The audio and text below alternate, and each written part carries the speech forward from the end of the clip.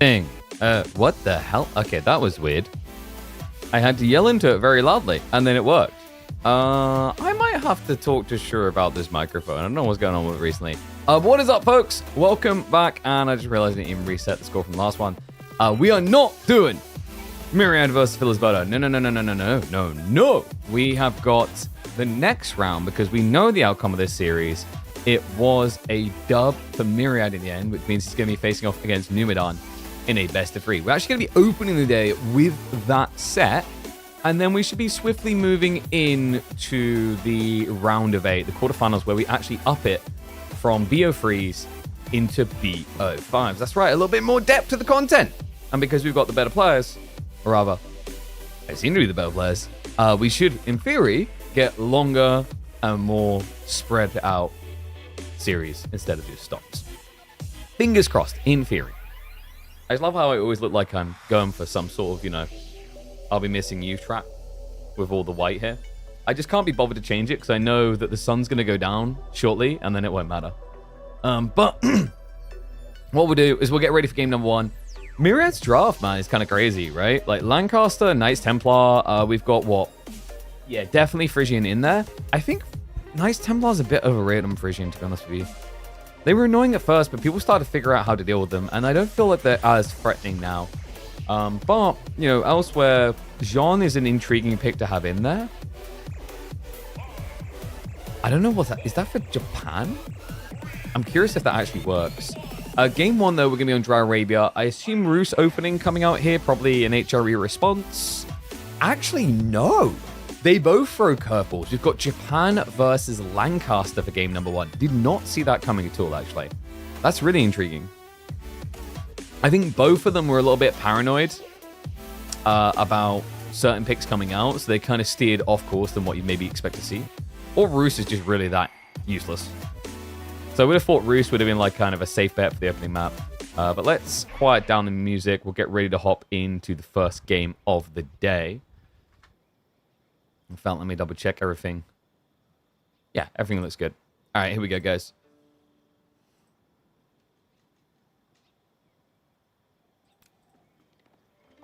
You're in a tournament series. You draft elegantly, sophisticatedly like this, and then Dry Arabia comes up first. What civs would you expect to see? I don't think it's the ones you're going to see on your screen here. Apparently, this is not the screen. So, we've got House of Lancaster going up against Japan. I was a little bit surprised by this, considering the map pool we had selected by these two, and also just because of the other picks they had. I mean, we're talking about things like HRE in there as a very obvious one. If you look back at the draft, you can see things like Rus as well, but apparently the order of things has shifted. The power dynamics are changing. We have got Japan up against Lancaster, and I gotta say, I actually like the beginning of this for Lancaster. Racks beginning, not just that, look at the gold spawns for Numudan. This is a rough and tough one.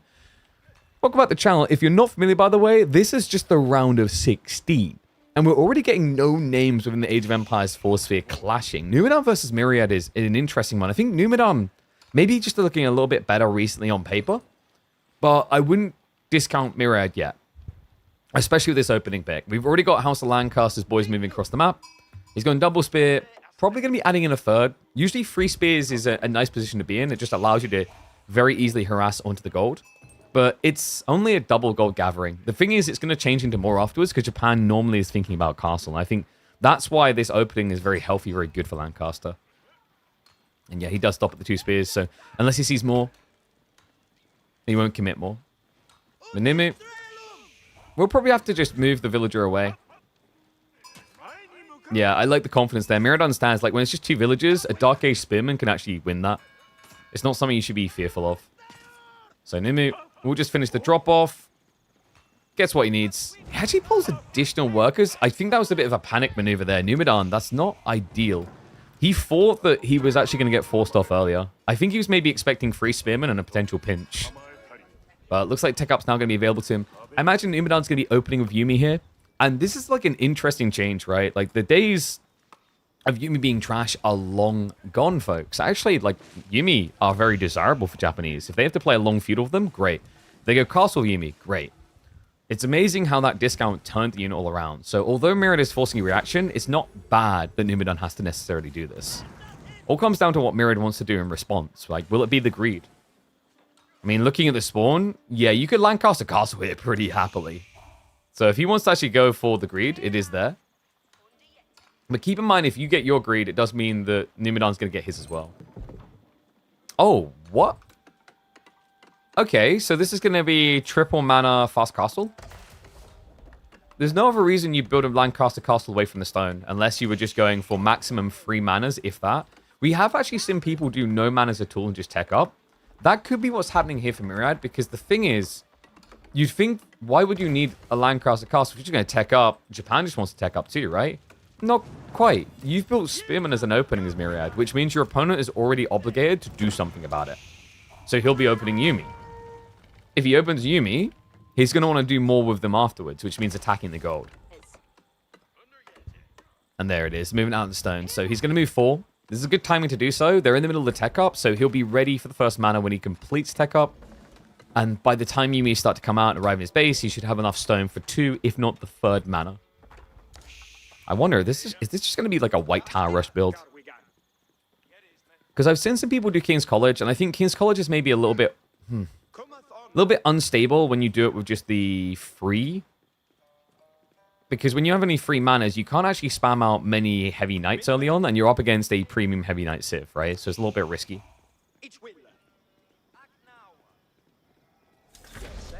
Definitely an interesting beginning, though. The spears are just going to be moving around the back. Did he get the info?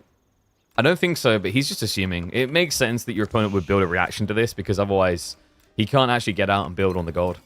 By the way, big pain there. Numudan let the forge go down. So, not the most expensive endeavor in the world, only 50 wood, but still, something you're going to have to replace. Every little counts at this level of play. Myriad already counting his rocks up here. He's past the threshold of the first mana. He just needs to get the wood sorted, which he's now rushing. Numudan, how did he do? Ooh, 14 sheep's pretty good, actually. Yeah, 14 sheep. He got more sheep than Lancaster, which is kind of nuts. And it wasn't like he was overgathering berries either. He couldn't because of the spears. Speaking of said spears, they're not going to dive back in. No, I mean, it's too late now. The Yumi are here. You might as well just throw them in to idle out, because you can't actually easily run away from you with a spear. Like, ideally, what Myriad can do is just run the spearman to the sides to keep it away from his base. And what?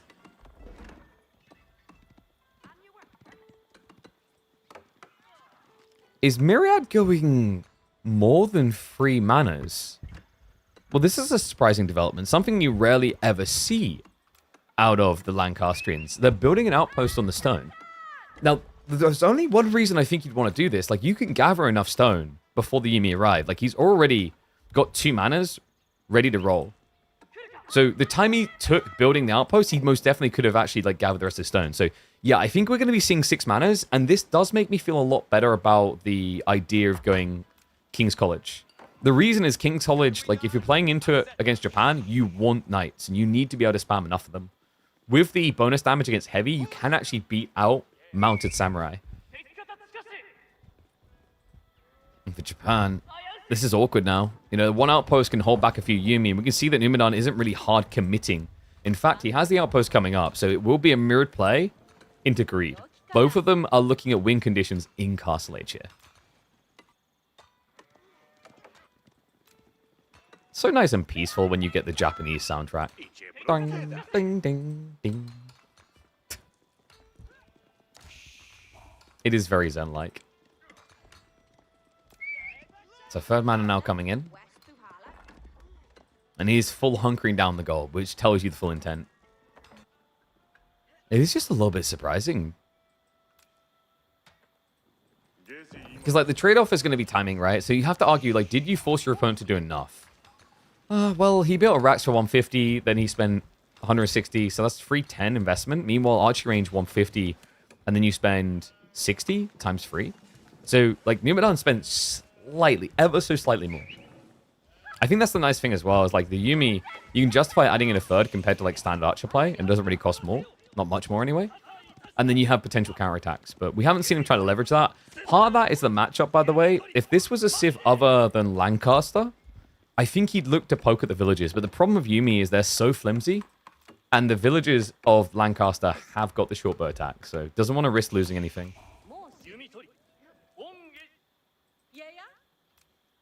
Myriad just keeping eyeballs on. I mean, it would have been cool to have seen Numudan try to play onto Deer, but it's just so risky.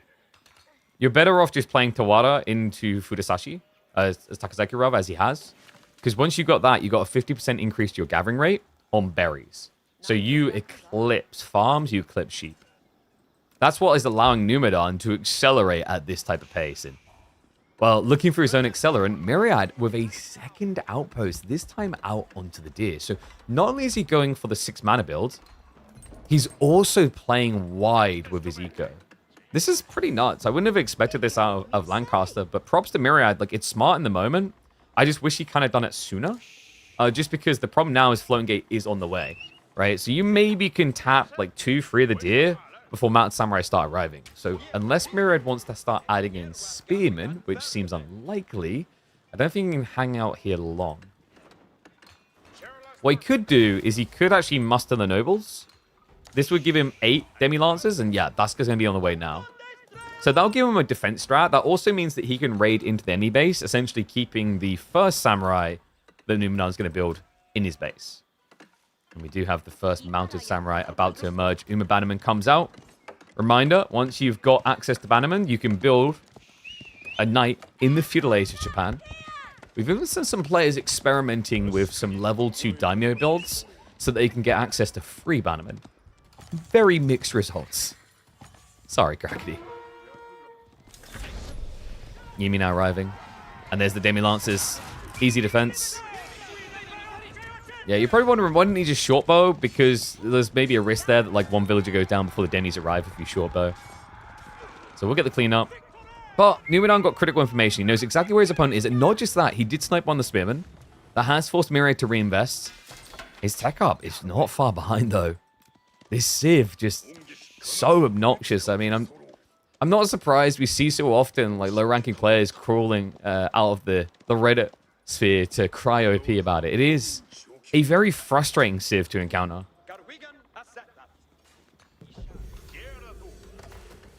Because it always just feels like they get away with this for free. Mount Samurai now queuing up for Nimu.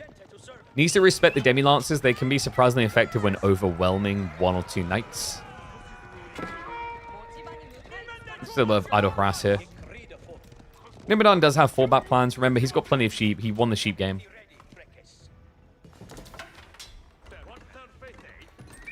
And Myriad is doing the expected, so we are going to get that Knight's beginning.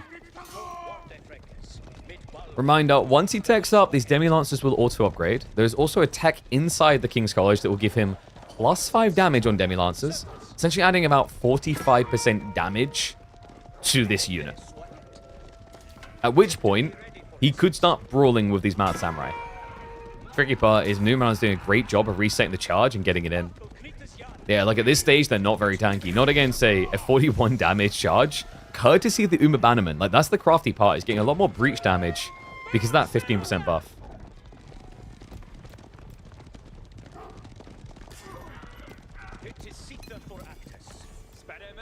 Spears are going to be in the way for Myriad. I look to turn in a second. Numudan just keeps getting these charges in. Another Demi-Lancer goes down. Honestly, Myriad just took really bad trades for that. Like, the idea of the Demi-Lancers was cool, but Numudan's response was great. And now the Yumi follow-up is just a solid one. Like, he's seen additional spears. It just makes sense. He already has the Knight lead, but keep in mind Myriad's economy is better, so over time he should get further ahead, which is why it's very important for Numudan to start getting relics home. In fact, he's moving out for additional now. Second Shinto was just birthed. We do have a Yorishiro drops inside the archery range. That's going to up his production rates there. Just Japan looking a lot more healthy these days with these 2 unit comps compared to the old days of just Mounted Samurai spam. Collar Vestus is on the way. Myriad's going to take the fight before it, though. A little bit questionable. He does have the numbers, though. And the Spearmen are taking a long time to get killed. Yeah, a lot of attacks are being wasted on Demi-Lancers or Knights that just aren't dying quick enough. So undesirable trade there for Numu. Losing several amount of samurai. Now the Yumi going to be forced to retreat. A little bit surprised he didn't target down the spearmen, because remember, these spearmen, they're an interesting fella. They have 110 HP, but they're going to be doing over 30 damage. Meanwhile, a Demi-Lancer, 9 damage, 150 HP with 3 melee armor. It's a no-brainer which one you kill quicker. Now, something that is interesting here is like Numudan has the edge if they don't full commit, because Yumi, he can target down what he wants to. And well, it looks like Myriad, he tried to commit, but it's going to be a big mistake. Myriad gets wiped. So that's all Demi-Lancers dead. Numudan wins the posture fight over the Relic. This is a 4-Relic game. All right, Numudan is just looking better and better right now. I mean, he's got military edge. He's got the gold influx required to keep that military edge. Myriad is switching it up, by the way. This is a little bit surprising. We've got the hill training on the way. So he's going for a horseman switch, which does surprise me a little here. I mean, your opponent has got some Yumi, but not an insane amount.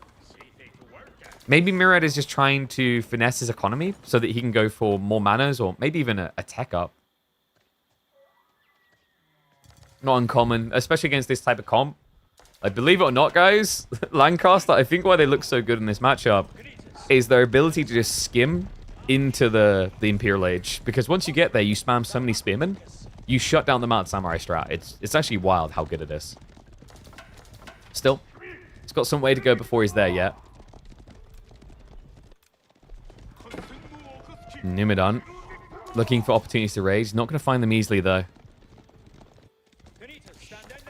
Myriad might. Villagers do pull back in time. Remember, he's got the Collar of Essus, and there's no bannerman here, so these knights can actually easily win this fight if he wants to. He's just hesitant because it's too close to the enemy base. Speaking of the enemy base, Numudan, we talked about this goal being something that could grief him in this game. It's actually turned into quite the beneficial detail. Yeah, just able to move slightly forward, still be locked in safely for gold. I think Numu's kind of happy currently that they're in a little bit of a limbo. I wonder if he's going to go for the Yorishiro drop next. We've got 3 Shintos in total. And he Yorishiro'd the lumber camp, which is very different. I wouldn't have expected that. But it's because Numudan, I think he wants more farm soon. He's got Daimyo level 2 coming in, so it's the efficient point to start thinking about it. But that final Yorishiro, I'd love to see him just drop it in the TC. It's going to give you China's Song Dynasty type effect on that town center. And it's very important that you find a way of subtly building a worker lead now that you know there's going to be additional manas. Yeah, because Myriad is full hunkering down by the looks of it. Wait, is he trying to sheepdog him? He is. Oh, but this is sick. I love that from Numu. Do you guys see what he's doing? So what Myriad was trying to do is encircle and then stop a retreat. So he basically sacrificed the Hobbler so spears could catch up and kill the knights. But the problem is that Numudan kept charging the Hobblers. This is a little tip for people. When you're encircled like that and you're at risk, the horsemen have to keep leading their target, right? Like a sheepdog. So what you do, instead of being steered by them, you steer into them. You click on them, and then you increase your movement speed to get further away from the spears.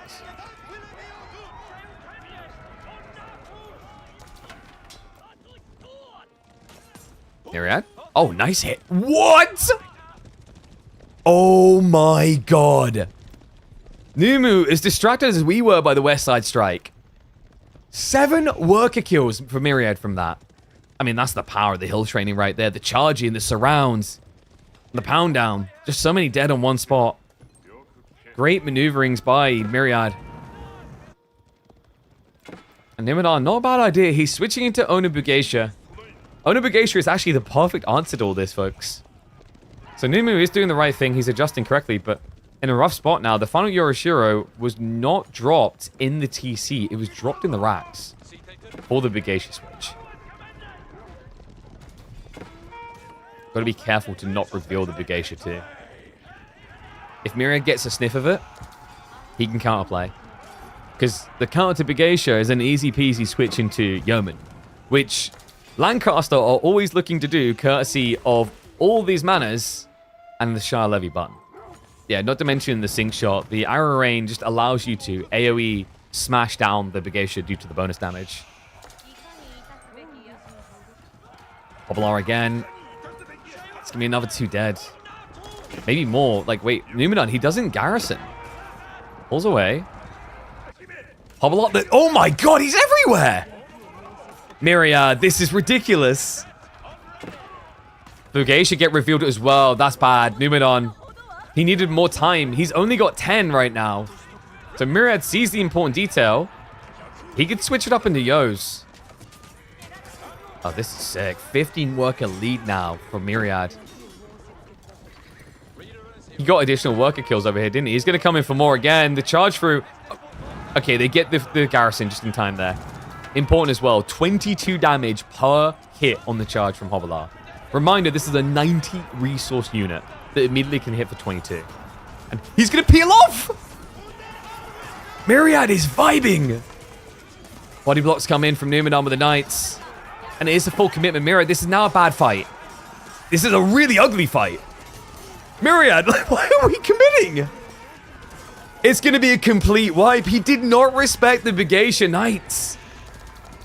This is important, folks. Myriad just lost a lot of troopers. Numudan, there's a counter-offensive opportunity here. And he has a fast composition. Bugatia and the Mounted Samurai, the slowest moving unit in that 2 comp would be 1.5. Right now, it's actually the Yumi slowing him down.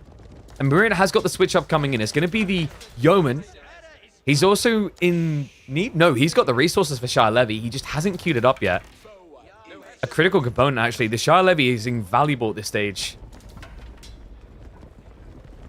Instead, Myriad says to hell with it. I like my wood. I like my gold too much. I don't know why. I mean, he could afford it. Is he building something else?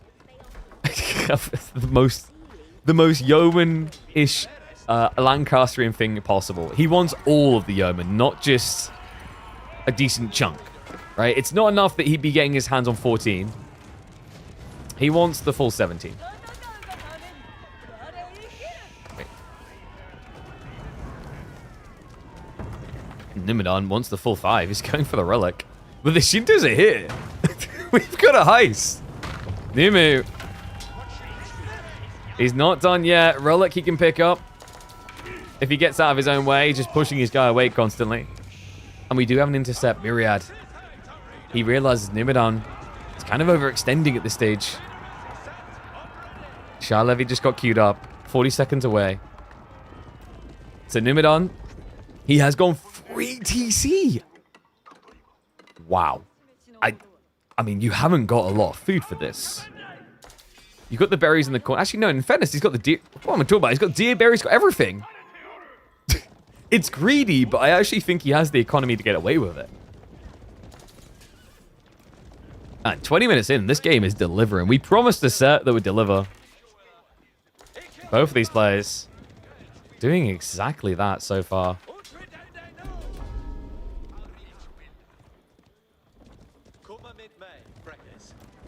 So he did stop the Relic from being taken away. New monastery being built up for some reason once again at the front of his base. Myriad just likes losing his Relic. The synchronized shot is on the way, folks. And, you know, Numudan has done well, but he's going to need to switch now. The Begatia are not going to save him from what's coming. My concern here for Numudan is that he just went free TC. He does not have the economy for a switch. No. He's spending a heavy 450 food a minute. So, over a third of what his intake is. Now, he's going to be able to burst his intake temporarily on the berries, but that's not a long-term solution, remember. They do run out fast like this. He's got additional farms coming in. If he can get up to about, like, 27, 30 farms, somewhere in that range, I think you look pretty stable. Currently, he's at 17.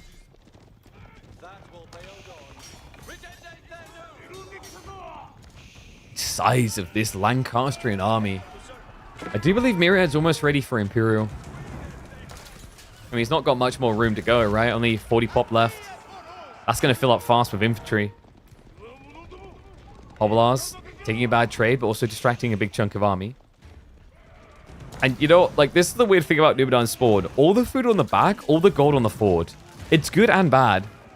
And in the current state of things, it's kind of bad. He has got enough gold to go for a samurai push. I'm surprised he can still afford the Mounted Samurai, though. First Samurai makes sense at 30 gold a pop, but these guys 110. Kind of nuts. Flash is going to come in. See if there's going to be Myriad, what was that? Wait, what was that? Did he think the Brigatia were going to retreat? A whiff sync shot coming out from Myriad. And that's going to be a failed attack. Numudan able to break through now. Mad Samurai chasing the stutter step. A clicks from Myriad. He needs to be actually going after the Brigatia. Those are the things he gets double damage against, not the Knights. Numudan will hold. And Myriad will make everyone question how good or bad synchronized shot is when you shoot like that. Oh my god. Well, I mean, in fairness, I did say he's a Dota player. I didn't say he's a Mirana main. I didn't say he was a pro Battlefield 6 player either. So I guess this all lines up, but that was pretty rough.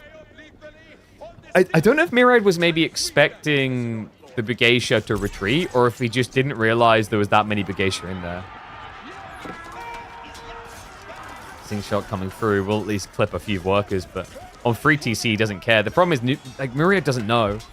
I mean, he might suspect 2 TC. I don't think he suspect 3.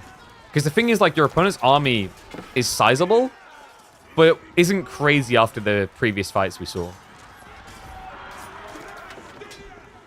What's crazy is how quickly this is swinging. Numudan able to push him all the way back. Yeoman flexing their strength and movement speed to keep retreating like this. The sync shot is available again. Now, this would be a phenomenal sync shot. Myriad just needs to press one button. It's called the press to win button. I think he's worried about getting dodged on the retreat because the Brigatia are very fast. Still, like, this would be the perfect moment to shoot out the shot, like here, as they run through the choke point, because there's no easy breakaway. There we go. And that's the connection you want. So it doesn't look crazy, right? I mean, I'd say that's pretty decent. 7 kills, 7 or 8 kills. And Numudan, he just got access to gold, but he just lost a lot of the bulk. The Mad Samurai are all dead. So despite the shaky start to this assault from Myriad, the comeback time is strong here. Yeah, the gold matters most. Numudan, he can't really afford much here. 4 relics gen is going to be 320 gold a minute. That doesn't allow mass Odin Brigatia. Definitely doesn't allow for Mad Samurai massing. He has to choose very finely what he wants to go for. Now, he has got Spring placements coming in. A smart read against Mass Yeoman. But there's also Knights here. There's also Torch damage. And 2 of these outposts are not upgraded. So the Earl's Guard timing is going to be phenomenal. Myriad going to be able to deny 2 of these free emplacements. And Yeoman also taking out the workers. I mean, that's making it worthwhile. These Yeoman losses are expensive, but not when you get worker kills in exchange. Desperation strikes for Numudan as he has to march out onto the middle of the map for the 8k vein on a civ that does not have access to castles until the 4th age. Knights going in. The Yeomen are getting rid of the repair crew. Nice micro by Myriad. Gets the kill. Might want to slow down just a little bit here. Because, you know, you are, I'd say, stronger in terms of your ability to push units right now, but you don't have them all here. And also, it's probably just easier to calm down for maybe 20 seconds, get the reinforcement wave, and then push again. My concern is Myriad needs to discover this. If this goal goes unknown for too long, I think you just see all the answers coming out, which would be, what, like Mass Mad Samurai?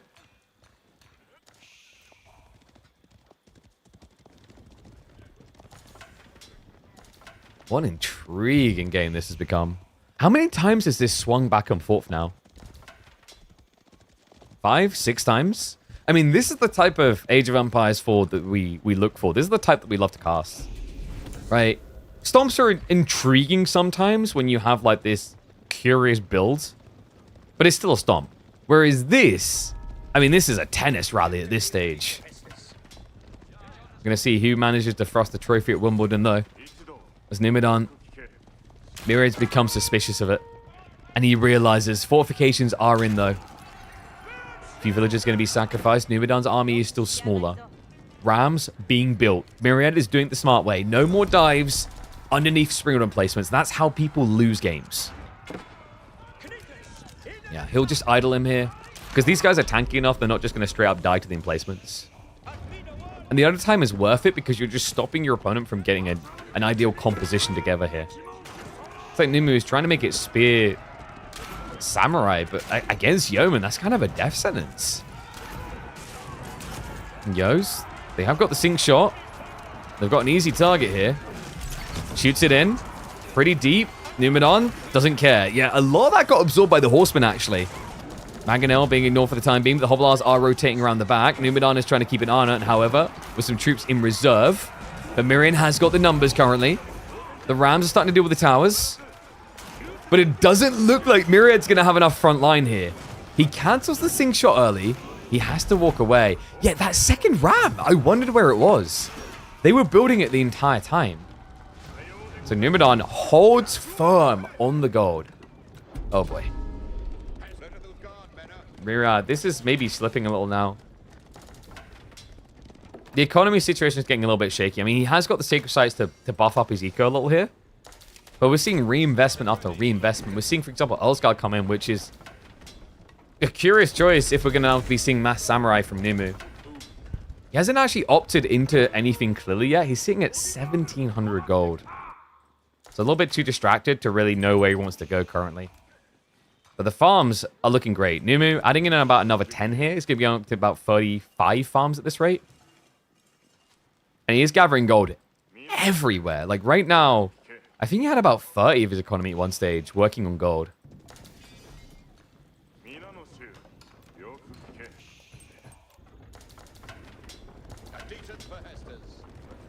We noticed that Myriad quite likes this playstyle, right? Because we saw this against Filisberto. Even when he could just take Imperial Age, he doesn't seem to desire it. No, he seems to desire blood, blood, blood. Numu now gathering a lot more stone. I think we're going to be getting Shogunate coming in a second, which is going to be great for the defense and also for the economy. Reminder that it is going to buff your income off of those farms by 20% more. Now Numu flushes the defense. That is a total waste of sink shot. I mean, there's just so many good targets there. Mango now going to be targeted down by the yeoman. Tries to dodge it out, but it's not going to work. And the Yos, they could be clearing the spears right now. They're wasting all their time on that Mangonel. Repair is going to be too late from Numu, though. And the numbers this time are going to crunch him. Okay, Myriad, is this it? Is this the moment he's been looking for? Because Numudan, I just see huge issues in the economy. Too much gold being gathered, not enough food. He hasn't been bulking up army fast enough. Triple Sacred Site now locked in. Myriad is about ready to go Imperial. Numudan looks ready to go back to the lobby. He has no easy wood access. He has to move all the way across base to the east side. Now he's going to start diving in. He will discover the Shogunate. That'll slow down the approach, but not for too long, folks. He's camping on the ford. He's blocking vital resources. And he has the real win condition of Lancaster coming in. It's the Wingard. Wingard Palace that just gives him so much Spearman berthing. I mean, there's other options that can make sense here. Usually you are thinking about the Spearman, but if you look at Numudan's comp, this is prime gun territory for Wingard. The gunpowder contingent with the Robotiquins kills all of us. Culverins also will kill the Mangos.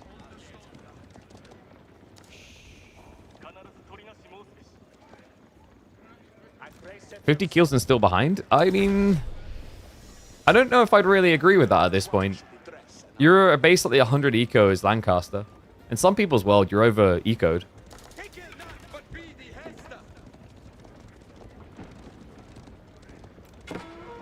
Myriad now just needs to keep up those upgrades and look for the double barrel shot down the center. Yeoman plus the Earlsguard, funnily enough, getting upgraded. Not the spears. Normally we see spear massing, but here he just wants the better trade into the spear samurai comp. It does mean you're giving a bit more value to your opponent because of Odachi compared to like going, say, knights maybe. But do you really ever want to be doing knights into spears?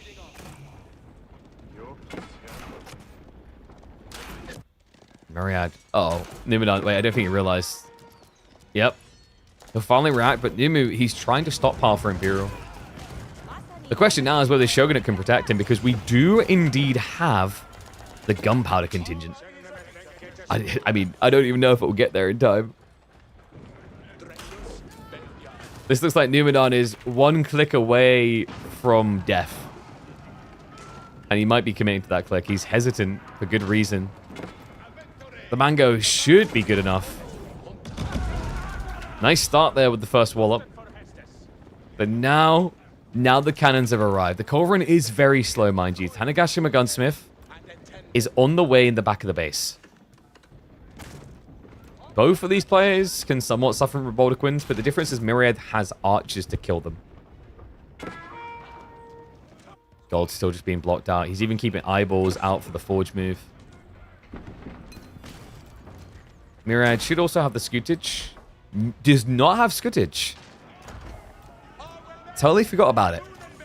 So he's missing out on 360 gold a minute, but doesn't seem to really phase him with this economy. No, 25 workers on gold is delivering more than enough with the 8k. It's almost tapped to dry at this stage. I think Numudan is ready to tap out. Like, what do you do from here? Rocket launcher town center sounds good in theory, but there may just be too many things to rocket. As Myriad gets ready to blast off at the speed of light, he moves in. Culverin hitting into the Kura. He's going to slowly reset this. We've got more garrison commands coming in. So Myriad is not looking for additional gunpowder. A little bit surprised by that. But then again, why come out? Why come in, rather? When your opponent has to come out. You've got triple Sacred Site. 6 minutes on the clock. Incendiary coming in. He's still got a lot of elite techs to get. It really doesn't feel like there's a rush here for Myriad. You already got elite army tactics. Then there's the Padded Jack. Padded Jack is phenomenal here, by the way. Your opponent is running pretty much full melee plus siege. So you're mitigating all the value of melee there. Your Spearmen get the +3 melee armor. Your Yeomen even get very tanky at that stage.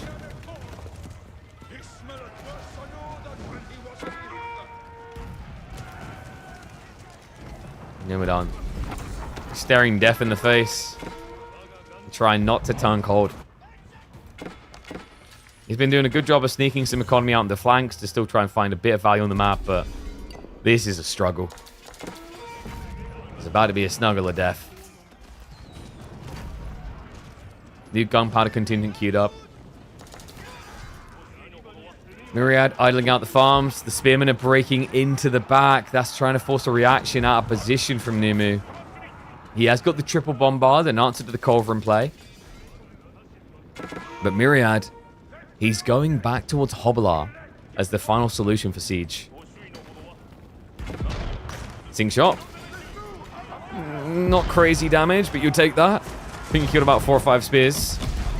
Mango's now just shooting down the Rodicus, but the Rodiquins, he needed to wait on this. The bombard is not killing it quick enough. So shots coming in. A fantastic trade out there. And Myriad will just wipe the floor with the Swede. Numudan just has nothing left. Man has been picked dry. He's got no food in reserve. He lost the amassment of Samurai. The only thing he's got left is siege. And you know what would be bad at this time in the game? Is if your opponent had a wave of Hobbler coming in. That's exactly what's on the way. 20 plus Hobblars charging in, and there's just no front line. This is done. Game number 1 will go to the Hungarian. Living in England, playing as the variant English. It all fits. It all tracks. An attractive performance out of Lancaster here. Okay, that was a really cool game. That was so back and forth. I'm trying to think what you call that one, though. It's the problem sometimes you have epic games, they don't have, like, a very clear clickbaity title, you know what I mean?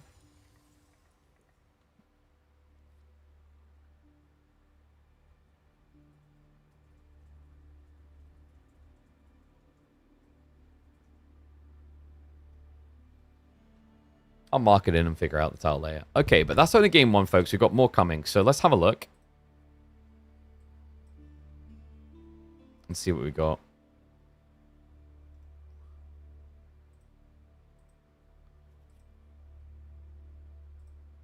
So, I'll mark it in. Myriad with the win. Right side. Game 2. Rocky River. We've got Rus versus French. And French, I honestly, like, I don't know if I'd say Byzantines or French at this stage is his signature. He looks really good on both of them. Rus, French, definitely not a matchup you see very often, though. Alright,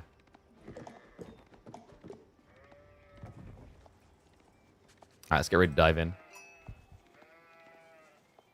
Is it a water cooler? What, on this? I haven't got the water cooler on, no. If I was gaming on it, yeah. But when I'm doing full production, even though I'm encoding to all these different locations, I actually don't feel a need to have the water cooler on it. But it does have a water cooler. I probably could just use it. Like, the only reason I'm not is like, if I then go and travel, obviously I need to empty the water cooler, which isn't hard to do. It's just an extra small task. But like, if you're looking for a laptop to just like keep and not fly anywhere, then yeah, it works really well. And holy crap, the latest YouTube video is popping off. That's incredible. Great job to Mega. Hell yeah.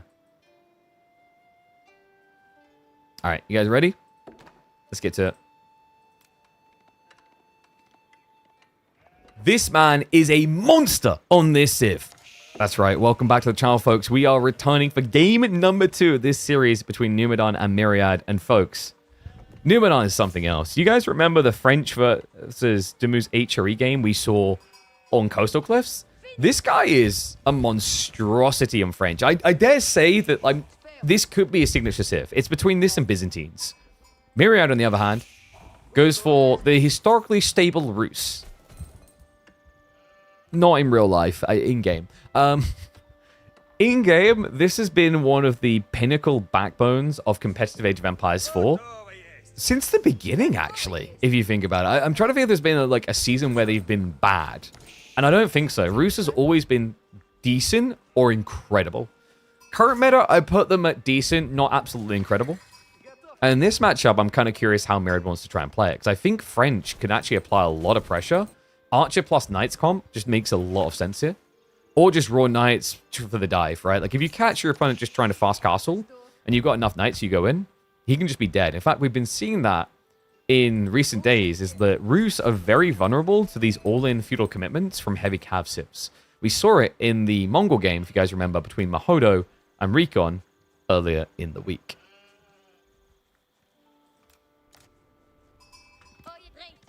Nimu. 11 sheep to the 18. Myriad is off to a great start. And we should have some live series coming in later today.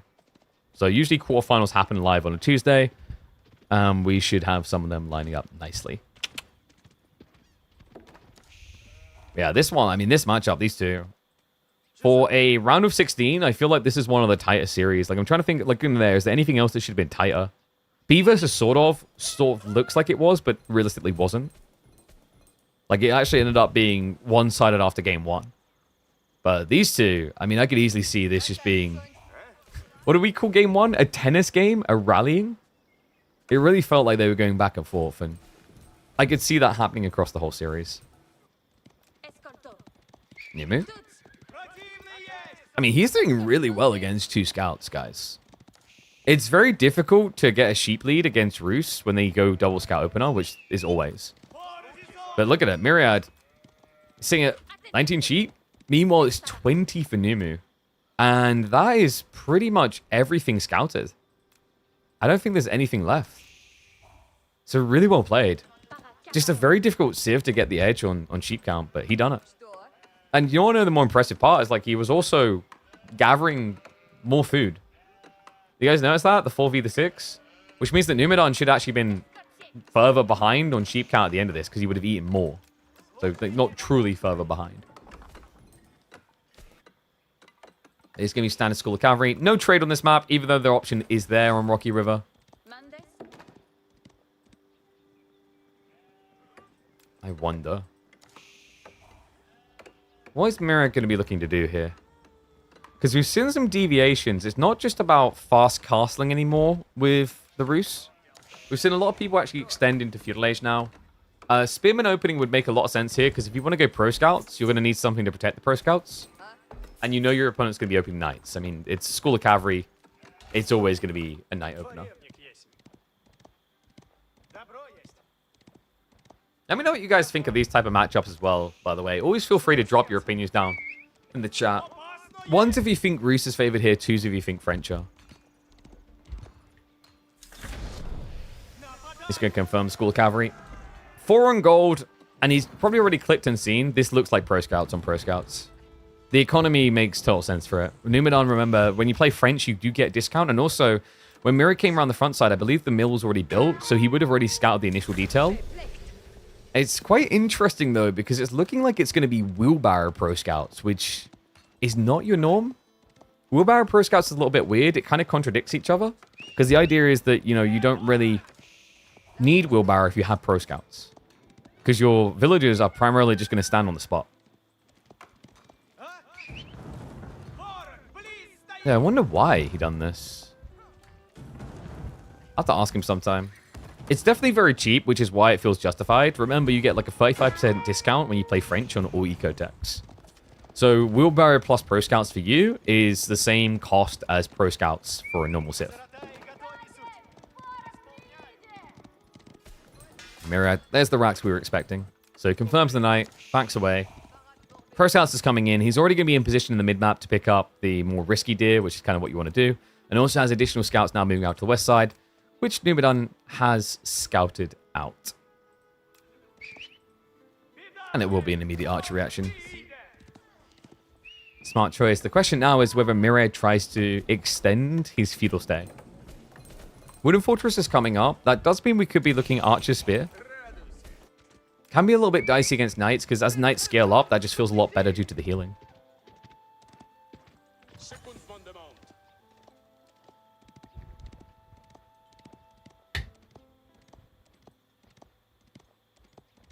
Dark Age Wheelbarrow plus Pro Scouts you'll often see in team games. Yeah, but like... That's like standing in a darts bar, right? Where people are having a darts competition. And being like, well, Vettel can win if they drove cars instead of throwing darts. You are right, but it's also like, why? A team game environment is very different to a 1v1, right? Like, Wheelbarrow plus Pro Scouts is considered a bit more greedy. I think French Sean can usually justify it because, as we mentioned, the discount means you're paying the same price as like standard Pro Scouts for other civs. But if it wasn't Pro Scouts on the other side, that would leave you a little bit vulnerable now to punishment. So I imagine Numudan's thought process on why he done this is like, I know he's going to Pro Scouts. It's all Roos ever do. And because he's going to do that, I get away with a better economy.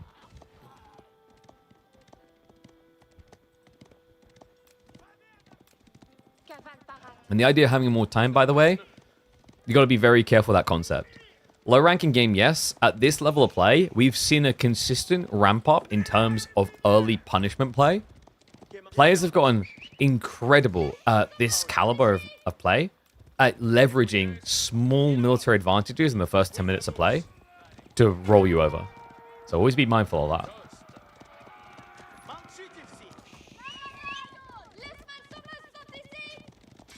Myriad is having a bit of a hard time here. He's got some of the deer home already, but it's slowing down already.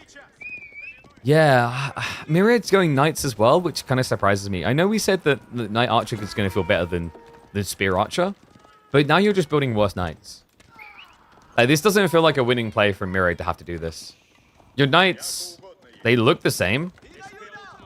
That's racist towards Knights, but they mostly look the same. The problem is they're not the same. The French Knights get bonus damage after charging in. They get the +3 damage. And the other big problem you run into here is actually that they get healing. So yeah, it's actually not a close fight, a close affair at all. It's pretty rough, actually. Like, it puts you in a position where you kind of have to hard commit if you're Myriad, or you just lose out. And yeah, I mean, especially when it's 3v1. That's not going to ever be a fair one.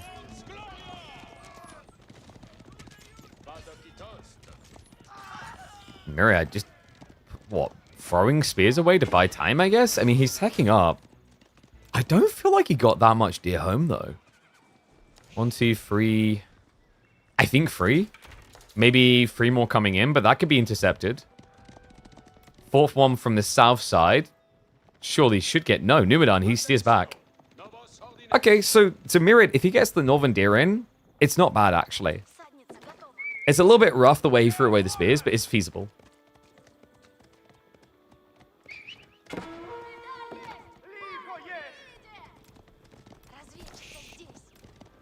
And Myriad. So well played. The Stealth Forest sneaking, so he's going to get by.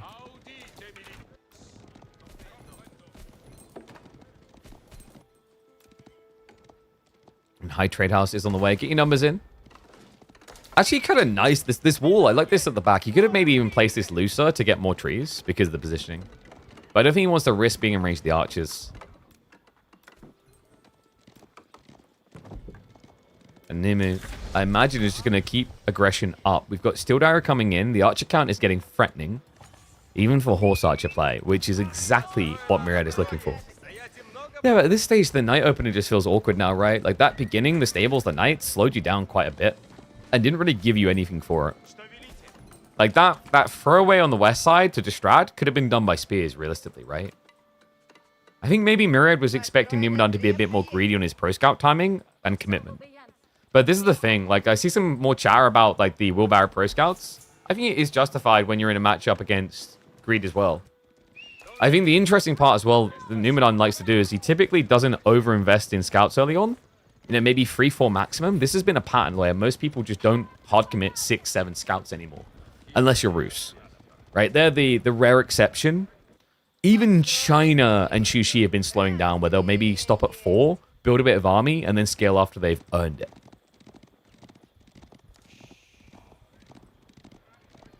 Myriad, he prioritizes Steel Arrow, which kind of surprises me. The reason it surprises me is Steel Arrow is like a 10% increase to your damage, but Undermesh would be a, what, 20% decrease to your opponent's damage. Free Steel Arrow themselves. So like realistically, you know, it does mean you'll kill the knights a bit quicker, but there's an argument that having Undermesh means you're not going to die to these archers. It could be that Mira's not planning to come out, so the thought process is by having Steel Arrow, if he gets dove, that's 15 more damage every 2 seconds. Actually, more than that because of the outpost as well. Nimu, on the way up the guild hall, notice that he doesn't feel threatened, like he needs to go Royal Bloodlines, which I agree with. I think Royal Bloodlines here is, like, not worth it. The archers feel just as important right now against the horse archers. And great striking, double worker kill. Myriad also needs to resolve and build a house elsewhere. He's about to be pop-locked. Does need to be careful the knight's being intercepted. In fact, he's rallying the archers over here. Yeah, so Myriad's getting some nice little picks. I'd like to see Myriad just staring into the enemy eco soon. Not with a huge group, just maybe 5 horse archers. Enough to guarantee a one-hit kill. You just want to find some worker kills. Good interception here. Numudan just catching the strays. Worker leaders inflating courtesy of the French buff. Remember, they get more villages over time. High trade house is generating 102 gold per minute. So not bad. Myriad has got a reserve gold, so it's not like it's critical to have this resource, but the food is more important. And the knights, that's important. The dive comes through. And the Sikh shelter. What? Wait, did it put the wrong villagers in there? The ones closest got inside the outpost, so he had more exposed workers. 4 go down. Numudan, phenomenal dive to start off the castle age. Veterancy for archers just around the corner. And this lead becoming truly threatening now for Myriad. Still looking to pick up more of the deer. And we do have relics now sneaking home. Veterancy is about to kick Myriad in the teeth here, though. He's not expecting it. Nope. And look at that. He's like, hello. Surprise. Myriad thought that was going to be an easy snipe. Great reactions, though. Immediately pulls away the moment that he saw the veterancy.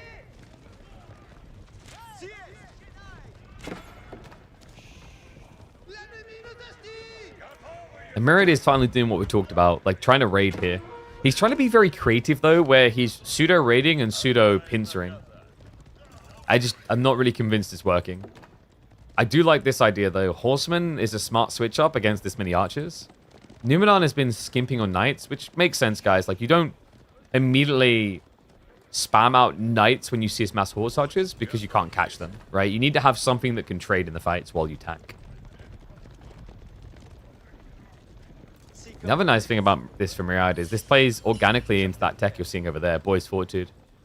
Means 25 more HP on every single one of his military units. Even the scouts, even the warrior monks. Like, actually, every single unit the Rus have produced in this game will get 25 more health. Not a bad deal.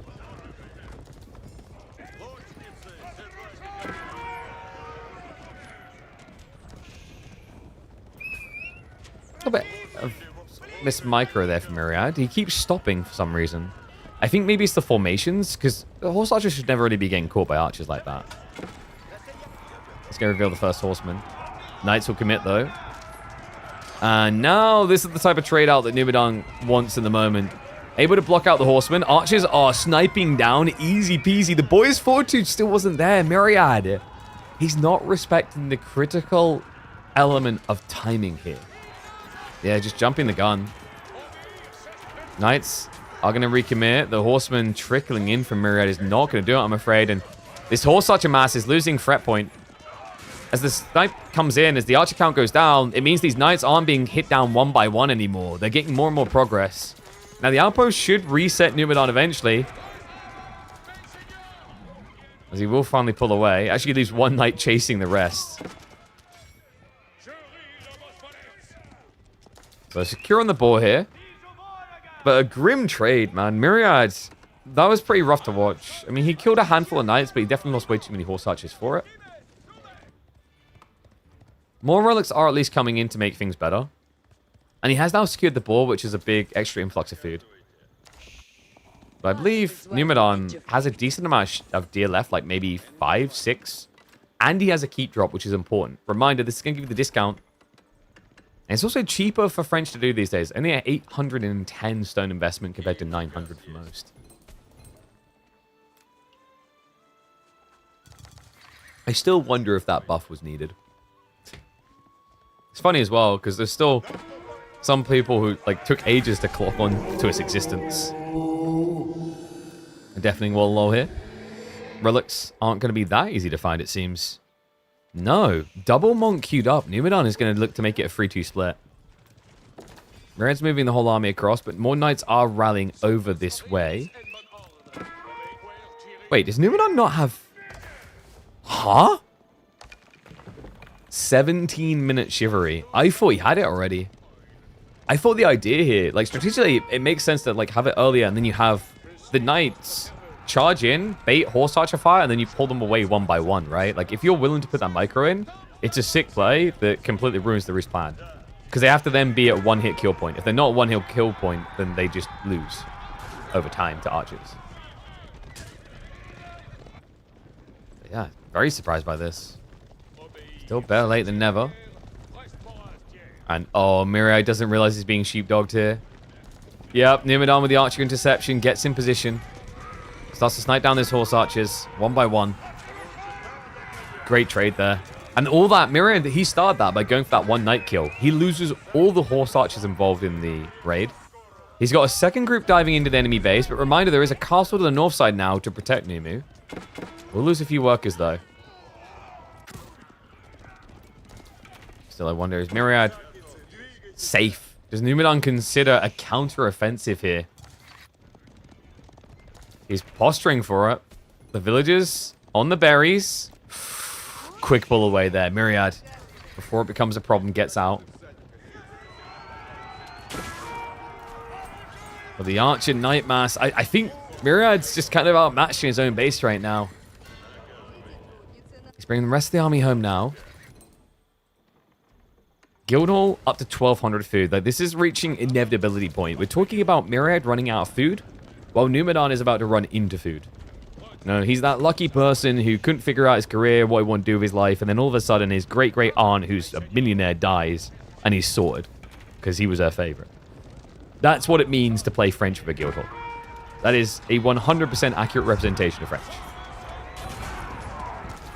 Relatable. Knights. Good body block here. A little bit messy for the horseman. He needs to get in a little bit deeper. Myriad's trying for it now. But the archers are already trading out really well. Look at that. He pulls them away. Myriad didn't notice straight away. By the time he did, the knights had already cleaned up. So a horrible fight. And Numudan now in an awesome position to play for that 4th age.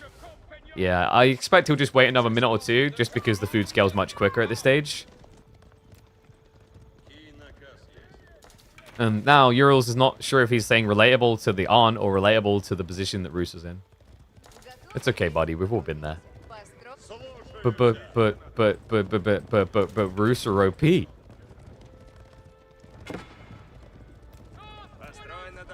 If by OP you mean the only pieces, as in they're in pieces, yes.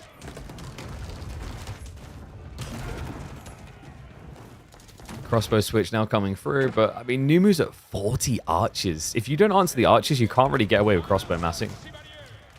Myriad could try for mangonels, but the problem is, like, you're going crossbow mango, who's your front line? It's going to be spears, and spears against archers is rough. It's about to get a lot rougher. I think we're at pull point here. Numu just needs to start marching those villagers out. You could probably look towards the 8k, or if he feels really gluttonous, you could lock the enemy 8k in. Would be a long walk, but a doable one.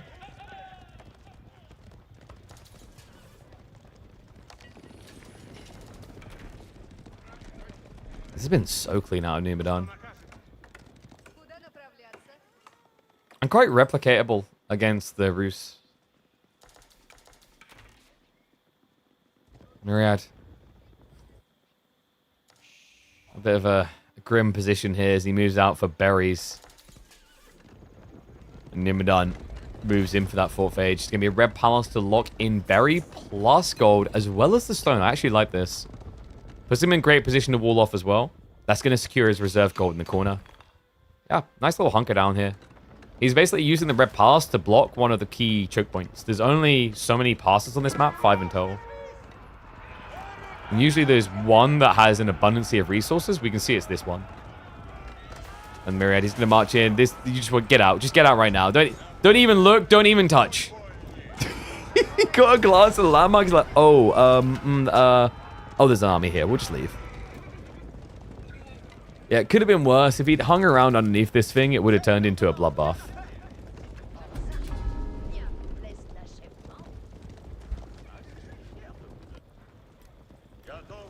Alright, so Myriad now needs to somehow find a way of teching up. He went 2 TC, but his farm count is 12. It's getting there. It's getting better. I think this is one of the nice things about Rus is normally with the hunting cabins, you're already placing several probably to get extra gold gem, and then you just build farms around them. And eventually when the tree line's gone, you can build farms the rest of the way around. It's a nice organic layering towards base building for Rus that usually gets glazed over. Probably because a lot of people's Rus experiences end before you reach that phase. Second TC from Numa now, which also functions as a discount castle. Remember, it's going to have the Arbalest emplacement. The upgrade is in for the Knights. Archers, 35 seconds out. I think Myriad would need a miracle hit here. And I just don't see it happening because most of the economy, if not all of it, is protected by some sort of Arbalest emplacement, right? Either the castles or the primary TC. There's just nothing exposed for this raid comp. Like, Numudan has played this very disciplined, actually. Kind of constricts his own economy at certain points, but it was worth it to make sure there was never a hit back.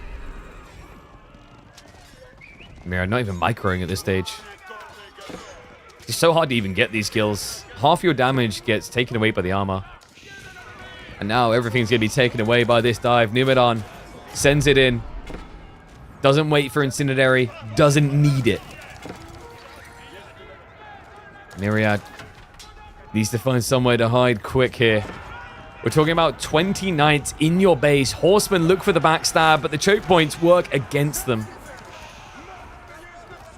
Yeah, even elite archers against horsemen, like, that's going to hurt at this stage. Veteran horsemen, tanky, but not tanky enough against these boys. Half damage going through. He's going to start moving in onto the farmers. Myriad losing the second town center, and I think losing this game. He just doesn't have a comeback maneuver to lean on now. He's behind on economy again. He still can't raid. I mean, this is the frustrating thing about French when they reach this stage. How does a castle age army raid them?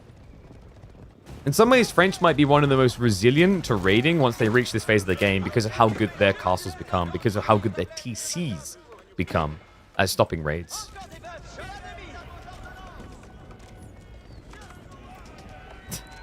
Numudan. He's like, oh, let me share my Imperial with you. Look, you have an Imperial army in your base. It's not yours, but, I mean, you've got one. Nice with a reclash.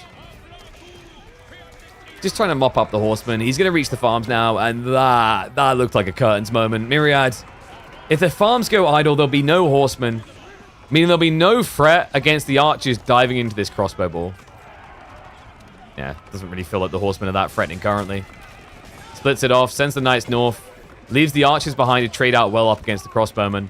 And the knights, they're just chowing down on that tree lane. Reaction out of Myriad. That's going to be it. Game number 2 goes to Numu. We will get the full set between Numudan and Myriad. And a reminder that Rus is overrated. Yeah, pick French. A relatable experience for many a bronze, silver, and gold player. Yeah, just pick French, guys. Just pick French, forehead. Win game.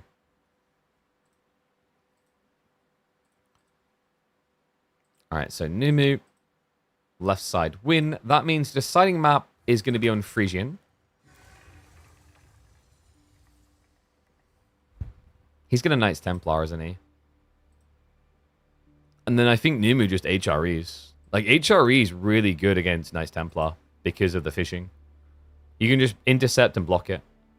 You could Malians, I don't think you need to. Let's find out. How well do I know civs? I know civs pretty well. HRE versus Knights Templar. KPMM's returned. The world is healing. Ah, yes. Exactly. Everyone knows where they need to be for the next 40 weeks. Every Monday, Tuesday, Thursday, and Friday. Blessings. I mean, just come along even when it's not on. What's the problem? We do some pub games. We play some Battlefield. There's always content going on. All right, you ready? I know how to begin this one.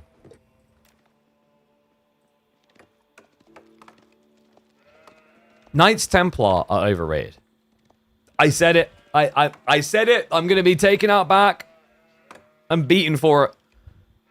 But Knights Templar, I don't think we've seen them win recently on Frisian Marshes. Welcome back to KPMM, folks. It's Myriad versus Numudan. Deciding game between these two. And Numudan, I like his odds here. It's going to be HRE up against the Knights Templar. Knights Templar doing the predictable thing, going for a dock drop. And Numu will have the perfect reaction. It's a Dark Age rush.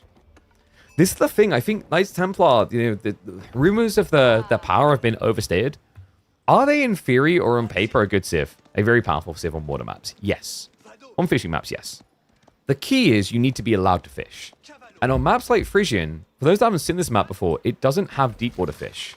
So you don't have an insane gathering rate. I think that's step one. If you want Knights Templar to be that good, you need a map where they get deep water fish. Otherwise, this slower return on your investment leads to Rax aggro. I love this out of Myriad, though. He builds a Rax out here and starts chopping the trees. Yeah, because he scouted this. This is sick. All right, I want to give a big props to Myriad. He's the only player I've seen do this recently. A lot of players will just drop the dock straight away and then lose it to aggro civs like Lancaster, HRE, Mongols, and so on and so forth. But the cool thing about this is like the villager being here isn't a waste. It feels bad because you had to build your racks out here, sure. Like you could have built it sooner. But if your opponent now stops producing spearmen, you can just drop a dock. I am still a bit worried for Numu, for Myriad rather. Like Numudan, negative for him is he's aggroing, which means he shouldn't have more troops. Positives for him is he's playing HRE. So right now, his economy is no doubt a lot better than Myriad's. If this turns into a very long Dark Age, that's where the value of HRE's prelates gets decreasing over time, right? Like, it's not as effective once you're past 9 villages, unless you add in additional prelates, which most people don't really do in the Dark Age, because you haven't built onto the gold vein yet.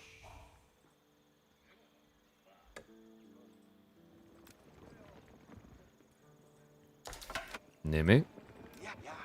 I think he's just trying to hide what his count is to see if Myriad takes the bait. Like, the bait is build the dock. The moment the Myriad builds the dock, Numudan can jump. But if Numudan keeps running with his spears and being like, hey, I've got 5, hey, I've got 6, hey, I've got 7, the Myriad goes, okay, yeah, I need to add 5, 6, 7. But this way, you can see by Myriad's vision, he doesn't have a clue. He needs to walk out and discover, and this is where things can backfire quick. Numudan, same number of spears currently. Numudan. Okay, eventually reacts. Myriad is getting a great trade there. But now the movement speed. This is the difference that matters. Remember, HRE, they're faster. So they can actually kite you and then pull you more easily like that. Great read by Numu. Recovers a scrappy beginning. Yeah, that was looking very shaky at first. Myriad gets the bad news. He has to keep producing. Another scary thought here. If this turns into like a 10-minute Dark Age with just spear spam, HRE can go mine work and just rush all pikes, which lets them just run over the fight. And that's interesting. I think Myriad knows that a longer Dark Age isn't going to feel great here because of that detail.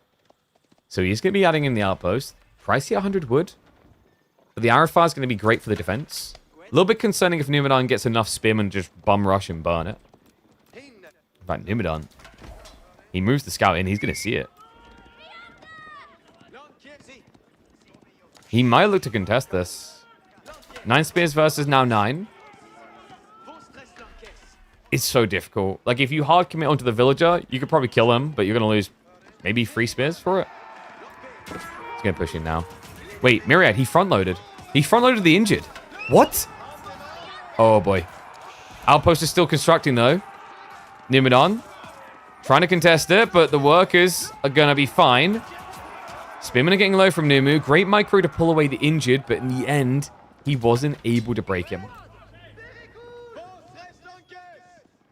So defense now up. Myriad has survived. Critical point 1 of this game. Moving down to the gold now. Numu, he's feeling that it might be the time as well. He moves over to scout. Now that is interesting.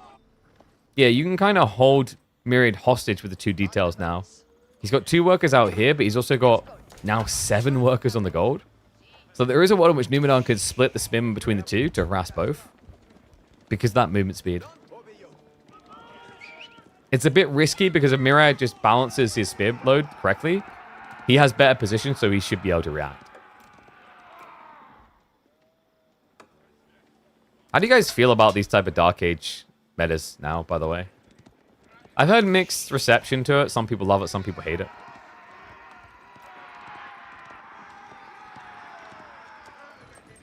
I think it's pretty intriguing. Maybe we'll eventually get tired of it and be like, we need more units in the Dark Age. But for now, it's kept its appeal. Spear Clash coming in. Numudan, it is going to be the mine work. However, look at those losses. He needs to recover it fast. Yeah, because his spears got dragged north side. That was the problem. Outpost now coming up, though, should put an end to Numudan's aggression. So instead, we'll just be a chill pill. Myriad adding in the last piece of food. It will be a tech up coming in soon. And are we looking at Hospitalet? We are not. It is going to be a Kingdom of France play. Needs to be a Dark Age meta, or why is that Dark Age to begin with? Yeah, and that was like one of my big critical points. If you guys remember, I've been consistent in my complaints about that with AoE4. Is like, if the Dark Age doesn't matter in 95, 99% of games, then why do we even have it? I'm glad we're getting a bit more intake towards Dark Age play. I'm looking forward to additional maps with additional points of interest, actually, in the future. And shout out to the points of interest changes from the devs. I think that DLC, the introduction to points of interest, really sparked the thought around Dark Age and what you can do with it. Dock now up. Gotta say, Myriad has actually handled this really well. He's making Knights Templar look kind of competent. I only give him a kinda. I don't want to overdo it. Myriad. Mirroring the spear upgrade now, but we should be archers soon. Makes sense. This Civ gets a lot of wood. Numudan rushing Bloomery, though. And the veterancy, or rather hardness status, came through a little bit faster there for Numu. He's going to turn towards the outpost now. Was that scout plus 2 villagers or a spearman? Either way, he's going to get the burn. Remember, you increase your burn damage with age 2. Every age up gives you more torch. He's going to turn around for the fight now. And the repair's going to come through. This is a little bit shaky now from Numudan. There's off a few to keep the villagers inside the outpost, but I mean, this dive, I don't really feel like it's been worth it. Has got archers prepping behind this, but that's a play that Myriad is also going towards. Numudan now also going towards the ponds.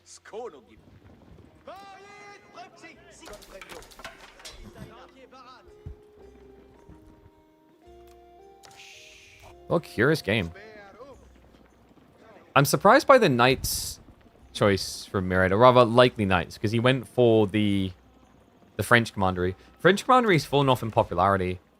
I really thought we'd be seeing Hospitalier here. Especially now that he's getting the Pilgrims. Wait, he cancelled the safe passage. He did have it queued up for a second there, so something convinced him it's not safe. Probably the fact that like HRE should be better at roaming the mid-map because of the movement speed. The movement speed that just gets nuts at this stage, remember. It's going to be buffed up to 1.38 now.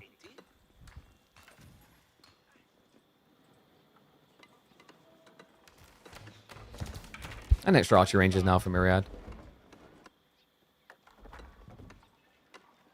Is it going to be Horseman from Numu, I wonder? No, it's going to be Castle. this every time. It's just ridiculous. Every time I see it, it doesn't get less silly. The eco just bursts out of nowhere. The destroyed value is not that much different. But look at the state of the economy. It's not like you can go, oh yeah, but like Myriad built fishing. Yeah, but so did Numudan. The outposts definitely matter that Myriad had to build them, sure. But still, this is Numudan showing you HRE's potency when they've got those prelate buffs. Stables is coming in. This could be a night opener. Reminder, there's a tech called Steel Barding that he can lean into.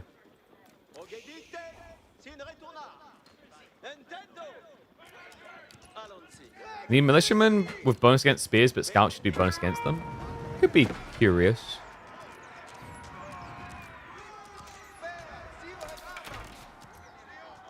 I mean, I'm trying to think like if it's a good or bad idea.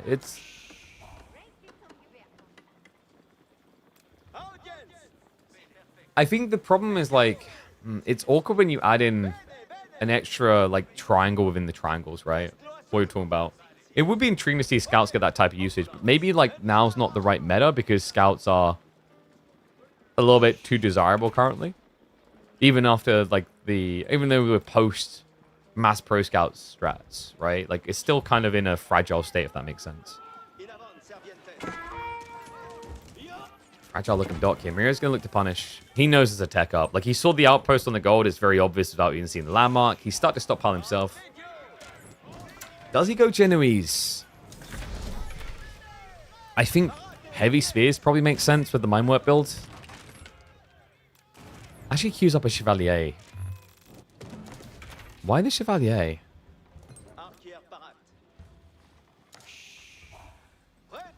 Does he think Numudan's out of food? He's right. Numu has no food. Oh, wow. Oh, that is a sick read. He's moving out for relics now. So Numudan does not have food. He's got berries, and that's going to be it. Then it has to be farms, and it's not going to be Archon farms. He is, however, Regnate Starp, which means you can get mini Archons, so that's not the end of the world. I don't think Numu's dead from this. He just has to double down on wood. Preferably build a monastery on the tree line with Cistercian. Because at the end of the day, you do still have like double outpost against mass squishy bio. It's not like your opponent's running a heavily armored army. Right? His heavy armor is two not so heavily armored knights.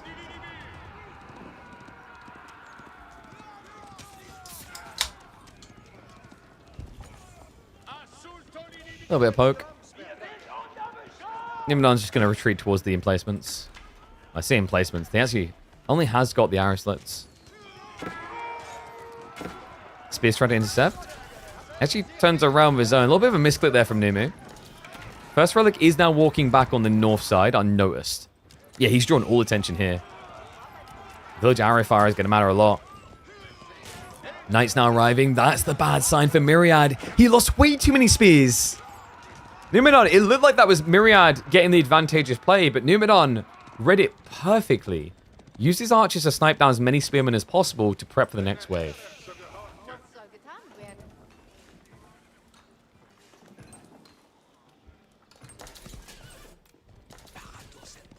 Bit of a rough situation now for Myriad.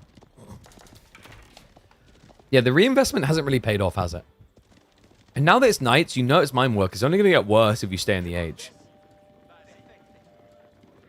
The problem you now have at this rate is you're going to be aging up from behind after not really doing anything. You blocked a dog, but that always was going to happen. Right? The dog block and the kill was happening before he invested like this.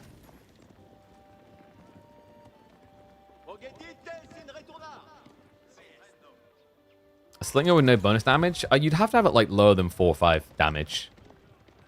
Like 4 to 5 damage range is what, like, you're basically archers anyway. So a slinger would almost have to be like 1 damage and then bonus against a specific unit. Reminds me of the Vikings for the Scandinavian Civ, but those stats were broken. They were way too good at killing villagers. Chevalier get pinched. Myriad has the right idea. He's trying to keep an eye out for when his opponent's going to go for the deer. Spearman, though, like, there's none left. No, the knights, they can start clubbing into this. Archer's going to keep on retreating because, like, at this stage, Myriad doesn't want to have to shoot the knights. Like, look at the damage. It doesn't even register, which, by the way, that's why he hasn't got barded armor yet. He doesn't need it. It's kind of helpful against the Chevalier, but the Chevalier are just losing anyway. It's ridiculous how much effort it's taking for Myriad to get any kills. It's all the effort. It's him entirely in the age. And for Numudan, behind this, we now have those farms coming in. Cistercian Abbeys will be ticked in soon, I believe. The only reason he hasn't yet is he's already got prelates waiting in his base because he can't get out. So there's no need for it just yet. Fishing for Myriad has bloated up nicely, though. He's at 10 fishing boats, soon to be 12 to 13.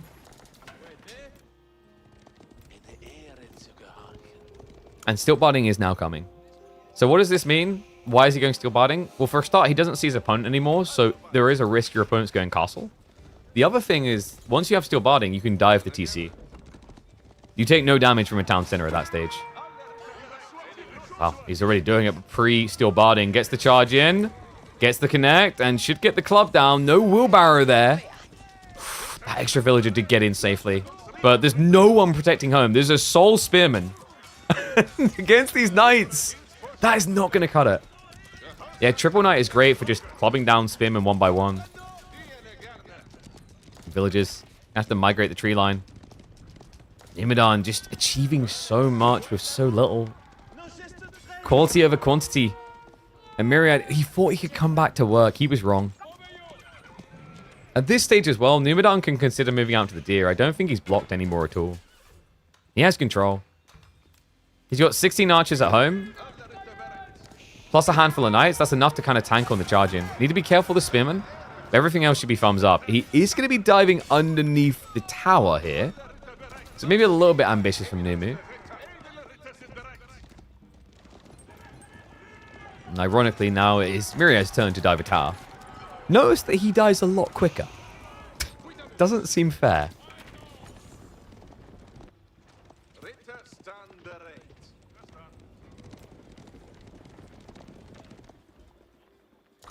I'm trying to figure out like what Myriad's out is at this rate. Because if he doesn't find some damage, can you just tech up? Yes, Freya, it's very hot. You go play. Bye-bye. She'll never leave me alone, will she?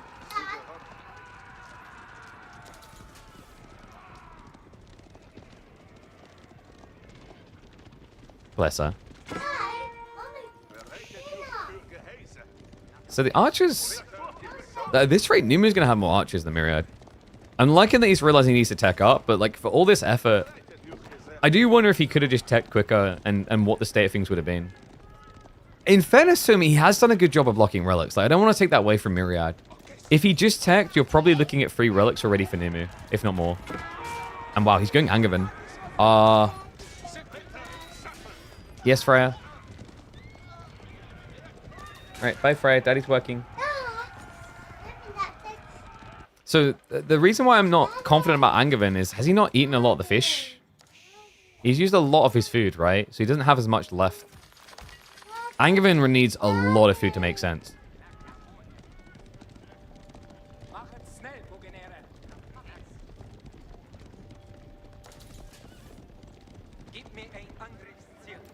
I'm going to start getting a spray bottle to get rid of her. I think that's the next move. Oh, you better go get mummy then. Bye-bye. Archers. Now coming in. The baiting spin forward. Myriad. If he can get enough heavy spears together. If. But it's going to be difficult. The 9 count is already looking nuts. Numudan, like, where did this come from? It felt like he was struggling to get more than 6 or 7. Now up to 14. It's the burst of food. He went for the deer on the back. Spearman count, not looking great. 11 spears. If Numu just brings the rest of these knights... I mean, where are they right now? It feels like they're rallying elsewhere. Yeah, he was keeping them on guard. But in fairness, look at what else is happening. Remember, this is Regnitz. So he's on his way towards 3 relics now. He did reveal himself on the sacred site, though. That was a bit of a rookie error there by Numu.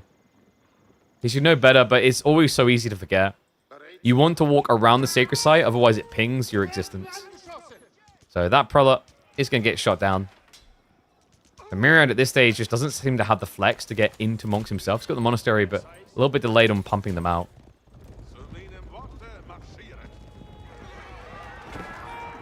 Now the big boy clash. Angevin spears look to frontline this. The knight count is way too big, though. He's at risk of just dying to trickle. Yeah, if he just trickles in like spearmen one by one, he's just going to get wiped. And look at this, the dive past the knights. Ignore anything that's left of that front line and chase for the back. Myriad's army in shambles now. And he's trying to produce into heavy spears, but in early phases where knights can still beat them. And on top of that, you've now given your opponent the heads up. Crossbow massing begins for Numu. Brother's going down last. The archer's cleared. This is where things really begin to unravel. Cistercian Abbeys is paying off now, by the way. He's got it online over here. No additional monastery. A little bit surprised by that. I'm not sure why he hasn't done that, actually. Like, if you think about it, it's a pretty good value play. You put 200 wood here instead of 50, but then it's like if you need wood, it's another 50 saved. That's what makes Cistercian Abbey so good.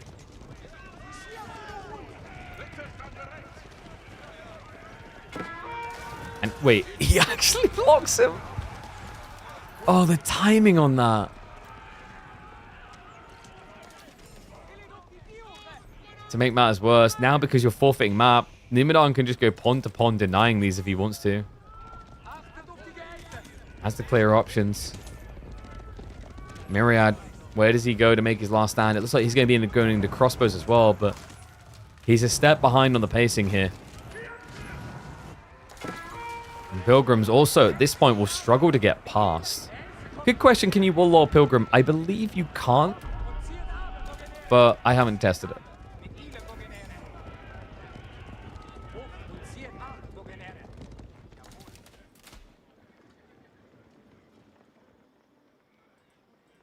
And wait, is he? No. He's... Nimu. Come on. Let's not let that happen. Yeah, there's no way you want to let him get that gold injection. Like, look at how much Myriad is struggling right now. He's only got 1 gold vein close to his base now. And this one feels pretty exposed. Numudan. At this point, he just has options. He can either go Imperial or just go all in. There's really no pressure upon him. He's built a huge lead. We're talking about 3 relics, soon to be 4. Could be 5. Quite feasible. The north side will get blocked temporarily, but like this one... Wait, is Myriad actually that greedy? He is. He's trying to go for the mid-map relic. And Numudan, I think he got a glimpse of that. He sends a single knight through. Why did he pick KT? He didn't have great options. He had Knights Templar, or the alternative would have been to go for Jean. Jean against HRE could have been kind of interesting, actually. But I think HRE can answer Jean quite simply.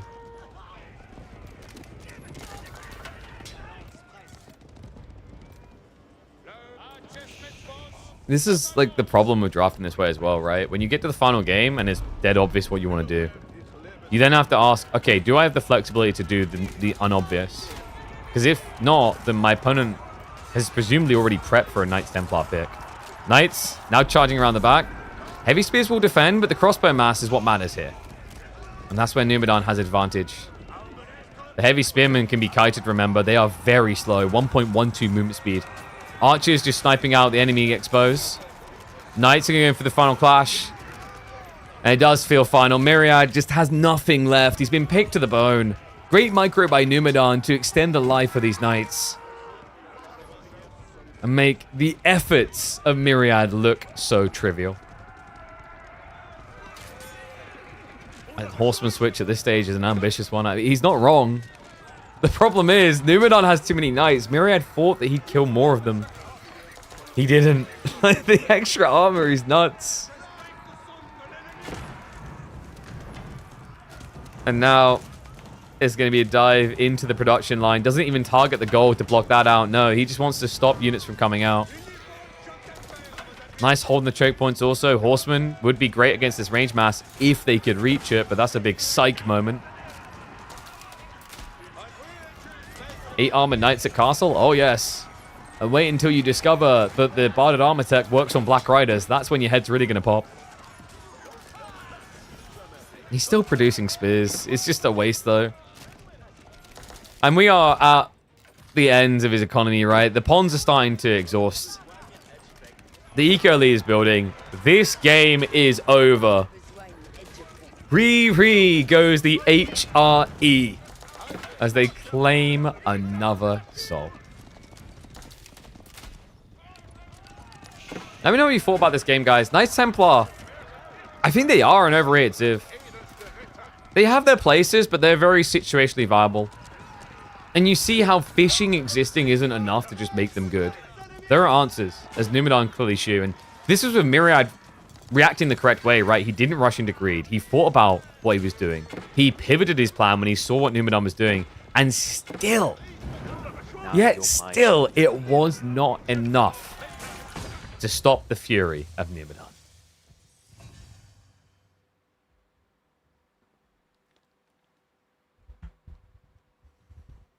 Okay, so that means that Numu is going to match up against Dumu, the classic. Numu versus Dumu. Say that 20 times. So, let me have a look here. Because I don't think we have a start time for that yet.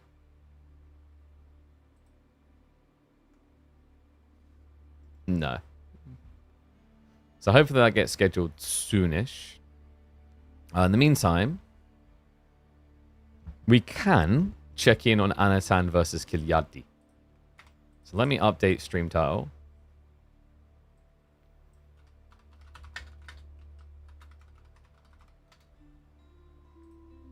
And then we'll see if Dimu series is ready afterwards. Otherwise, we can steer towards Core versus SAS. All right, let me add in the deets.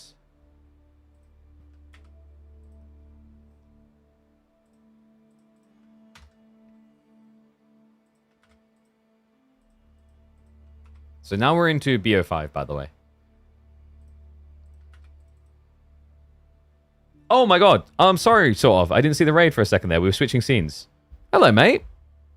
Give me, happy day. Thank you very much. I was about to say commiserations. I don't know why. Commiserations on having to end the stream and go have a life. Thank you very much, mate. Hope you had a good stream. Welcome, one and all. Just in time to catch us casting some quarterfinals. We're going to open up for Anatan versus Kilyadi.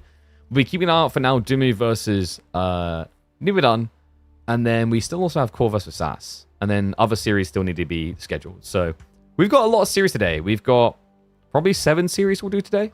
I don't think we'll have a semifinals today, but we'll see. It seems unlikely. You never know.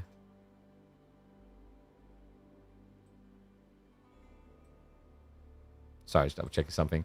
So let me add in the names. We've got Anatan versus Kilyadi.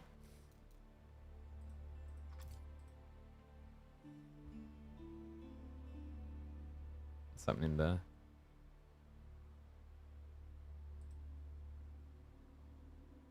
Sorry, I accidentally closed the wrong thing. So, looking at the draft, how did China get through? Is this just like something that Kilyadi is ingrained in people now? Where they're like, haha, this guy won't pick China. He'd never pick China. Why has he picked China?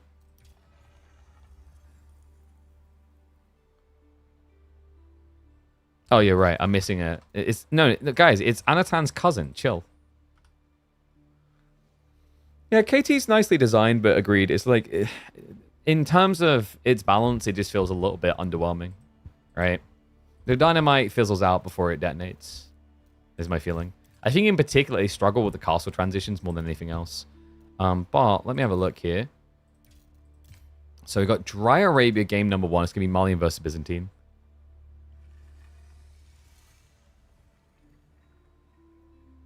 We've seen a decent amount of this, haven't we? I feel like Biz is pretty happy. Because they... Actually, no, that was an interesting thought. What's that, Batman? A matchup where you can play Byzantines and not get your berries bum rushed? Wow, that's crazy. Oh, wait, no, Kilyadi's playing the Malians. One and all. Welcome back to the Midweek Muster, a $20,000 esports circuit. Week number 1. Anatan kicks off this best-of-5 quarterfinals with a Byzantine pick. But he's encountered something that should have felt safe, probably won't. It's Kilyadi on the Malians. We've already seen this Dry Arabian matchup once this week from Kilyadi. It was used phenomenally well in his game against Lash, where he was able to 2-0 him with a smuggled archer all in. Now, Anatan, I imagine, looked at that game, and Anatan is no pushover. Not to say that Lash is, but it would be fair to say that Anatan is on a higher caliber by comparison. So curious to see what he can do here.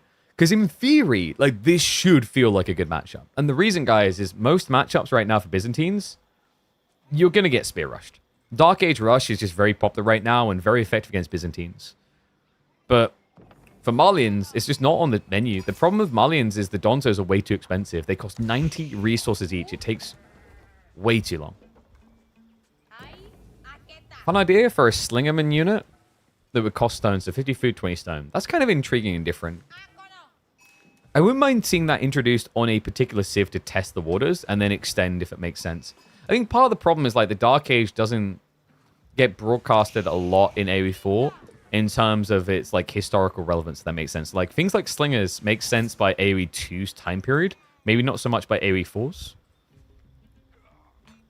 Because by Feudal Age, like people weren't using Slingers, right? I'm trying to think roughly the periods that would make sense. So, like, the problem with that is, what would a Slinger upgrade into? Does it just not upgrade? That sounds a bit rough. Like, people don't tend to like investing into things that don't upgrade. Oh, peaceful game, guys. Full feng shui. Spawn-wise, Kilyadi got a pretty interesting one, actually. Triple ford tree line with the gold hugging close to the ford. This is going to be annoying, though. Like, his follow-up gold options are pretty bad. It's either all the way in the corner, so really far at the base, or ahead of the tree lines. So maybe a little bit difficult for Kilyadi to lay claim to his second gold vein. And we saw how that can actually backfire for a lot of Malian players so far this week. Gonna upgrade a Slinger into an Archer like Civ 6. That has insane ramifications. I think when people make recommendations like that, there's a big gap in their mind of how it functions. You know how you feel about the first knight in Feudal Age? Imagine how you'd feel about a bunch of Slingers that already exist on the map becoming archers that can kill your villagers in 10 shots. That's a very dangerous precedent. Like, this is the thing you always have to be careful of with those type of changes, right? Like, that's why it's a fragile balance when you have things like Feudal Men-at-Arms civs and Feudal Knight civs in the game.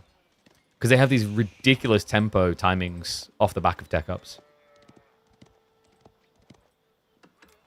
So I know 16 sheep coming in, and do you just not like eating? What? Kilyadi only got 6 sheep. Ah, what? That is a horrific. That might be the worst scout rotation we've actually seen in this midweek muster so far. The Recon Wham one was very bad in game 1, but this is worse. I guess like the Recon Wham one felt worse because it was double scout, but still, like the upside at least for Kilyadi is he is playing a civ that can get food because he can now just build cow. But it still feels bad that you're in this type of position in the first place. And Midweek Muster 2 should be going up either today or tomorrow to register, so you will be able to. If you're not sure, like this thing, whenever you got like these type of admin questions, Feel free to harass Tommy about them. Okay, harass the wrong word, but talk to Tommy.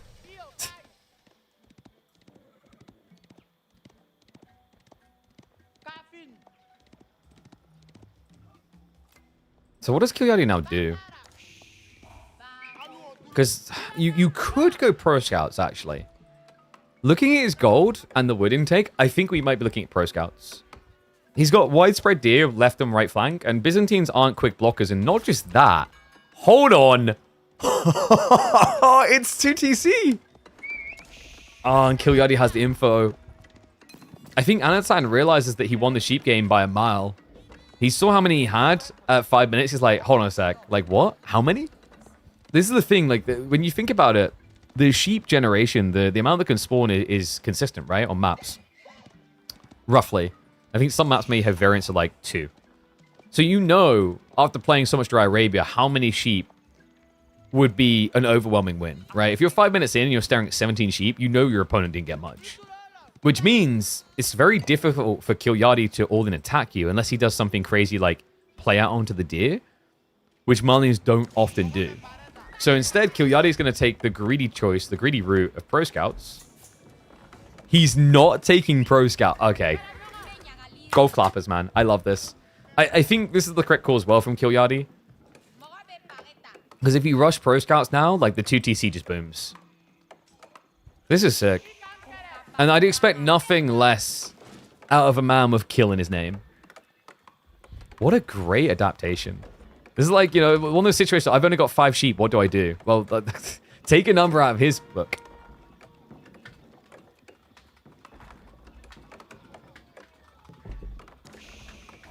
So the question now, is the Warrior Scout really the way to go? I guess it's kind of a front line for the dive. It gives you some burn damage. Also, keep in mind, Anatan isn't scaling the systems in a rush. He's only going to level 2. Merkhouse is coming in soon, though. And this is where, like, the Warrior Scouts are a bit tricky. They are kind of tanky, but they're also kind of sucky at tanking. They have 110 HP, yes, but they have no ranged armor. So Lombos is actually a good defense against them.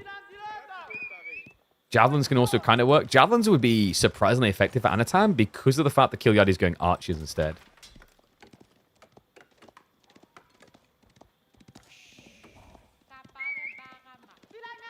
Hull is S tier and people don't play it right in tournaments. They just copy Marine Lord. I don't agree that Hull is S tier. I think I've said this before, like high B, maybe low A. They have some solid builds, but there are civs that can clearly answer them, even in the Feudal Age, I say. I think French in particular was shown as to be a good answer, if I'm not mistaken, in recent tournaments. And it is going to be the Silk Road, so we're getting javelins. I really like Anatan's reaction to this so far. Kilyadi is off script with this, and it's really cool to see. These are the type of games I dream of, man. Like, I don't want to just see the same version play 15 times. Both of these players are having to steer in a different direction with what they're doing.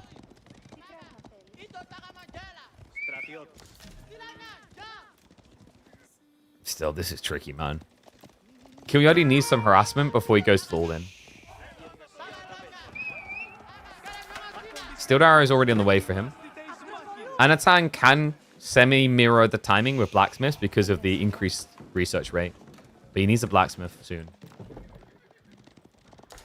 Yeah, because Steel Arrow does make all the world of difference when you're contesting Javelins. Like, Javelins, they have free ranged armor. So by having Steel Arrow, you're getting a 50% increase to the damage that breaks through.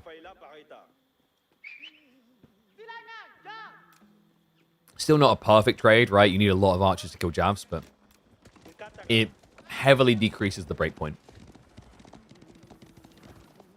I wonder, is Kilyadi maybe tempted to go towards Pro Scouts? No, I love that. Yeah, he's out on the deer. This is really cool.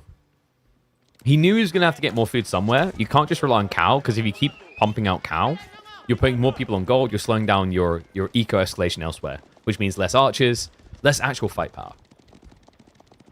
He knows that with survival techniques, deer gathering rate is also way too good to resist. Because once you have survival technique, you're competing with your cow gathering rate. And behind this, we also have ranchers. He needs to compete on economy, right? Like, if his breakpoint isn't coming in the next 2 minutes, it means he'll just lose the game to raw villager advantage. So he's prepping himself. I do wonder if he maybe should have went for the all-in, though. My concern comes from the fact that Anatan is already ahead by 12 villagers, but you have to remember Anatan's ahead by more than 12 villagers. Got the system buffs. So it's a 14% buffer. He's almost up by an extra, like, 6 villagers, roughly. And then to make matters worse, remember, he can scale that up to 26%. Which, if he'd done it at this stage, would be worth an extra 12, 13 villagers. This is the power of Byzantines, man. It's why they're secretly a very threatening 2TC Civ. They just usually don't need it because system gives you enough. Just need to be careful. This Anatan scouts it out nicely. Yeah, Kilyadi looking for the offensive. Won't be able to get it. He will be able to stop his opponent from playing out for that extra resource grab, though. I think what Anatan now needs is a transition. Horseman is the go, but Horseman requires a lot of food he currently does not have. But this is the sad thing for Kilyadi we were highlighting. Like, these Warrior Scouts, yeah, they're cheaper than a Horseman, but they're terrible for diving. He has nothing that can dive 2TC.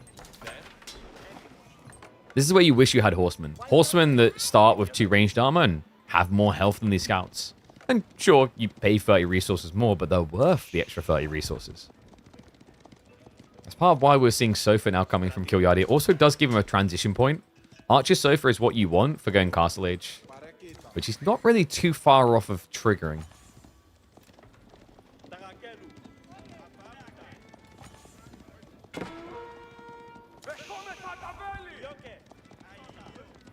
Put it this way, Roos is S tier. I'd rather have a hole in my draft than Roos, but Roos is not S tier. Roos is nowhere near S tier now. They're like low A, maybe even B tier. I don't know, like Roos is not as good as they were. So there you go. We've D-ranked House of Lancaster for you as well. More systems coming through. Wait, has he not connected any of... Wait, no. Anatan, no! He doesn't know. It's actually so subtle. I feel bad for him. Like, look at it. Because of the backdrop aqueduct, it actually looks like it's already been built from a zoom out. Oh, that is so tilting. Ezekiel could have been so much better.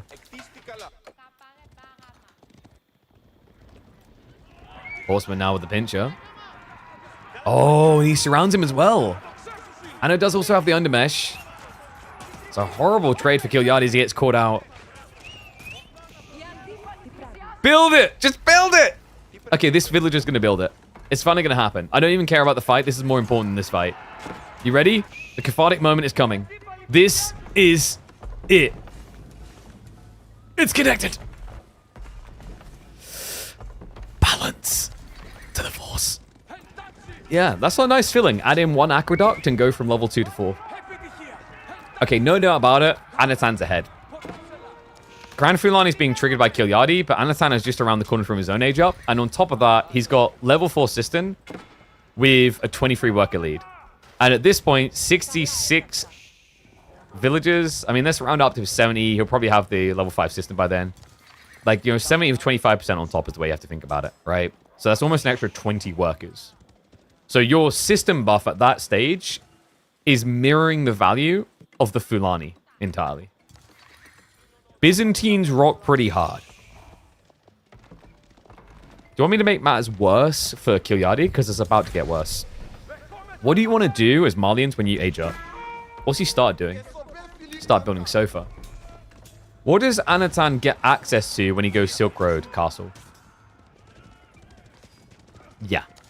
Camels. So the debuff aura can just ruin the Sofa plan entirely. Yeah, probably just like what? Limitane, Javelin, 1 or 2 camels, and then add in probably Cataphract here as Anatan. You don't really want to be going for Varangian. The problem with Varangian is that they get counterplayed by Musafadi. And you don't have Lombos to protect you against that. Horseman poking on the flanks in the meantime. Veterancy is on the way, and I don't know, this looks like a disaster for Kilyadi. His idea was right, but like he just couldn't find the commitment point. You know? He wanted to raid, he wanted to dive, but he wouldn't put a ring on it. No, we're going to start singing that.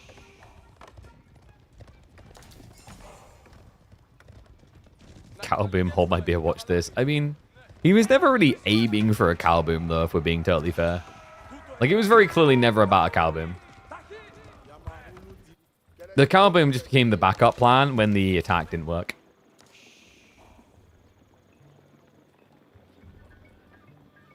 They're dropping both player Fog of War next patch? I wish. Just gotta be like me and just keep switching.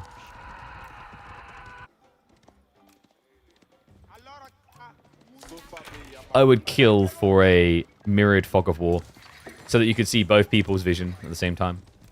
It's so nice. It's so cinematic as well when the two visions can collide. You're like, oh my god, they finally see each other. Kilyadi marching out in a rush, but this is not a beneficial rush.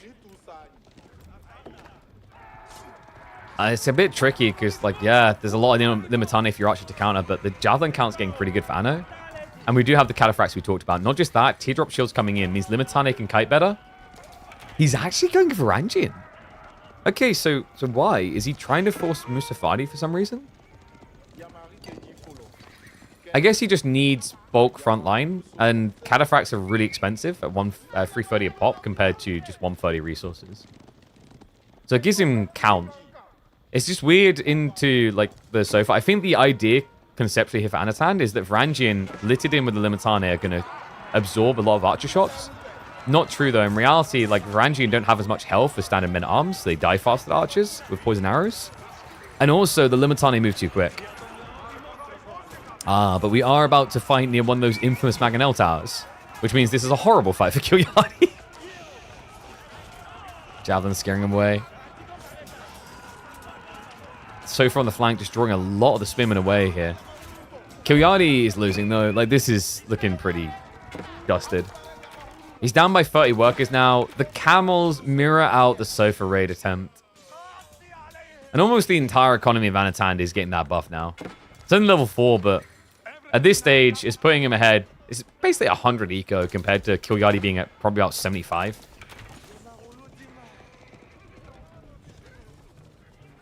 I think the only thing that is Anno's weakness is the farm count right now, which is now being fixed. He's at 15, adds in another 10. Yes, this is going to escalate him on both the merc count as well as the food pump for more Limitane. It's just so difficult to play Sofa against this movement speed. Now, if a player's paying attention, just toggles a shield down for a dive-in to get the brace close enough, and then just toggles it again. You're doing no damage with your archers and taking all the damage on your Sofa. And that camel, man, the camel's just not getting sniped. It's so hard to kill them. 270 HP. Cataphract's also just leading the charge. Kilyadi tries to split off to backstab. Limitane are going to steer with him, though, and it's just a great split from Anatan. Even if the Javelins die now, they've done enough damage. And the Spearmen, they're not even being traded out against now. He's sniping Varangian and Cataphract. Kilyadi has just lost track of what's really happening. So game number 1 looks like it's going to be going to Anatan.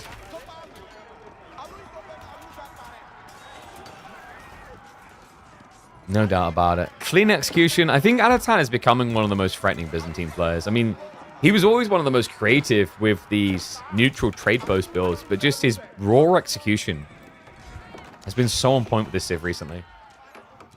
Kilyadi's creative Marlene approach is not going to cut it this time. And he gets a jolt to the system, a wake-up call in game number 1.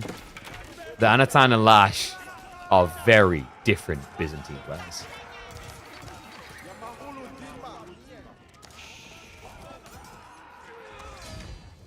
Two TC Byzantines.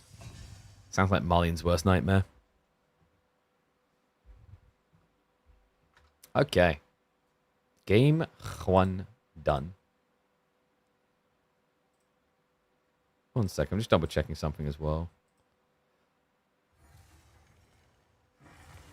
The pod is a... Whoa. Calm down, ads. So... First game to Anatan. A reminder, these are BO5s, by the way. So we got a lot of games potentially today. So Byzantines versus Mali. Left side win. Up next, we are going to be looking at Gorge. Ooh, Ottomans versus China is pretty cool. Yeah, like China's... I think, does China play tempo here or defender? That's an interesting question. Because, like, do you really want to be in the hyper late game against Ottomans? They are a fierce competitor there. One sec, I'm just double checking something in the background. All right, I'm confused at this stage. So, like, I tried to set up YouTube to push a resolution of 2560 by 1440, and for some reason it's not pushing 2560 by 1440, even though my canvas is definitely set to 2560 x 1440. So sorry, YouTube. I tried to figure out how to get you guys 1440p. If you want that, I guess you'll have to watch on Twitch. For some reason, YouTube just won't push it. It's being very weird. What are you guys on about Vil production? I didn't say anything about Byzantines producing villages quicker.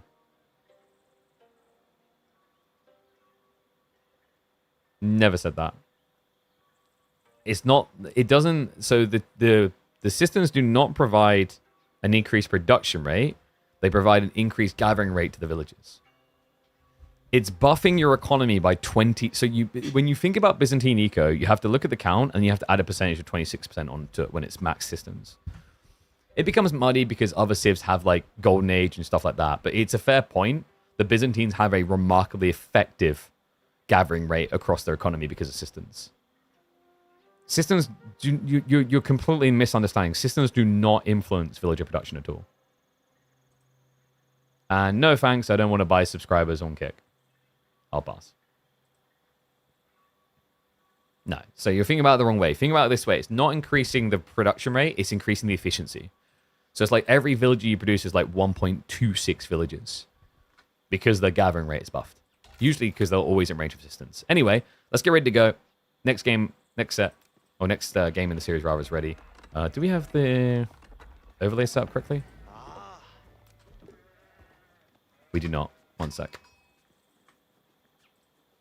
Let's flip it around.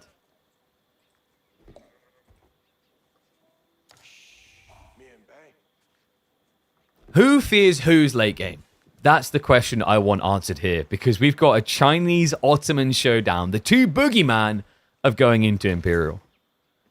Let's find out which one is going to be more worried about it. I got a feeling it might be Kilyadi more worried, because Kilyadi, as we know, old man on his deathbed, doesn't really like the idea of going Age 4. That means more minutes of the day spent in an Age of Empires 4 game, which is less time he can spend with his great-great-great-great-grandchildren before he passes away. Anatan, on the other hand, has got a civ that will happily go into that late game, but also has proven quite threatening in the earlier phases. It is, of course, going to be the Ottomans in the yellow.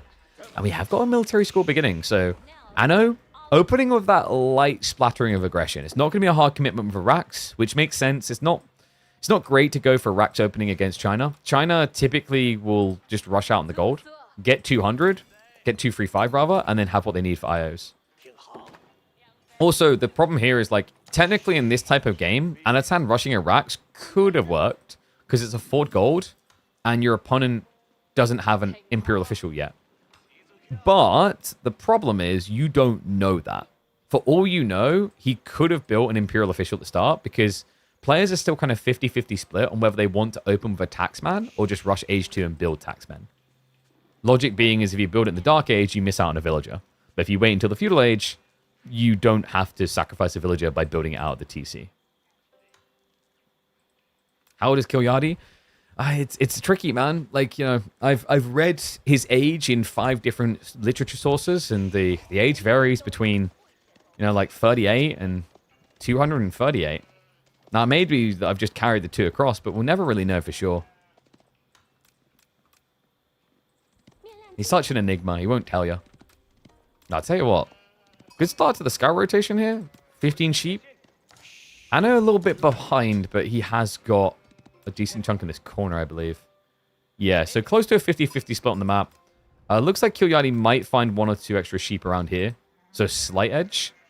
And that's going to play nicely into follow-up, which should be Pro Scouts. Yeah, I mean, with this type of spawn as well, double D on the west side, is a little bit risky because Anno can play block with the spears that are already on the way. People didn't invent time back then. True, like, it was a concept they just didn't understand.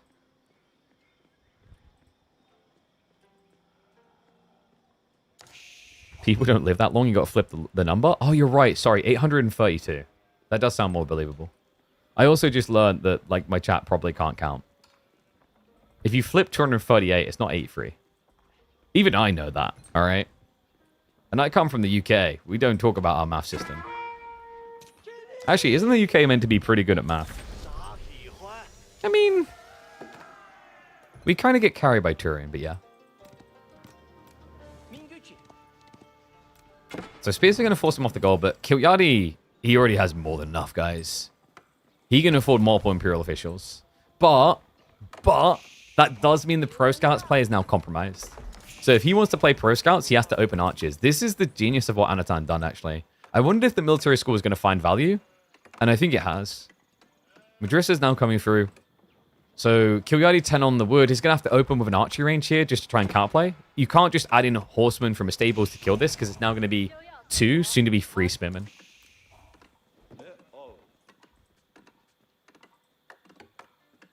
Do you see maths? Math or maths? I can't. Isn't math and maths both correct? I can't remember if this is a nitpicky thing between countries.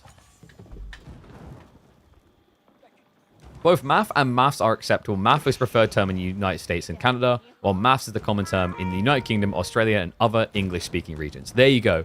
Other English-speaking regions are with us, we win. And this is where a US person is going to pipe up and be like, but we have Canada. And it's like, no, you guys always shame Canada. So you can't, in this very moment, say that they're the difference when you always mock them. It's not how it works.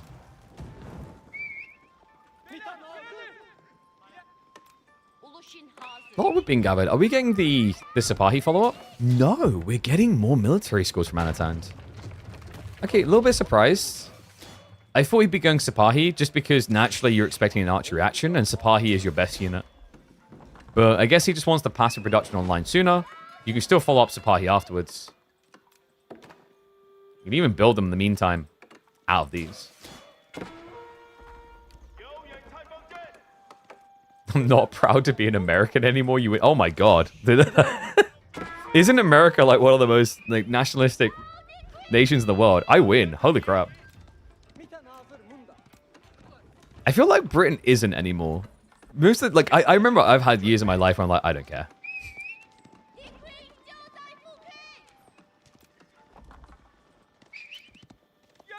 You also can't really mess with my country because we just make words up at this stage. Like, ain't. I still think we haven't added that to our dictionary, even though we use it so much.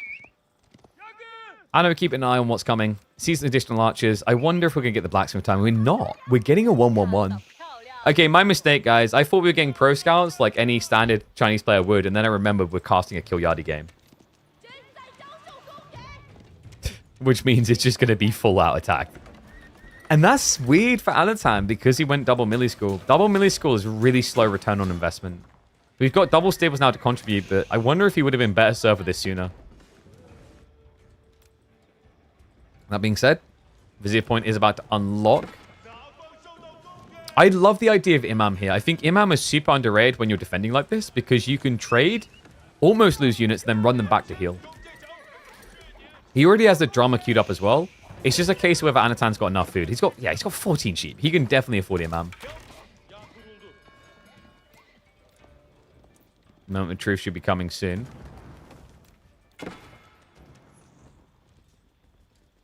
Hesitant to commit. I think he's waiting to see what this really is. If this is not an all-in, then going Imam can be quite wasteful. But it looks like an all-in. And there we go. He commits the points. Anatan's a clever lad. So heals all the damage done to the villagers. There's no weak point there now. It also means in this early phase, this archer mass from Kilyadi isn't big enough to get kills. It also means that actually Sipahi can trade out against Spearmen early on. Because remember, these are very tanky light cavalry units. He's still got the spears running around here too. We do, however, have pro scouts. Kilyadi found his way into it in the end.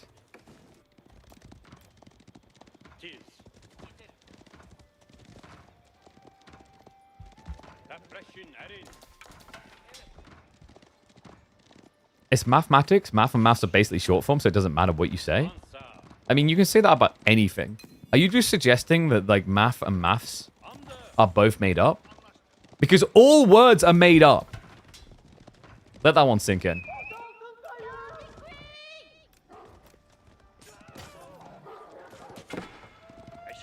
Sipahi raiding now from Anno. So he's going to hold the archers back home. Wait until he's got enough Sipahi. To kind of just like raid. And then if the spearman wave gets too big, he'll bring the archers in as a follow-up. Right? No, he's actually sending the archers straight away. Okay, he pulls it back. I like this because I think you just want to be mobile. You're against pro scouts. You just want to get in, stab, get out, get in, stab, get out. It is a bit unfortunate for Anno, like it's all leaning this way though, because if there's been a rush pro scouts, your opponent having both deer on the west side is good for you. But delayed pro scouts means he has quite a lot of troops in the area. That being said, the positioning of those troops, questionable at best. Kilyadi clearly needs to put his specs on. Old people eyesight there. He's like, wait, is yellow my friend or is orange? So just ends up losing a few of the archers. He has still got the pro scouts pulling home though. And for some reason the meta is running around here. Dog, you're meant to be with the army buffing them.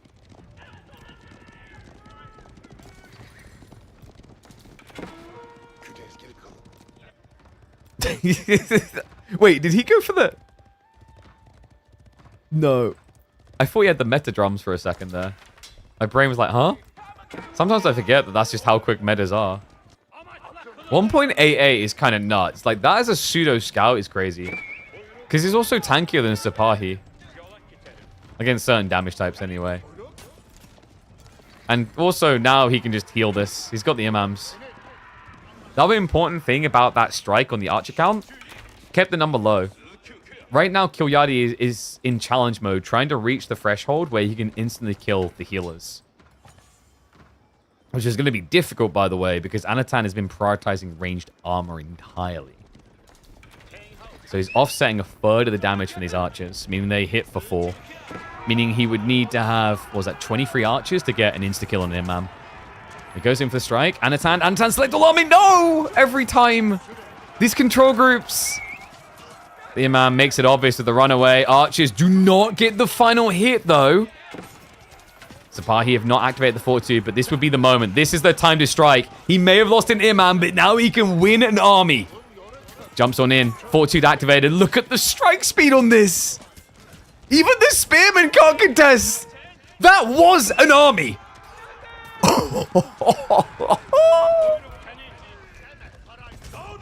This ability. You know, you have Varangian with Berserk, and it just doesn't compare. This should be called Berserk. Fortitude is such a... Can we just agree, by the way? Fortitude is a name that makes absolutely no sense. You're not fortifying. You're literally the opposite of fortifying. You're taking more damage from melee and attacking quicker. It's Berserk, okay? I'll die on this hill.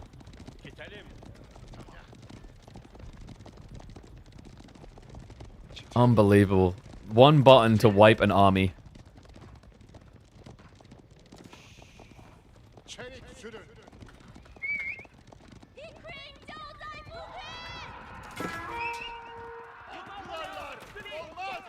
And now, Kilyadi, he will tech up, but honestly, Anatan's position isn't that bad. He's slightly slow on the tech up. I mean, the only way you're fortifying is that you could basically build a body of forts with the amount you kill with this ability. It is kind of crazy that despite losing a fight like that, Kilyadi is still ahead on tech and close to neck and neck on military, though. Mehmet's now coming through. In terms of deer, like, most has been protected on Anatan's side, so not too much pro scout sneaking through, but they're starting to happen now.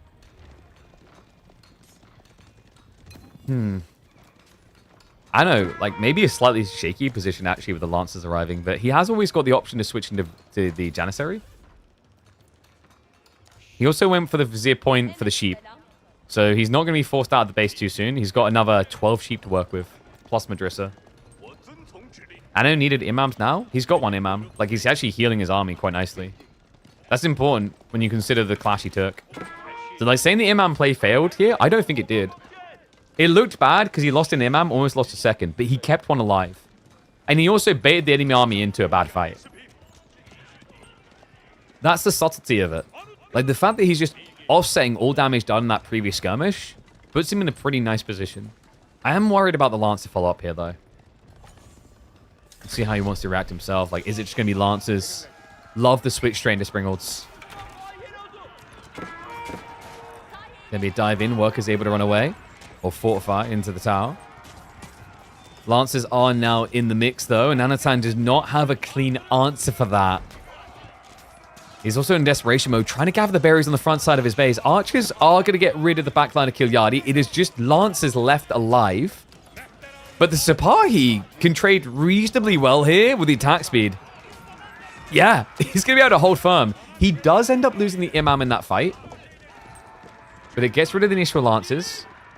And Kilyadi is now going into the Relics himself. Yeah, so Anatan with some urgency needs to be moving out. Kilyadi may have slightly overextended there. His army size is a lie. He's got 5 scouts and a monk. That's half of his pop count into military. He's actually behind. And Sipahi, great at chasing this down. Extra movement speed. Tickling away at them. I know it will break off just before he clash with the spears. And has got crossbow switch coming. Still, food count should be pretty good for a while? No. Is he almost out?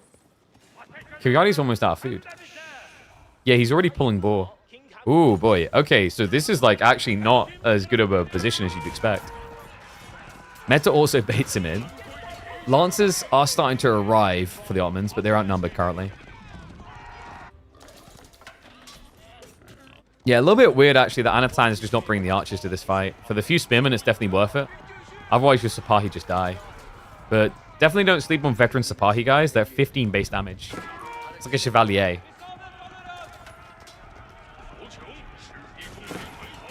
We'll now look for the clash. No meta, though. Enough archers to insta-kill a spearman. Starts to stabilize the line, and this is an ugly fight for Kilyadi. It looks pretty bad, actually. The meta just arrived. The attack speed booster, that's going to turn it into a scrappy affair. Kilyadi now losing way too many knights. Yeah, he's trickling them in. Archers are also killing the spears. This is like the worst way Kilyadi could be fighting right now. He just needs to kind of reset. It's crazy. He sent in a second wave after the fight was already over, basically. A reminder that Kilyadi is out of food almost. He's got 2 deer left. Yeah, 2 full deer. He needs to somehow sneak more, but that's getting harder and harder.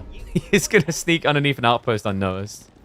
And we do have the military campus, so this is where Anatan starts to ramp up. Remember, military schools are pretty questionable in Feudal a lot of the time. But once you reach Castle, they start to pay off easily and quickly. I know, at this stage, I mean, he's got the full kit and caboodle, right?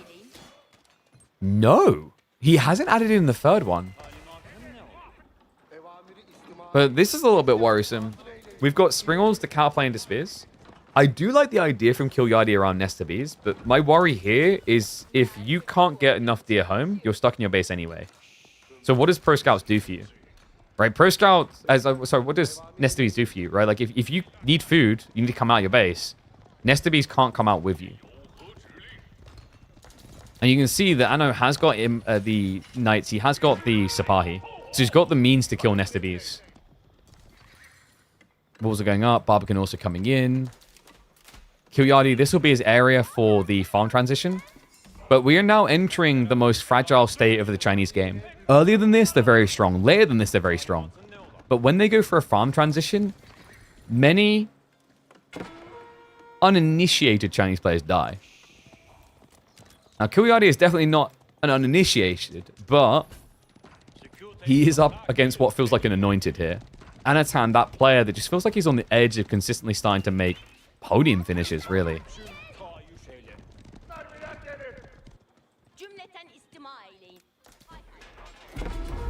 And actually, yeah, so to explain the Imam point doesn't increase your base healing. It just gives an AoE heal, and that AoE heal gets stronger per age.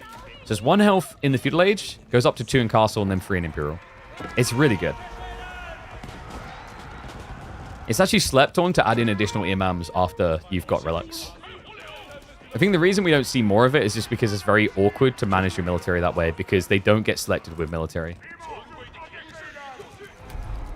Looks like Anatan's military is going to need to defend, though, as Kilyadi tries to get cheeky. He's buying time right now. He's gathering wood up. We should be looking at a farm transition coming in soon, but he needs all of Anatan's army in his base when that happens. Because if they are even remotely close to Kilyadi's base and force a clash, he's quite outnumbered.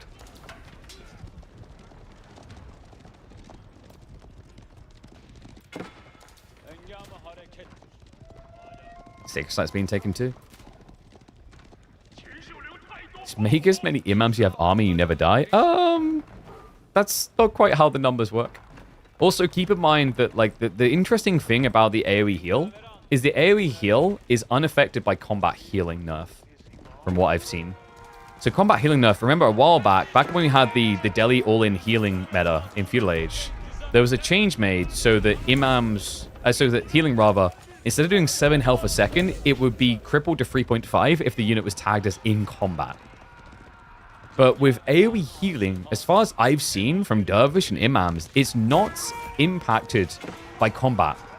So you get the full amount. So you're basically in Imperial Age, you're almost healing an AoE as strong as you'd heal with target healing. That's pretty crazy.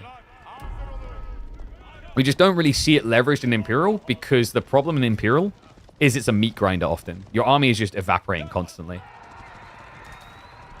Now, reminder, the Imam AoE, same with Dervish, it's not stacking. You can't have 10 of them and then heal for 30 every second. It's just 1 that impacts. I know, getting quite the impact out of these little trades here. Is he going Imperial? He's holding food in reserve. He's going 2 TC. Oh, he's going Pax Ottomana. Yeah, 2 TC Pax Ottomana at this stage will surge you towards about like 90 eco. He's also got the extra campuses. Does mean he's sacrificing advanced academy timing, but he doesn't need it. There's no reason to queue up the Janissaries necessarily, because your opponent doesn't have any counter. And although Lancers are nice, Sipahi are just as good to be passively produced out of the military scores, but weirdly enough, he's actually just queued up archers out of them.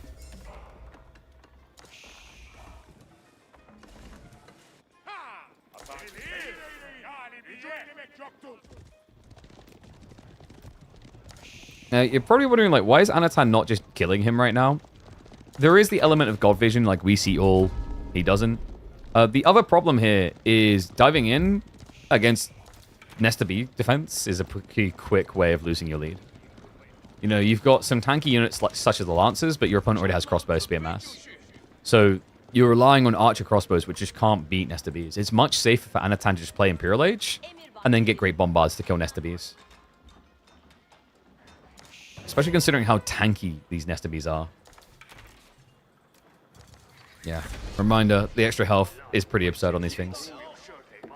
And I like this approach. Anatan says, I mean, why am I going to try and enter your base? You need to come to me. Farm transition is healthily underway for Kilyadi. He's already up to 30 farms. But he hasn't reaped the benefit of those farms yet.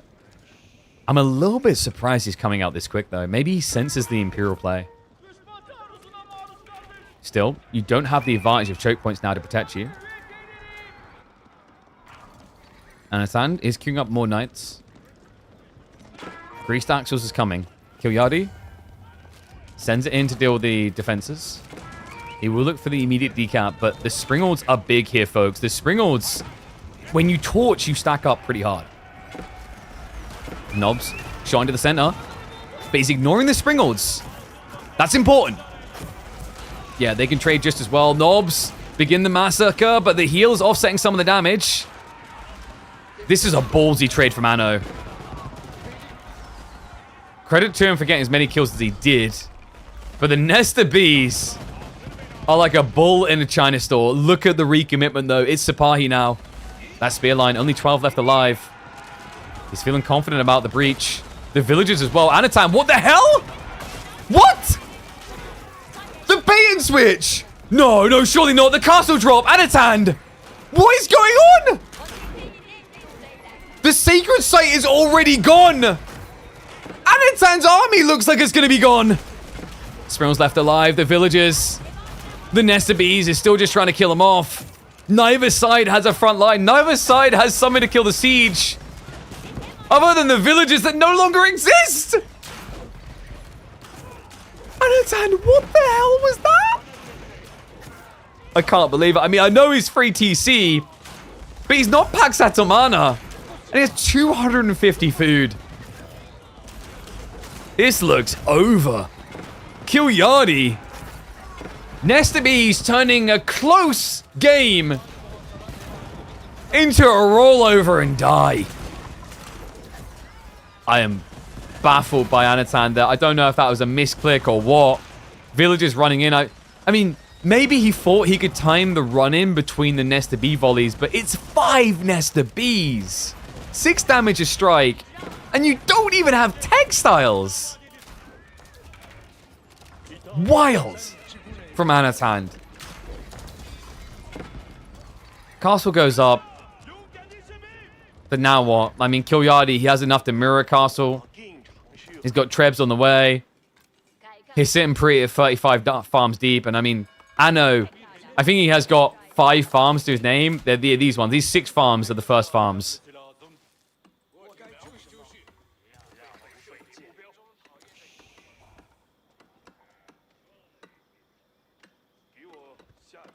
I can't even begin to process what the hell just happened. I don't think it's as simple as a misclick, unless, like, Anatan has some weird key bindings. Did he forget he didn't have textiles? I think, like, with textiles, maybe you can make some sense of that pull. Because the Nest of Bees are very tanky, so you kind of need the village torch damage. And if you have the extra health with the Imam trickle heal, you're probably get in, kill 2 Nest of Bees, and get out. And it's kind of worth, but that was absurd. I know we need some big raids to get back in this. We've seen the Sipahi do miraculous things in this game already. Could they do it again? Not with those reactions. Kilyadi instantly sees and pulls back. He might dive into the farms just to buy some time. Remember, Anno is free TC. So what he needs is the distraction to get away with free TC. So we'll sneak in on the farms. Forces a little bit of out of time here.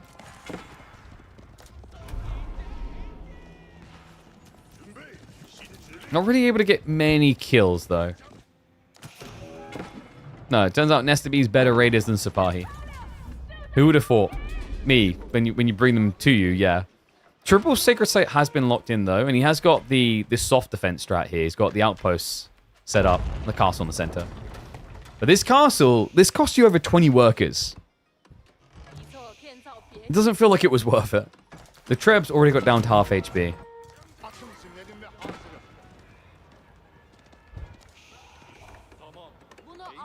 What a wild game.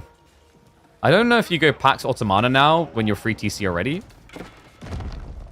Maybe just the Great Bombard. The Great Bombard will allow you to address the castle and kind of slowly address the Nest of Bees. It's got to be between those two, though.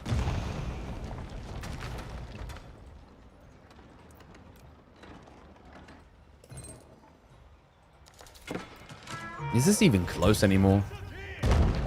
It's deceptive because, yes, there's a worker lead for Kilyadi, but there's also passive production for Anno.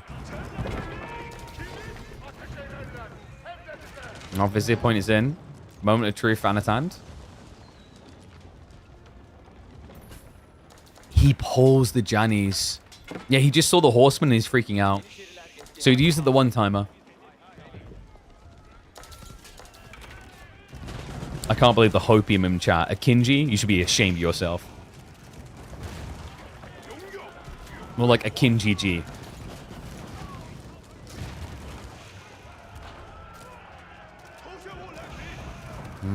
What do you do with this? Such a big army from Kilyadi.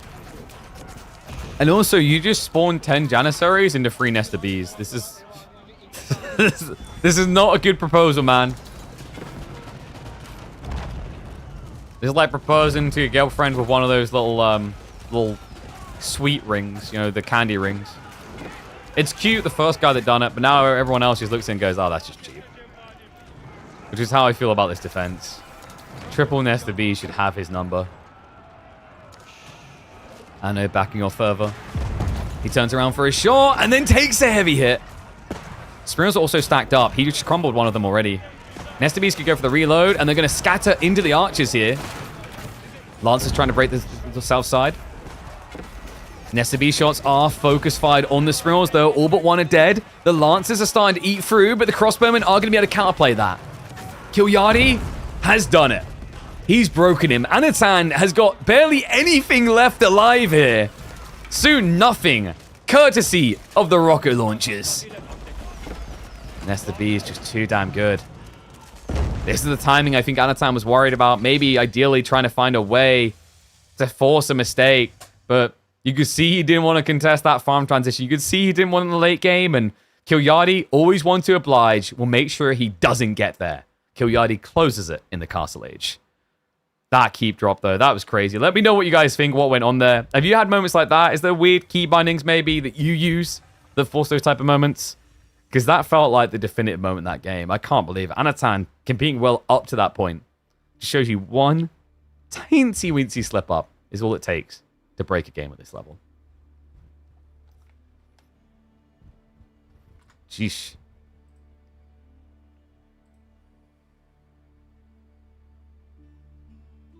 I think, like, that one, though, it's about the army wipe, right? The early army wipe was kind of nuts.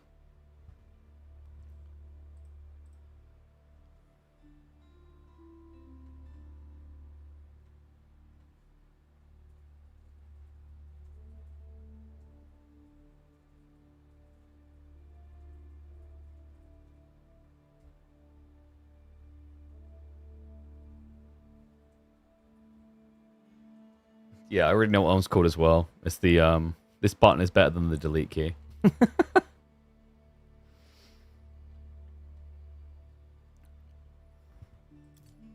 Okay, so game 3 then will be taking us into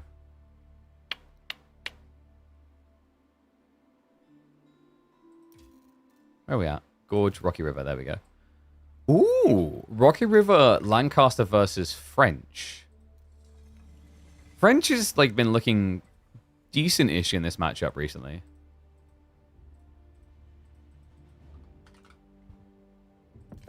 Let me just mark that up.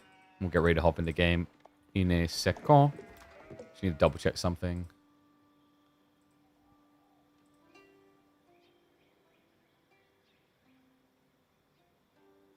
Can players use same civs for each match, or is there sort of ban for reusing? Yes, you can only use the civ once.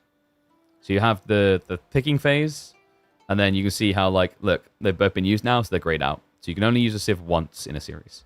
Now, there are some rules that allow you to use a civ again. So, for example, the main one would be in the event of a longer series like a BO7, after game 6, you can reuse a civ you've lost with. So, a little bit of a different dynamic there. But that's very deep into series. All right, guys, let's get ready for it.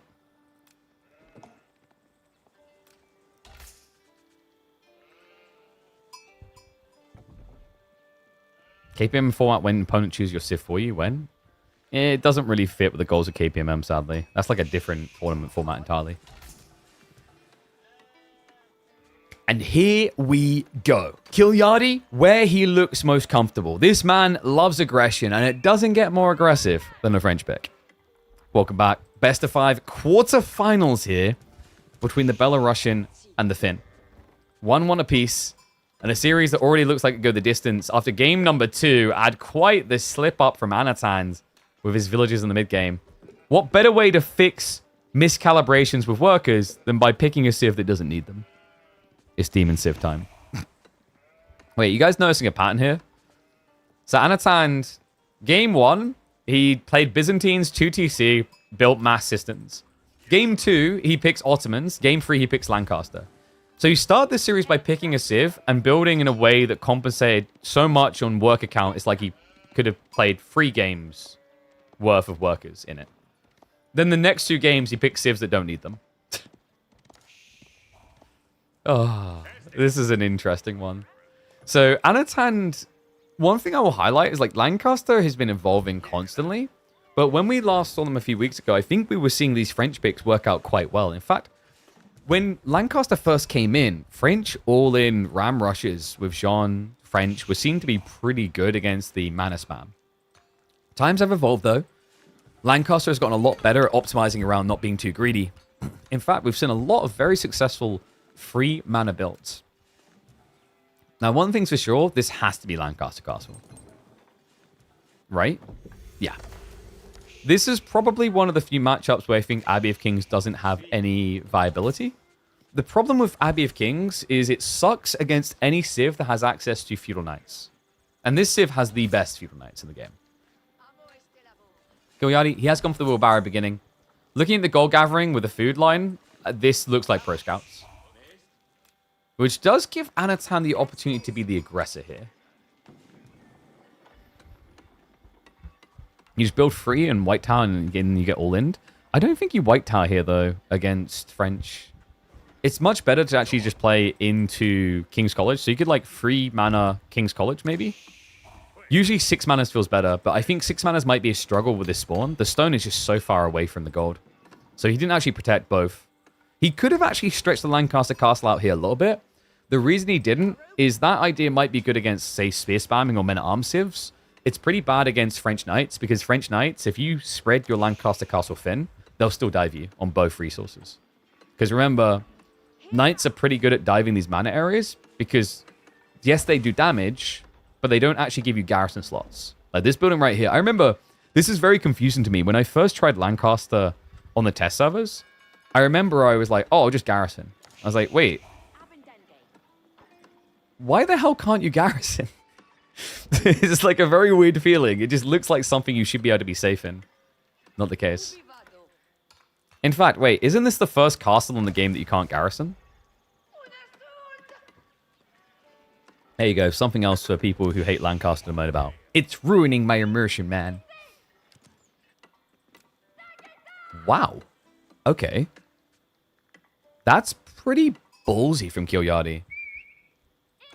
Is this Pro Scout still, though? Like, I feel like this doesn't seem to be Pro Scouts now. Like, why would you go Boar if you're going to go PS?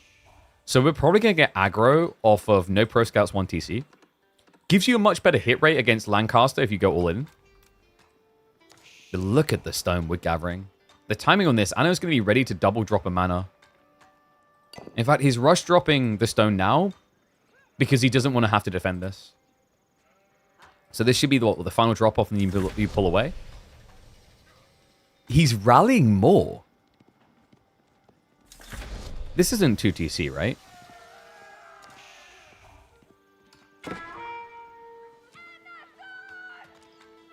I mean, this is... It looks like 2 TC. It's 2 TC. Okay. What? That's different. I wasn't expecting that. He's also still gathering stones, so he wants the manas as well.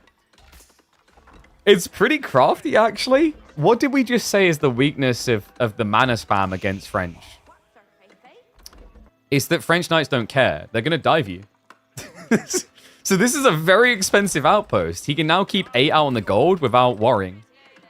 I got to give it to him. That's actually quite creative. There is risk here, though. Like, if Kilyadi doesn't go Pro Scouts, I think you have a really good all-in timing here. The problem is Kilyadi hasn't scouted it yet. It's been a while since he's been to the back of the base, so I don't think he really knows about the stone situation. Because it wouldn't be uncommon for a Lancaster player, rather, to rush 4 or 5 onto stone before Feudal Age to get 3 manas and then come off of stone. Because if you try to do the stone after going Feudal, you're going to get rushed by a knight. And then you have to build 3-4 spearmen, and your opponent could already be into archers after 1 knight. And there we go. Almost perfect. A little bit more stone than necessary, but that's going to be the triple mana. So this is interesting because we've been talking a lot about King's College at the moment, and King's College is a really cool build, but it requires usually 6 manas to look good, but this is an alternate. Going 2 TC can be a lot better than 6 mana play. By the time you get there, you're going to scale a very big villager lead, so this is very interesting. I wonder if Anno's going to have enough food for it, though.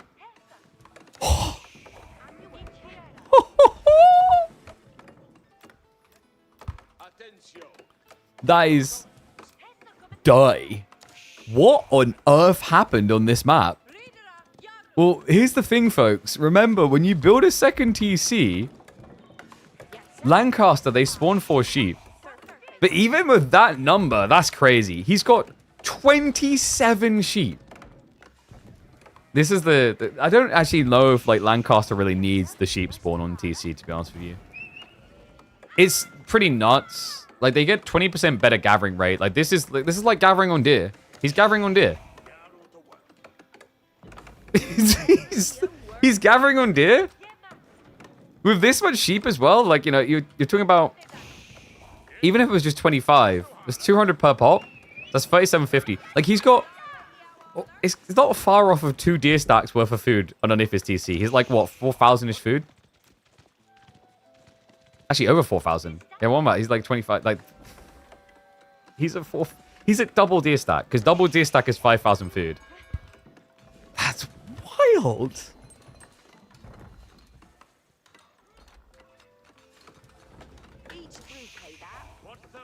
I mean, it's like Pro Scouts, but better.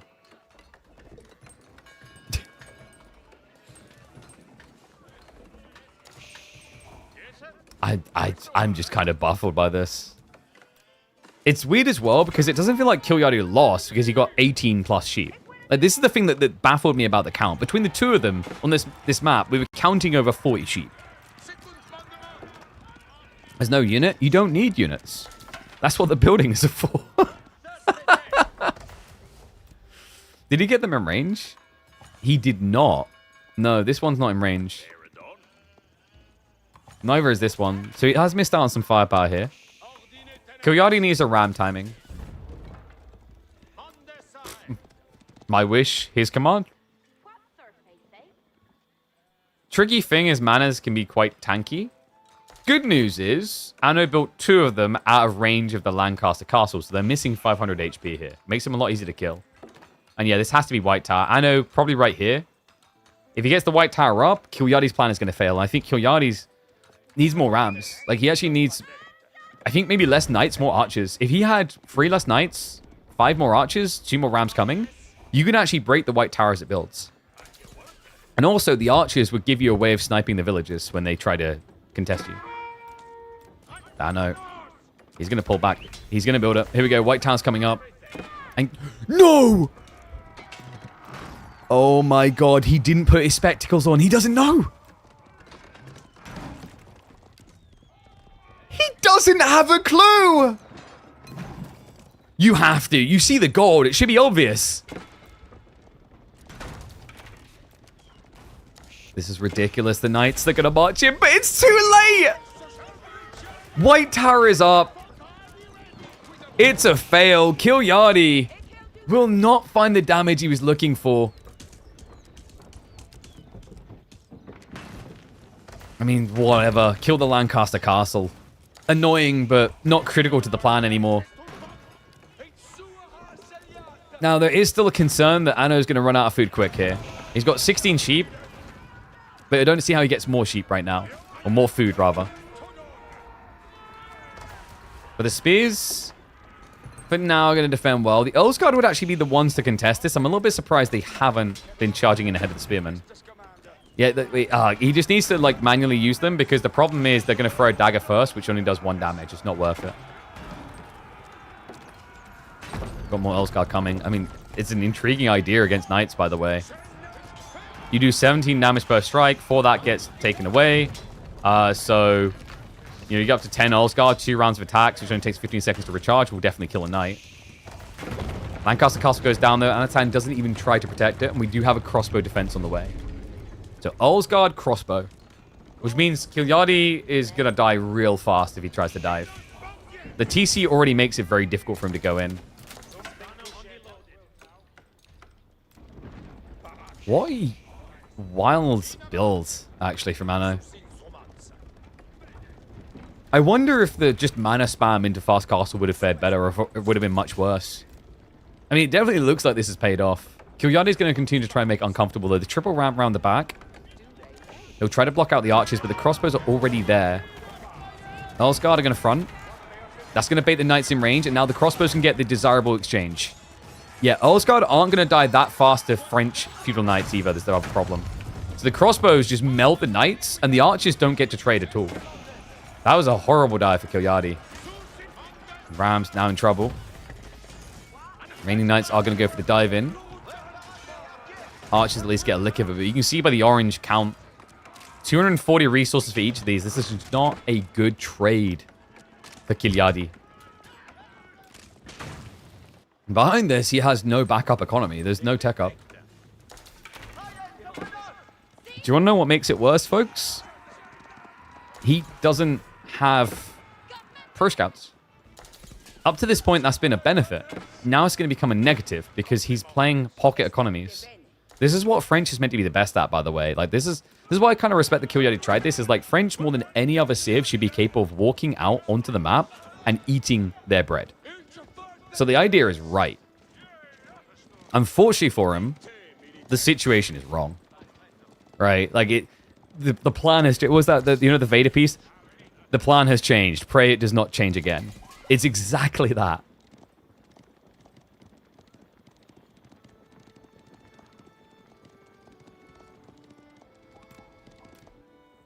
I don't know. Love that he's just been adding in crossbows. Like, normally you just go for an Earlsguard spam against a feudal opponent, but, like, he understands the knights.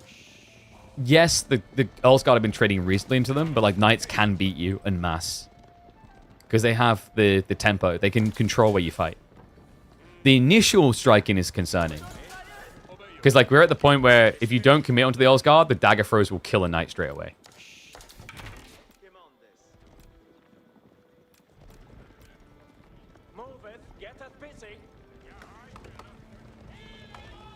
I know. Maybe he wants to wait for the crossbowmen. They are catching up now. Yeah, Anatan's expecting Kilyadi to tech up. He wasn't expecting this. The crossbows. Wait. I know. They need some protection. Earlsguard. They turn around. The crossbowmen are being pushed away. He's trying to be optimal about this.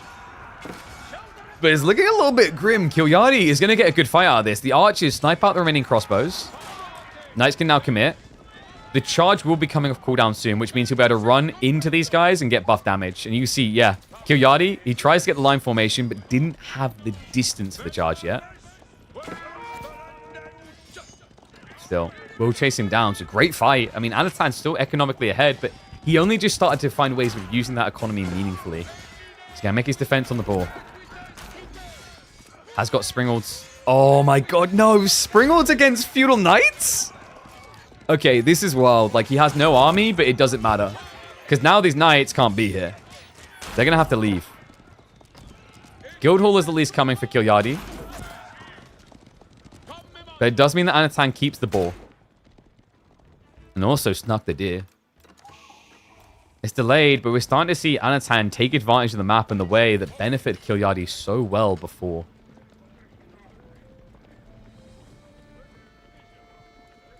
What an intriguing game. Pond play from Kilyadi. I kind of like this, but I wonder if maybe it would have been worth doing even sooner, actually. Remember, the shoreline fish gathering rate is actually, like, the best by default. Survival techniques does make boring deer feel better, though. Which is actually wild.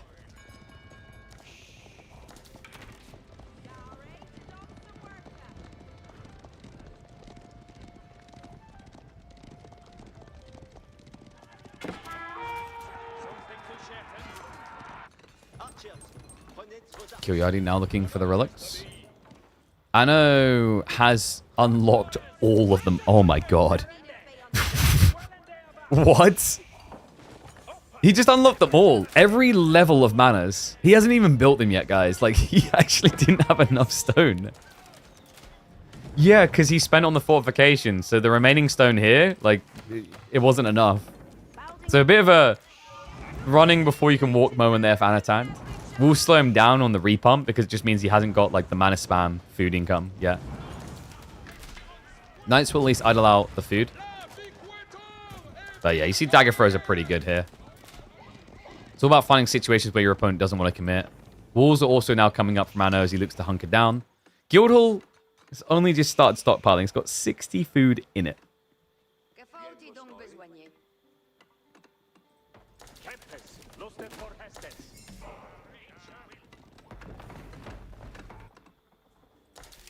And spear spam also now on the way. So what's the weak points here for Anno? There is an element of like living beyond your means to be concerned about. Is that you're in a corner with not much resource, so you eventually do have to come out. Now, that can be offset by food. The one concern I have for Anatan is actually going to be gold. His gold is outside his purview. He doesn't have any here now. He actually built mana where it used to be. It's like gold starvation is a reality of Anatan's future. If Kilyadi reads that correctly, which he's starting to, he still has a way to win this game.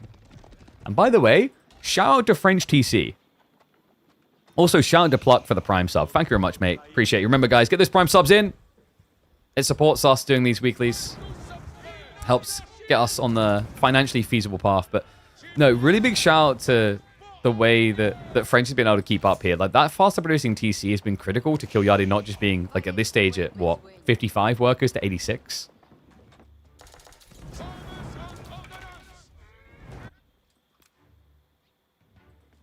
I don't like how defensive he is, though. Kilyadi pulled all the way back. Why? Is he going 2 TC?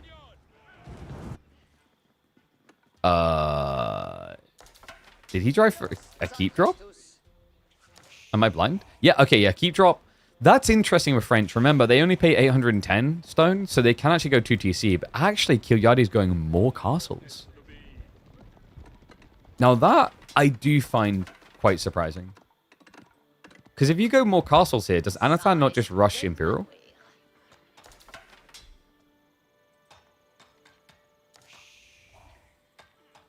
Wait, I missed something in chat. If you just complain your teammate played bad, you always go to improve yourself. Yeah, so like one big take is like if you genuinely... So there's 2 types of people, right? You're either playing a game... Like 2 types of people that look for a critical point of failure.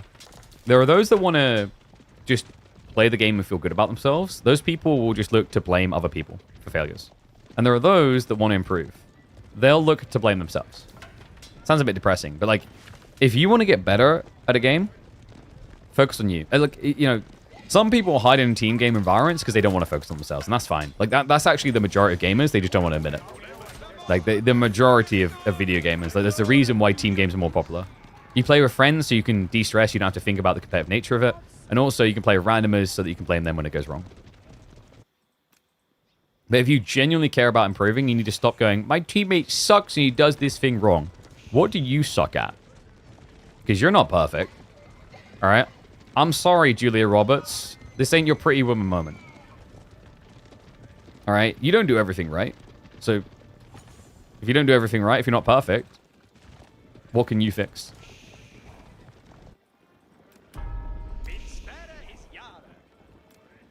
Relic? A bit of an ambitious run from Kilyadi. Great game sense by Anatan to actually move out for it at that time. So, we'll deny it coming home. And no denying where Anatan's going now. This is going to be Imperial.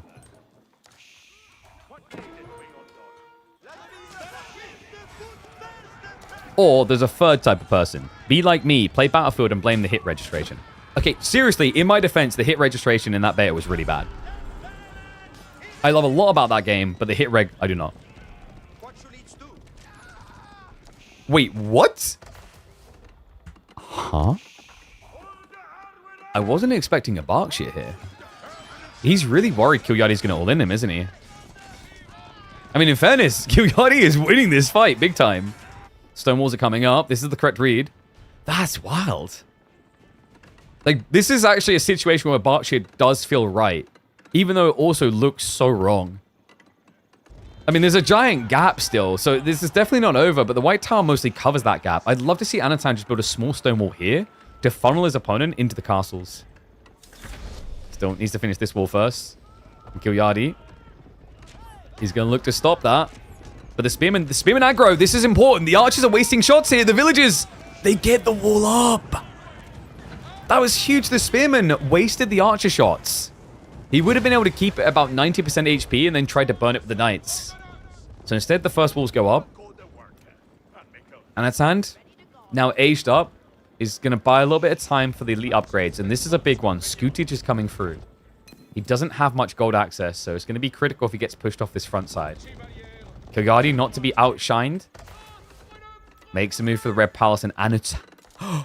No, wait. He could burn this. He could actually burn this. Anno? He doesn't realize! That was the jackpot! He's distracted. Kilyadi's trying to dive into the base right now. I cannot believe this. Anatan! Does he just think there's an army there? I think he saw it, but didn't think he could burn it. He thought there was more troops. Oh my god. Anno instead is going to be cutting wood in the corner. I mean, in fairness, he can't access his second tree line, so this isn't the wrong choice. I can't believe that, though. We have to think about that from Anatan's POV. He only just saw the landmarks scaffolding. He doesn't know how many villages are behind it. He doesn't know how much army's behind it. So he doesn't want to take that risk, because if he's wrong, he's losing 20 villages on that dive. Insane. Kilyadi has backed up the army because Anatan went on the offensive. And will be looking to tech himself up fully now as well. A castle drop is coming in. This is not over yet. He does it intentionally out of range of where the Red Pass would see. And the new villagers coming across are going to get the bad news. Oh, that is sick. I know. Now with the siege workshop, he's going to look to bring down the Red Palace from behind. Berkshire dove. Villagers idled off the stone. Bit of a hit there for Anno, but that's not a bad thing right now, actually. He's a bit over-ecoed as Lancaster. Room for more military. And oh my god, he didn't realize the whole time! Several more workers go down. That is Kilyadi. Now at risk of having no gold. He's getting idled out here. He's bum-rushing the 4K on the north side, which is already gone. He has keep dropped the gold vein on the east side, which is also why Anatan went over here. Reminder though, Anatan, like, he's got this 4K. For his comp, he actually has enough gold with Scootage to be fine. This game is pure chaos, by the way. This is not how you'd expect a Lancaster French game to play in any way. I love the way these two deliver. Orderly is lame. Orderly is boring. Orderly can be safe for the orderlies when they have to deal with the old people. Kilyadi looks for a different type of orderly when he gets in game. Not the kind that's going to change his diaper. But he looks to disrupt the orderly in a way that makes you crap your pants. He might be doing that. Knights. Now with the dive. Anatan. Uh-oh. Where's the army? He can't. No, there's just villagers here. Kilyadi, the burn power here. Villagers will garrison inside, but against this many knights, it's irrelevant. He needs worker kills ASAP. He's going to be diving into the main base. He starts to move towards the castle, but these do have Arbalest emplacements. I don't think you have the same burn power here. No, knights have already cleared the target. So he can now march home. He'll look to bound the castle. Wallol on the north side is irrelevant, sure, but backpack yourself. There is no repair, so this castle is going to go down. His goal is to kill as many spearmen before that happens as possible. And the villagers... What? He's running into the enemy base to keep his villagers safe. And he even blocks it with a stone. Come on. This game is wild. What the hell is going on? So now he can't get the discounts from the castle. Like, he can't get the discount again. He's gonna build a wall with a gate to try and hide on top, but the dive's coming in. The knights looking to clear the way. Anatan was on a vibe, man, but this looks like it's gonna be the white point. And reminder, this is not your standard late game Lancaster pick. He doesn't have Wingard for a remass. No, his ability to rebulk is weak. He'll hide on the wall he just created, but the archers will clear him up. And Kilyadi I mean, this has to be it. Right, now you're able to start attacking. The raids are over. Long live the raids. A keep drop coming in, but that one's going to be a disaster for Anatan. Realizes and tucks tail. But it may be too late for that. He cancels the castle. The knights are coming. Anatan about to be down by another 20 workers. We'll do his best to get them to safety. Reinforcements have arrived, but I mean, I would just drop the spear and lay on the ground and play dead. This is a lot of knights. I know, it doesn't even have the incendiary. Archers diving past the Berkshire. In the battle of who has the better castle, there's no doubt about it. Maginot Line wins. I still can't believe he done this. Oh, this might be the craziest French Lancaster game we've had. Is this the craziest French Lancaster game we've ever had? It looks like it. And, you know, this is props to the player. We're 30 minutes in. Does this feel like a 30 minutes game? Or for all the right reasons, does it feel like an hour-long game? And yes, TC can attack onto the gate. That's intriguing. Huh? What? Why? Why can the TC attack the gate? Soon, brother, soon. Yes. Only 2,889... Only 2,888... Only 2,887 shots to go. I guess the Arbelist emplacements, like, it's weird because they're not siege damage. Oh my god. Kilyadi. Just trying to block every single gold point. It makes sense. He's playing mass knights. He needs a lot of gold himself. And we've summoned the Demi-Lancers at 28 minutes. They're not as impactful at this stage. He's going to start retreating towards the castle, which just went up. Good point to stand his ground here. Anatan, an ambitious dive under this defense. There's Demi-Lancers. Okay, credit to them. They're lasting a lot longer than I would have expected, which is making the archer's life hard. Still, you just pull back here. And then you can just use the castle to start sniping out the crossbowmen. There's only a handful of spearmen left alive.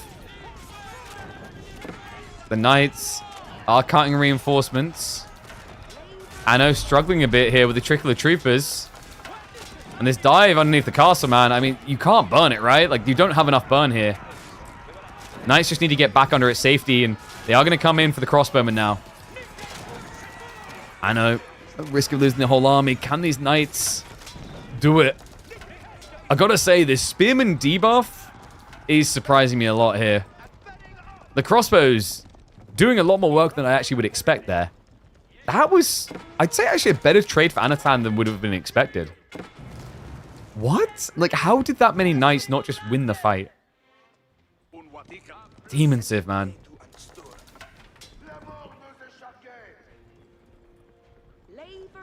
Who's winning this game?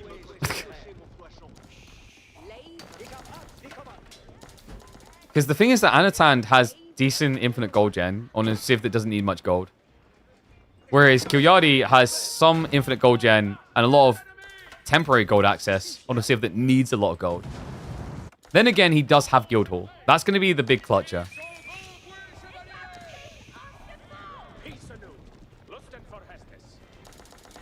And we do have hand cannoneers now.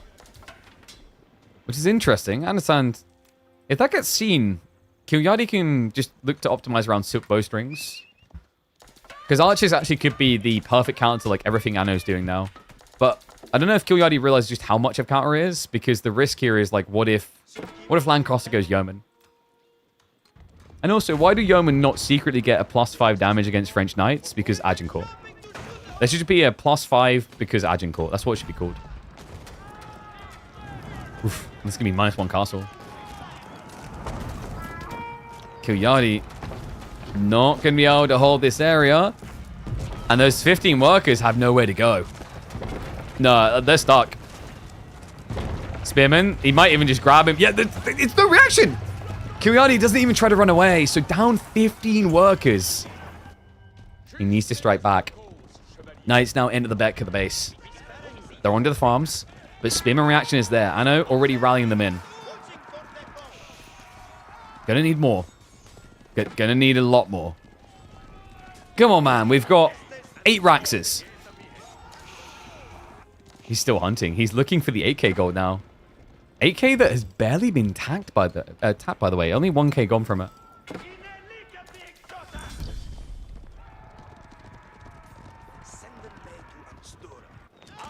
Is Anno doing this? Considering Kilyadi's position in this game just, what, 5 minutes ago? The way this is swung. Castle going to be dropped. That means 8k gold secure. Anatan will have full options now. Gunpowder contingents, for example. Mass Hankan is... It's impressive that he's doing this well on the Spear Bolt, considering a lack of Wingguard entirely. Villagers sacrificed again. It's just becoming so hard for Knights to find an entry point. Keep in mind with this build as well, Anatan, like, there is a world in which if Kilyadi stops building Knights, you just flood Earlsguard. Because Earlsguard have got the House Unified buff. They can get a maximum of +6 damage because he played Berkshire. He already has White Tower. He has Berkshire. That's +2. And then, on top of that, I think he has 3 keeps. Okay, only 1 now. So he's currently getting +3 damage on his Earlsguard.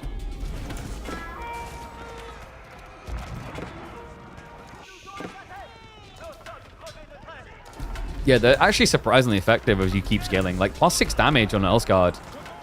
Brings them up to, I want to say it's like 27 damage base. And a Knight has 32. That's pretty damn good for a Men-at-Arms. It's a lot of spears thrown away. He just doesn't care. Farms are being harassed, though. Hankan is now coming out to address that. Spears as well. Center, we have got the ram push, but the Spearman defense is going to be there. Pure chaos. And a scout. He got the vision, but that's just 1 scout. This is why you get the Imperial vision tech, guys. Oh my god. He knows where to target, and he's steering towards it.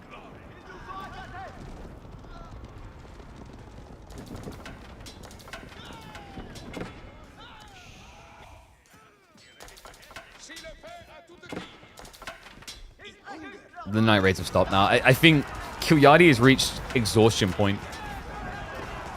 It's just like there's nothing left of him. The Archer Mass is gone. He actually just loses to Spearman now. The Rams are irrelevant. This is actually happening. Anatan able to make the Berkshire work. And now we get that Earlsguard Flood. He's got the throwing dagger drills on the way. That's going to give AoE splash as well as a double strike. And that damage, look at it. 27 damage on a dagger throw. Not bad. Like, you're actually not far off a hand cannon. You're 2/3 of a hand cannon near damage at that stage. The push is real. What a game. What an insane game. This actually might be my favorite Rocky River game in months. These two delivered pure cinema. The chaos of this game. I wish every game had this. Orderly sucks, man. Give me a double dosage of chaos confusion any day of the week. Maybe less Lancaster wins, but still.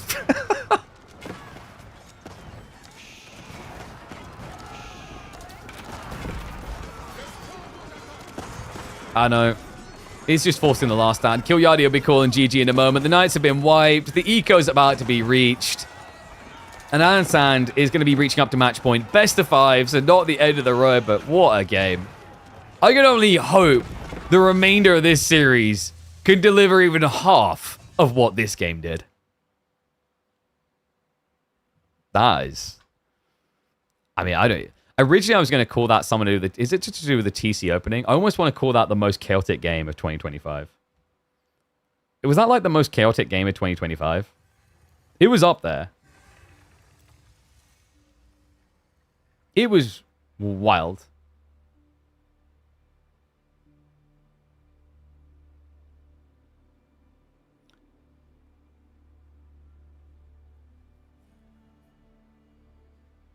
Because my original thought is I was going to say, like, it's 2TC and it's better than Pro Scouts, but I think it might just be the chaos.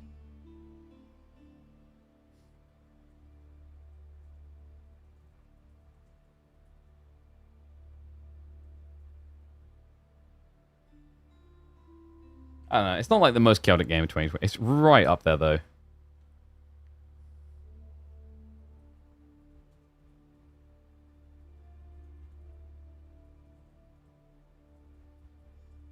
Probably the most chaotic French Lancaster game you'll see. Fits better. All right, so let's mark that up. That's going to be Anatan 2-1 now in this best of 5. Oh, by the way, the comment about the chat, I disagree. It doesn't take up that much space. Like, this area down here you're talking about... Whoopsie. The area you're talking about, like, it's really not taking up that much space. Because the thing is, that area it's taking up, all it's hiding is the extended build bar. Like, I intentionally designed it that way. So here, I'll load into game number 4 and I'll show you.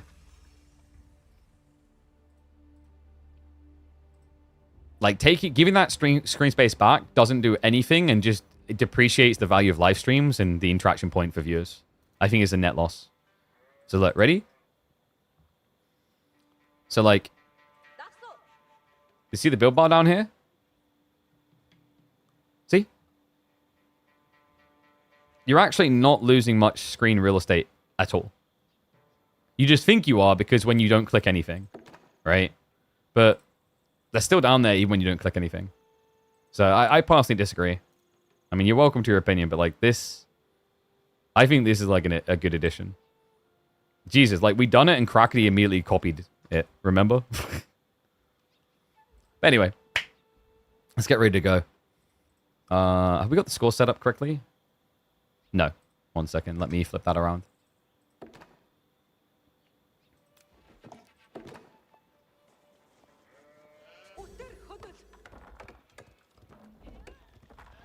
A map where Mongols are S tier? Avali's worked hard on this. Folks, I think we might have done it. And this map is going to be used in an upcoming LAN. We might see Mongols ranking highly on tier list finally. Welcome back to Kilyadi versus Anatan. A best of 5.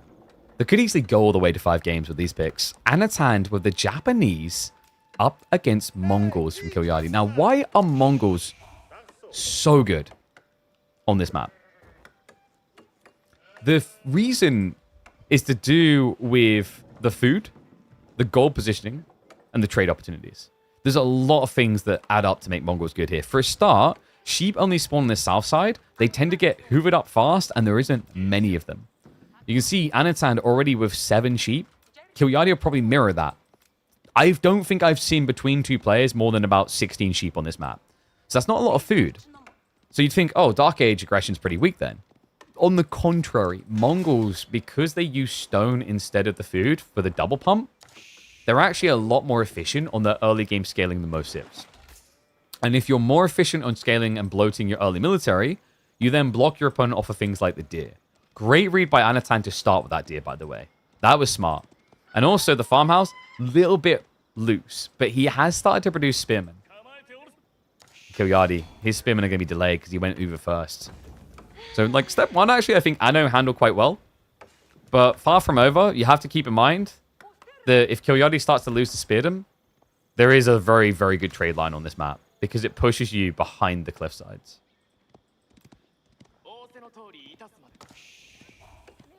Can't you make it... well, we still have this discussion about the chat bar. Like, this chat bar down here doesn't need to disappear.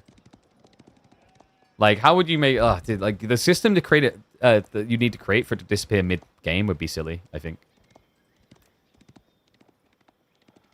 Like, dude, I don't get paid enough to have extra overlays in reserve that we pivot between that regularly. Good lord.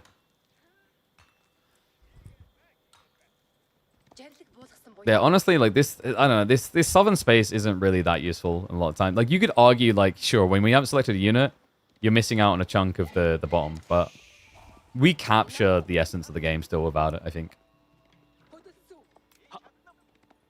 It would be, I would agree differently if this bar in the bottom left actually doubled up as the stat bar for units, because then you'd be like, oh yeah, let's get rid of this chat bar because there is this huge space always. So, looks like Kilyadi's plans have fallen awry. I don't think we're going to see more spears. Alright, this is good improvement, guys. So far, the games that we've seen here, it's been a rollover and die. And by the way, I did see you earlier. Thank you, Mr. Firepants. I appreciate the sub, and welcome back to Swarm. Thank you very much. Remember, guys, get those subs in. It does support us on our content creation. You guys are legends for it. But yeah, this is like interesting because normally on this map so far, when Mongols have been picked, they've just taken a crap on their opponents because they just are able to rush in. They deny you on your gold. They set up an outpost between the wood and the gold line, and then you run out of food before you have a counterplay. Anatan played this opening really well. He still has 10 sheep as backup if he ever gets pressured. And that's interesting from Kilyadi. I talked about trade being really good on this map, but he actually goes Deerstone. So questions coming in from chat as well. French versus Lancaster, who's favored this matchup in your opinion? I think against the standard like Lancaster mana spam, French can be pretty good at kind of harassing and denting them. It does depend on the spawn though. Even then, like French, because they spawn more villages over time, they do a decent job of competing with the mana scaling in the early game. So I think French have some options. They also have good ways of pivoting into castle. So like I feel like French can be favored there, but as always, it comes down to like, you know, the nature of the maps. Spearman? Oh, going for those farmhouses. Wait, why was that still hitting? What? So Anna's not going to let him have it because that'd be 50 resources going his way. He has, in the meantime, idled out the gold on the other side for Kilyadi.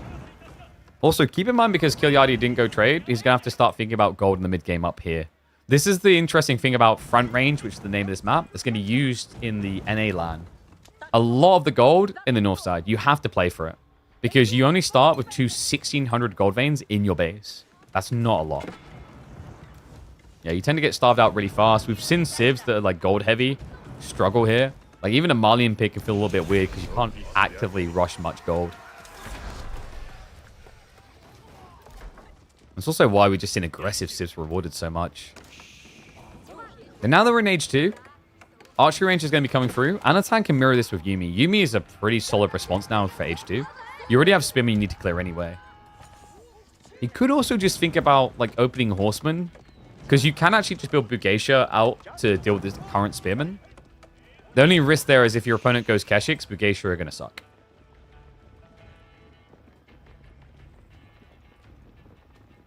Lancaster is favored heavily if you can believe AoE full world. I'm thinking more on tournament and pro level play though. This comes down to like how do you want to weigh it in? Are we advising people based on a baseline of hey, use this one trick to get the gold? Or do you want to advise people on like, hey, like at the high level, what are we seeing? Because I feel like we must be around, I want to say 50-50, at least from the tournament games I can remember, with Lancaster versus French. So yes, in pub games, sure, but like in pub games, Lancaster is favored a lot because people just don't know how to really address it. Usually the biggest issue with Lancaster in pub games is people get tilted and they all in, overcommit, and die. We see that a lot. We saw that even at the pro level.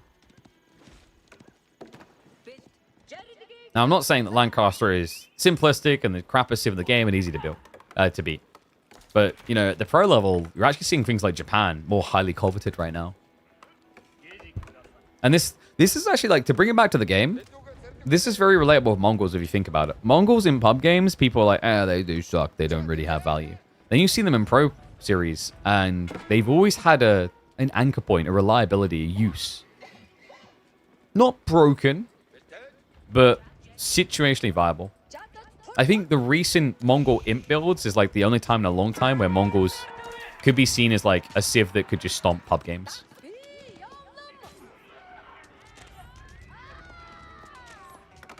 So Archimas, Anatan didn't really answer it quickly. I thought the Yuumi spam was going to be quicker, but he's now getting the pivot. It's double archer range. However, Kilyadi is a step ahead again. Keshik switch. Yeah, it just kind of feels like Anatan is locked in behind right now. He's gathering gold on the front side, which is also a little bit of a problem. That back gold probably would have been a better option to get all the techs. But he got enough for Steeled Arrow and Undermesh, so I don't think he really cares about much more. The only problem is if you like don't have gold, you can't build the Yuumi Bannerman. But this exchange, very good. Yeah, pushes the archers away. He's basically trading 1 for 1, which is totally worth it. Like, he's protecting his Yuumi investment.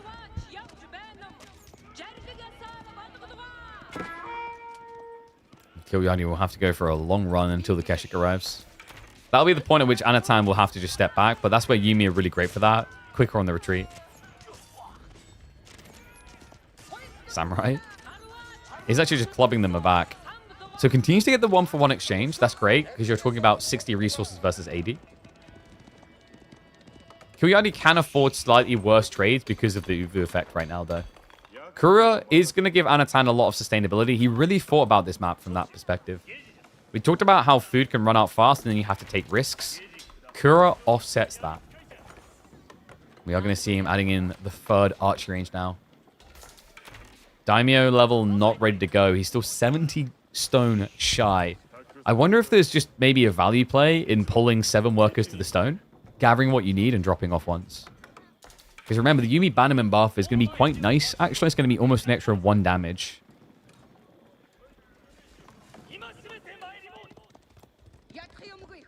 Kilyadi off to the ball. Okay. I think he wants to see what Anatan's choice is going to be. Because Kilyadi can feel the overextension starting to burden him. Like, rushing across the map 1 by 1, the Yumi will just turn around and chase you down. Yumi are much quicker. So instead, we'll look to inflate his eco. You can send in the Keshiks, but like the archers themselves are a bit more risky to do so with. There's a bugged farm? Nah, dude, that's like that's a half-half. It's a two-face farm. What happened? Was the tree line there and it somehow spawned? I think it's just something aesthetic with the terrain. It does look very weird though. Alright guys, half rate on this particular farm. A reminder, this is Front Range. It was created by Avali, one of the most experienced map creators in Age of Empires 4, actually.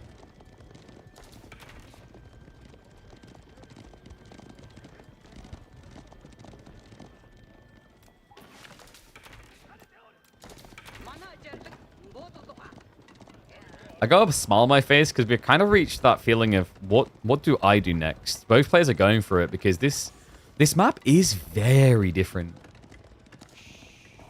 Yikes, that's toxic. Hey, Avali's map... Nah, dude. Avali hits more than he misses. Oasis was pretty cool. If you don't like Coastal Cliffs, that's kind of wild. I don't see any problem with Coastal. Like, Coastal is just 2/3 Dry Arabia. And everyone says they love Dry Arabia. But, like, if you're a person who hates Dry Arabia, then you should be a person that loves some of his other creations. I've always agreed on Basin. I just didn't like Basin's design. Scarguard was a cool concept. Unfortunately, it may have been subtly responsible for bringing about Pro Scouts. Which I also feel bad about because we've done a bunch of show matches featuring that map. And that was the beginning of Pro Scouts. Ah, I see. The person reveals themselves to their true intent. No stone. So you're a TC boomer. That's why you hate it. What's the problem? You could TC boom this map. You just gotta run all the way out high for stone. I'm pretty sure Basin had stone in your base, so you could TC boom.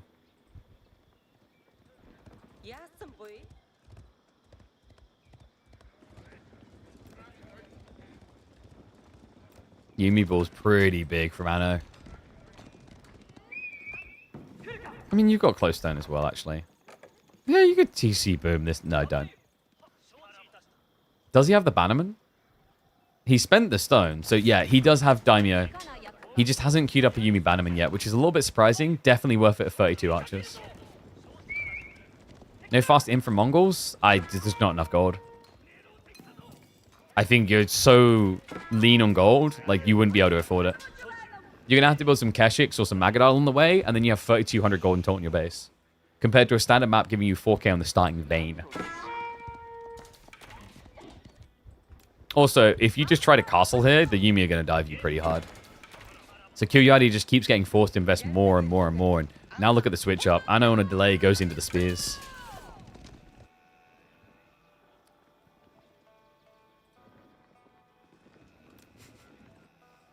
God, it's so weird when you have that game 3 that was pure chaos. And then you come back to this where it's just kind of the stare down.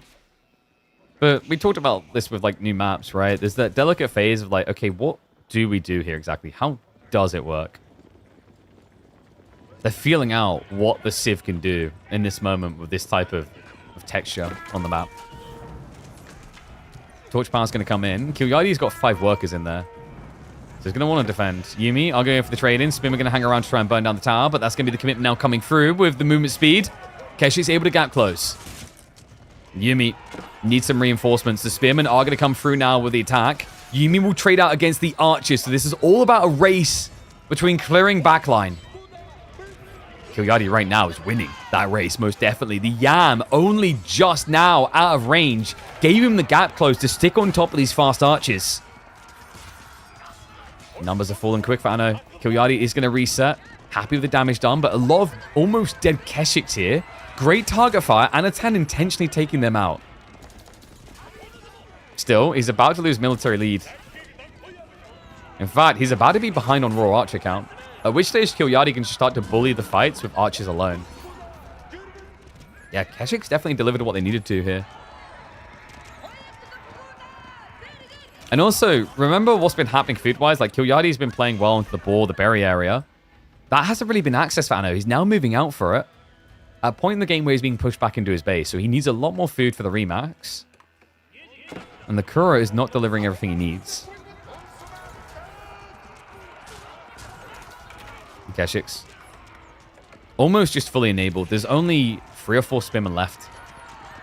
The archers are targeting him down. So yeah, he'll remove that threat. Keshiks will go in. And this is the weird thing. Like, if the Yumi now go back in the base, the Keshiks go down south. So instead, Anno has to try and trade out fully. The trades are only getting worse here. It might look like an even game on military, but it's anything but. Like, Anno has scraped the barrel, building the trashiest of trash. Meanwhile, Kilyadi bordering on building French knights in terms of value quality. As Keshiks are fully in. A commitment underneath the TC now. If he only knew right now the deer are being gathered. Khan hasn't checked, but he might get an inkling here. 8 villages outside the base, and he's steering towards it. Here we go. Anno, his food source has been discovered. He's also falling behind on workers now. I believe there's been double production coming out of the TC. It's like he will be scared away. But deer gathering, just being harassed, being intercepted is important. The boar as well. Man, Anatan just, he's spread himself so wide here. It's a bit of a gamble. Like, one area is going to get idled, the other is going to be safe each time.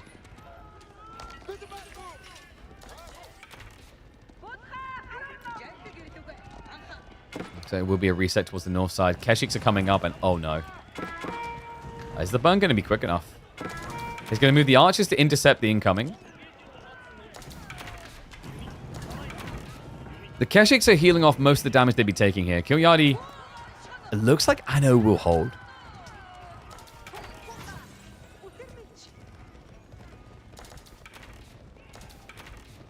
So Kilyadi, what does he do now? Is there a recommitment here, or is it okay, now we tech because he has his food? I think this is probably very enticing for Kilyadi. There's a lot of food still out of the base that Anatan needs to somehow get to. So yeah, we are going to see more Keshik, more archers. Keep in mind, the other cool thing about this for Kilyadi is if he keeps scaling army, and Anatan keeps scaling army, and then both of them go for castle, this is the type of game where Kurotai looks really good. Because you'll have, like, what, 30, 40 archers when you make that choice. 30 to 40 archers with Kurotai buff against Yumi. That doesn't sound like a fair fight.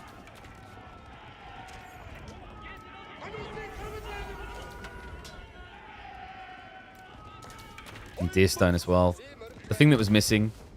If you remember, the fight that looked really convincing for Kilyadi was this defensive one off of the Yam for the chase. Once you've got Yam, it's just trivial. Like, you're actually quicker than Yumi. I think this is something that often gets slept on the mind of Mongol players. 1.44 movement speed on archers. Not to mention, you can get the Khan Hunter for the extra range, which he's now got coming in. So 1.44, you're quicker than Yumi archers. And then on top of that, you have more range. And by default, you have more health and more damage. Now, good news for Anno is he does have the Yumi lead over archers by quite a decent margin. The bad news is there's a Keshik for every spear. Now, normally that would actually be good. Like, spearmen deal with Keshik very efficiently compared to things like French knights. The challenge is surviving the archer flurry of attacks.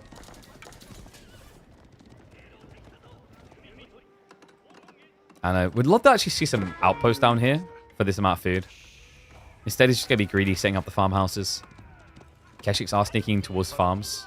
Good reactions out of Anno. Kilyadi's already into the mountains. He's living in the mountains, not shaving his beard, and we're living.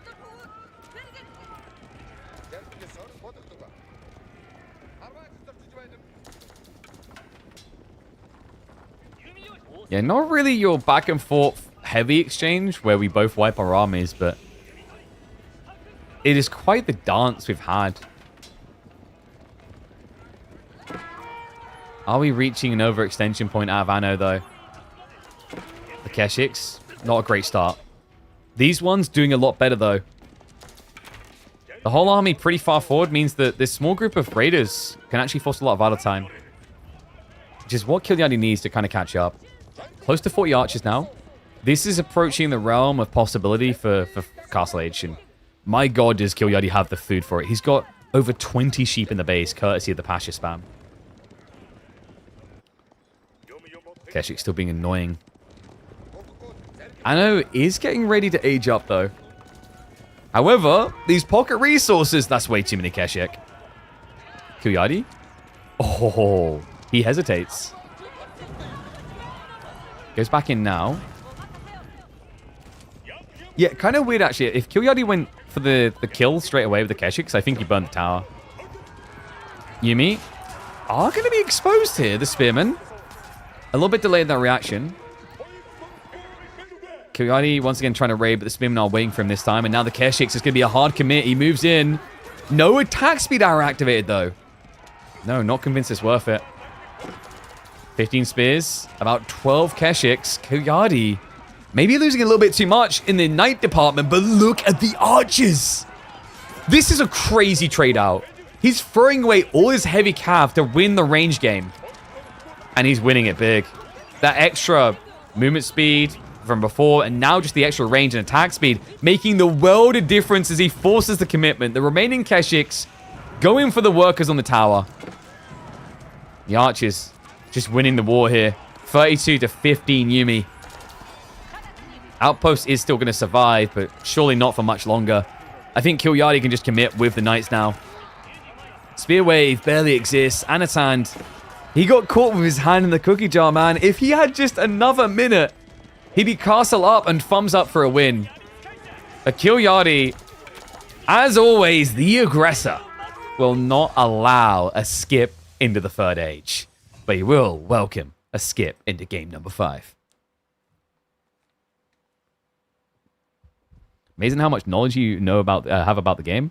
That's because I know live too much of this game. God damn it. I have got... Let me double check. I have got 3.3k hours in this game. Good God.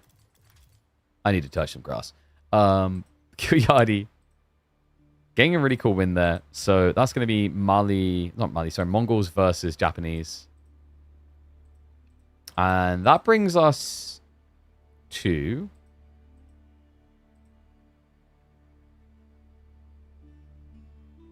Oh, whoops. I hadn't marked the previous ones. Funnel map. What was funnel map? They banned Canal. Where are we going? Oh, Hill and Dale. Oh, Delhi maybe? No, it's going to be Order of the Dragon versus HRE.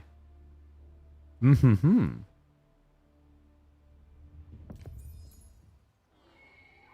OTD versus HRE. All right, old versus new in terms of the age of the players and the civs. Welcome back to the channel, folks. It's time for a good old German showdown. Anatan with the HRE up against Kilyadi on the OOTD.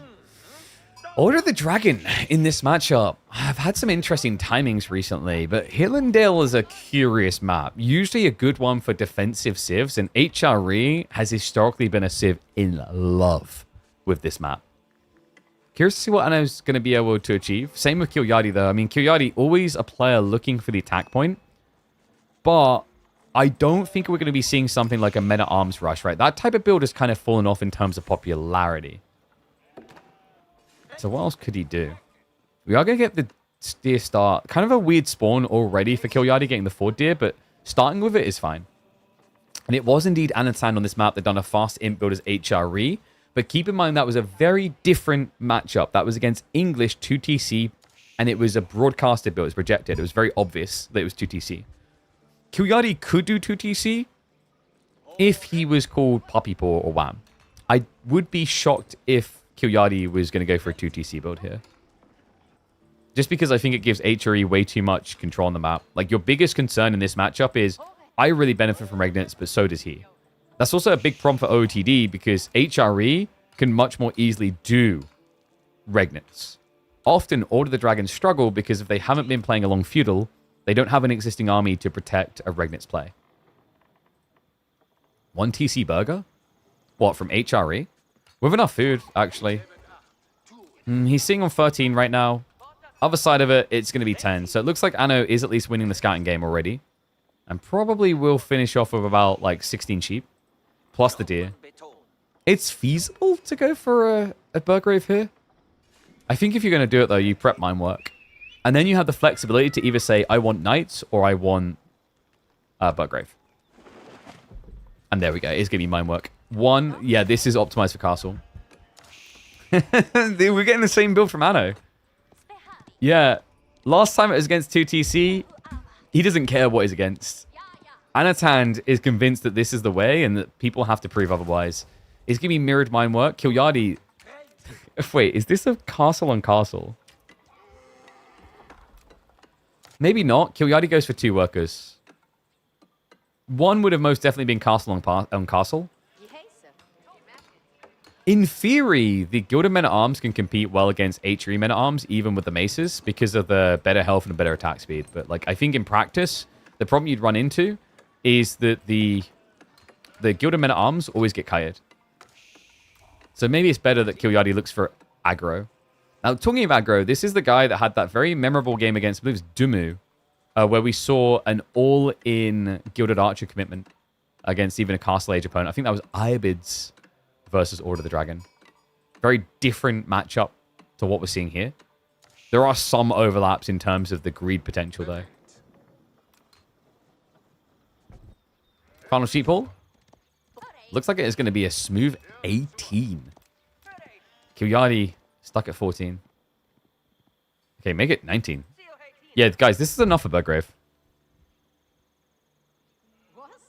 There is a lot of potential to Burgrave this. I personally would say Knights just feels better. Regnants gives you a lot more backup plan to extend the game, and the whole idea is that the Knights with the +2 armor from Barded Armor compete really well with a lot of OTD defense strategies. Like, things like the crossbows aren't going to melt them straight away. The TC's not really going to hurt. Enemy Gilded Knights going to feel a decent amount reduced in their damage output.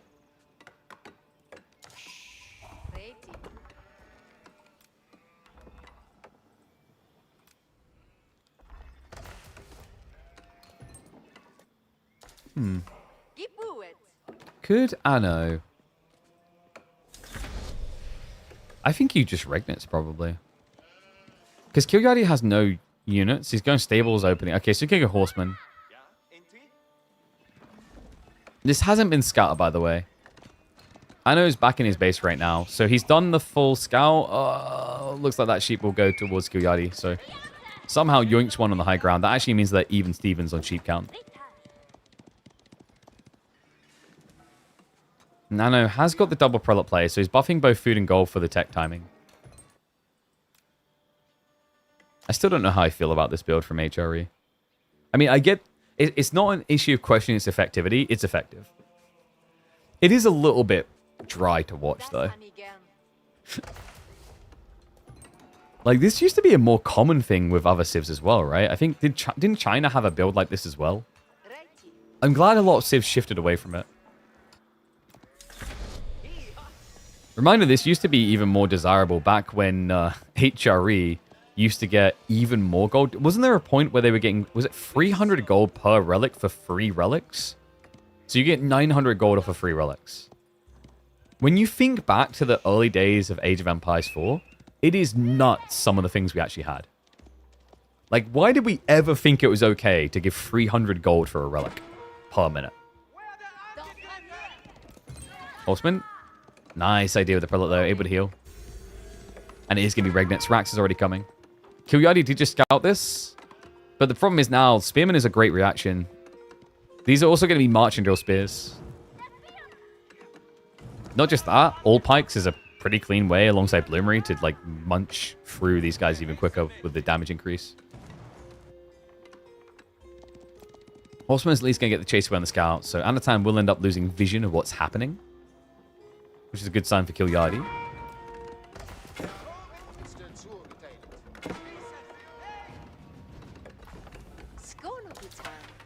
And the relic spawns, by the way, are pretty good for slow play. Yeah, 3 on the north side, 2 on the south. So Kilyadi could still pick these relics up, but like I would be kind of surprised if it's Regnets. Just because I wouldn't necessarily say he's got enough units for that to feel good. Because reminder, the difference is that Anatan can already start walking out with these prelates. It's exactly why Kilyadi built Horseman, by the way. If he didn't build Horseman, Anatan would already have prelates standing here, and picking them up. But by going for the Horseman, he invalidates Anatan's ability to already be picking relics. And not for long. Not now that the spears are in play. So it's going to be a move to the north side. He plays it safe for the safe reserved relic. Mid relics are going to be up for grabs. But Kilyadi, a lot of idle time, I'm afraid. That wheelbarrow walkout onto the ball has left him a little bit wanting on his food timing. And the Horseman sure as hell didn't help. Yeah, think about the maths of this. 600 food. He would have been ready to tech up now if he didn't build the Horseman. So at this stage, Kilyadi's like, did I get value out of horses? If he stops this relic, yes. If not, it's kind of like, what was the point? Like, maybe you stopped one relic from being grabbed sooner, I'd say. Because I don't know if Anatan would have bailed both prelates out of his base and lost the gathering rate. Because losing that gathering rate, at that point when you need to build units, is pretty painful.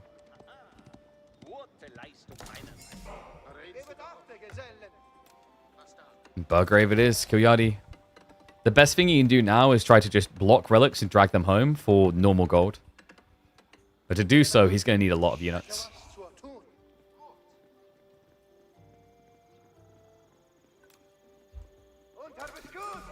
Meanwhile, Anatan needs a lot of relics, which he's achieving. Yeah, this escort mission is a huge success. He also has knights now coming. And remember, there's the steel barding. The steel barding gives you +2 range, +2 melee. It's 4 blacksmith levels, and you only pay 250 resources for it. It's a hell of a powerful tech. It's a little bit weird against OOTD specifically, because they have much higher base damage on some of their units.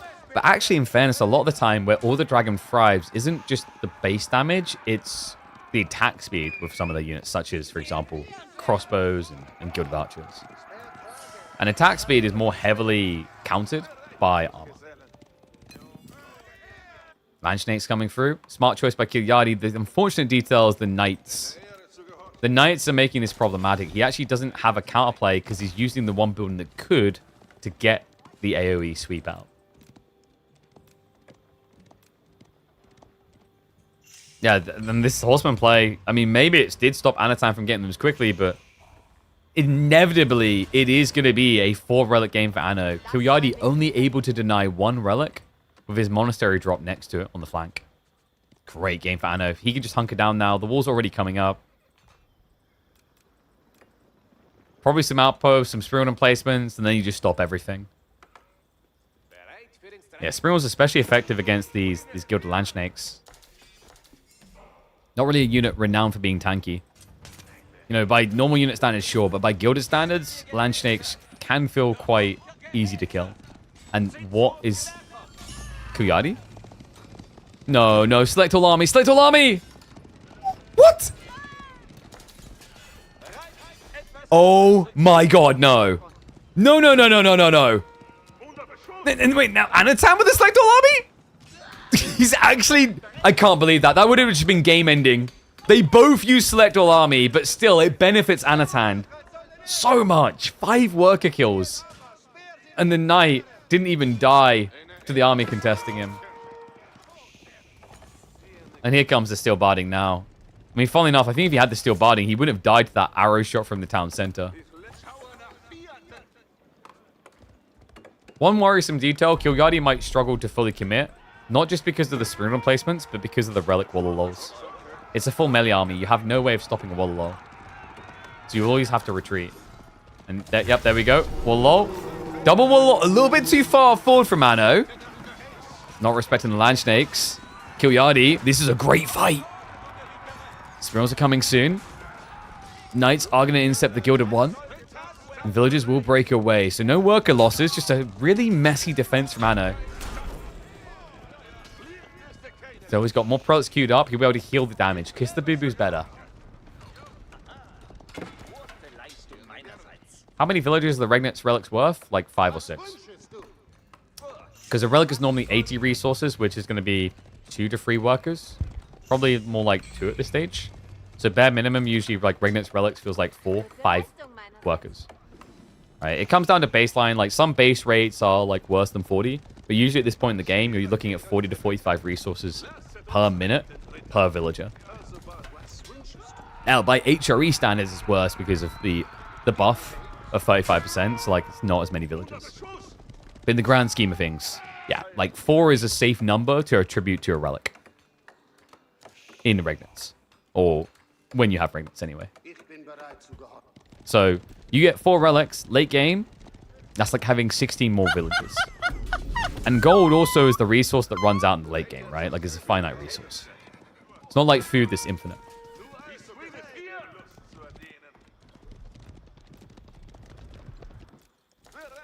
Kilyadi desperately scrambling for some sort of attack. The Knights. Uh-oh. Kilyadi. He does dodge, but Anatan now knows. He's going to go hunting, won't be able to find it. Shout out to this outpost, by the way. Smart choice to put the relic inside. It gave him extra vision. Allowed him to see that far out. Yeah, that's the craziness of the buff they get. I think they nerfed it recently. I remember rambling about this, because I do think that the vision you get from HRE and OOTD outposts is maybe a little bit too good. Even now. Like, that vision range is insane. It's meant to usually be about here. 20% is a lot. 7 worker lead is a lot. Not just any workers, OTD workers. They're meant to be so hard to kill.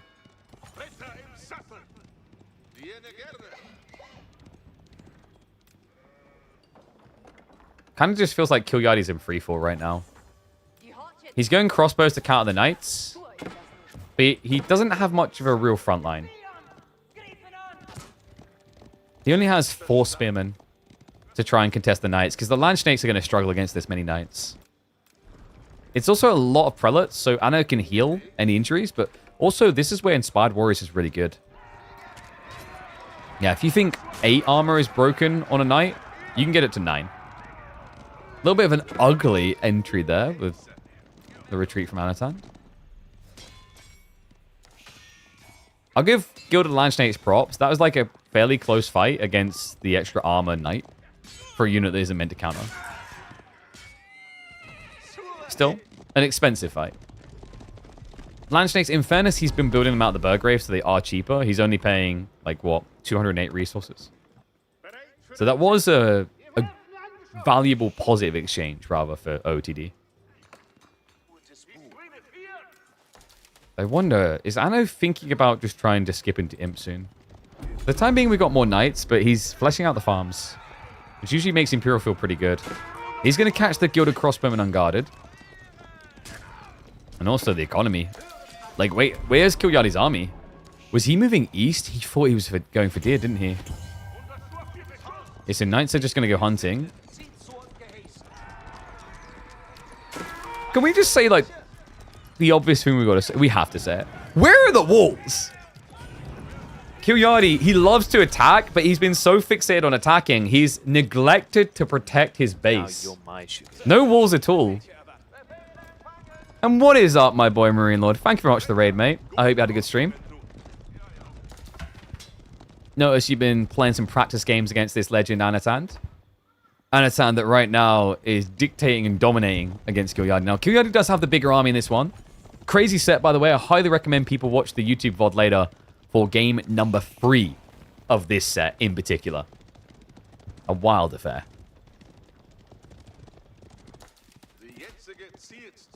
But I know, just with the raw knights, and I mean, this is just getting better and better as the farms spread out. We'll need to add in probably about another like 10, 15 to sustain this.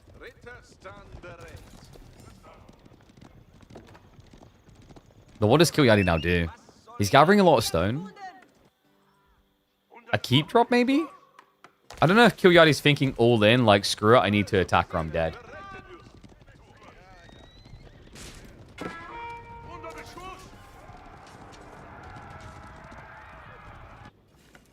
And we don't have Cistercian abbeys, do we? No. He built the Regnates itself in a weird place, so it's not useful. But like a monastery drop back here would have been pretty nice, where these two farms are. What's up, Jack Theo? Thank you much for the sub. Appreciate you, mate. Good job on you bailing that cheapskate out. What's this about Veteran Wolf not having his prime available? Where else did he use it? Outrageous. But thank you very much. Okay, this is so Kilyadi. Like, someone's gonna look at this and say, does this even work? Regardless of whether it's actually very effective, it's kind of his only move. Beastie? Beastie? I don't see him hosted the weekly talk. Shame on you, veteran. No. Anyway, the knights. Oh my god, is he just going to send them into the enemy base?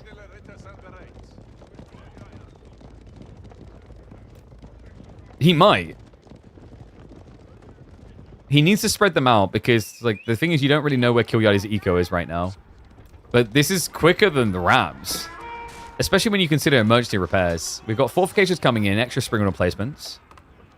He's bringing the knights back. He does not feel confident to go in. However, it's happened again! The gold workers hit up again by the knights. And no, please, the select all army. He keeps doing this. They both keep doing it. The keep drop is coming, though. We called it. Kilyadi. It's the all-in. But the knights from behind! They find the build force, and that's going to be it. Kilyadi never wanted to go out without having a swing at it. A ding-dong. The aggro is dead. Kilyadi, only 2 workers left alive. Rams are going to try to push this in. Anatan, now it's just a case of prepping the defense line. Crossbows start scaling, knights to intercept the little reinforcements there are. The army has to camp on top of the castle to protect its completion. Even if it does, what do you achieve? You block 1 tree line, there's 2 to the north, and you're now 26 workers behind. And the knights, oh my god, he does just send them back in. Well, the threat's gone, right? He split the army into 2. Kilyadi removed his strength, right? 8 strong together. And a nah when he splits them up like this. So Anatan will be the first player through the semi-finals of Season 2, Week 1 of the Midweek Muster. And he does it with what has been played multiple times now, this HRE Hillendale unbeatable build. Yeah, seriously, this looked really, really strong.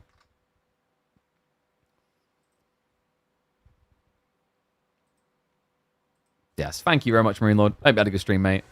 Okay, so. Next up. You feel like a betrayer? You are. How dare you? You've given away your pride. How dare you? Nah, kidding. But wait. Does that mean you just weren't subbing when we weren't running KPMMs?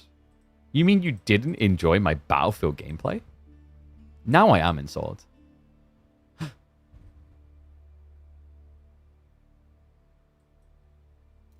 Like, bro, we're top in lobbies. Alright? I gave you beta keys. The goal is to, like, gaslight him until he always, like, instinct. It's almost like if he doesn't sub to us by default, there'll be, like, a jolt in his system. He's like, I'm gonna subscribe to KP. That's the goal. Like, I need you guys to, at the start of the month, there's going to be an echoing voice in your head that is my voice going, did you remember to prime sub to Killer Pigeon's channel? And then you just go do it. You got a key from your stream? There you go. See? Boom. We delivered. There we go. That's what I like to see. I'm going to screenshot that and put it on a wall. I'm going to set up a bot to ping you each month. Because that is now, that right there, folks, is a commitment. He has to now deliver his key to us every single time. All right, guys, I'm just quickly going to update this bracket because we've now cast, I think, 3 series. So we want to make sure that the results are updated. It was, what was it? Was it 2-1, guys? Myriad versus Numudan? I believe it's 2-1 in the end. So Numudan versus Dimu. Those two are lagging behind on the scheduling. They're going to have to play ASAP. Because quarterfinals is meant to be played today. So they're a bit whoopsie there. Anatan versus Kilyadi we just saw, and that was a crazy one. 3-2. And then... Wait, was that it? Was it only 2 series so far? Okay. Well, that gives us plenty to sink our teeth into. So let me just save and update that for you guys now. So next up, we can look in on Voldemar versus Scatterbrained.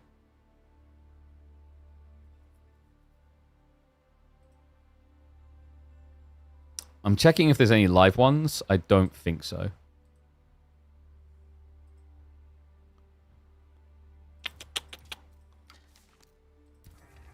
Oh, actually, B series is being played, but we would be skipping the Voldemar Scatterbrain set if we do that. So it's up to you guys. We could...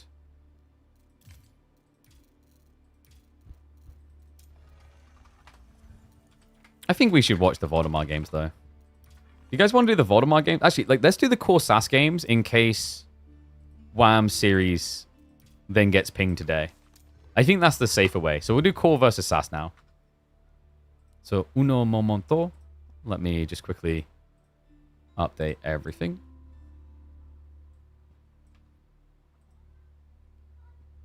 Now, we're going to do core SAS now, just because, like, there's a potential chance that that set now gets posted to happen today. So we want to do the core SAS games now so that we're ready.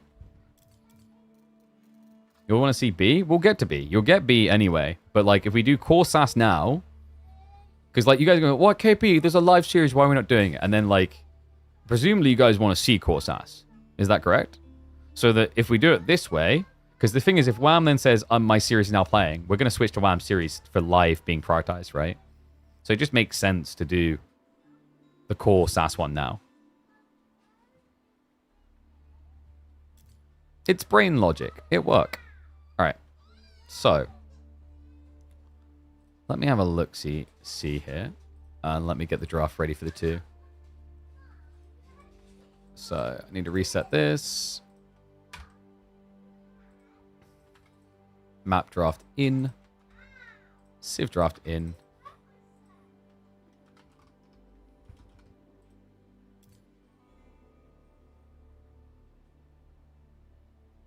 Yeah, I just don't want to clarify that. So you don't want to do cause ass now, but like, it's not a no. Just really want to clarify that from chat. It's not a no. It's like the Jack Sparrow. But you have heard of me. Alright, so game 1.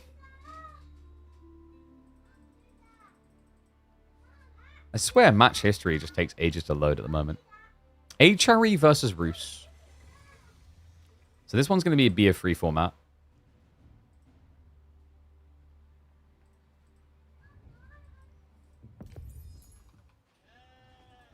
Alright, let me update. Let's hop into game.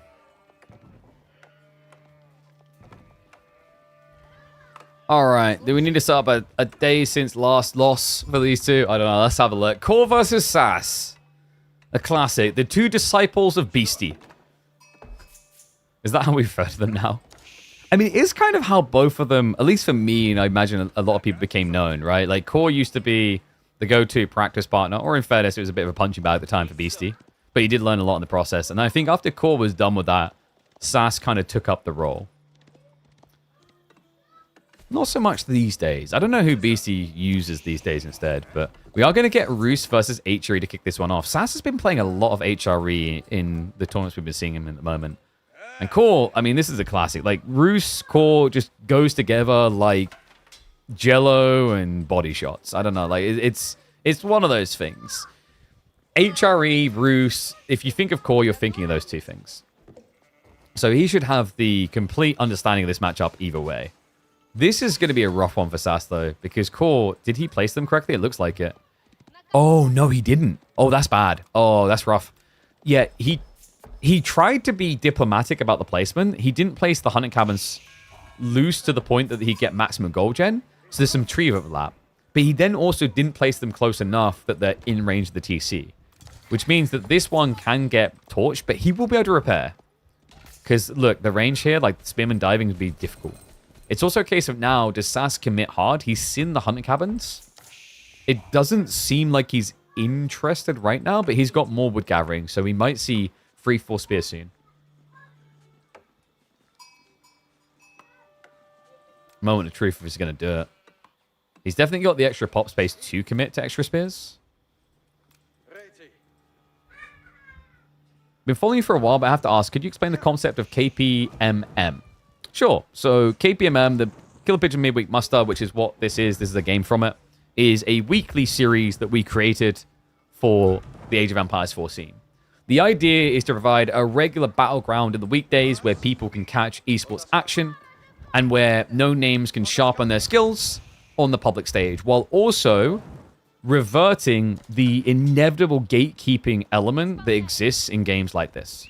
So unintentionally, the esports scene of Age of Empires 4 is very gatekeepy. And the reason, the way it's gatekeepy is like, if you think about a Marine Lord, right? A Marine Lord is not going to scrim with a Scatterbrained, right? Like a Marine Lord is realistically not going to scrim with like a Deniska, maybe not with even a Lash, or a GIF, etc. So how do you get to play those guys? I know someone's going to say Marine Lord's not in this, but as an example, like Marine Lord just doesn't like want to play weeklies. That's up to him. But let's say even like a Dimu, etc. These people, if they're going to scrim, they're going to scrim with someone that they consider to be like the level of rival in a tournament. So the whole idea with this weekly format is it allows people who are upcomers, who don't quite have a grasp to that level yet, to get better by playing better players, right? It allows a realm in which, for example, someone like, let's say, Scatterbrained could go and face off against B or face off against Wham, who otherwise wouldn't be able to. So it's a realm in which we allow these players to practice, but also it's for money. We've got $500 on the line every single week for 40 weeks. It's a hell of a commitment to the scene. And it fixes a lot of the concerns, I think. Like we've already highlighted, it gives you regular content. It bridges the gap between amateur and pro. And also, we've been very inviting in our format in that, like, if you are a very high-ranking person on the tournament, sorry, not the tournament elo, but the public leaderboards, but you haven't got a tournament elo yet, we're not secluding you. We're giving you a way of actually qualifying in, because we qualify 32 players for the bracket every week.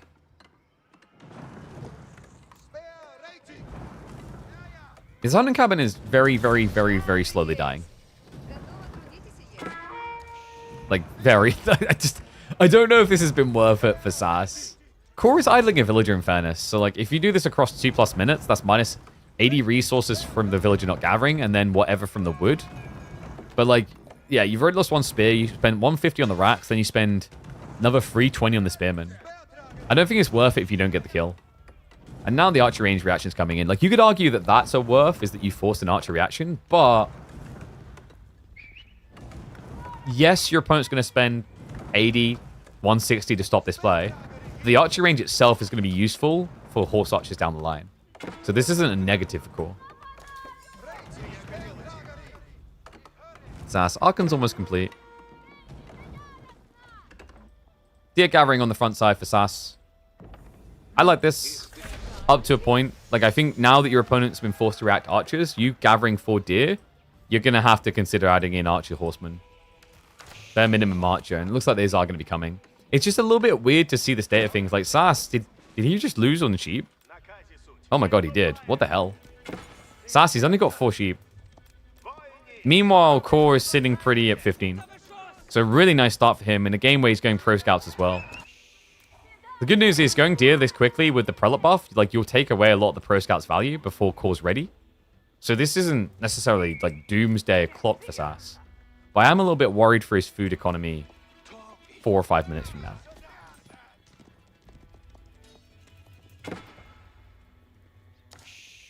ST excluded KPM is the best thing that's happened to the scene? Hell yeah. Thank you. I mean, I think it's just as important as S tier events, in my opinion.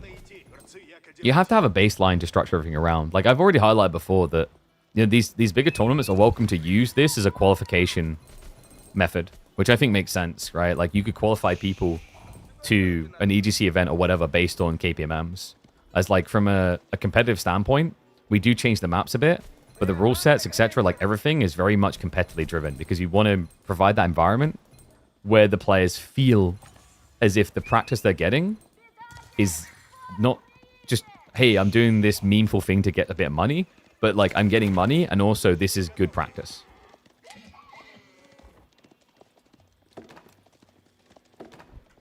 So Knight's now added in my core. Did he scout this? I don't think so. So a little bit of a punt. And SAS has got Archer plus Horseman. Still got a few spears to deal with the initial Knight. Interesting that core isn't just trying to be a bit more greedy, but in fairness, like when SAS is pressuring you like this, you can't. Oh good, another Richard Hammond comment. I've never heard that one before. Yes, yes, we get it.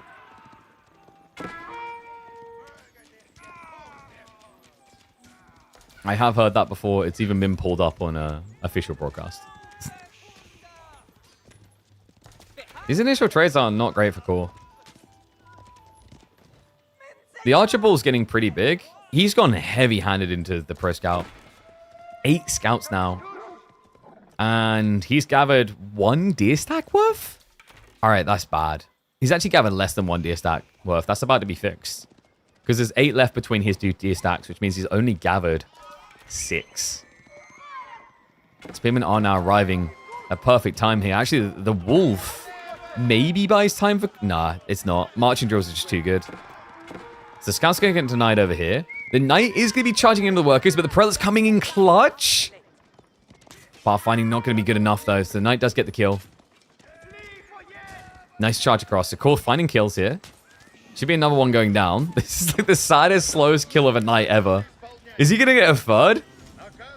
He might. Yeah, the movement not quick enough. So 3 worker kills. The Knight is going to go down. Really expensive losses for SAS. He was a bit careless as well. I mean, it was just one Knight. He never saw it coming because he never scouted the stables from what I could tell. That is rough though, man. Because I think other than that, SAS was playing everything right to block the greed that you know Core wants. Now, Core with this type of worker lead becomes feasible. You can try and level up.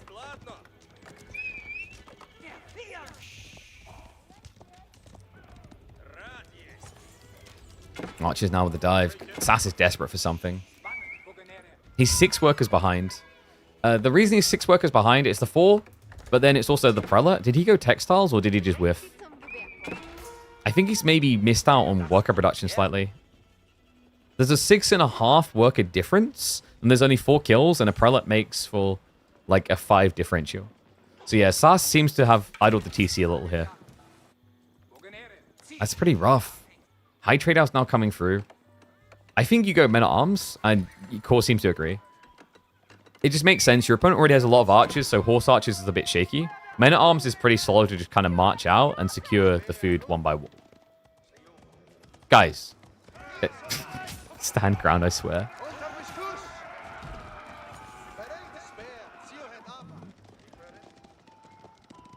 Thank you, guys. I appreciate the kind words about KPMM. I mean, we've seen people come through and find some success. I think the story this week would have been the Marco Tambi game against Dumu in the round of 32, where he almost was able to force Dumu into a deciding game 3. Absolutely wild game. And yeah, like the big thing... Actually, I almost forgot to say that. The big thing with us as well is we use open scheduling. So the open scheduling format is another element designed towards inclusiveness. For a start, it steers clear of the weekend, so we don't have to clash with other events. But it just means that people who aren't able to just sweat their way through Saturday, Sunday, playing, you know, 8 sets or whatever, can try to practice and get to the point where it's worth them spending that long day in an EGC qualifier or whatever, because, you know, they might have to reserve the full day, but realistically, they're not at that level yet. It just helps them get to that level.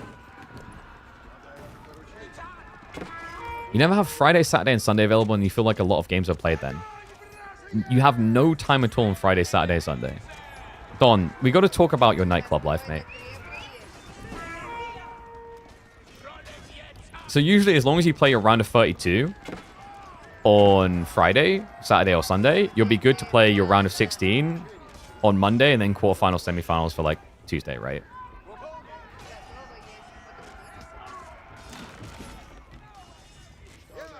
I mean, I'm sorry, bud. Like, there's only so much you can do.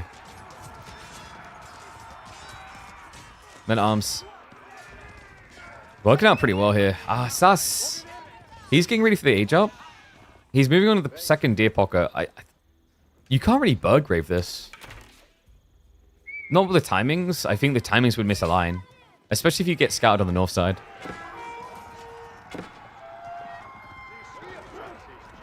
Haven't played since early 2023 in tournaments because of that. Yeesh. Damn, that sucks.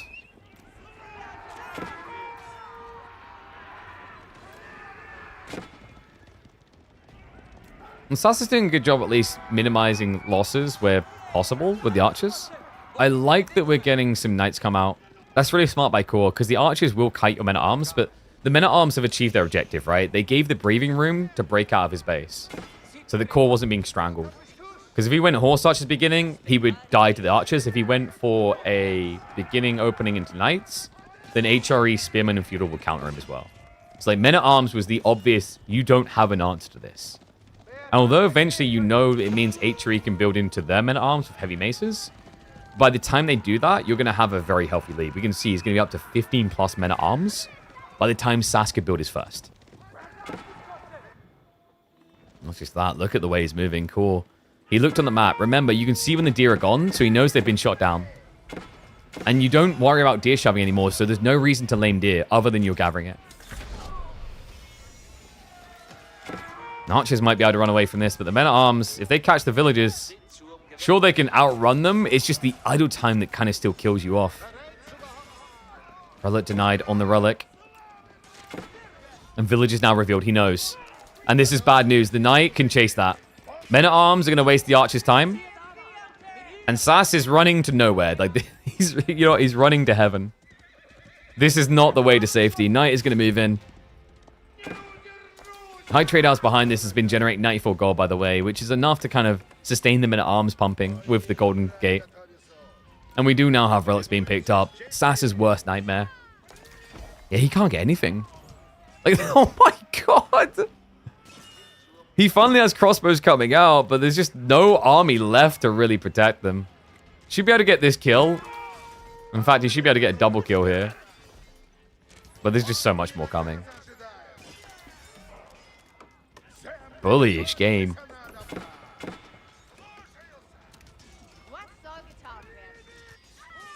And what?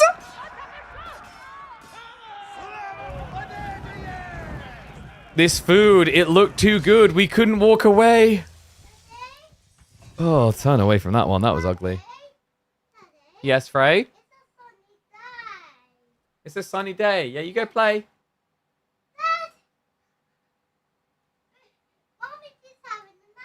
Mummy's having a nap. Lazy mummy. Yeah, cool. Really impressive game one. Sorry, my daughter came in to ambush us. Match with a sun avatar and saw you in lobby friends list. Huh? Well, oh wait, Ravane? Dude, Ravane is an interesting one. I like that we're getting characters on the ladder again, you know? Like, Don can only do so much. But like, when I think about the way that Wham plays, the way that Ravane plays, I like that we've got people that just... It's almost like when they're on a Smurf, you could still identify them, you know what I mean?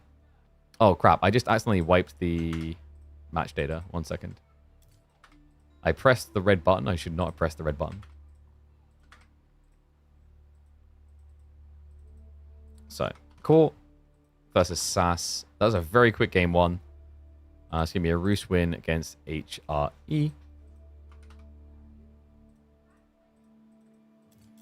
Game 2, they're going to be taking us into Frisian. When does school start there? I can't remember exactly. Should be start of September. I think we've got like 3 more weeks or so. But she's not in school, she's in nursery. Freya's only 3.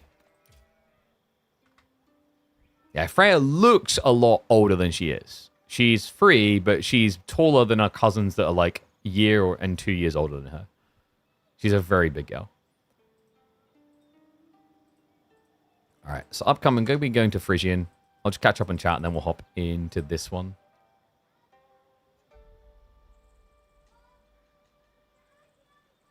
Yeah, we're good.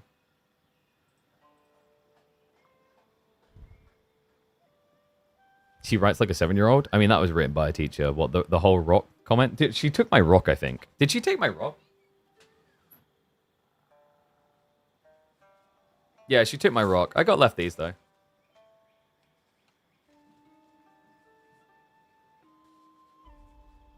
And this one. What's that? Well, let's just do this. Yeah.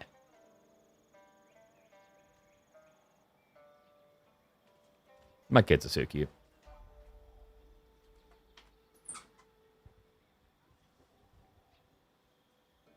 You went an unknown Smurf, and after one game you got called out. I'm telling you, dude. You got a style. Who's this random no-name Smurf going ABBA every game? I'm gonna ask Don. I mean, like, if it's going ABBA every game, it actually could be Kaz Johan. That guy has played more Abbassids than I think anyone in the last 2 weeks. It's disgusting. He's a vile human being. Sorry, Kaiser, but it's true. Did I forget to put the score up? I did. And let's flip that around. Wait, no, I did have the right way around. I just looked the wrong way on the map. Goodness gracious.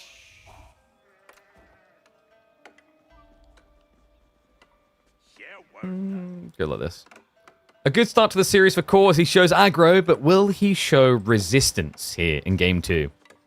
Because Lancaster's coming. And every Japanese player just wants one thing and one thing only. Is the bonds. Yeah, this is why Lancaster gets picked so often in Frisian Marshes, folks. The Shoreline Fish, a very powerful and tempting investment, but one that Lancaster is great at shutting down. Welcome back to the channel for the Midweek Muster round of 16. Core versus SAS. Winner of this best of 3 will go up against Wham. Wham, who already just completely unraveled Recon. Recon, who was looking to provide us with some of the most entertaining off-meta games we were going to see at the start of Season 2 of our $20,000 esports circuit. But denied, robbed by the Canadian. Credit to Wham as well, actually. Like, Wham, after what we saw from him on the Denmark LAN, he's playing the best Age of Empires 4 I think he has played. I think next S-tier event, with the way he played, I'd be quite surprised if we did not see Wham in Grand Finals. That's how well he played. And you know what helped him play that well, chat? KPMMs. I mean, we can take some credit. If you guys look at the KPMM count, Wham has played in 26 out of 32. That's pretty impressive. So, yeah, actually, 26 out of 31, sorry. That's pretty impressive. So we do get to flex that.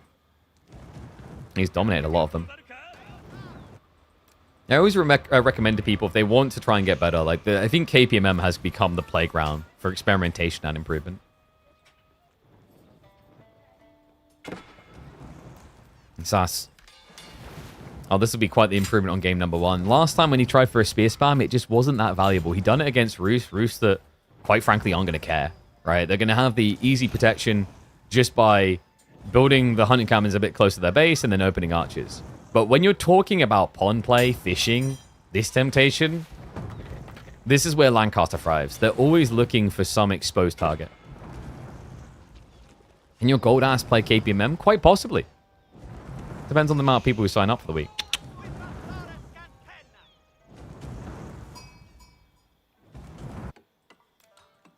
Yeah, Wham has been meticulously grinding. I believe Puppy Paw went and got a job. So his availability to grind a little bit lower. It's a little bit sad when you reach that point because it does mean that the people that are full-time, that are already on top, are probably going to stay on top. So it is kind of like, how do we now grow the scene to a point where it can support more people full-time? And that's challenging. I do think like a lot of the time players don't help themselves because they'll fight over the same pool of viewers. Because they'll just go live and play the game, you know what I mean? I think like what we need to see from pro players is more of this informative video creation or just unique content creation angles. Because the problem is, like, you know, if you're just trying to go live, you're like, I'm going to do what Beastie's doing. Well, Beastie's already established himself doing that. Dumu's already established himself doing that. You need to build a new audience, right? You need to use other platforms to do that. Magic's Puppy Paws boss? Yeah. I'm not surprised. I believe he was doing some part-time work for him in the past. But now when Magic inevitably comes back to trying to play AoE4 competitively, Puppy Paw is going to be his daddy. There you go. So Dog's been denied. Core is on his way up the Kura storehouse, but now has no value prop. And the tech up timing from SAS is not much worse. Has worked out to be worth it, right? He denies 150 wood, and then I think it's 52 each. So 250 resources denied. Maybe a little bit heavy-handed on the spear count, though, going up to 7 here. Because that does equate... Isn't a 540 resource investment? Then the racks on top. But still, it gives him units to do other things with. It also denies his opponent doing multiple moves like this. That's kind of crazy. SAS. He outpost drops the deer. Okay. How much does Core have in his base? He's got 17 sheep, plus the berries. I don't think he's freaking out right now. I think Core isn't in the worst position. Was Magic's win versus Marine Lord at Red Bull Wallow the biggest upset of AoE4? Quite possibly. I don't know if I see the biggest, but it's definitely right up there. I remember Drongo in the moment be like, maybe this isn't... I can't remember what you said. Like, the way he was casting it is like, this isn't over. I was like, no, it's over. He's robbed. Oh, God. But we've had some full reverse sweeps that might, like, refute that by comparison. The thing is, if you guys understand the backstory behind the Marine Lord loss... it probably makes it the biggest upset and the most memorable for sure. Because the thing is, for those that don't know, Marine Lord, the previous night at dinner, spent the entire time smack-talking Magic across the table, while Magic just kind of sat there very humble, occasionally responding to him. Beastie even looked at him with, like, you know, the glasses down look. He went, you keep going like this, he's going to get you, right? He warned him about that much smack talk. But Marine Lord wasn't having it. And then we had the infamous... I called it Marine Lord. We called it out Marine Lord in the time. Because I went, his face is going so red, he's becoming Marine Lord. Go back and watch the Rebel Warlord Legacy game, and you'll see what I mean. Marine Lord was in a panic at the end of that game. Oh, God, good memories.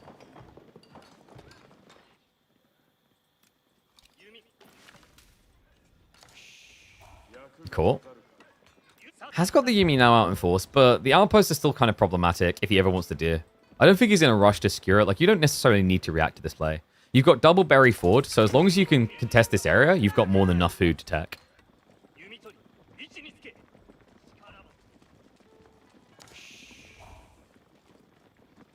Pretty much just run skirms on hardest AI. Yeah, I think I've talked about like the need for more PvE content anyway. PvE content is a great conduit towards pushing people into PvP. Because once they feel like they're good enough, like, wow, I can beat all the PvE, what's next? Okay, next is actually humans. Let's go beat humans.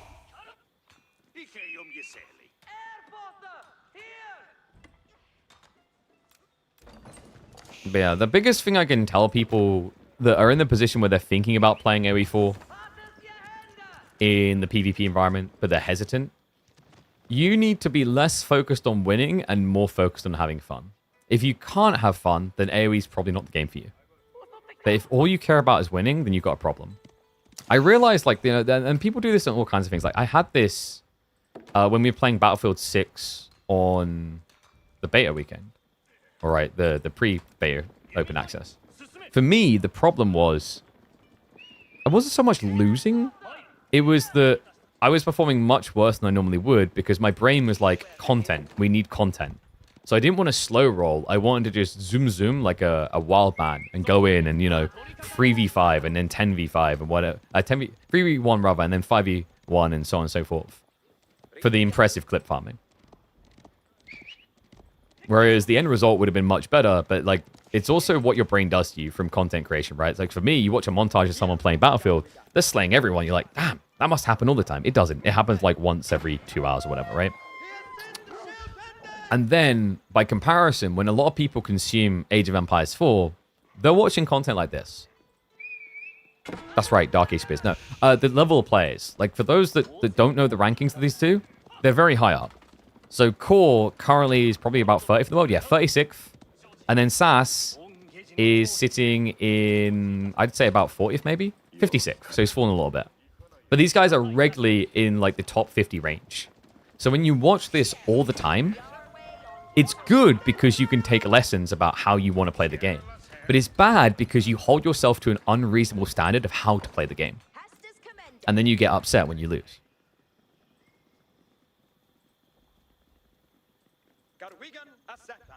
So pretty calm game between the two, by the way. I think SAS is learning to be a little bit more tame. SAS's biggest weakness, I think, is quite often he puts himself in a position where he has an advantage and he wants to end the game. And then he forcibly tries to end the game and then loses the advantage. Like, I was talking with a few people about this where, like, you know, I've said in the past that SAS, on average, I feel like his games are the longest that I see out of pro players. And then when we broke it down, we realized that's why. It's like he'll go in for a kill. He's actually trying to actively end the game fast. But he's playing a game that is inherently beneficial to defending. Right? AoE 4 is a very defensive RTS. It's hard to end the game quickly. So it's much easier to throw away an overwhelming lead. Whereas usually what you'd rather do is build a lead and then extend it. Which is what he's doing now, right? He blocked the fishing, he slowed it down. And now he's playing Mana Lords into Castle Age. Recon's like, that's why my games used to go so long. Yeah, that's the reason. That's the real reason. This little trash panda is full of crap, by the way. I remember having a conversation about this with him. He's like, I just like defending, you know? I was like, they're making you the beat bags. Like, I just like it. Little masochist. King's College now on the way. This is really good with the Damien Lancer timing, and this is exactly what you want. SAS has played this build exactly what you want to see in Japanese versus Lancaster. Japan versus Lancaster is one of those ones where you need to find a way towards King's College, so it feels a lot better to play level 2 mana, because then you have enough income to afford knight spam. Because your knights can actually beat Japanese knights, right? The deflective armor is strong, the Uma Bannerman is strong, but so is Collar of S's, a tech in the King's College specifically that will give you +5 damage against heavy units.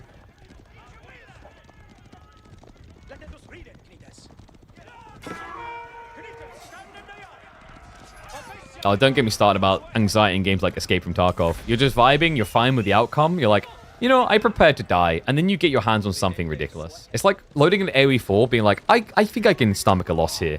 And then you get the most ridiculous spawn, and you're like, I cannot lose this. This is my precious. People experiencing ranked anxiety is one of the biggest mysteries in the world for me. It's because they measure themselves against the success of other people. But people forget other things, right? Like, we were just watching Beastie the other day on Mechabellum. And, like, I just watched him lose because his chaff placement was really, like, bad. It was way too far back. But then you watch Beastie in AoE 4, you're like, whoa, I can't play like this guy. But then I'm watching Mechabellum, I'm like, oh yeah, I know how to do all this. Or, you know, Don, very good at AoE 4, but is he good at like, Call of Duty or something like that, right? I think people measure themselves against other people's success way too much. Your goal is your own improvement and also your own enjoyment. So Knights coming out. Collar of S's has not been taken yet, by the way. SAS is waiting until he has a few more Knights. Collar of S's is actually worth it right now because of the Demi Lancers. He gets Demi Lancers, Collar of S's, he just beats these Knights straight away. Cool. A little bit overextended, actually. Wonder what he was expecting to happen to these Yumi. Maybe just hoping to force some out time on the goal, but doesn't work out. Great position now for SAS. Look at the income as well. He can either reinvest into Knights or maybe think about being a bit more greedy. I think you slow down the idea of greed, though. You need to keep massing because you know Japan's going to keep building Mount Samurai. And this is a best of 3. Winner of this will be into a best of 5 up against Wham.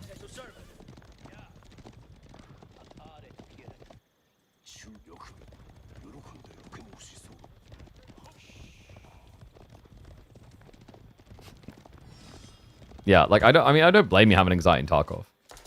Because, like, that isn't even ranked. That's just like, oh my god, I just got the most valuable thing. I don't want to lose it.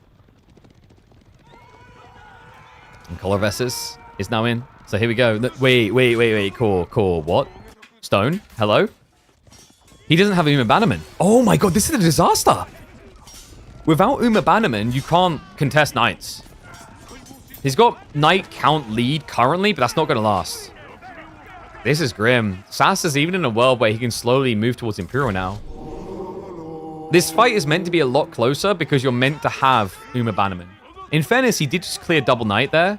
Or one knight, one demi-lancer. But the numbers are changing. And Core also doesn't have Yumi. Where is all this resource going? Looks like he's trying to contest relics. Knights are going to be there to block that out, though. As both sides steer far north. I can't believe it. He doesn't have Uma. No melee techs at all. This is pretty bad right now for Core. Knights are going to arrive to also stop the relics being drawn away. Spearmen are also on the way to reinforce. I don't think Core was expecting the Spearmen. And the Knights are now going to get the charge through. A little bit weird with the pathing, but enough to scare him off. And he knows about this relic. He saw it. So yeah, he will steer off with the Knight and the Scout. Smart move there. Even drops the campfire to try and see him early. But Core is being crafty. He's going far, far north. Now, we do have some scaled economy here from Core. He's got double pond. But that's temporary. Manners are forever.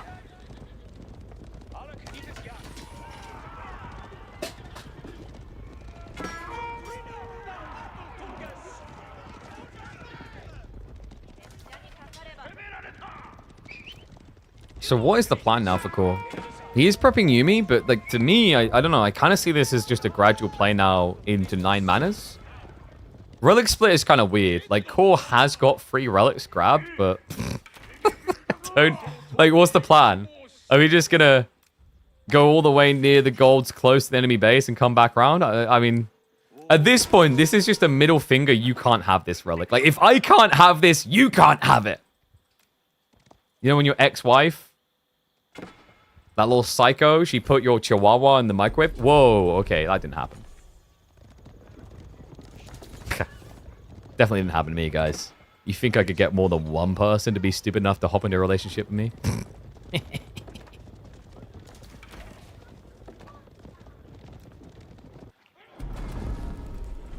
Spoon now poking again, but there is at least Knights to react to that. But isn't this the point? Is Core running out of food? He's got Daimyo levels coming in. He still doesn't have Bannerman. This is a very weird oversight out of Core. It's definitely worth having an Uma Bannerman at 20 Mount Samurai. It's worth it at 10. It's a 15% increase, so if you do the maths on that, if it's a 15% increase, you have 10 Knights. That's 1.5 extra Knights in terms of damage output. Just missing it. Gets even better now that he's going into Onimusha. They benefit from the Uma Bannerman as well. I do like the Onimusha idea, by the way, from Core. His biggest issue now is gold, though. He has no access. He's never tried to reacquire this, and now the outpost has been upgraded. Yeah. Do we have Yorishiro drops in forges? We don't. So he's food wood-based. You can defend yourself with this. Yumi Spears can work. It's worth it, like, 2. It costs 10 more res. Yeah, but the Uma Bannerman stats are worse. Like, they hit lighter, but they have more health. So, like, DPS, like, having, like, more Mount Samurai is worth it up until, like, about 5, and then you want an Uma. So we do have one in now. And the walls are... Wait, what? Oh, this isn't very Lancastrian. Are you playing English? I think SAS has maybe spent the weekend on Stronghold Crusader. It does look like it on the minimap, actually. It has that feel about it.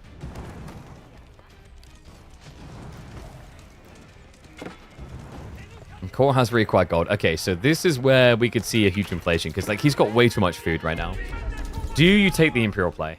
A Shogunate would probably stop SAS from diving. Not Shogunate, sorry. The Castle of the Crow. He's gone 2 TC, though. So I'm expecting a reinvestment. Just like, at this stage, kind of play a slightly longer castle.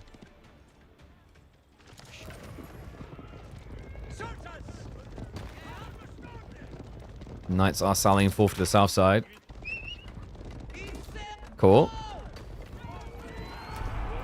This is a bit weird on the defense. He only has one Onimusha. He's outnumbered on knights. Now, make matters worse, SAS, he just got the next mana level. You want Sherpas and AoE? Oh, what? So you want like a coaching thing? Dota 2 added that, but it's just kind of weird. It's usually just used when people party up and they've got like a sick person. And like, oh, I guess I'll just coach. And even then, most of the time, the person just spends time drawing penises on the minimap and pinging you. Like, you want Sherpas? Your Sherpa is having coaches in AoE 4. That's the Sherpa. SAS. Sneaking in, but not unnoticed here. Wait, maybe unnoticed? Cool. The other important thing is if SAS sees the TC, he knows what he's really up against, and then you could probably just play for Imp in a rush.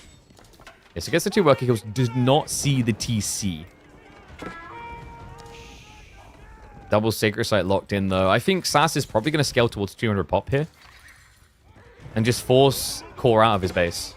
This is a smart play. On this map, it makes a lot of sense. We've seen recently on Frisian, a lot of people play for this win con because of how good this map is at camping. It's a corner spawn, right? It's core in a corner. He's going to love life. It's very difficult to kind of brute force someone out when they're so nicely padded, right? This back tree line in particular is a huge boon. The gold is usually the weak point, though. So, like, it's not impossible to kill someone, but it's much easier to just take the Sacred Site approach. Who's more cooked here? Core is definitely the one cooked.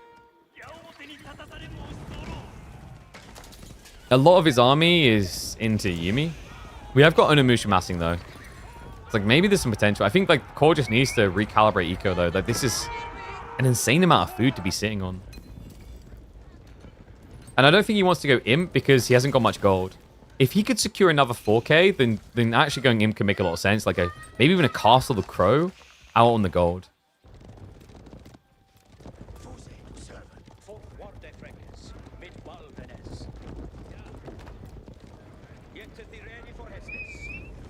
And SAS. Would have been good to get a castle drop. Quite possibly. The one weakness on Frisian of going for a Sacred Site victory is the widespread nature of it. But in fairness, like, he has Knight advantage, so I think that's why he doesn't care. As long as he has Knight number in his favor, he can mirror Core trying to go for a wide decap, because Core will have to, what, leave the Yuumi behind? Actually, that's not true. Onimusha... Like, Core could actually go wide with Onimusha and Knights, and then force SAS to react uncomfortably. He's going to send a few Mat Samurai up there now, but this isn't going to work because Core isn't committing. Knight's going to chase onto this. He's just hanging back. He is going Imp? What?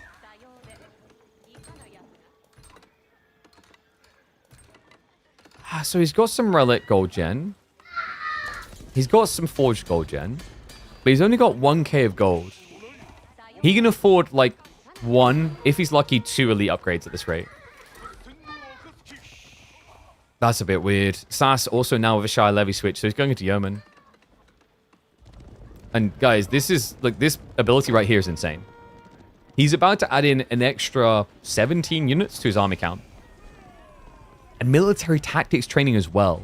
So he's going to be buffing the heavy damage on the Knights. He's also going to be heavily buffing his spearman damage. Military tactics training is rarely seen, but what it does is it increases your bonus damage by 20%. Going to work great here because he has spears for the Knights, he has Knights for the Knights, crossbows for the Knights. Oh boy. And the 5th Relic, wait, is he still hiding with it? Nope, Core should have brought it home somewhere. I think he just forgot about it. Where is that Relic? Okay, dude, yo, he actually got it home. I thought he was just going to leave it in the top corner, but by some miracle, Core does get the extra gold. But is SAS about to make him look like a silver? He wants to punish him for this. He needs to. Military tactics training in 30. Steeled arrow coming through in 10. Elite, Yumi. No, sorry. Wait. I don't know why I said Yumi. I should have known that. So he Onimusha's instead. The concern there is like, can you scale? No, I was about to say, can you scale Onimusha without gold? One Demi-Lancer finds it all, and look at the rush! Core, if he could have locked in that gold, he would have had a way. Now he has to defend. SAS forces him out of the base with that move. Charger's going to come in. The Spearmen are the ideal target. Rubaldaquin needs to deal with them fast, but the Yeoman's going to go in for the snipe. Reload's going to be there, but it gets in a bit of a panic. Only gets the second shot out barely, but it's a full surround and a munch down. Core has lost the army. And lost the game. There's nothing to stop him. SAS with 25 knights can ride merrily into the farmlands. And it all went wrong because of that one Demi-Lancer. More like a demigod. This man right here, deciding the outcome, denying Core what he needed to slow roll this into an advantageous Imperial play. SAS, what a read, what a timing, and what a show of Lancastrian dominance against Japan, as Civ, currently by some pros, is getting rated insanely highly on tier lists. Damn. That was cool. What's the focus on that one? I mean, you want to be the Demi-Lancer, but that reveals the outcome and it's way too late.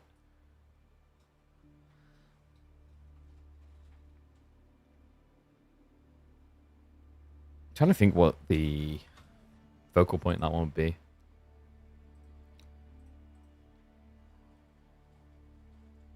Japan Knights suck. Try these. Yeah, kind of. Oh, I mean, you can say clickbait, but it's like also not. The Lancastrian Knights have been looking really good. Okay, so 1-1.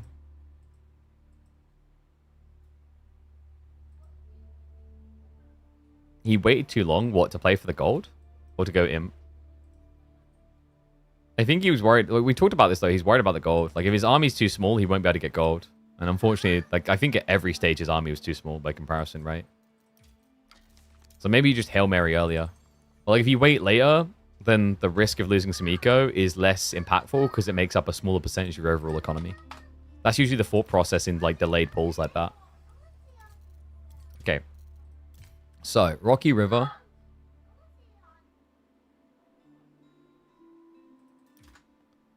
Ooh. You guys ready for this? Otto Byzantines.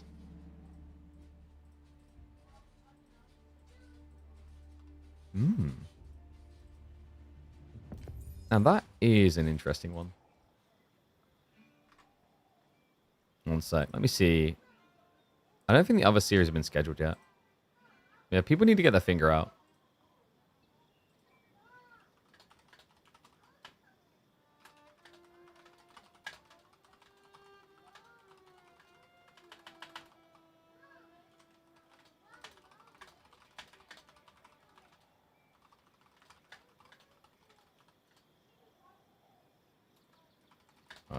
Sorry, I'm just trying to message my admin about scheduling.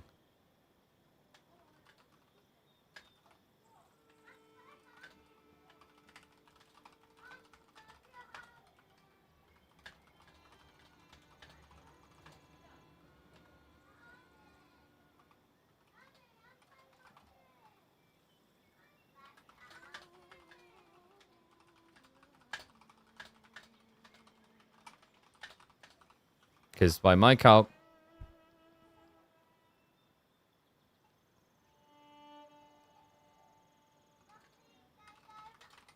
currently we have one QF.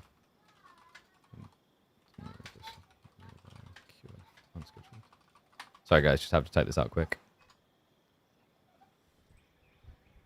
Because we're missing 2 quarterfinals that, like, should have happened today. Like, I was concerned that Dumu... Like, well, not concerned, but I thought Dumu was going to have played the Numudan series today on his stream. I assume Numudan wasn't available. I've got a bad feeling that's going to be challenging to schedule.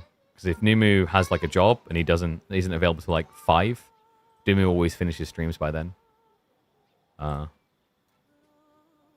see. No, B's fine. B's are scheduled. All right, guys, you ready? Let's hop in.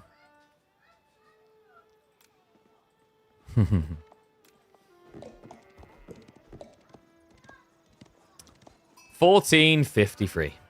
I love to say that. As a Europa Universalis player, as an admirer of history, it's time for a Byzantine Ottoman showdown to decide this between SAS and Core. SAS is on his real life Civ. That's right, the Turk takes to the Turkish.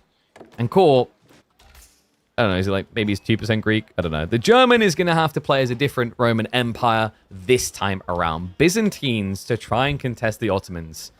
Interesting matchup, actually, more recently. I feel like the Biz have done quite well against Ottomans. They've kind of contradicted history, actually, in recent times.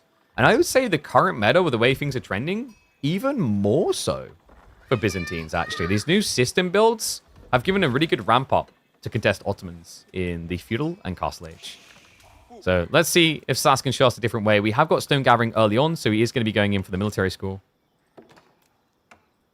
Other side of this, Core's already gathering berries, so he was expecting a Rax Rush, which is understandable. Like his spawn, oh my god, is it begging to be rushed. The SAS, no, he takes a slow approach. Like, this isn't even a quick military school. It's going to be 1 on stone. So a very slow build up. Am I going to stream play EU5 when it comes out? I'd love to. And hopefully, like, a lot of people support us expanding different games. I appreciate everyone who's, like, tuned in on the Battlefield stuff.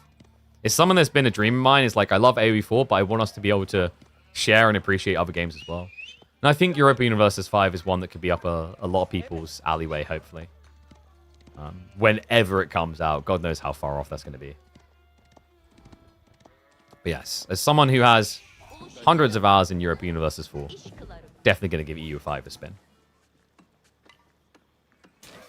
And obviously, I'm going to straight away play Byzantines. Actually, wait. Yeah, no. Byzantines will be a lot easier because it's going to be an earlier start on the timeline, if I remember correctly. If you guys have not played Europa and you wonder what the hell I'm going on about, I highly recommend checking out Paradox games. Paradox are incredibly talented in what they do. They bloody milk it, don't get me wrong. I think there's like 15 different DLC packs for Europa. But in fairness to them, Europa Universalis 4 came out over 10 years ago. So, Hippodrome coming through. This wasn't even forced. I wonder if Core, like, looking back at this game at the start, is like, oh, I didn't really need this.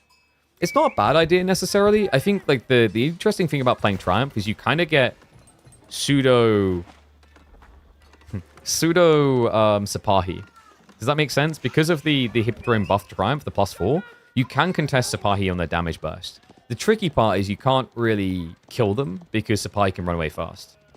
That's why I'm not crazy about Hippodrome play for Biz in this matchup always, because Ottos with the Imam pull and usually Sipahi as a go-to, they have easy ways of offsetting the biggest upside of Triumph. Where this could get interesting, I just don't think Core's going to do it. Yeah, he can't. There's no good options. I don't think you Triumph for Camel Archers. The option I was looking for here, folks, is Magadai. Because Triumph, the ability that Hippodrome has, gives you +4 damage, +4 base damage always. It's not a percentage increase, it's base. That means that for Magadai in Feudal, it's almost doubling the damage. It's crazy strong. Yeah, especially on a unit that can dive in for worker kills, easy peas. So military school is up. He's still gathering, prepping for the one once he reaches age 2. He went for the Minaret Madrasa. Interesting placement, a little bit looser from the TC. Leaves room for the farms later. Interesting foresight on that from SAS. Most people just log the Madrasa right next to the TC so that you can get the efficient garrison if you get raided. Whereas this would be a bit more vulnerable if Byzantines were playing like longbows, but I don't think SAS is worried about that because longbows struggle to go around the back of enemy bases. Have we seen Voldemar games yet? We have not. So we've still got Voldemar Scatterbrained, and then we've got B-Set. And then Dumu Numudan, I don't know when that's going to be happening. And then we're going to see if maybe WAM series will be lined up after this one, but I'm not sure right now.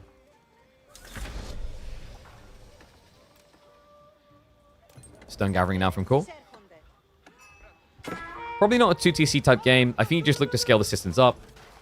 Gives you an edge because military schools at this stage aren't that impactful. System buff most definitely is. Not just in terms of active production rates, but also the increased gathering rate on your economy. Nutcow's coming in. So moment of truth. Usually when you see Hippodrome, it's Lombo. Because the idea is by going Horseman, your opponent has to build Spears, and then you get Lombos from the Mercs. It's a very healthy 1-2 comp. In this matchup, you're normally going to eventually add in Limitane because of the Sipahi threat. But Lombos also scale really well against Ottomans because of Janissary. So it just contests and holds your opponent accountable at multiple phases. Also, if your Longbow ball gets fairly big, you can add in Cataphract. Something that's usually pretty taboo against Ottomans is they're an anti-cav civ.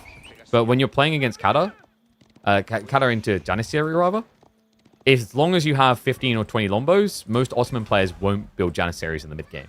It's just too expensive and dies too fast.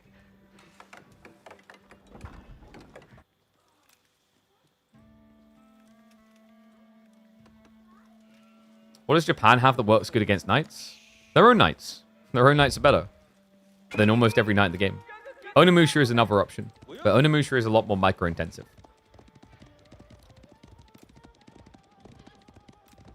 SAS, just trying to get some free info. Core, a little poke with the horseman. Does have the first Lombo queued up. Is scaling into the ponies. First berries almost entirely gone. Yeah, which means he's going to be a bit lacking. He doesn't have what he'd need to get the second creep out. This is usually the trade-off. When you go Grand Winery, you'd have double Merc out the first berry batch, but without it, you can't afford it.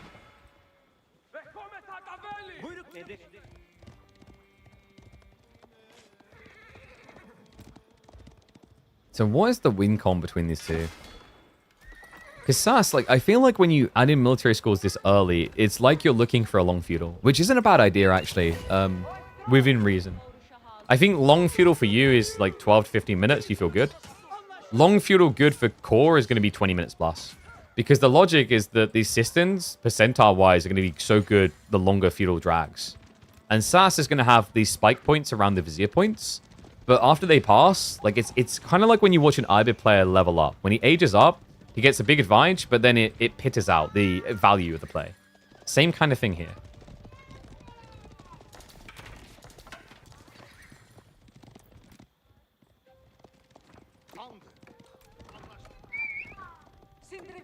And Sasi is getting into the good old Sipahi. He has got the Imams. So both sides do have healing, but Core's limited to his cav. And also, he's limited in bursts. Once he uses Triumph, remember, the way you generate extra tickets is you have to wait every 25 seconds for one ticket, 1 second of Triumph use. The ability that gives you damage buff, heal buff, etc. Or you need to get a kill. A kill also generates a ticket. But this is the thing that makes Triumph very weird. Triumph is super situationally powerful in the early game. It's very underwhelming in the mid game because not enough units are often dying. It sounds broken in the late game. Because in the late game, so many units are dying, you should usually have Triumph, always. It's a very polarizing landmark for that reason. It's the type of landmark that, like, on paper looks broken. Same way as, like, Cataphract, on paper looks broken. If I am maximum pop, and I have 100 Cataphract, it is one of the best armies in the game. The challenge, as I'm sure you guys can imagine, is, like, how do you get 100 Cataphract? Because 100 Cataphract equates a cost of 33,000 resources. With Triumph, it equates a lot of time investment to get value out of. That is wild, by the way. Cool. He's up against Sipahi, and he just punted out of his base onto the berries, which SAS kind of sees, but also doesn't? No way. Well, SAS is looking for an attack as well as the thing, so this is really bad that the berries have been allowed like this. Because it's so far out the base that it does put Core, I don't want to say a disadvantage, it's still closer to his base than his enemies. But it does make a defense a bit harder. Other concern is, like, you played Imams and now you're slow rolling the next step. Imams feels good when you're very aggressively paced. Because the idea is you go in for a fight, you heal. Fight, heal, fight, heal. if you're not fighting, then Kor's going to build his longbow group up to kill an imam straight away. He's going to build his horseman group up to just jump in and kill them before you get value because of Triumph. So it is a bit odd that SAS highly valued the Vizier point into imams first over, say, Anatolian Hills, but then slow rolls it now. In fairness, Anatolian wouldn't have mattered as much because he's playing Deer. Meta, also, we just don't talk about. People don't really play meta drums anymore. The problem with meta drums, the one that gives you a movement speed aura, is it only works in formation, and that sucks. Because it means the moment you go to charge in an attack, you're no longer in a formation. Hippodrome Triumph. Wait, he didn't rush the outpost? Oh no, the spearmen, they're just being ignored. Great striking, no expilatores, but not needed here. The Triumph finding maximum value. Is it going to take down 5? Make it 6 workers. A little bit pricey on the horseman. But you will feel like it's worthwhile. SAS needs a counterattack after that. Because that's left him bruised. Defensive army still a decent size from Kor, though. Second longbow group has not been queued up. Kor has lost track of that. He can afford it. He's got 520. Better sooner rather than later. Scout is going to reveal the size of the army, so he knows the threat.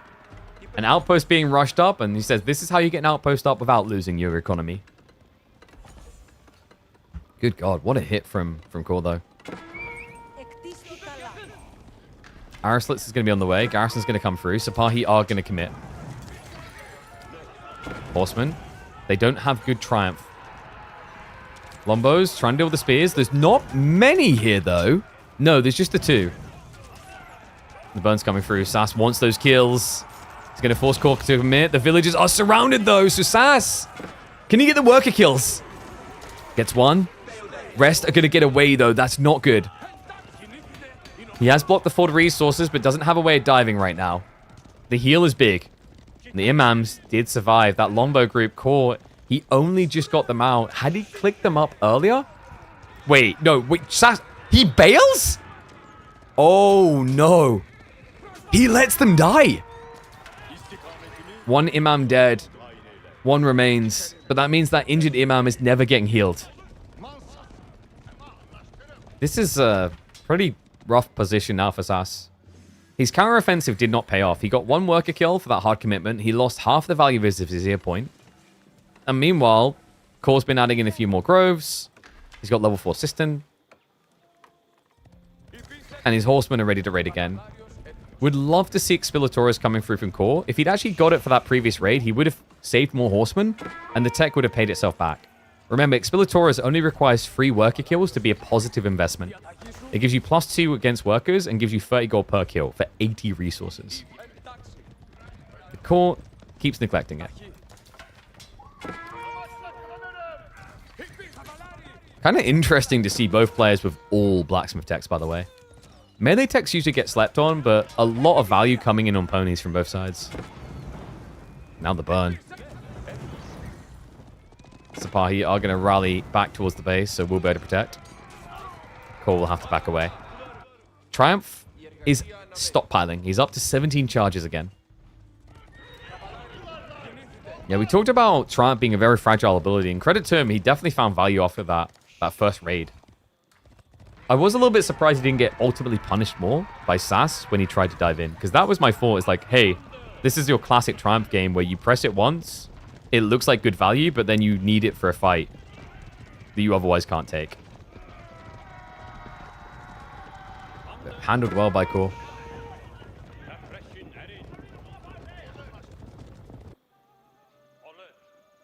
Let's sneak out now into the berries.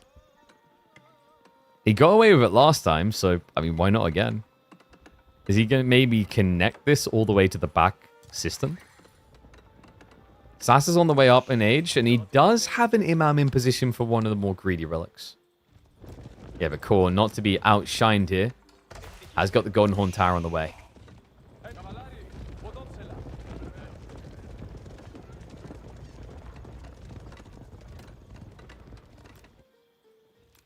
So who benefits more from castle play? We did talk about cataphracts with longbow scaling. And Kor's income is getting quite nice now. With the berry access in the center, plus the growth count starting to inflate a bit. The Lombo plus Horseman Cataphract with the buff from the Triumph is going to be pretty nice. SAS, I don't know, man. I think the archers are pretty devalued here. Normally, you'd be fine with this comp because Sipahi beat Horseman, but it's the Triumph that can make the difference. Speaking of those Horsemen, cool. SAS already had the right idea. He had one Spearman coming over here. And, oh, that would be big. Yep, Core does catch him. An injured Imam, so the Relic is not coming home. Horseman also forcing a reaction in the back of the base. SAS splits off to go for a raid, but Limitane should be around. Instead, they're in the middle of the map, so now this is big! Slow reaction out Core! SAS catches him not looking! Fortitude runs him down as well. Look at the worker kills. 10 in total now. More to come. He's going to dive underneath the town center. We'll find that final worker kill. Not able to get it, no. Finds his way out the other side, though, now. Ahead by 4 workers. Has also got passive production up the wazoo. 4 passive producing buildings, actually. Great position now for the Turk. Man, what a turnaround. What a swing as well. SAS. He scouted out. He realized that the Limitani were here, right? So he just steers away from them. Understanding that Core has gone pretty heavy-handed into Horsemen that just do not stop these type of raids. Now it lights a fire under Core's ass. He needs to find something. A lot of food. Not so much gold. I hope he's... Is he thinking about him? No. Is he thinking Imperial? It doesn't look like it. I think he's just waiting to see what's next and then hard committing. We've got Veterancy for Horsemen finally on the way. No Dialecticus. He's not toggled on the research speed.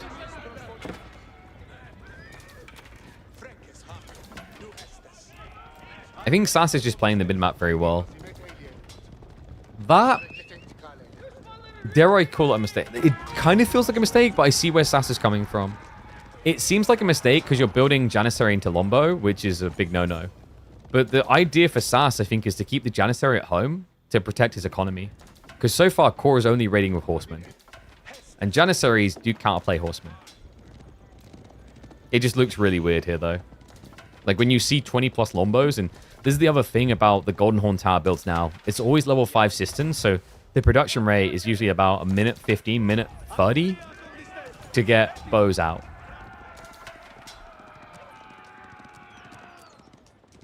Yeah, which is pretty nuts when you map it out. I think it ends up being something like a 350 or 400 resources at least per minute boost. So it's like having an extra 8, 10 workers or whatever, right? And it's not like you're not getting something good, right? With this contract in particular, Lombos are high value.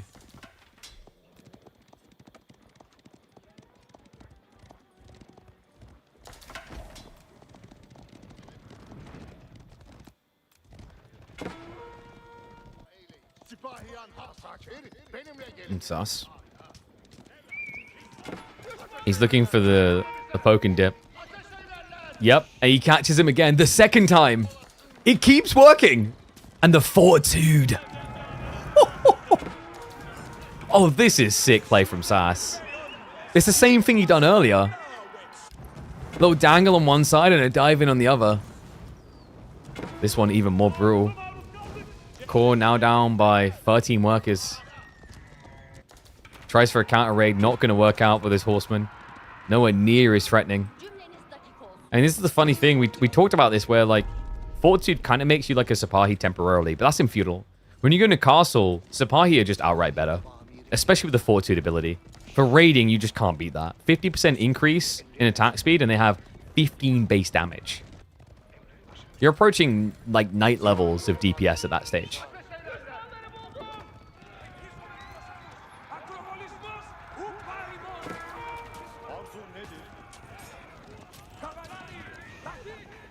Oh, this is light cav war at its finest, though.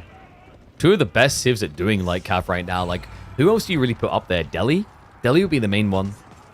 You're definitely always thinking Ottomans for Sipahi. The Byzantines with this Hippodrome build have become that type of civ. Just just eclipsed by the glory of the Ottomans. Army size is good now for Kor, though. He may be behind on economy, but he flexes a much more threatening force directly. So many Limitane. Mangoes! Not the hit he's looking for. Reload's coming through, though. Kor needs to start retreating. Or not. Wait. SAS. He's got them on auto attack. Wait, what? He finally re-steers. But now it may be too little too late. The army is getting wiped fast. Sipahi just trying to stand their ground, but there's barely any of them left. They've been thinned out by the melee line. Lombo's now going to dive in. Looks for the meta snipe, able to get it in Kor. Dodges most of the damage. New wave is coming in. That is going to be golden to try and take out the Mangoes now. Mangoes that are completely out of position, but Kor, a little bit of hesitation in this. He doesn't quite know what the military count is. There's a rough gauge of it, but doesn't see the full picture. And he did burn himself dry there. I mean, this is the thing, right? Like, it's a good push. But now, after this, SAS's repro is going to be a big problem. He does need to find some food. But even without that, the passive production goes a long way to competing. Yeah, it's actually wild. With SAS's lead, if he can just actually find his way towards the food source, I think he's in a pretty dominant position. But he can't play boar. Hasn't played onto the berries. That's now happening. Maybe a little bit hesitant to come out. He doesn't really know what the state of things are. He also did lose a lot of Sipahi defending there. Yeah, kind of crazy. With the way that the Ottomans were forced to defend there, it makes you wish you just had men at arms. Because then men at arms will be your forward, and then Sipahi behind, right?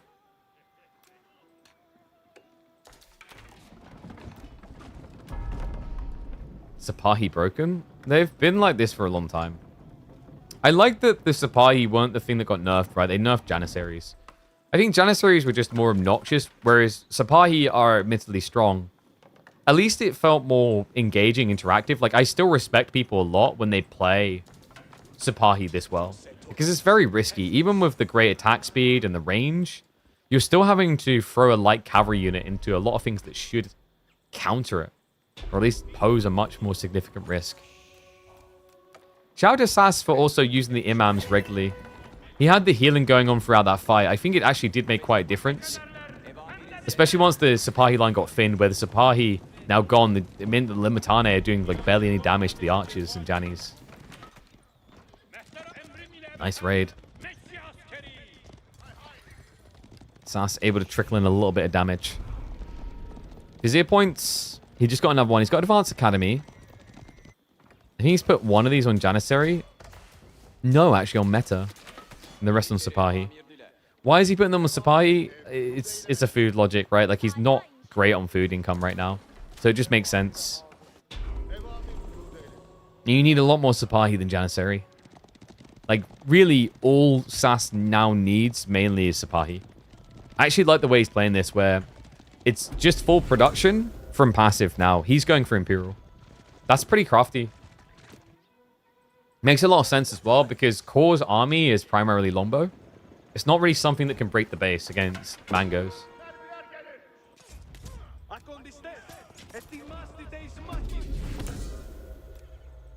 Starting to look a little bit Ottoman favored, folks. I think history might be healing. The way it was meant to be. With Ottomans crushing those poor Byzantines' hopes.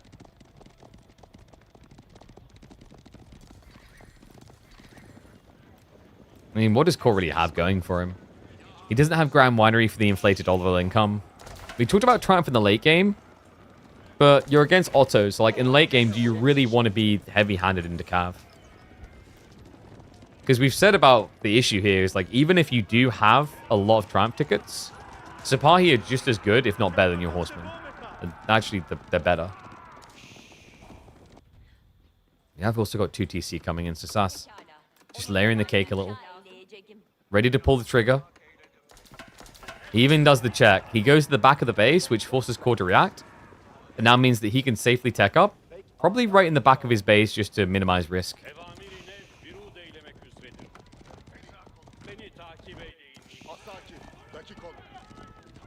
They say AoE4 isn't historically accurate. Well, it's not.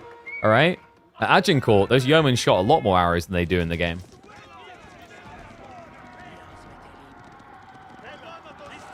And yeah, SAS is not using the Vizier point. I think he's waiting to see, because he might need it to clutch up. If he doesn't need it to defend, then he can go for something a bit more greedy, like Pax Ottomana here. Maybe even like extensive fortifications down the line, siege crews, etc. Really good map for trade, but we don't often see it from Ottomans. Cool, I think he's aware of what's happening. This feels very suspicious. He gets confirmation. He just revealed the counterfract early, so more Janissaries are coming from SAS. Elite upgrade queued already for Sipahi. Needs 50 seconds. That's different. Did he just... He did. He switched to Roboldiquins against Limitane. It is against Lombos as well, though, so this is a questionable choice. Springles feels a lot safer. And his relics are most definitely not safe. Cool. Does his best little seagull impression. Mine. We have still got the siege in these chokes. Mangoes, Springolds. Good initial hits. Dive in from the counterfracts, though, but the Mangoes are being ignored. They can move in now for the Lombos. Frontline's already dying for core. He lacks Limitane. It's just all Lombo, but Lombo cannot dive against siege. Mangoes having to struggle with the pathing. They're going to start moving in now, though. And core slow to step away. One on the flank to try and protect. That's not going to work. Counterfract will block that out. SAS, not done yet. Core only has Lombos left against Mangoes. Wait. He's attacking the wrong thing, though. He's going to turn around for the shot now. Counterfracts for the dive in. Core. We'll find one. 2 Mangoes remain. Can he get the second? He can. It's down. There's only 1 Mango left. The Janissaries are not clearing this fast enough. Yeah, and also... Wait. Ooh. Backs off to minimize part of the damage, but still a heavy hit. This is so frustrating. Like, you know what you need to do. You thought you had the positioning, but now look at what's happened. You have no front line. It's not even about the Mangoes anymore. It's the elite Sipahi. Fortitude already used. Now the chase down is real. Lombos cannot get away from this core. In a tricky predicament. He has got map control, but not for long. Not with the Ottoman mass cavalry on the way. This is the turning point. This is what he's been waiting for. It is 2 TC behind this. It's a lot of farm, so core won't just fall flat and dead straight away. But the beast has been unshackled and unlocked. And I believe that was Janissary coming. It was. Can we just, like, the big shout out to SAS for that. That was really smart. He held onto the Janissary point, pulls it clutch last second when he needs it most. To guarantee that core can't roll him over at the last second. Even goes to the Great Bombard. That one's a little bit more funky. I thought maybe Pax Ottomana would be better value. But hey, you've got a Great Bombard. Firm handshakes all around. Yeah, these type of strats always remind me of the Lancastrians gun option. The one that gives them early hand cannoneers. Most often is seen when Lancaster's already an Imperial, because you don't need it for early hand cannoneer access anymore, but it gives a discount. Obviously not a discount doing this bombard play, but the idea is that at the start of the age, you already have not an early bombard, but a full Great Bombard. The relics picked up, we'll be looking to re-garrison those shortly. Spy. We'll get blocked out on the flank attack. Yeah, not much of a counter-offensive. SAS is just building the big army. Which does make sense. The idea here is you just scale Great Bombards and Sipahi, and you have the best late game comp. Right, the only element of your comp that's going to be weak here is the Janissary into Lombo, but it's compensated by the other elements. Like, there is a fair point to be made that when you go into the hyper late game, Ottomans is like a top 3 for the late game comp. Sipahi, Janissary, Great Bombard. I'm trying to think actually like what comp is better. I mean, we talk a lot about the power of things like Yeoman Spear, but I don't know if I'd necessarily say that's a better comp. The Sipahi in particular are what really carry the Ottomans in the late game. And then you just have things like the Janissary and the Great Bombards that force the fights that your opponent could otherwise avoid.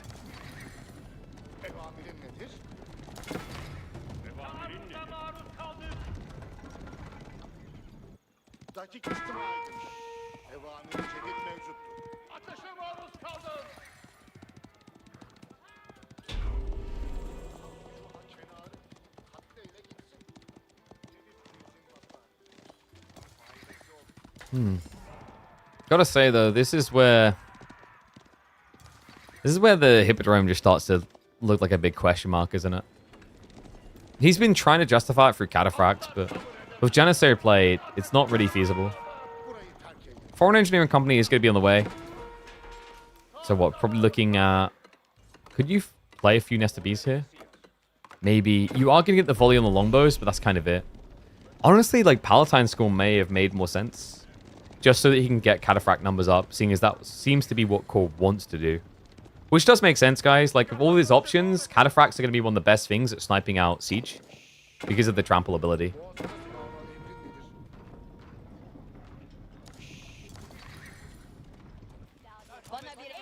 Shivs out. A little bit of raiding.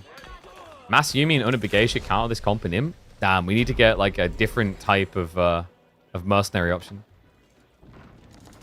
Actually, like, Japanese is pretty good into Byzantines for Mass Yumi. Ottomans, though, like, Sipahi just wipes them.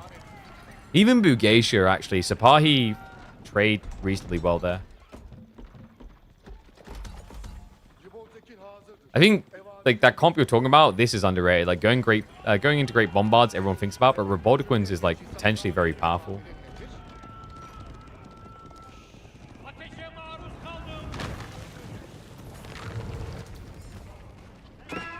And by the way, in reference to Ottoman Japanese, like, Ottomans actually hard counter Japan. And have for a very long time. Like, maybe if you can get in the hyper late game, I can see the picture you're painting, but, like, you don't look good getting there. Ottomans dominate Japan in Feudal Castle. Farm's just now being burnt down casually. Steers away from the mango emplacements. He's a smart cookie. It's not his first rodeo. Oh, cool. We're just going to be doing the Benny Hills now, aren't we? Oh, wait. Hold on. SAS. I mean, his army's steering there. He's got plenty of Sipahi. We're up to 38 now.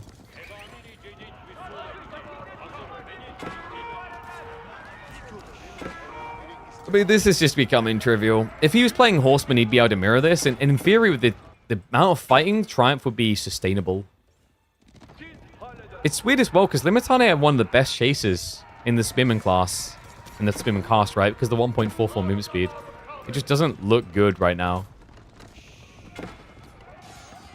Cataphract will be able to deny the castle going up, so we'll keep an entry point to raid open. But the walls are now on the way, so SAS is now handcuffing options from his opponent. Alright. Tell me you're desperate without saying you're desperate. He just queued up Streltsy. When was the last time you guys saw Streltsy win a game for Byzantines? I think you have to go pre-nerf. There used to be the actual broken comp that would always win a game, but that was a very long time ago. Like, actually, if you look at most late-game comps of Byzantines now, they prefer to stick Lombos instead. Yeah, just Streltsy, very, very expensive for what you get.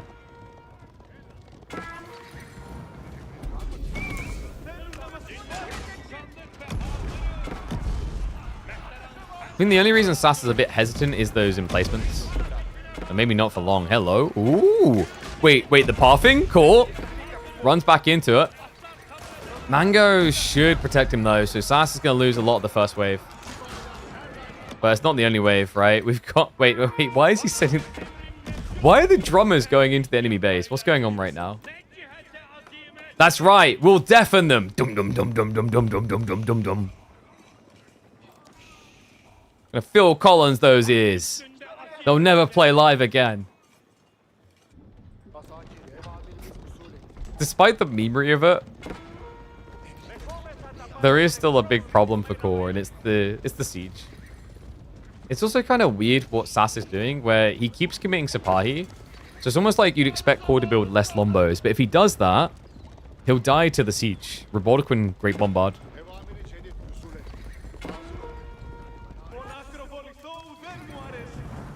More wars coming in. These ones a bit more discounted.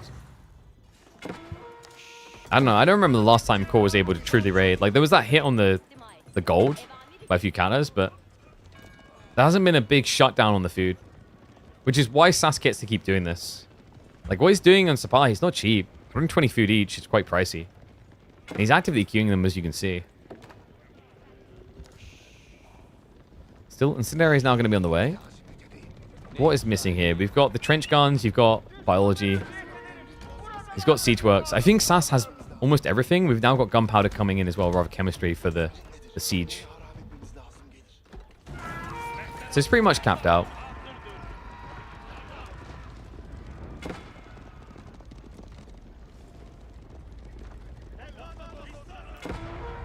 Could Core win this if he gets enough scouts here? Quite possibly. The problem is going to be the Great Bombards, though. Speaking of which, big hit. Robotiquin's going to be sniped, though. Core has the right idea running away, for good reason. Look at what's strolling. Yeah, he was coming around the back, so Core backed up at the correct time here. He still needs to go further back. This is not a good position to stand in against this many Sipahi. He might not have a choice, though, because SAS is looking to punish. We've got the Great Bombards moving up. Nice hit. The Limitani on the flank might be in trouble. Staggered formation. A clicks in. Has to be careful of the north side, though. More spearmen coming through. The Great Bombards. Looking for those big shots. Remember, it's siege damage that they're going to be dealing in, which means you do not care about the shield wall at all. SAS, however, has lost a lot of the wave. Needs to get on that backside with the Sipahi now. Frontline is failing him. Core with a dive in. Limitane. They're not forming a front line anymore. The Lombos are in trouble. And the turning point has arrived. SAS is going to break the main army. The Great Bombards just plowing down the few Streltsy that remain. For a moment there, it looked deceptively good for Core, like he was going to break through, but the Sipahi never back down. 275 HP on these big boys. A march in. Jani's following up as well. Just able to pepper down Core, and now he's at risk of his production lines getting shuttered. Great Bombards now arriving. They're going to start hitting into the infrastructure soon. SAS just needs to calm himself. In a good position now, but doesn't need to rush across the finish line. Could be a finish line that finishes him. Instead, the Sipahi are now going to peel off, looking towards the farms, north and south. Core's going to have to react to that. The new wave will be able to protect the Great Bombards. The SAS is on approach towards the main buildings. Damn, what a fight. I mean, it looked so good as well. For a moment in Core, it seemed like he was winning, but the thing is he had a bunch of backlog production that got pushed out. So his number held, but in the fight, it just wasn't there.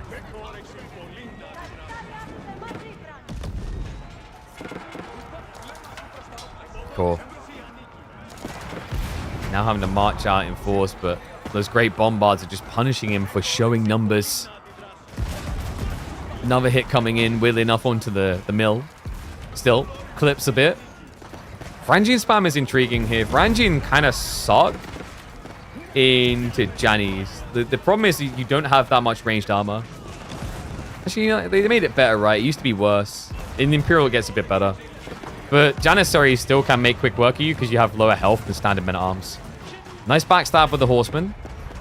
We'll be able to find a little bit of the siege, but the triple Great Bombard's still alive here. It's going after the assistance, which will slow down the remass. And Core is struggling to keep up at this stage. Yeah, we also have an archer switch. Smart choice by SAS. Incendiary arrows is on the way. Core has been reduced just to Limitane. He doesn't have the gold to build anything else. Which means archers is the quick and easy way to end Core. SAS now knocking the landmarks. There's just nothing left of him. This is it. Pick to the bone. In the game of cavalry light cav warfare, there is no truer king than the Ottomans. Look at that. History has been fixed.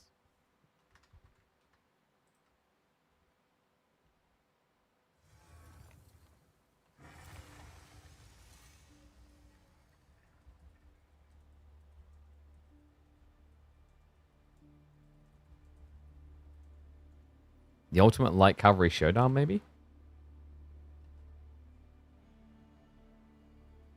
I mean, he steered away from it in the end, but he did try. That was a pretty cool game.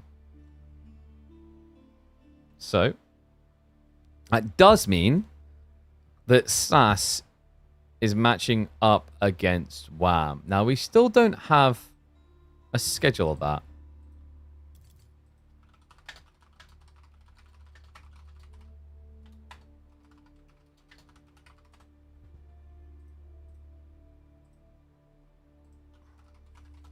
One sec. Got someone asking about something. So yeah, we still don't have a schedule for WAM versus SAS. Which is a bit annoying.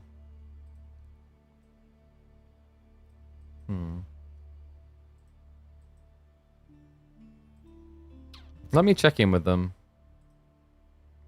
Because it might be that, I mean, they should realistically be playing today. Like, really, we need all quarterfinals played today. I don't know if there's a miscommunication somewhere, but like this is, I mean, most of the players know this as well. Like we do have it on the schedule, I believe, that quarterfinals are meant to be played by the end of today. With rare exceptions made. Like we don't want players making a habit of doing this because it ruins the scheduling and also holds everything up, right? So let me mark that. So 1-2 for SAS. SAS into QFs. I think, let me check, what's the food? Because we can go eat, come back, and then we've got B set anyway.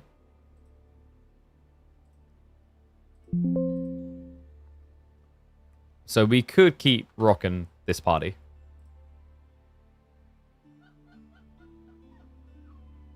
Still many hours left for it to happen. That's kind of BS though. Because like if SAS is off in 6 hours, there's not that many hours, right? But like also there should just be scheduling is my point around it. Yo, what's up, Spirino? I see you with the sub, mate. Thank you very much. Appreciate you, absolute legend. We subscribed for 9 months. Look at the advancement there. Genius.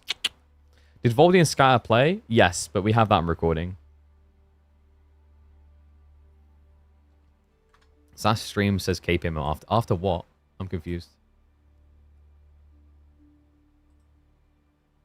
What do you mean?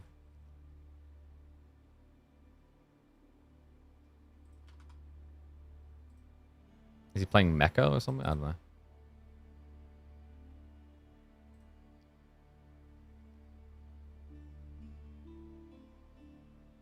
Okay. But like, they need to be communicating this anyway. Guys, what we'll do, I think I've got food coming now.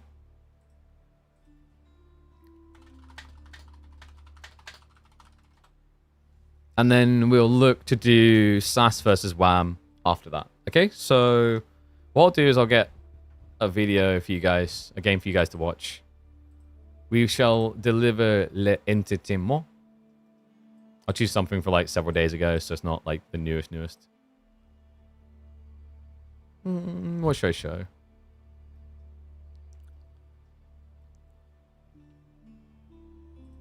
Emma needs to hurry up and respond. Oh, sorry. For those wondering what the hell happened in that game, let me mark it up. So SAS is through. I'm just waiting for Emma to respond to see if food is ready.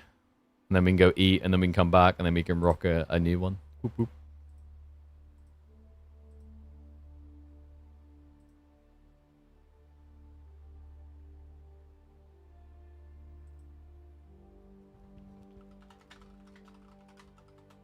I love that. Emma's like, no idea. Kids had omelette. Gee, thanks. So thoughtful. What the hell? Yeah, we'll go and eat. We'll come back. So the plan will be like come back, do WAM versus SAS, then maybe B series. We'll see because it would have dragged a bit then. Would feel weird not to do a quarterfinals, but like we're probably gonna be stuck in that weird position because the Dimmu and Numudan won anyway. But yeah, we'll try and figure that out.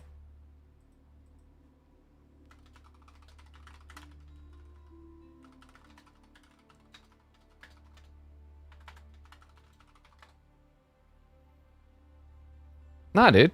Like, why are you making food for the kids? Let them solve their own problems, okay? They learn early in life. Yo, what's up, Okie Doke? Smart lad there, right there with the Prime sub. Thank you very much. Remember, guys, Prime subs cost you nothing.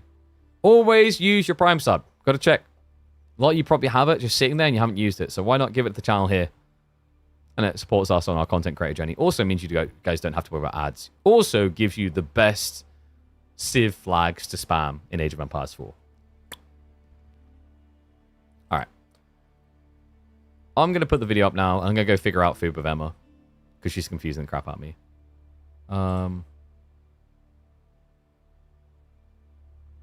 Maybe this one? Was this one good? Which one was this? Oh, the BC versus Dimmy game. Yeah, this one was pretty cool.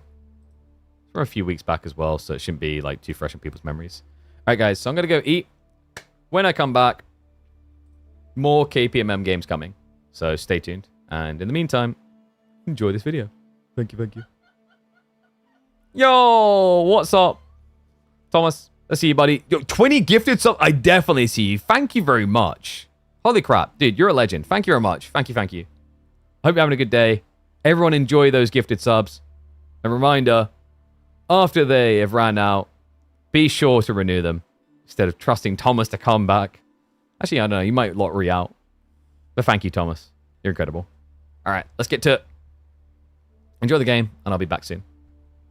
Two of your favorite creators and pro players clash on one of those late game maps. Is the volume good? We've got Team Liquid's Dumu going up against Beastie of no team.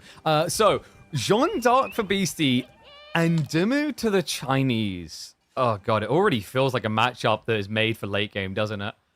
China just definitely a Civ that can come swinging out of the gates in a lot of matchups at the moment. We've seen that in particular from players like Anatan, but against Jean, probably not the case. If anyone's going to be aggressive here, I'd expect it to be Beastie. And I don't know if Beastie, like, we went through this reform stage of, like, Beastie is now an all-in aggro player. But in fairness, some of the games I saw in his Puppy Paw series, I also think, although he'll look to play aggro, he's just as willing to hunker down and play for that crazy late game. And against a player like Dumu, that almost may be a bit too incorrigible. Oh dear, oh dear. So, looking at the spawn as well, Pro Scouts could be on the menu. I think it's a little bit tough for Dumu. He's got split, but he's also got Ford Deer. We'll see if that actually comes back to bite him in the butt, because I think Dumu's the type of player that's probably going to lean towards rush Pro Scouts. Whereas some players do like to just go opening aggro. Anatan has been a pristine example of this at the moment, guys, where we see him actually just full-on device send it with a wave of archers or spearmen at the beginning. And wait, what's that? I have no idea if I should buy this game or not, since they said there won't be any more updates of AoE 3. Yeah, so like AoE 4 is kind of a no-brainer then. Age of Empires 4 is just the game that makes the most sense. Age of Empires 4 is a very accessible RTS compared to a lot of ones in the market. I'm not going to like fluff it up to be perfect. I don't think Age of Empires 4 is like the perfect beginner RTS. I don't think that exists. But it sounds like you're already on the RTS ladder, so it works out perfectly for you. And it's the latest edition, which means it's the most likely to be invested in to succeed, if you think about it. Age of Empires 2 is like the other one people say, and I've got a lot of love for both games. But for new player, I would never recommend AoE 2 over 4, because I think it's just so much harder to get into to try and scale to that point, right? Like, you're playing against people that have been playing for 10 plus years. And although some skills are transferable, and you've got people who've been playing 10 plus years, such as Beastie and Dumu in AoE 4, they've only been able to play Age of Empires 4 specifically for a few years. Wheelbarrow? Yeah, I've been seeing a lot of players actually just lean into Wheelbarrow early on.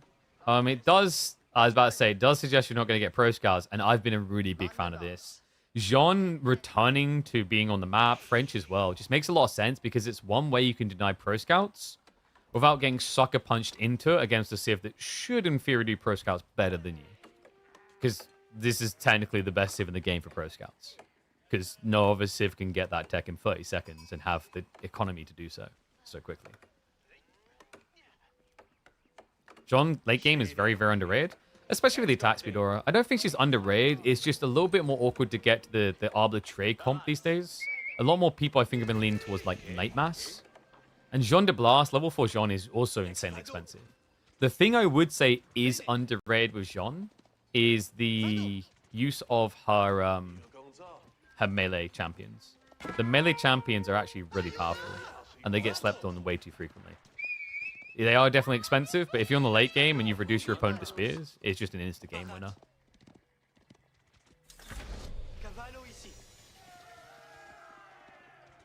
We had the best-selling DLC after best-selling DLC. Wait, was Knights of Crosses and Roses rated as the best-selling DLC? I think Knights of Cross and Roses done worse than the previous DLC, but that's because people had, I think, ill conceptions about what it was and what it wasn't. The content generation from the newest expansion, the Knights of Cross and Roses, was actually very good. They added a lot for what it was. It's just, I think when people hear the word variant, they kind of get disappointed, even if you're talking about insanely unique civs, right?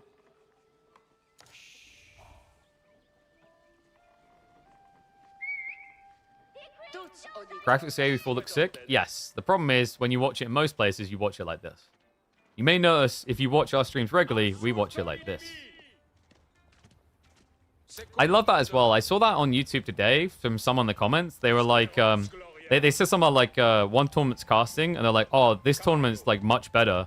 I was like, oh, that's actually not that tournament. It's just the way that we cast these games from that tournament. I'm a really big fan of just zooming in as much as possible, wherever possible. And it's interesting because, like, if you compare my opinion on that with different games, I'm usually against it. I am a big fan of the idea of keeping the camera as consistent as possible. But I think the camera usage in AoE 4 is consistently kept too far out. It should, by default, be about this far out. It's very rare that you don't have enough screen width, like, to cover everything at that stage. And you just capture all the cool details. Like, really just look at the effort that went into these models. It's not a half-assed effort. And, like, this is very challenging as well, because, like, you can see it very clearly when you look at older RTSs. Even with newer ones, the polygon count, that's the amount of, like, you know, faces you can have on a model, is kept quite low. Like, you can actually see it on the horse back there. That, the back of that... Stop turning! Stop turning! The back of that horse right there, that's probably just one big block there. But what they've done is they've used texture mapping and something called bump maps. Bump maps is how you can make a flat terrain look like it's got depth.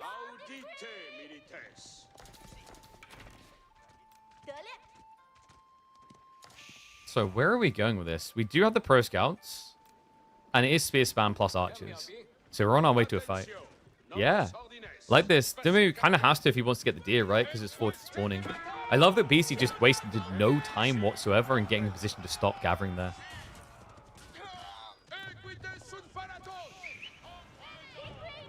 We are going to get him having to actually posh it quite hard if he wants to secure this. And the importance for BC is just the amount of effort required for Dimu to secure deer, while BC is just casually getting it over here. Yeah, he's even watching for a pull to the west side. And what makes this rough is, like, Dimu, he already bought pro scouts. He already invested 450 resources. Look at his scout count. He's getting nothing. Like, the scout isn't even moving for the resources. He actually got very hard countered in this opening. And wait, is he going pro scouts delayed? I mean, he's adding in more scouts, so I'm a bit suspicious. I mean, if someone's going to bring out a really nice plate of food, and then you're not going to eat it, someone else is going to eat it. Nah, surely it's not. I think you could just play wide onto the deer and boars, but, like, technically, I guess if you get in there now, with a good timing, you waste your opponent's pro scout. But here we go. Dimu is now secured. Scouts following up. Spear arch count is good enough to make sure that BC can't take it from him. AoE 4 is similar to AoE 2 and 3, is way different, and I used to play AoE 3 like more than 6-7 years. I think 4 indoctrinates elements of each, especially with the new point of interest kind of being comparative to something from Age of Empires 3 or many other games past. Sacred Sites also is completely, I'd say, not an Age of Empires concept. Sacred Sites is actually a Company of Heroes concept. And that's fine, by the way. I don't know. Some people can be snooty about the views of, like, copying games. I think that's fine. Like, not copying, but stealing. I think the devs with AoE 4 done a good job of stealing ideas from other games to make Age of Empires 4 familiar, but also its own thing. And I think, like, then maybe in hindsight, that made it a bit rough on the opening because that created an environment where for, like, AoE 2 fans, you had simultaneously disappointed what their expectations were, which is just a graphics update, but also made it so similar that it made them feel like it was 2. I say so similar, it wasn't that similar. But anyway, Knights, good fight here right now from Beastie. Dimu postured defensively and is going to pay a price for it. Yeah, 6 Knights left alive. Just good micro there just to wipe out the Spearman. And a lot of XP gain as well. Archers aren't even targeting down the Maiden. No, so she's going to get in. And there's Cleaves charged up. Archers to clear the way. And that means that Dimu is going to take an expensive hit here. But he's not going to hang around for long. He's on his way towards the castle required resource gain. And he has got access to these deer still in a rush, which he's now doing. Emor for Beastie. He's out on the ball. Just going to keep massing Knights. This is always the thing with Jean and French, is there's less urgency for them to rush age than others. And sorry, Webframp, I think I missed that earlier in the game. Thank you very much for the sub, mate. And welcome back to the Swarm. Sorry, buddy. That was a crazy game. So I did miss it. Yeah, the meat grinder got weird at a weird time, huh?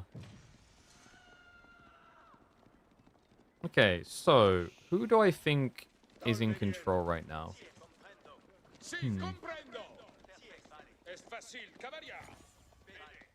I feel like right now Beastie's probably a little bit happy with how things have been going.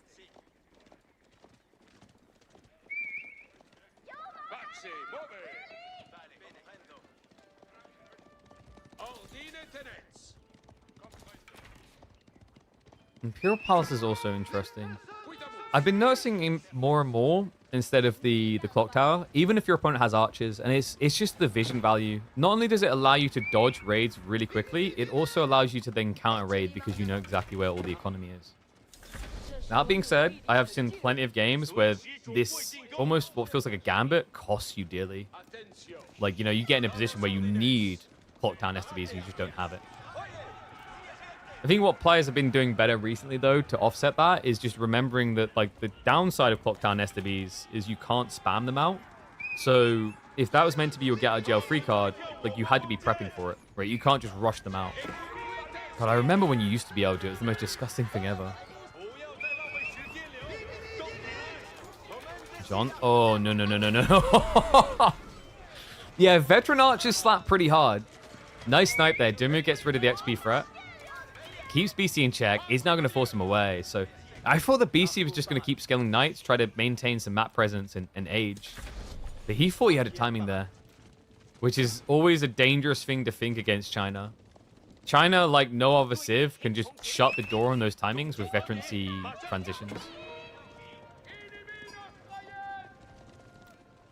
Just testing the button works.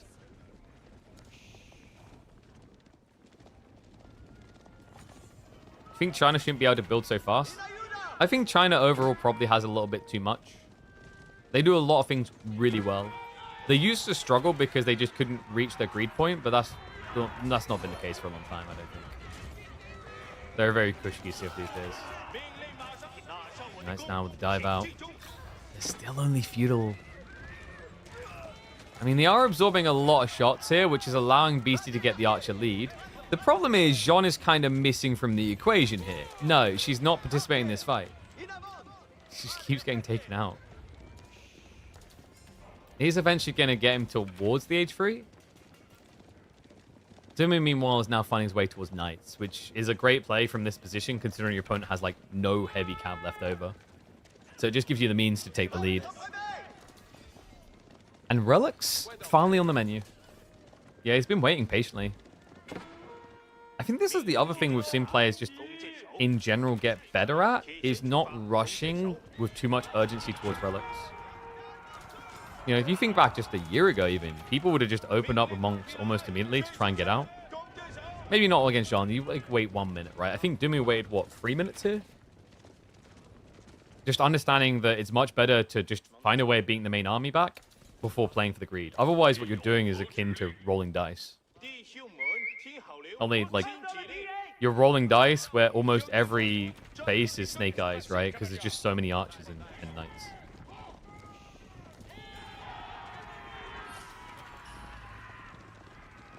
You low-key think this game is already over. Well, hold the horses. Dumu doesn't have a farm transition yet. I don't think he has the type of economy to just end the game. Beastie's still in a weird position for sure because he's age 2. The boar's running low, so about to run out. He's still got the deer on the back, actually. Yeah, Dumu finally realized it. He started trying to take it away, but good read, Beastie. And this is kind of disgusting area, by the way.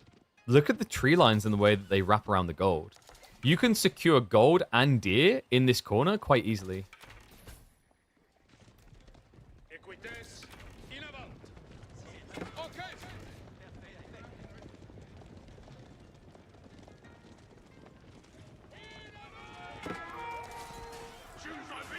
Also a bit rough the way that Dimu is now kind of punting lances in. I think he's trying to get towards economy and sneak across in interesting ways, but like, that's the one way that your lancer mass is not going to win, right? Just getting found out by one. But it's kind of just the state of play when you have few lancers. You don't really want to use them for the main fight, necessarily. Is BC finally ready for an age up? He is about to get, there we go, level 3. And I wonder, is it going to be Jean's Riders? Yes, makes a lot of sense. This is sick, actually. Jean's Riders is kind of your saving grace now if you have to engage. You've got this 8 ranged armor on these units, which means Archer Fire just doesn't kill them very fast at all. They also get bonus damage against crossbows that Dumu's now switching. So that little detail might be enough to just threaten, keep him in the base while he now attacks. Why does BC have 8 less eco? So it was worker kill plus Jean plus 4. So there is a bit of an oopsie here. It looks like Beastie may have skipped on villager production slightly. Yeah, because there's an 8 gap. There should only be a 6 gap. So good eyes on that.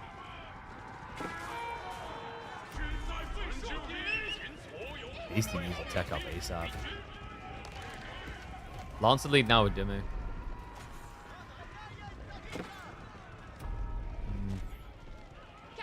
I wonder if he senses just how far ahead he now is. Like, because he's seeing the night count, right? And this should be what, Guildhall? Royal Institute. I get the idea, but can you hold for a minute? 30. I guess it's difficult now with the TCs. That'll be enough to protect him. And Beastie just resisting the temptation to greed, though. Royal Institute is going to give him a big buffer point to fight in Castle. I think the convincing factor is he saw the Lancer count, and he was like, this doesn't feel good. Like, I'm going to lose because of heavy cav. It's going to be tricky to get towards those techs. It's not just the wait time, it's the gold required. He has at least stockpiled what he need to queue up the bloodline straight away. And props to him for doing it so far away from the base.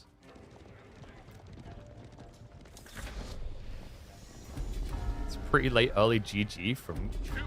okay. I mean, I wouldn't call this GG yet. Dumu's definitely ahead, but it's not like he was able to end the game there. Like, actually, Beastie done a really good job of minimizing losses while being an age behind and having to retreat like that. That could be big, though. Nice timing. Beastie does get away. Moves across to the deer in the corner. We do not have a farm transition yet. Instead, Dumu's on the berries. So both of them are going to actually reach the requirement for farms around the same time at this rate. Then again, actually, he did just get the Barbican. Yeah, so he's only now munching his boar. But, like, on the other side, remember, deer's only now being gathered.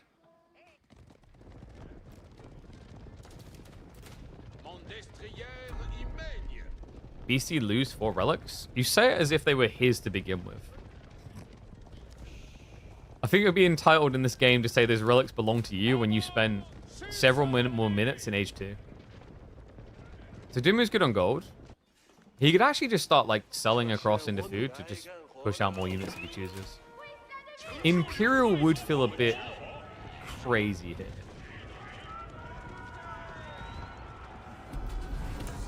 Sacred Sight's now locked in. I mean, it's not a win condition, it's more the gold. Which, I guess in its weird way, is its own win condition. He might go Yuan and die. Ooh. He has got 4 relics. I'd say temptation has to be, like, pretty high there, right? With 4 relics? Who wouldn't? It's like the big shiny bauble you can't resist.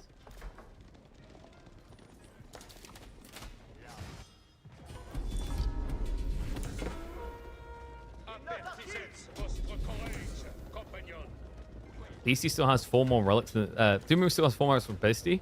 That's true. But Beastie also has 1 more Jean than Dumu, so checkmate. Joke's on you. You chose to choose a battle saying obvious things. And I'm a caster, so that's all I do all day. Alright, so spin and switch now coming in from Dumu. When he's now running out of food.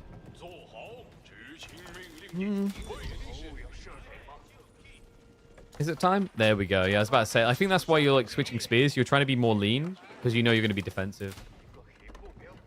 Meanwhile, in the Legion of Doom, Beastie still posturing aggressively.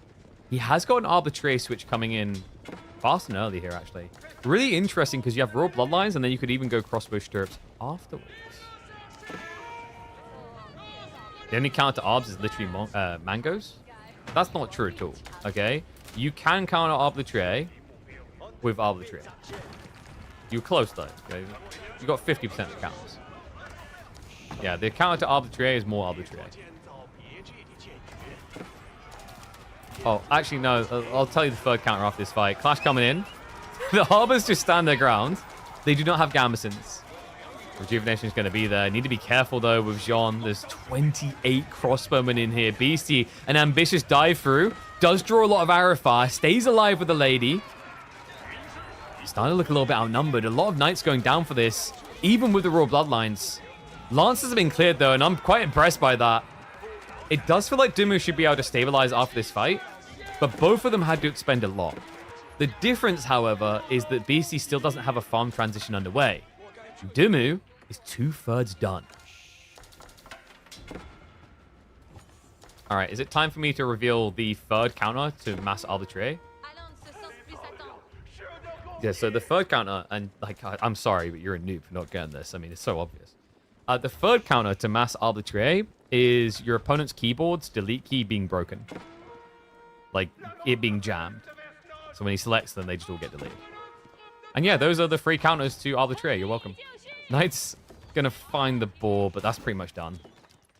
So yeah, there's nothing to tap here. He'll be back in the base before long. Dumu goes Yuan and places but go to north to TC. I've already seen this game. Wow, look at you. If you just predict the future. Because the only other possibility is that you're spoiling the results, and that would be a ban word of defense. But okay is like a fetishist for China. If China ever needed someone to like Taurus, like stamp of approval their existence, okay would be that guy.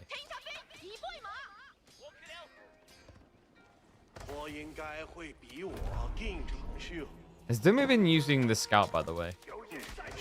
Yes, it's on cooldown. I like that. So he knows exactly where Jean economy is. Like, that's very important. And I love that Beastie's reaction was to wall this in early.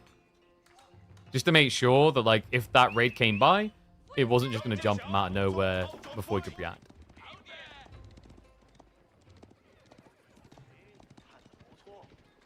Maybe his micro is good enough that you can select ARBs, do an attack command, and switch before the delete. No. Okay, you should know this, Gully. When you play late game Arbitrary, this is how you micro late game Arbitrary. You just have them selected at all times, and you click, click, click, click, click, click. You never move off your Arbitrary. Why would you need to? That's foolish. You've got Arbitrary. Okay, are we overselling Arbitrary at this point?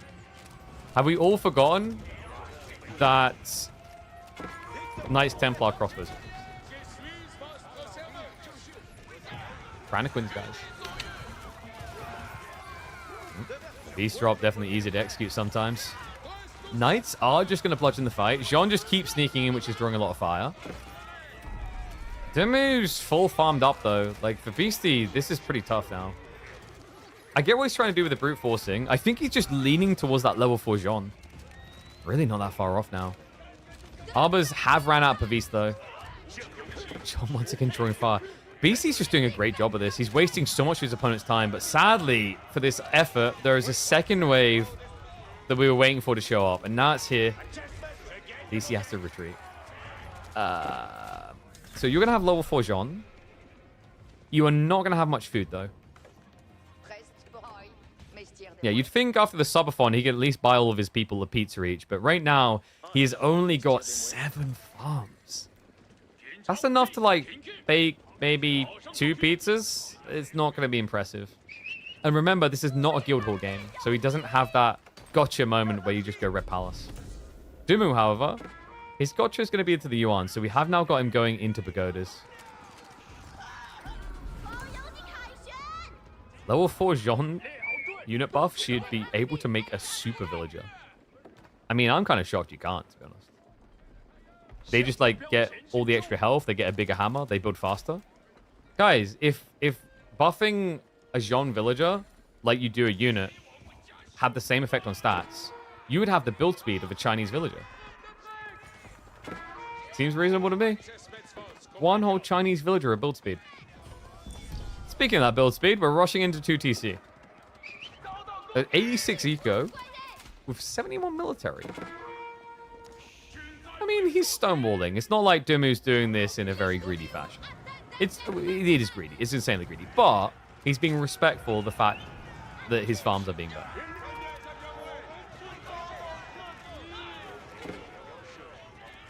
Guys, I thought these type of walls didn't happen on Gorge anymore. We're 26 minutes. And what's all the stone? Is BC going to go for keep drops in the enemy base? Stone's kind of weird for Jean, right? Because, like, you don't get discounts like French do. We do, however, have pre-30-minute Jean de Blast. Yeah, so cannon spawn now. You have a way of knocking down the walls, buildings as well. Crossbow mass is getting pretty big for Dumu. And we do have a switch now coming to Nesta Bees. That's really important, actually, because the cannon does 60 damage. Clock Tower Nesta Bees can take quite a few hits to the face. It's going to take 3 to kill them. Yeah, pretty big detail there. Normally, a Nesta Bees would be a 2-hit killer. But because he got that Clock Tower in, it makes it much, much harder for these to clear fast enough. Only 700 food income a minute.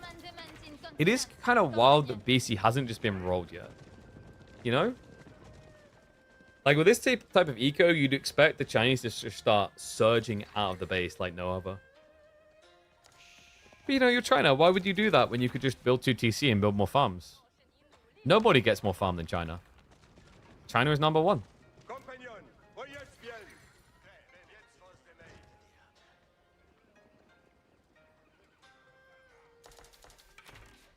Alright, 1s if you think Dumu's going to win this.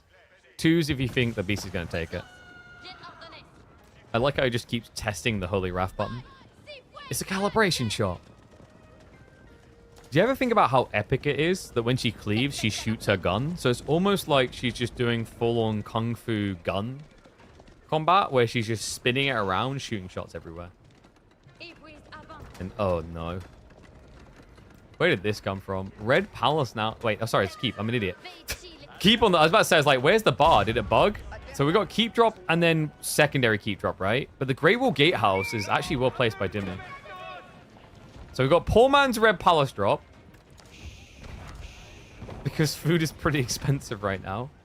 He's eventually getting there. The farm count is now at 36. It's becoming more and more realistic. His timing is definitely going to be notably worse than Dimu's though. Dimu, who also has got a 50 pop lead.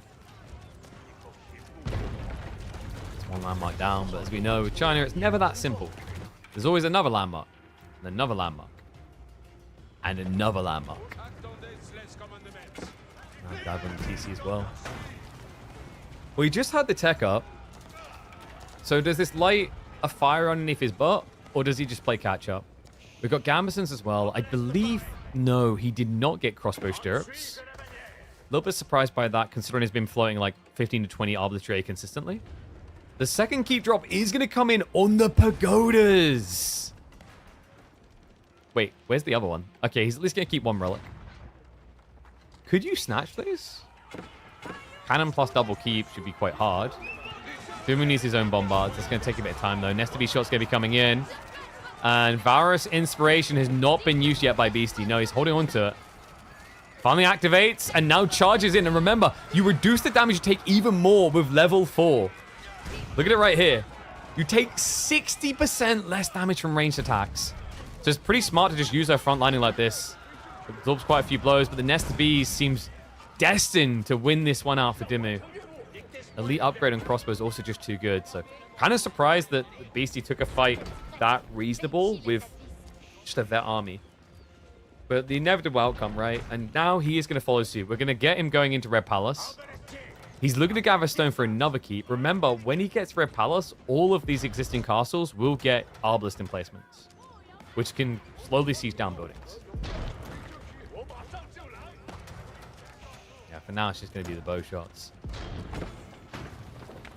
And he is knocking at those pagodas. He has got villagers nearby. Like, technically, he could have monasteried and just tried to pick them up. But I don't think, like, BC's in a position where he can try for these, like, cheesy shenanigan plays. Like, not cheesy, but, you know, these side giggles of let's get a relic here or there. It'd be nice, but when you're this far down on economy and military, oh, mainly military, you just want to focus on the catch-up. Not to mention, you just triggered Imperial Age, which means you've got a lot of other things that are going to cost gold that are arguably a lot more important than getting 80 gold income a minute.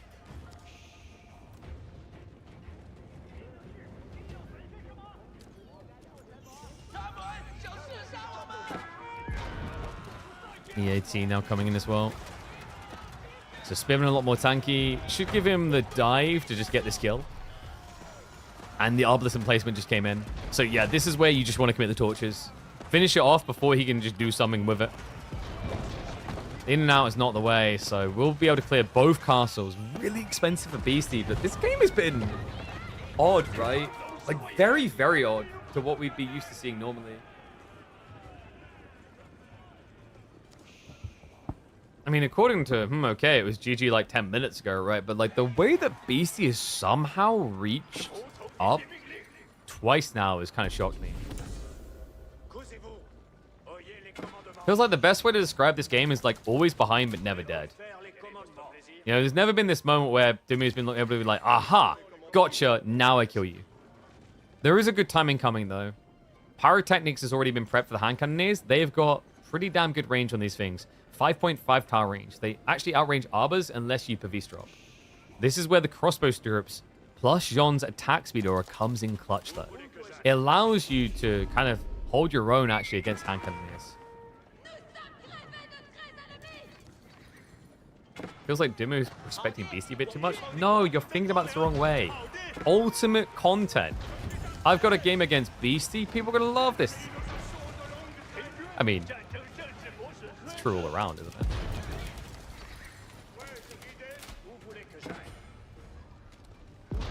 Ottoman now massing. Into spears. And he needs some reliable answer against the hand cannoneers. I guess it's a bit tricky to trust Golden and Arbitrary. And he does at least have the food now to allow for this. He's going to use the Varus Inspiration. It's only buffing half of the range formation, though, which is a little bit rough. Yeah, not getting as much firepower as he'd like. But he is at least absorbing a lot of the shots. Cannon now moving in. The clock tower nature of these siege weapons makes them very hard to bring down, though. Jean should be able to clean up, but it looks like it's once again going to be a wipe on both sides. I say that. Jean is not actually absorbing as much as I would have expected there. Arbors will win out, courtesy of the crossbow stirrups. The hand cannoneers versus expos at the end. It should be good for Dimmu. The problem is the focus fire is still good enough. Yes, the crossbows are taken out one by one. Pavis drop's going to come in again. He's got the second wave arriving. Jean with the buyback is going to come in big, and BC will be able to shove this away. Absolutely necessary there, but so expensive. 1,000 gold thrown in to the donation pot to get Jean back online. Yep, this game is teaching us very odd things. If you donate enough money to the church, they can resurrect your loved ones. I think that's the lesson, and that shouldn't be the lesson.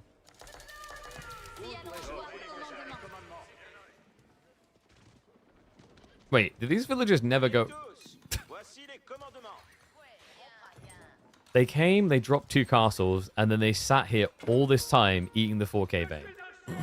Which Dimmu would only know if he looked at the vein and saw it being depleted. Oh, he just got the extra vision. Wait, how did he get the extra vision? Oh, no, that's he triggered the Imperial Palace, so now he knows. I was so confused for a second there. Dimmu is now going to be steering that way. Good timing as well to discover that Beastie has been stonewalling as well. Not as much as Dimmu, mind you. He's full stonewalled his base. Yeah, I didn't even expect it. That stonewall in the east sure is one thing, but when I look at the mini-map at this stage, I'm like, yeah, those are just wood walls. Usually when we see stone walls, it's more kind of central bound on both flanks.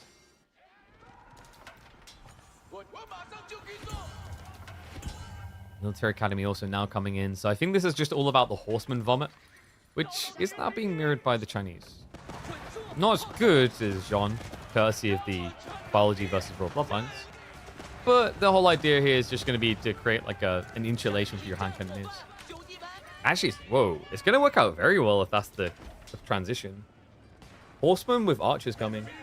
Other trade would have held their own a little bit better with Gamsons, but would have still been counterplayed. So I think he just wanted to get something that has maybe a better opportunity to clear the spearmen and also kite the hand cannoneers.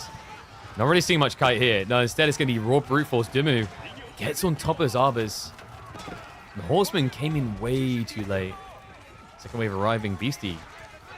Kind of in shaky territory, actually. The arbitrary mass has been lost. The archer hasn't reached quantity. The horseman barely exists. Dimmu's got him by the long curlies right now. Yeah, and Benny Boy's going to keep on pushing. 29 hand cannoneers and scaling. It's that litter of horsemen to make it even more frustrating to try and figure out for Beastie on the defense. He has at least got the TCs, the Arbus placements to slow things down a little bit here. But Dimmu, he's got a cannon on the way and one already arriving. And behind this, 3,000 food, not to mention the passive gold on top of the taxation gold and the active gold gathering. Like, he's not going to run out. No, he has a timing here. He was thinking about fire lances. I'm glad that was a misclick. I don't think those would have performed like he was looking for. But definitely has the capacity to take out this TC. It's going to force Beast to defend. Virus Inspiration is coming off cooldown. John's taking a lot of hits from the hand cannoneers right now. Horsemen are going to leak in, but nowhere near enough. No, he's keeping some back to protect his own backline because the horsemen were waiting to do this. Dimmu about to bring down that TC, about to bring down the Imperial French army. John barely holding on. The horsemen are going to make a break for it again. Just a few spearmen are there to body block them out. The hand cannoneer DPS, that should be good enough. Now Dimmu only has to contend against archers. Archers which never got their hands on silk bowstrings. They don't outrange here. Jean dead. Buyback should be there. But even if it is, there's no army left to buff, to assist. And GG is gonna get called.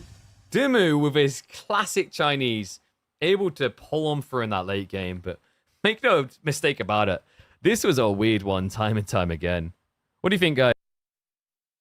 Okay, there we go. Pretty awesome game. And no, that was not KPMM. That was us in a 6+ hour stream, quickly grabbing some food while we wait for the SAS versus WAM. So we've got SAS versus WAM up next in the KPMM. Waiting on confirmation of the start time because we haven't been communicated that yet. So what we might actually do is hop in for Voldemar Scatterbrain game. While we pad ourselves a little. So in terms of what's remaining to be done today, we should have Voldemar versus Scatterbrained, B series, and the WAM SAS series. So a BO3 and 2 BO5s. You guys, are you feeling spoiled today? I feel like we've done a lot. Let's go SAS. Recon just choosing a side. Recon, cheeky git. Oh, someone needs to avenge you. What's KPMM?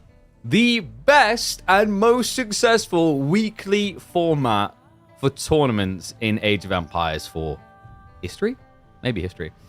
So, yeah, we basically run tournaments every single week, throughout the week, open scheduling format. We're live on Mondays, Tuesdays, Thursdays, and Fridays. And we cast through a mixture of live and recorded games because it's open scheduling, with the grand finals always live on Thursday. So $500 up for grabs every single week. 40 weeks of content. You will not find another tournament channel putting out more days of tournament action in, I think, any Age of Empires scene. I gotta get a life. Yeah, I mapped it out because, like, on a soft pad, you're looking at 120 days in 1 year. Otherwise, you're looking at 160 days in a year, which is wild, and I need to get a life. But anyway, let's have a look. So I'm waiting on confirmation from...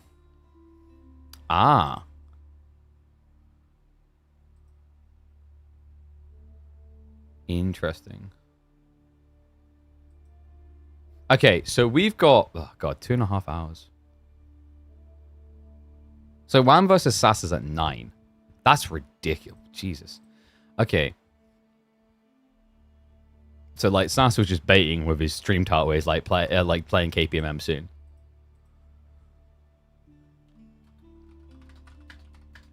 So...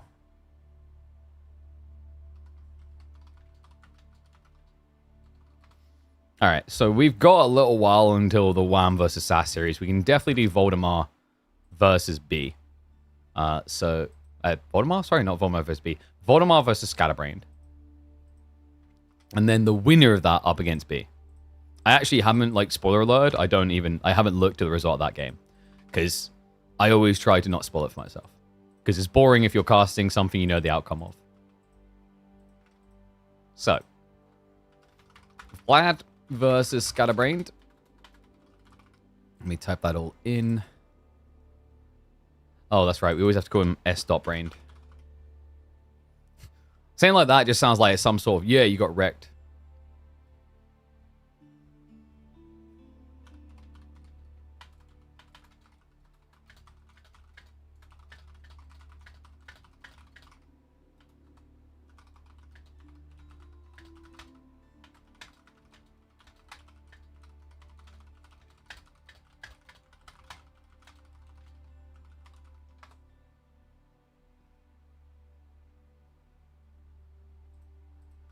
There we go.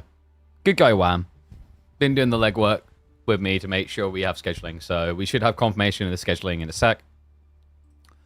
So we might be... Oh, God, I'm going to have to check because I have got a call tonight. So I don't know. We'll see if we can do Wham versus SAS live. It might be feasible.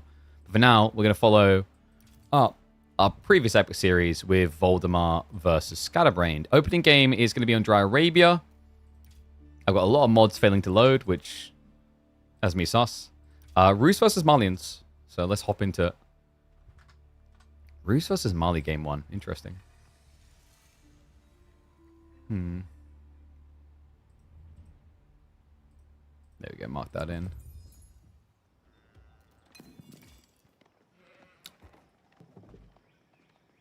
Okay, let's get underway. Welcome back to the channel, folks. It's time for Voldemar versus Scatterbrained. An interesting matchup, actually, in a clash of two teams in Age of Empires 4. That's right. We have got Volder Esports going up against the 3D clan here. Rus for Scatterbrained up against the Malians of Voldemar. And, whoa, this is a very reminiscent spawn of the Dumu one from earlier in the week. The second goal, quite far forward. Last time it was over here. That was a matchup against Shushi for Malians. I think Rus versus Malians can be pretty good for Rus, though, right? Like, they just kind of get the ability to scale quite freely. And also, it used to be that Malians probably felt a little bit better with the Farimba rush build with Javelineer scaling, but now less common. Wonder if Rus can be pretty content with just, like, horse archers. Maybe even you look to scale an army and Feudal to pressure a little bit, or at least build a few knights, because ultimately, the name of the game for Malians, the way they're playing the meta right now, is almost entirely, like, revolving around Sofa concept. You know, how do I build into Sofa? How do I scale Sofa? Every time. So let's see how Voldemar can do here. I know a lot of people getting into this actually straight away can be like, yeah, Voldemar, he's got to be favored. But definitely don't discredit Scatterbrained. We saw in the first season of KPMM, he was able to take games off of top-ranking players such as Dumu. In fact, this guy is also insane. He loves water maps. We didn't put many water maps in for him this time around. I believe Canal was in rotation. And funnily enough, Scatterbrained did pick it. Voldemar just got 3-0'd in TWC by MSN. Oh, he's having a rough time right now then. Yeah, maybe something about the meta just not really clicking with him at the moment. Either way, good time for SB to take advantage. I mean, Rus feels like it is his go-to. Also, time of recordings ranked 60th in the world. Scatterbrained has been consistently posting in the top 70 the last few seasons. Your money's on Malians here. Feel free to elaborate. I always like these type of discussions, why people think certain civs are favored. This is probably going to be a pro scout off. Which, I mean, Rus... With this type of spawn, they kind of benefit from that, right? Like, as a left-leaning, all left-leaning, which means you could actually go for, like, a Rax opening.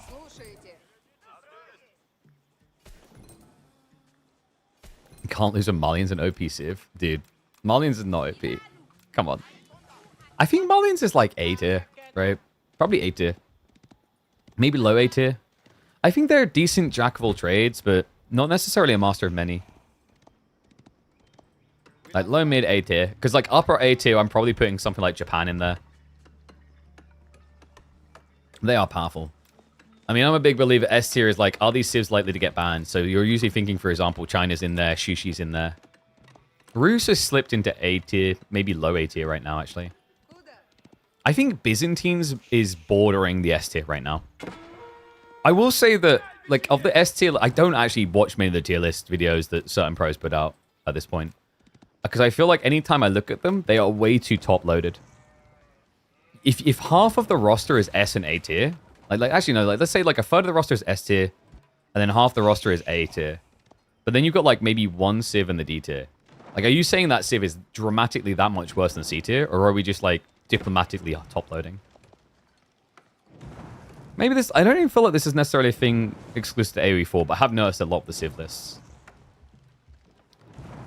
So, Burn coming through. Scatbrained already up to 4 scouts. I thought he might go for like a Rax opening just to kind of also pressure, but because it's a back gold, he made the right choice. If this was a forward gold, you could actually open Rax to force your opponent on archers, which kind of freely lets you then play pro scouts ahead of him. But with a back spawn like this, it's just way too much runtime. Malians are fine versus Spear Rush now with the tower? Exactly. Which I'm pretty sure it was Poppypaw and Wham that discovered that. Well, we saw Poppypaw the first person to actually do it at the start of the year. So credit where credit is due.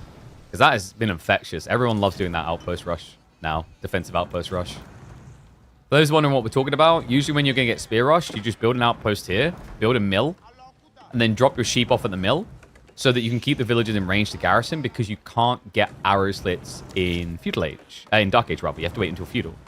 So that means you have to keep villagers nearby. Because there was a time when people originally conceptualized the idea of an outpost to protect, but it was dog crap, because with the pit mine and the houses, you don't need a villager on gold. It's wasteful. Like, look at it. Like, look at Voldemar. He was able to tech up fine with passive gold. He didn't need to actively gather anything. He just gathered the 10 because he was there.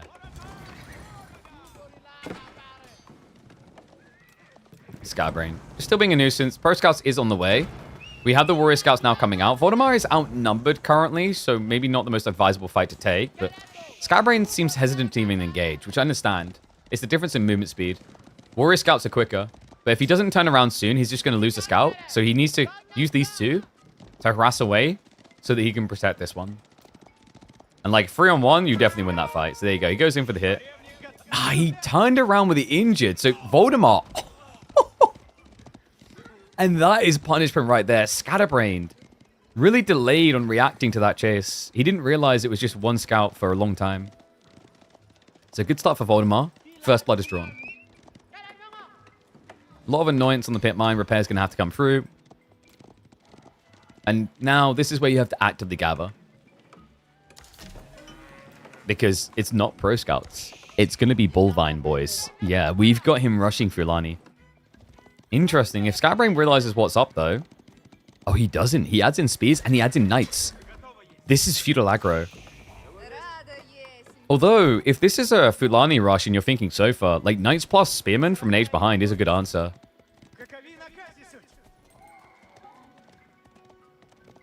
Yeah, like there's some matchups where the spearmen are just way too desirable. Like, for example, Malians versus Lancaster.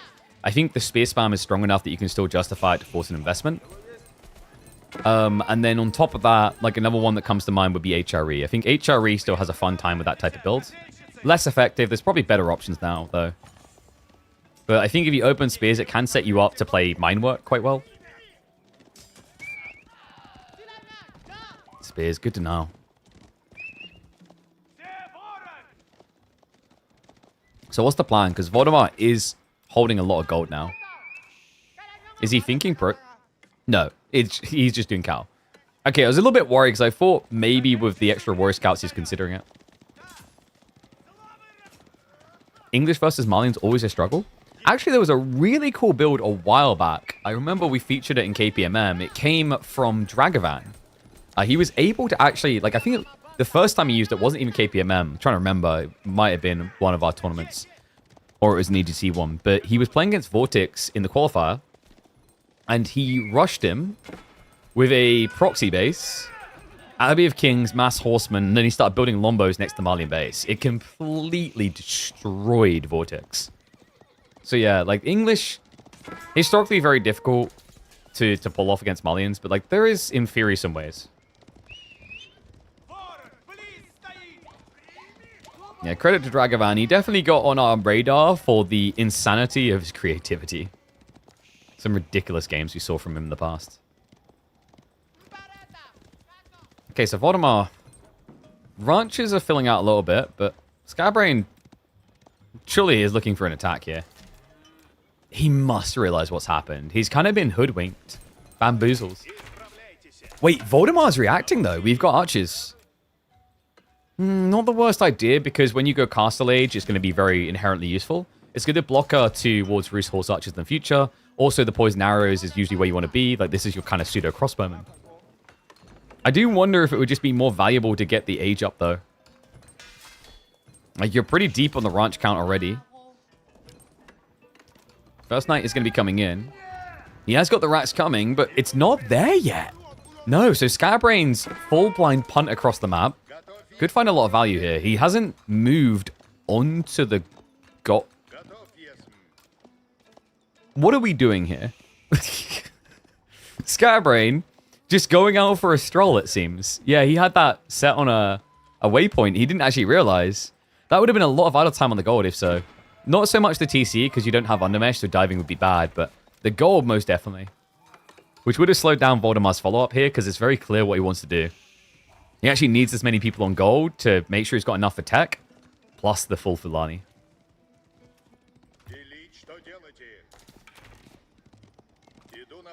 Very weird start to this game. But Knight's going to be coming back around. We have got Donzos now starting to come out. Skybrain isn't rushing in. He's just going to poke at the front pit mine. Well played. We did highlight this about the spawn. It's just a really ugly one for Malians. No corner spawn. Like, in an ideal Malian world, you swap this berry with the gold. And then you're happy.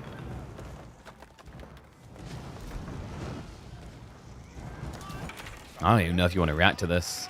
He doesn't... Oh, he doesn't know! That's infuriating. Look at what Scatterbrain is doing. Like, yep, just Spearman here. Nothing else. Surprise! Wait, this isn't fair. And this is really bad, because Voldemar opened archers and followed up Donzo. He hasn't scaled any javelins. Like, he just got completely caught off guard. Knight should be going down. The Donzo is going to get the javelin recharge in time here. He only needs 5 seconds. However, if Scatbrain steers this right, he can park himself right on the Fulani. Panic Archer Rangers coming through now. Villagers in a bit of a bind. Scatterbrain just doesn't know how good he's got it. He can't see what we can see. Voldemar got completely caught off guard by this Archer play. He doesn't have anything to answer it right now. Scatterbrain has got Steel Dagger on the way, but he's starting to prep for the inevitability of Castle 2.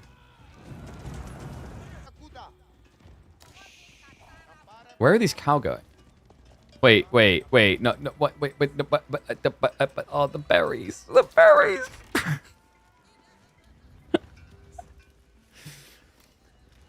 This is the only This is like the only time a Malian player has a good reason to go berries, because he can't place the ranches.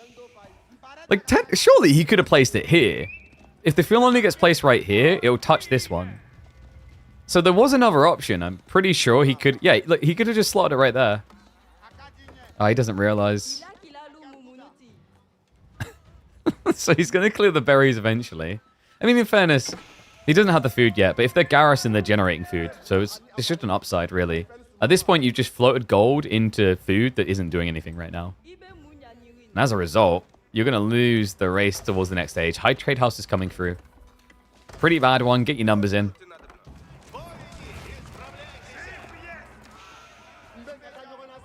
Javelins also need to be careful here because he doesn't have undermesh. So if they contest with the archers there, they'll probably lose. And the pro scouts just keeps getting better and better. We have got Voldemar moving out into deer. He's still struggling. He just doesn't want to eat the cow. Yeah, he can't really afford to eat the cow because he's not actively gathering gold anymore. The economy has just kind of gone a little bit weird for Voldemar in the last minute and a half. He had a clear trajectory of like tech up by about, what, 12 minutes? And it's just fallen off. How much production does Roos have? 1 racks, 1 stables, archery range, double, and now he's adding an additional. Yeah, so horse archer switch seems very realistic here. He could just go vet archers though. Vet archers also make sense.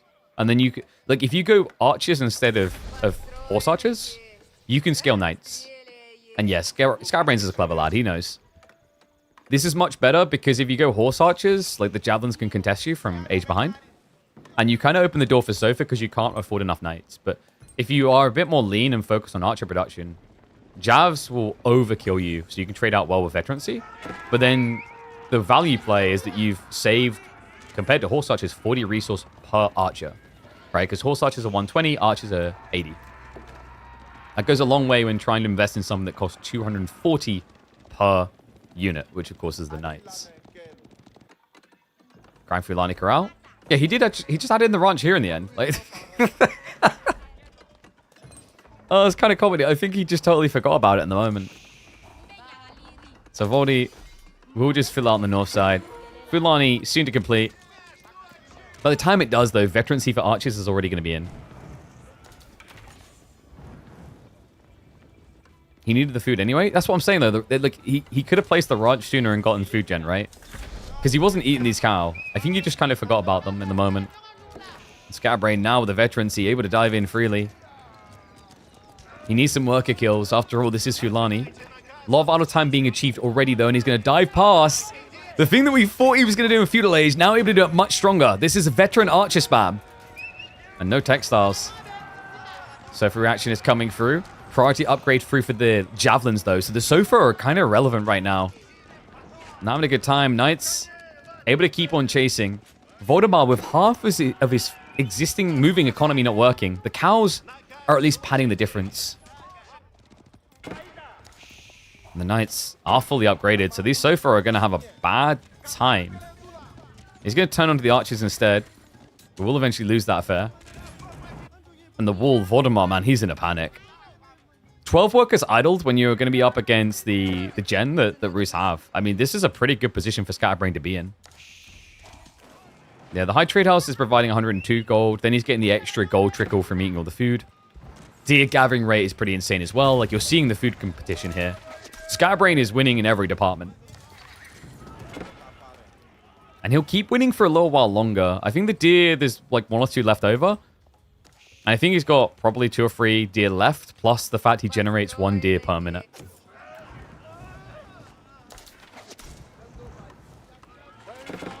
Archers.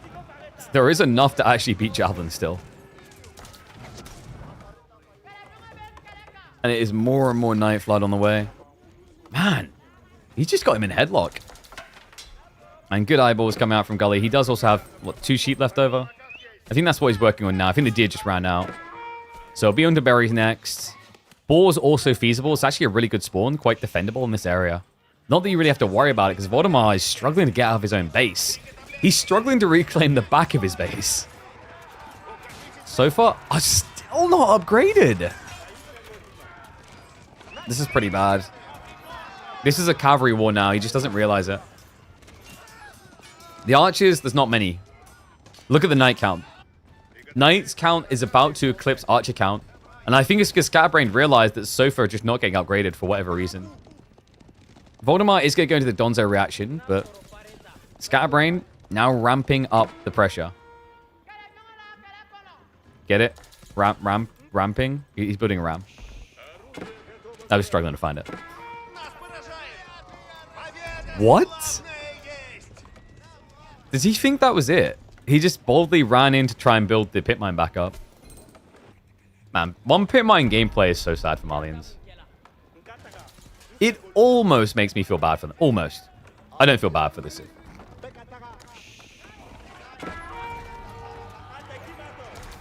Nice. Now reveal. Voldemar, he didn't see that initially. Donzo count is looking pretty rough. Only 8 in the fields. I mean, upside is he's got infinite food. Downside is everything else just feels like it's going kaput. We've got Rams coming in. We've also got Warrior Monks moving out. So Relics is the next goal. And also the berries are being played towards. So Voldemort, you know, he is going to have the better food income in the next 3 minutes of play. I think you can actually inflate it Scatterbrain by going boar. Like, it's important he finds some worker kills, though. Because being even economy with Mali and Fulani now, when you're not gathering deer, that's where things get really bad. He's going to use the random knock at the gates.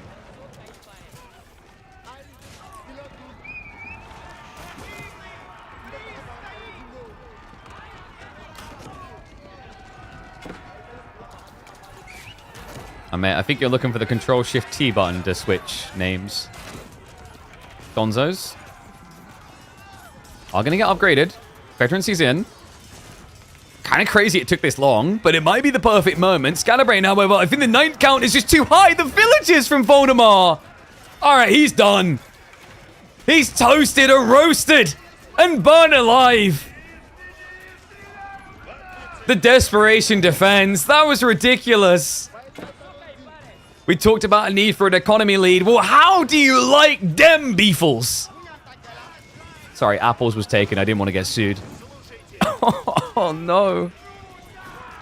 Game 1, Scatterbrain is going to make Voldemort only not so much play. He is done. Best of 3, folks. Voldemort still gets an opportunity to strike back, but Scatterbrain is off to a phenomenal start, and Voldemort may be about to be in for a rough week. I mean, either way, one of them has to face off against B, which is nightmare fuel for 95% of players. At this rate, it's looking like it might be a 3D clan showdown, unless Voldemort can dig deep.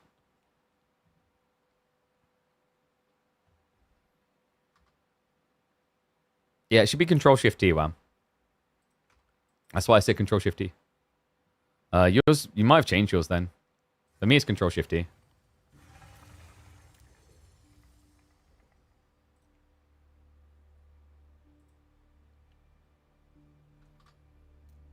Might get Discord ban. I mean, I haven't really, like, I haven't seen...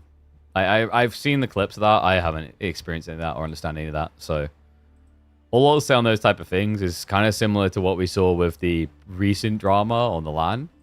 Probably best to, like, trust but verify. I know, very diplomatic in me. Not enough drama. What a shame. But, would you believe it? Scatterbrain picked Canal as a home map. And guess who's running headfirst into it? Knights Templar versus IU.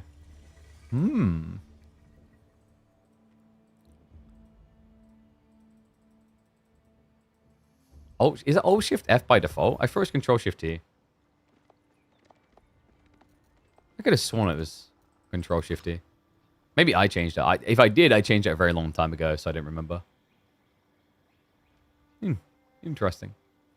Oh, that reminds me on the cow front. Did he actually fix the overlay in the end? Let me check.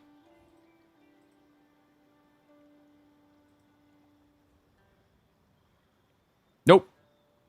I don't know what cow has done. It still doesn't work. It's very weird. All right. Let's get ready for another, though.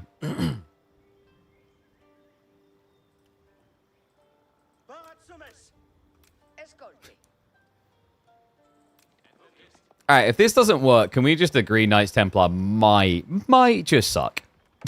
One and all, welcome back to the channel for game number 2 of this best of 3. Scatterbrained just rolled Voldemort up like a used carpet and threw him off the bridge. And Voldemort is now looking to prove that he can swim in that river. It is going to be Canal for game 2 with a Knights Templar pick. But Scatterbrained, the Ibids has been looking mighty impressive recently. Even on hybrid maps. Not a usual choice for Canal, mind you guys. And this is why. Voldemort commits to the racks. This is not something that Ibids want to do. IU's not really renowned for their spin and play. The dock play would have made sense here. Like, you can dock drop realistically. But instead, Scatterbrained, he isn't going to indulge Dark Age at all. No, this man is looking for a fast feudal play. Interesting. I actually quite like that. Decent amount of sheep as well already. 15 in total. He knows it's Dark Age aggro, which is why he plays sheep. This is really, really smart by Scatterbrained. He rushes the gold early before aggro can arrive. And then plays sheep because if he goes out into berries, he's going to get harassed off of it.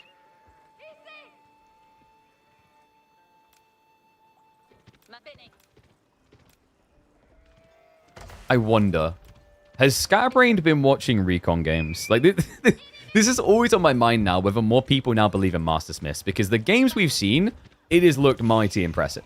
We actually didn't get to see him wield it against the violence of Wham, if you guys remember, because Wham actually stole it away from Recon the draft. But the Master Smiths build I've been seeing cooking has been looking mighty fine. I'm not sure if it's going to be coming in. Scatterbrained about to have the final drop-off.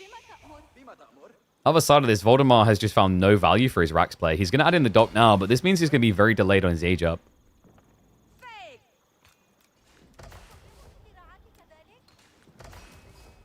I mean, reinforcement is the usual, especially something I'd expect out of Scatterbrained. I think most of the time he does play reinforcement from what I've seen. Oh, but...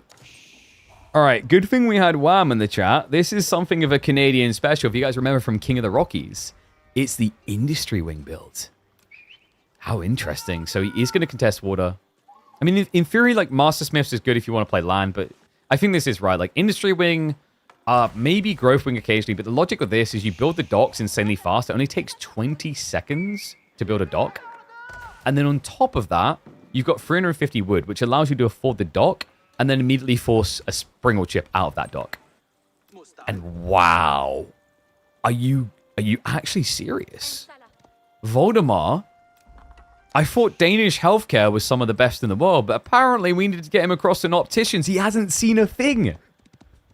By the time he does, the dock will already be up. And with only one spearman, he will not be able to deny it. That's vicious. He can have a fast tech up timing, but he won't have faster than this. In fact, Scatterbrained should probably have about a minute's advantage in Feudal Age at this rate, which is more than enough time to pump out a Springle. Springles only take half of that time. And his second dock, because it's just lean and efficient. You only pay 75 wood per dock as I. He gets the bad news. And the Spearman is on the absolute wrong side. This is brilliant by Scatterbrained. What does this mean? It means that he can now block your fishing with a boat pull, but then this dock can allow him to fish. He's getting the best of both worlds.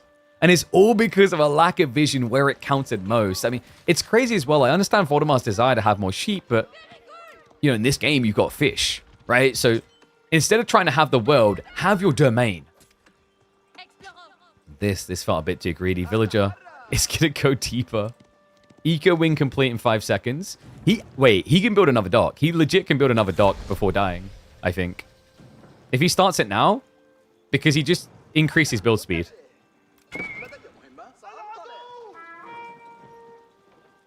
Maybe? It would take 20. Okay, definitely not with the extra villager coming in. Because remember, the dock should only take him, what, 20 seconds now? With increased build speed. Instead, he's just going to run off. So defensive dock coming in from Voldemar. Archer ship is already out and... Oh. If he gets unlucky... This might actually work. Oh my god, this is going to... No.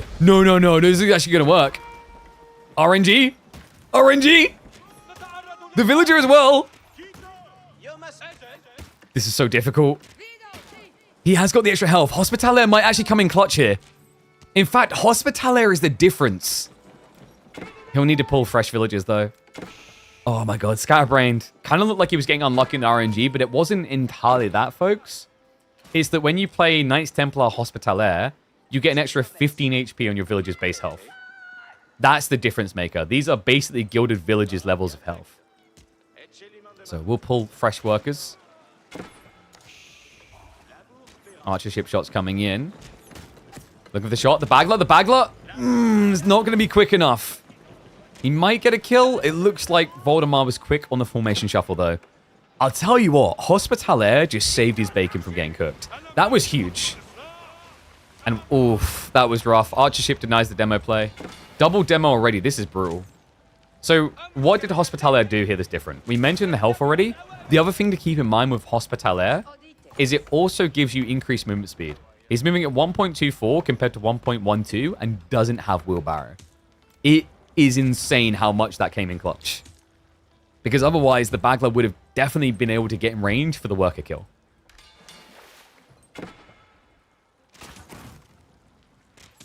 Mongol speed almost? Yeah, and you're not limited by Yam being attached to Deerstone or Outpost either. So Scatterbrain, he's not using the demo ships here because if he can kill the dock without needing to commit demos, he then has it for the second dock. This is desperation mode for Voldy though. Scatterbrain, he's pulling a new villager. Hasn't built any fishing boats whatsoever, but I think that's about to change. We've got a heavy commitment onto wood, and he's already got a heavy lead when it comes to military on the sea. Good news for Voldemar, because of that, he does get to Pilgrim for free.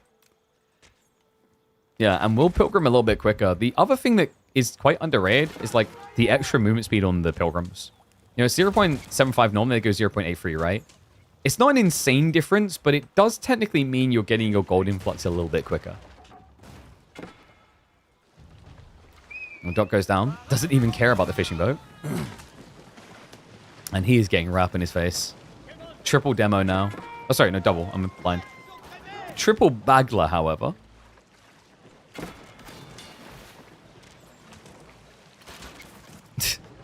He's thinking about it. And now the fishing begins. Demo's going to come out. Scatterbrain, quick with the fingers. Does take some damage, but the dock is the bigger deal. Stables follow up as well. This is ridiculous. Demos are going to be chasing up river. Archership gets the blocker, but the demo only connects onto one. New demo comes out. Good reaction. Archership protects. The villager is still building. Yeah, this is a problem now. In Voldemar, it's one thing when you got healing edge, but you're not going to have that advantage anymore. Archership does need to back out. Baglers will take over. Voldemar not able to sneak in and get the worker kill. This is interesting, actually. Like, if it had been archery range, the cool thing that you could have done here is Scatterbrained. Could have kept all your eco on wood and then actually built in a ram. Instead, Stables play is going to give Voldemar a counter. He already has the racks after all. In fact, it's right next to you. But I imagine this is Desert Raiders with fishing economy. It's not a strong fishing eco yet. Yeah, no, he's committed to just getting Voldemar off water entirely. Archers are going to idle the gold, so that means he can't get more demos. But guys, it's a 5 demo pull out of Scatterbrained. He's chasing up river now. Man the sails is useless because you're actually blocking yourself out. Archership gets the detonation, but it doesn't protect anything. The Hulks, all but one is down. Yeah, it turns out in this battle, Yellow Hulk is stronger.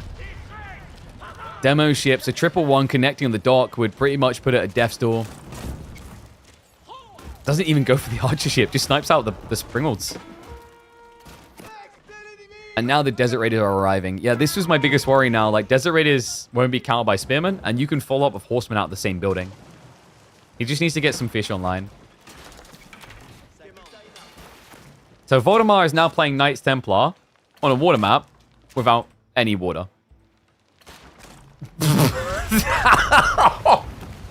And that is to send a message. It's going to go for a wall up. Scatterbrain is maybe moving south at the perfect moment that... Oh, come on. No way do you let him get away with that. Wait, really? He doesn't patrol the south side. This is important, guys. Voldemar can build a gate and build a dock on the south side. This also means he can protect his pilgrims. Because his pilgrims now can come south because the north side is blocked. Still, even with that benefit... This is a rough position. Your opponent has got triple dock in fishing range. Actually, I mean, you can say quad because there's a fishing here. So he can bloat like crazy if he chooses. Voldemort. Well, he's out of food. He's down to 2 sheep, so he's pulling for the boar. Archer ship reaction is going to be there. That's going to re-secure on the gold. Doesn't need an outpost. Why would you pay 100 for an outpost when you could pay 230 for an archer ship? Not to mention, you wouldn't idle your villagers building said outposts.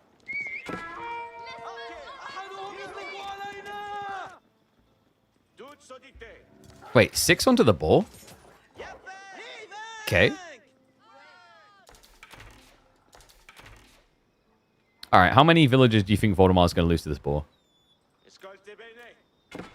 Be fair. Don't be mean. 0? You reckon he's got it? The goat? He's waiting for the army, but like his army is archers, which are terrible at killing boar. Like an archer does 1 damage to a boar, it does nothing for you. So here we go. Spears out. Voldemar. Alright, switch that girl straight away. That's good. So you know what actually made this pretty reliable? Textiles. Well, mini textiles. This is once again Hospitaller coming in clutch for Voldemar. Yeah, because he actually would have been left a little late pulling the villager away there. Just gives you so much more breathing room, actually.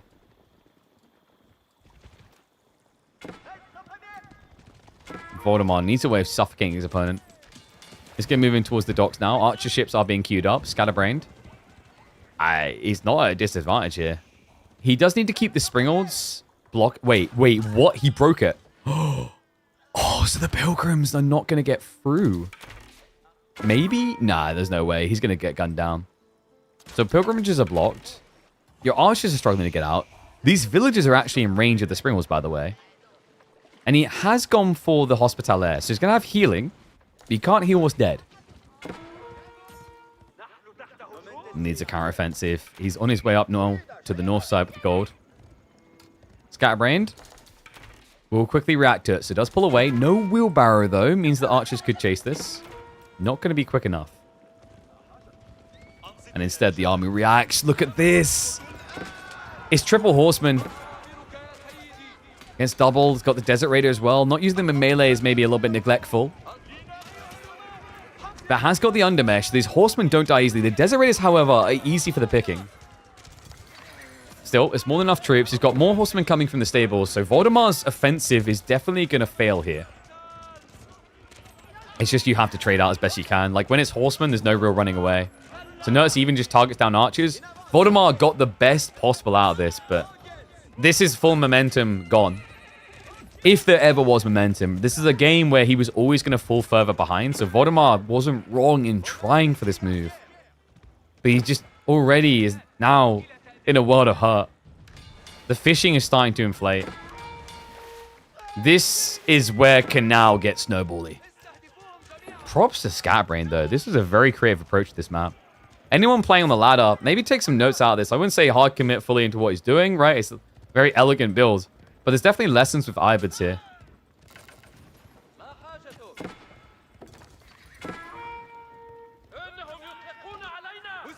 Villages? Wait, what? Oh my god. I mean, he'll kill it. But how many was that? Was that 2 free worker kills? At least 2. But desperation mode is real. Voldemar now moving out for, what, wood? Yeah, this is all just to get access to wood. Spirals are going to keep camping the north side. How would Voldemar get back in this? He'd need an attack into the base. The problem is your opponent's spamming horsemen and like you're only going archers.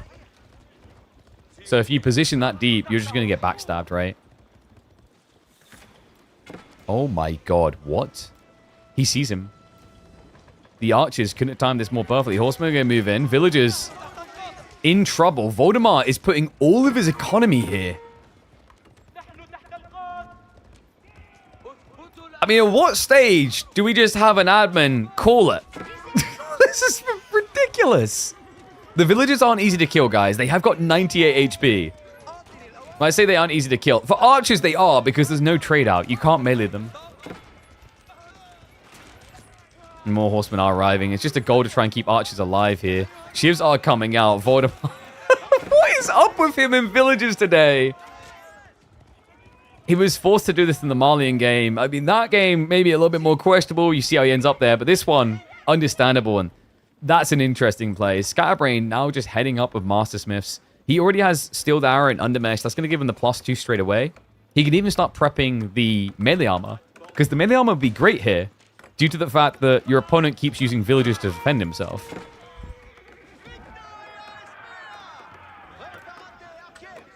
The Donati coaching.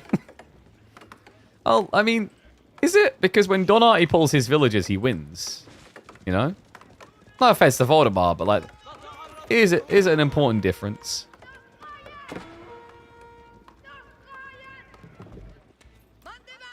Oh, God. He isn't even keeping track of it anymore, Voldemar.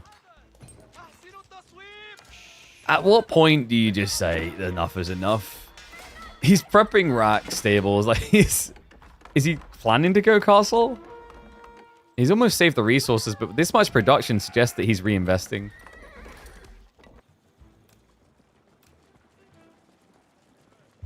Didn't know Don's sponsoring the stream. He's not. Why am I giving him free advertising?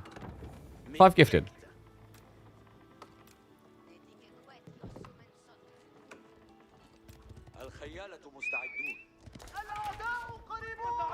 I'm not really seeing the plan here for Voldy. This is a Hail Mary. I don't know. He maybe suspects Castle Age. Like, otherwise, why wouldn't you be being attacked? Your opponent's either going Castle Age, or he's got like 20 fishing boats already. We can see it's 11. There's just nothing left of him. Spearman is a good call because there'll be Camel Lancers, but there's already a lot of archers from Scatterbrained as well.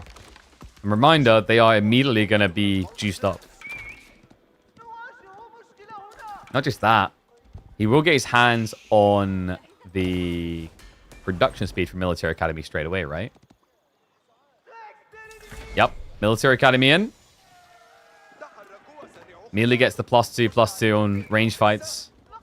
Camel Lancers queued. And I mean, this is pretty sick, actually. Like, Camel Lancers are usually really slow to produce with these type of builds, but it's already going to take him only 26 seconds to get them out.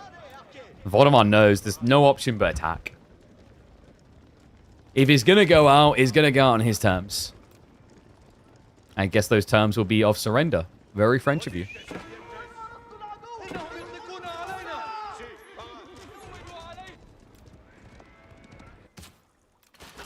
These pilgrims, man.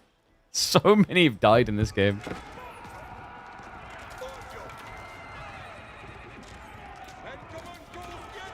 Veteran Receiver Archers is already in, courtesy of the research speed. Yeah, the horsemen aren't even going to find slight impact.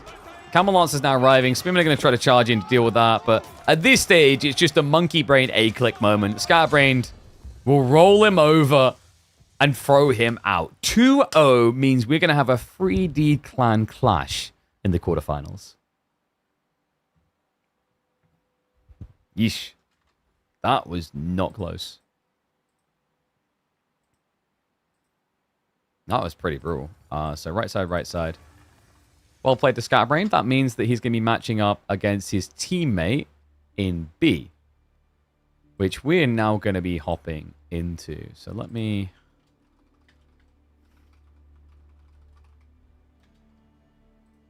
get that ready. Where's the draft?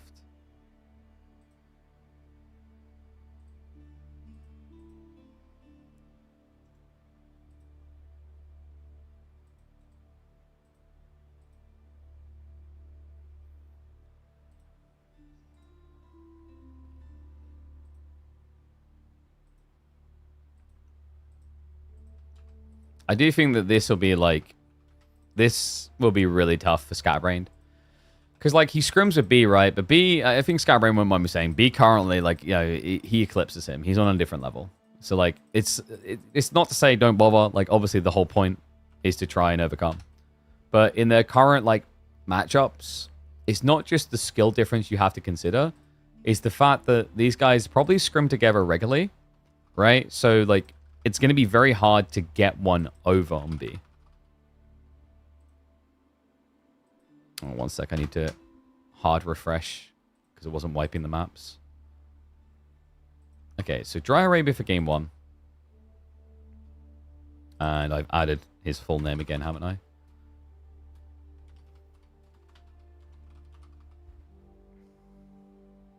What's the drama of SAS Demo? Nothing that crazy from what I've glanced. I mean, like I said, I'd wait for the full picture.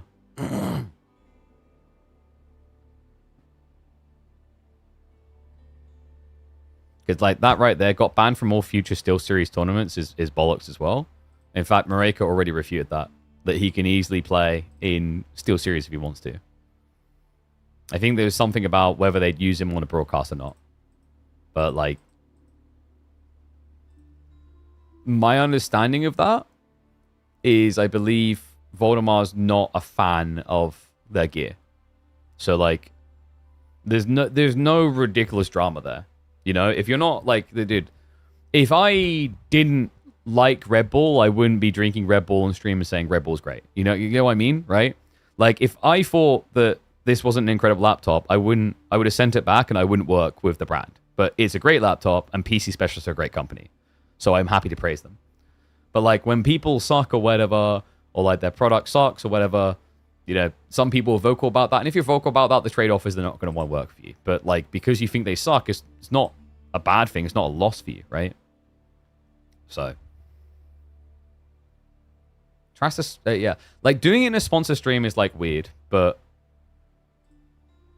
the problem is, usually with a lot of streamers and players or whatever, they may not try something before the sponsor stream.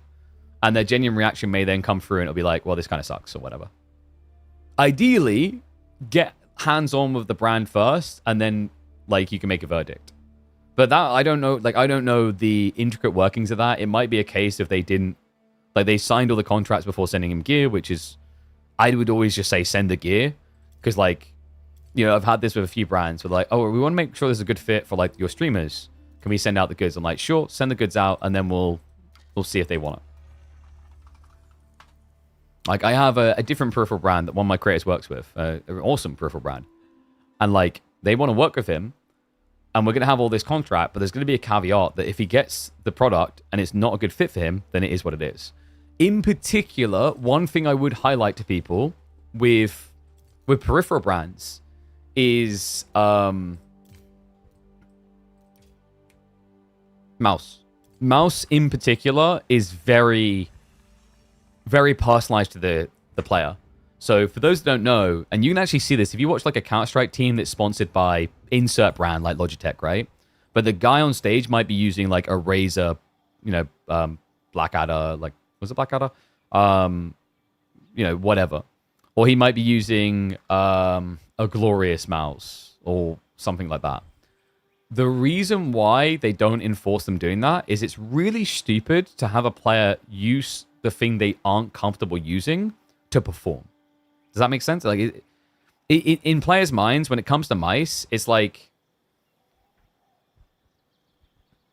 being you know, an expert craftsman at like woodwork and someone telling you to do some metallurgy. It's not the same thing.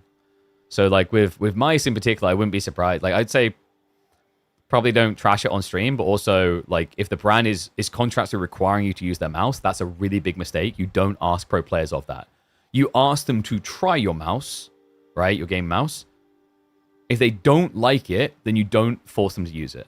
The one that is more acceptable is like headphones and keyboards and whatever, because like those don't like, with the exception of really wacky keyboards are mostly keyboards. They have small differences. The difference is much smaller. But like a perfect example, you know, it's true of RTS gamers, but even FPS gamers. I'd say the exception with keyboards is like if you're sponsoring an RTS player and you send them a 60% keyboard, what are you doing? For those that don't know, 60% keyboards are the ones that don't have any F keys. And for anyone who plays a lot of RTS, they know F keys are important.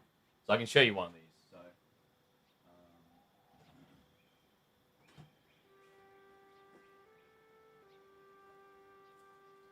So this is what I call a pretty rough keyboard for an RTS gamer. It would be one of these.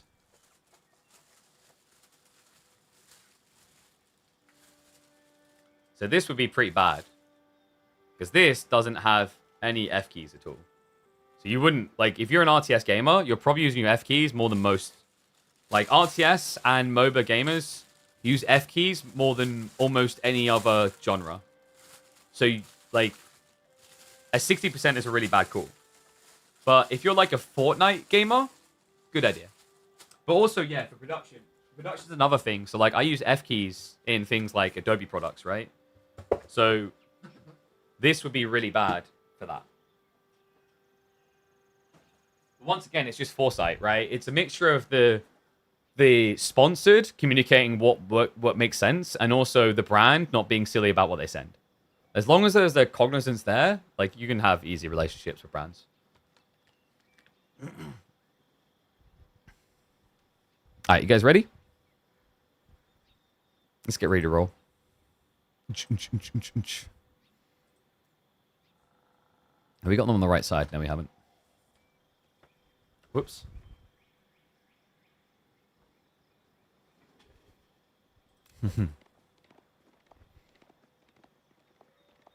It has been quite a long time since we've seen this Civ in action.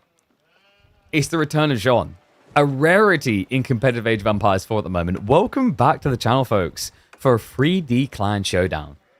B, in the green as Jean, and Scatterbrained is going to be opening up on Dry Arabia Byzantines. Yeah, interesting matchup, actually. Jean versus Byzantines, one that we've seen Jean could do reasonably well in the past. But Jean, I don't know what it is. She's just fallen off in entirety. We do sometimes see people playing into French at the moment. French has been growing a little bit in popularity. But specifically this Civ, no. And, oh, sorry, Hannah. Hello, I do see you. I'm having a good day. I hope you are too. Sorry, when we're in game, it's a little bit harder to respond. But yeah, this is going to be an interesting one because Jean... I wonder why she fell off so hard. We had the Pro Scouts meta where she was good, and I feel like we're at a point where there's still a lot of feudal commitments at the moment, and Jean loves feudal commitments.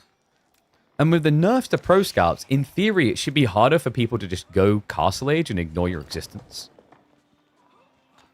Especially with this type of spawn. Berries on the forward side. Gold on the back. This is like the nightmare fuel for Byzantines. You prefer to have gold on the front, berries on the back, and then maybe stone obviously on the back too if you feel greedy. And we were talking about branding and like integrations. Is it not like in football where they have to cover up the branding of the other brand? No, that's not a thing. What? Like, what do you mean? Like in football... So this has always been a weird thing. It exists in esports as well, where you can sponsor a team or you can sponsor the event. And the thing is, the team can have their brand appear on the tournament's event. So, for example, like if you look at certain gambling sponsors in football, they sponsor the team. They don't sponsor the league. Is this a best of 5? This is indeed a best of 5. So winner of this, by the way, will be going up against Anatan in semifinals. Which is interesting because I believe Scatterbrained does play a decent amount against Anno. And obviously B has a long history with Anatan. Of scrimming, partnering up, etc. So yeah, a very... a very friend circle loaded south side of that bracket. B. How are we looking on sheep hall? Oh, God, that isn't great, right? He's got 6 sheep. And he's also mirroring in the shadow of Byzantines. He doesn't even know it. Yeah, so this could get really ugly on overall sheep hall. Like, Scatterbrain could have over double the sheep. I mean, he already is close to it, right? We're talking about 11 sheep to 6. He's not even going to need it now that the Grand Winery is coming in. But if B doesn't have it, it disarms him. B has got 3 on gold. One of them is Jean, though, so it doesn't look like it's macro for Pro Scouts. Then again... do you need the Pro Scouts with this type of spawn? Are we going to have to start calling these B spawns? I think Marine Lord right now is red in the face. Like, what the hell?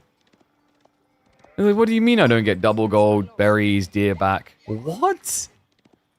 Like, what is this open territory over here that could have been filled with vulnerable resources? In fairness, Scatterbrain kind of got similar, but, like, his are more widely exposed. Whereas B's is quite wallable if he needed to.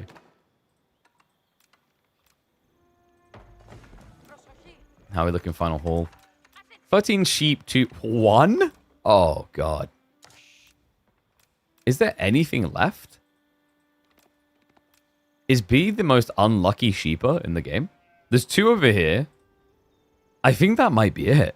So B is definitely going to have to play deer. But in fairness against Byzantines, like because it's a Grand Winery build, they're not going to be the aggressive party. Even more so because it's Jean. So although this looks bad for B, it's not catastrophic. He already has Wheelbarrow. Which means he can just walk out for the resources. He doesn't, however, know about the... Oh, for God's sake. He might actually end up going to the further deer first. And he's so late to actually scout this out.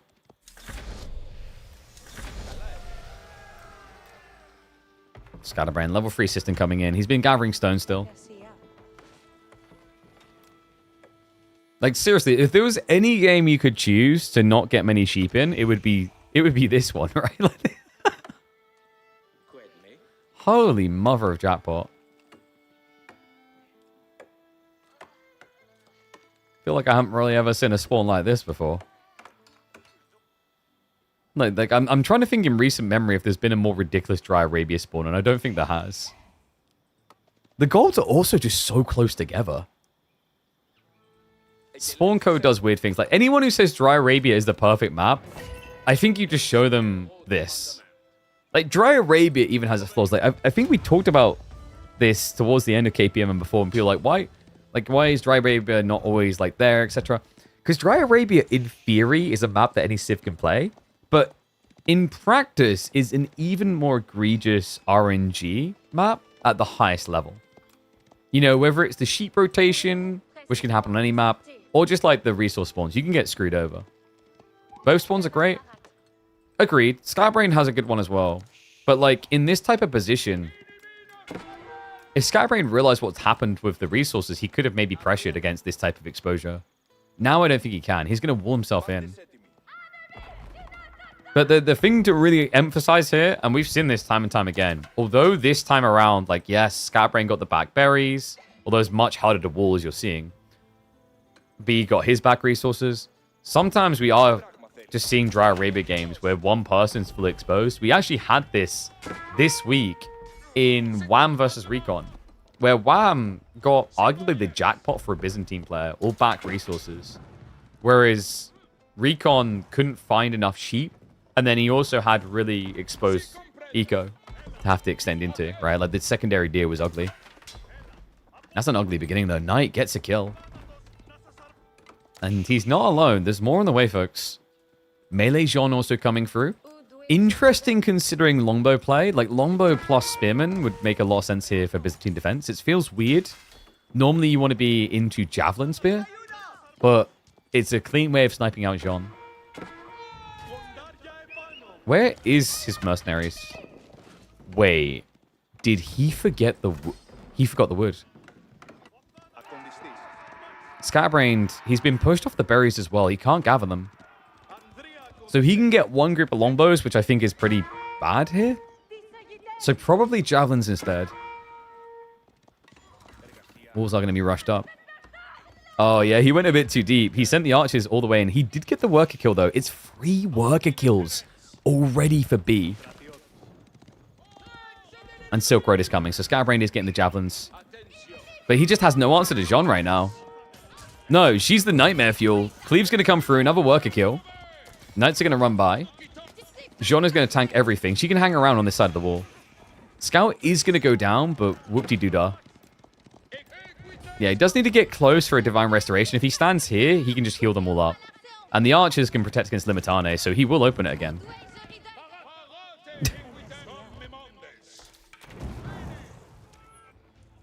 So this is looking borderline depressing for a Byzantine player. I don't know, this feels like one of those games where you just get in, and you're like, I'm going to have a fun time today. And it almost feels like when you queue into, like, Beastie, but you're like a ranked plat, and something happened in the matchmaking. That's not to say Scatterbrain is a bad player. We talked about the fact it's like top 100. But with the way that B has opened this up, Scatterbrain has nothing. I think actually, like, does he need archers? Can he even afford archers?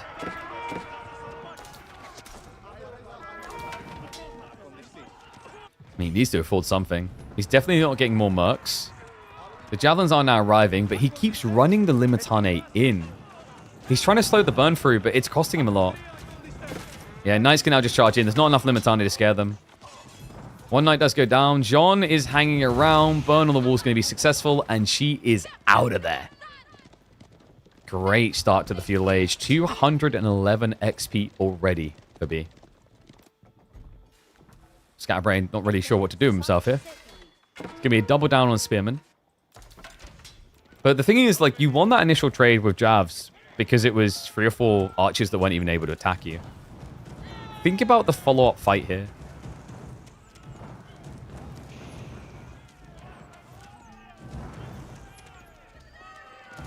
Yeah, like, the follow-up fight is what I'm trying to figure my head around on what Scatterbrain does. Because you know how you mentioned how this is a really good spawn with all the berries? Like, you're seeing the issue. The difference is how close to your base the walls would have been. Like, this is so far out. That's why B is attacking here. Because it's worth taking the damage to break the wall here, because then when your opponent tries to run away, you'll be able to run him down. So B, steering him wide. Scatterbrain back on the berries. Looks like he is going to get enough for the second javelin group. Yeah, because B is circling super wide. Interesting he didn't just full commit direct. I might have spoken too soon. Is he thinking about it? Scatterbrain's about to get the bad news. The scout sees the ugliness of what's coming.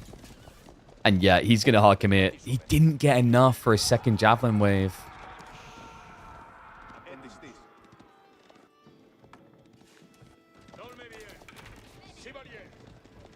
So in hindsight, like, what could Scatterbrain have done different here? Outpost on the berries actually would have went a long way with this type of spawn. But the problem is he like chose walls over outposts, which makes sense. Maybe archers. If you can get the walls, the knights can't really contest too early on. Archer sidestep, the Matane maybe. I think the walls plus the cisterns is kind of greedy. Against Jean, because you look at this and like, what can Jean do? I think from Scatterbrain's POV, he was thinking probably pro scouts. And if your opponent goes pro scouts, you get a lot of leeway to be greedy like this.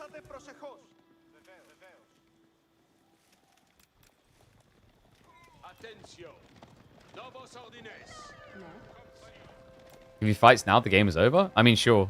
But we're talking about like what he could have done to stop himself getting to this position. Clash is going to come in.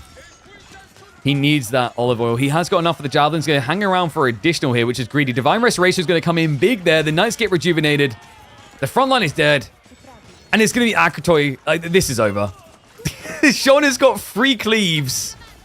And she does not give a crap about 2 armor. Scatterbrain's going to get picked apart here on the retreat. Jean, level 3 at 12 minutes into the game. An absolute annihilation. Jeez. Just picked that up as like a guide on how to get level 3 Jean in 12 minutes. God damn. Oh my. One sec here, just double checking something.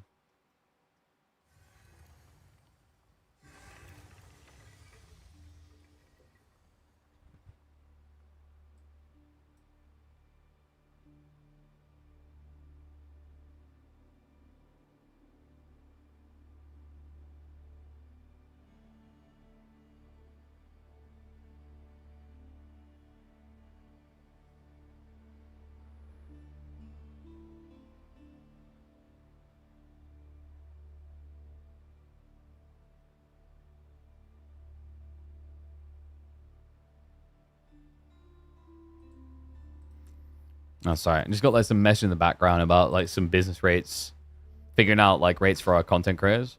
But now it's like in the stage where the person has given us transparency on like how they do business and how they calculate, like they calculate how they sponsor based on the average viewership of the creators. And we're like, well, yeah, that's what we do too. And then my business partner's like, so what's your number? And now there's been no response. I'm like, this is classic. It's like, if you know what, you might as well just like let us know. Like, you have a budget, use the budget. I know you want to save more of the budget, but like you've opened the door now on how you like allocate budgeting. So you might as well punt a rate out there. Business negotiations, guys. It's weird sometimes.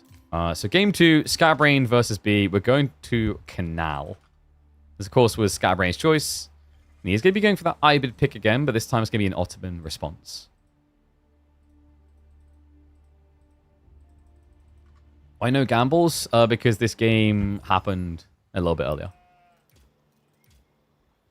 The live one is meant to be happening in a bit, which will be WAM versus SAS, but we'll see if it's feasible to do that. Oopsie, wrong scene. I know, I have got a meeting around that time, but I'll see what I can do. Problem is, we're going to run out of content at this rate. The schedule's been running a little bit behind schedule this week. That's not WAM, and it's not WAM's fault on this one, right? It's more that, like, there's another quarterfinal that would have not have happened today, which is unusual.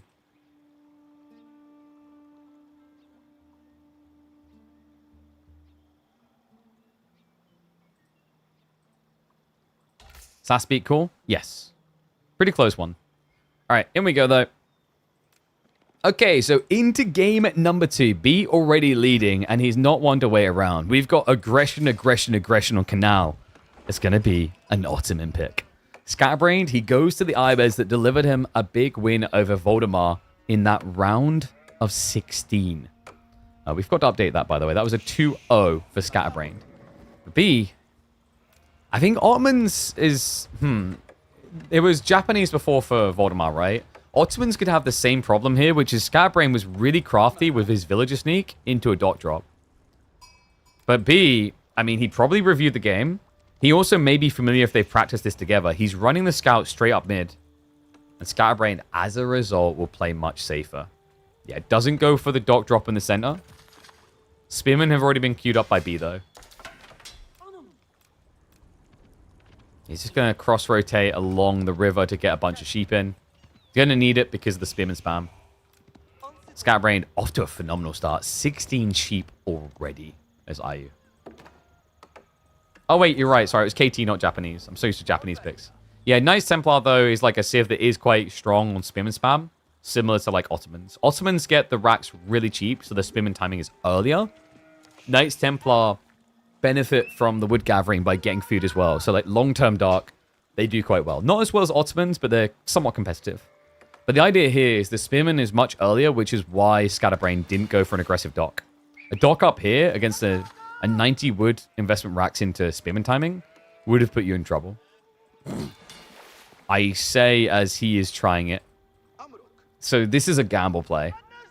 He is minimizing the gamble of it by scouting. Unfortunately for him, B, the sensors are tingling. Spearman does discover the dock. House of Wisdom's now being dropped. The Scatterbrain is nowhere near what he'd need. Wait. He sees him! B! He turned around. He knows the timing. Okay, so dock drop from Scatterbrain is going to be a big fat L. Does Scatterbrain even realize? Nope. Hasn't reacted at all. Wait, what? He's just going to lose the villager. Unbelievable. The second spin was on the way, but completely unnecessary. So dock denied. Scatterbrained. I mean, you could argue that villager was going to die either way. But there's no way you get the dock. At least if you walk it around, you idle out the spearman chasing you, maybe. Because now you're just like at a loss. Okay, so step one of Scatterbrain's plan that ruined Voldemar has failed. And it's all because B is just not being greedy. You can see he's only now going for a dock after he's secured an advantage. Advancement is coming in. This is a smart choice by Scatterbrained. Unfortunately, we've got the good old classic wall.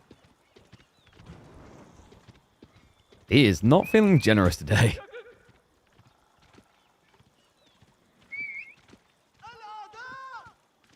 Yeah, I'm kind of getting a bad feeling about this one. So what does Scatterbrained now do with this play? Because the advancement wing is all about getting the boat advantage. And you're going to be whiffing. Nice. Okay, that's cool. He pulls the fishing boat. And B didn't quick wall. So gap kept open. Well played by Scatterbrained. Spearman can react to this, though. And what? He catches him! That is a long scream for help.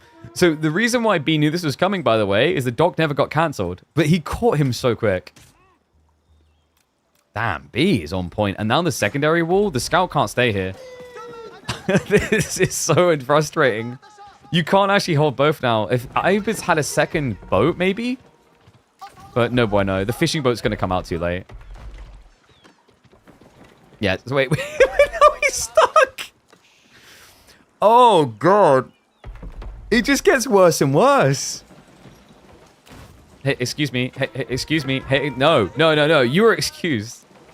He can just kill this with a spimmer now if he needs to.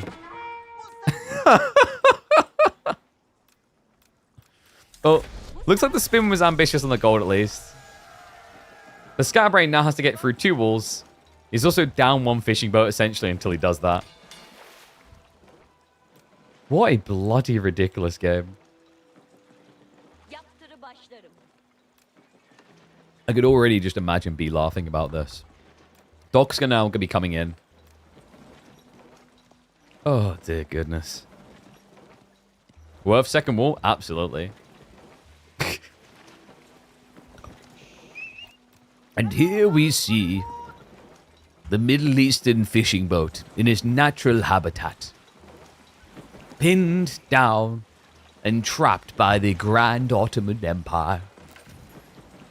Until they are ready to leverage their toll upon the innocent Saracens. Alright, there we go. We're going to stop watching that now. I'm going dizzy. I think it's time. I know he's going to play it soon. The problem is, by soon, they actually mean in well over an hour. So it was a little bit bait. I think, what was it? SAS started it when, like, he started a stream, I think, like 2+ hours ago. And, like, he had KPMM soon. I was like, that's a long wait for KPMM. Dock drop now coming from B. Yeah, you just, like, you can't do anything with this. He has got a Desert Raider on the way, so maybe, just maybe, something can go his way finally. Springle ship's being queued up. This is going to be tight. Like, if B sees it and pulls away back towards the Springle spawn, the Desert Raiders shouldn't be able to get the kill, but B needs to react right now. So he pulls back. Springle's coming in, and this is big. Yep. Turns around, doesn't even try for it. B now able to come back and build this. Man, the difference of seconds here. B's dock will go up. He's gathering stones, so we're going to be seeing naval arrow slits coming through, which will deny 5 fishing spots, 6 fishing spots, and protect the wall from the boats anyway. So yeah, you can already see through in the stone, like he's not far off now. Is there anything that's really going not B's way? I mean, in fairness, Scatterbrain is still fishing. B hasn't started yet. So he's really just playing on denial currently, but this is where Desert Raider is going to feel weird. Sipahi are being queued up.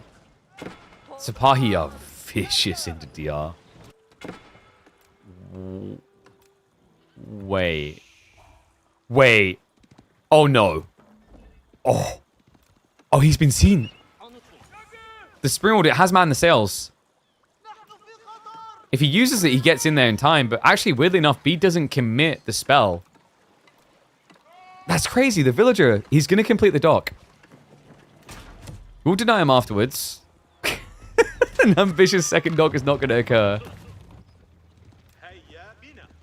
This is so weird right now. Like, nothing's attacking anything it should.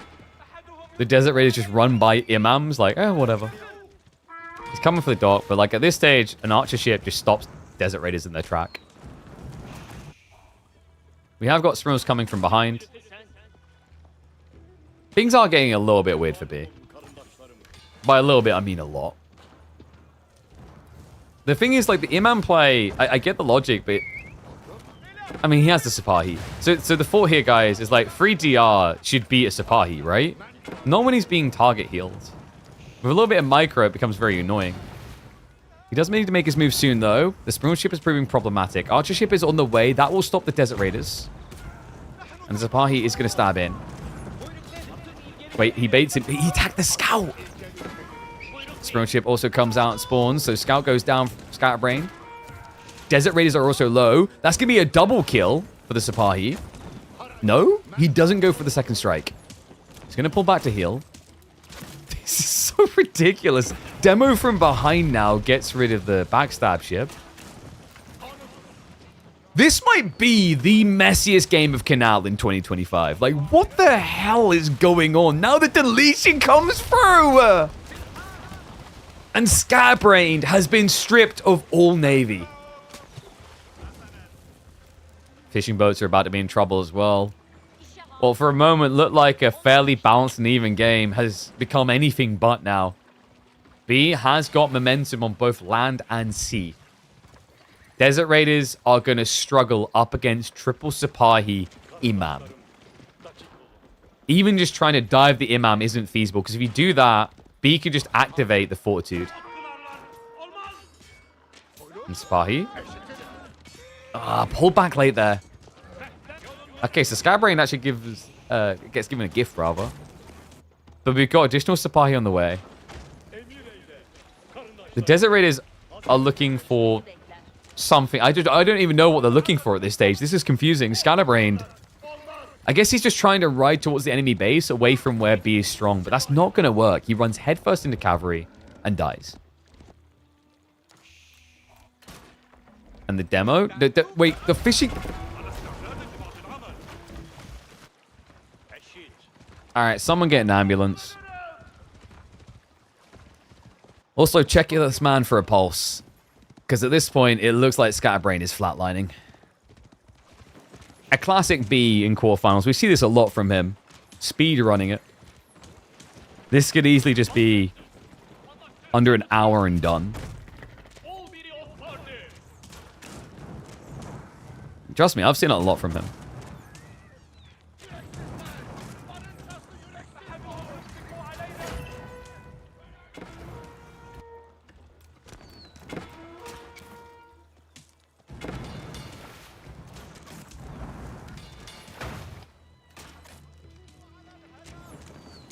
So what does Scatterbrained do to get back in this now?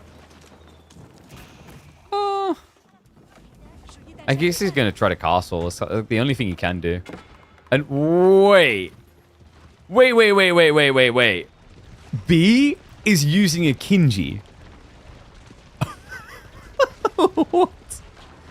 I mean, in fairness, the only thing left to do is kill Scatterbrained's land eco.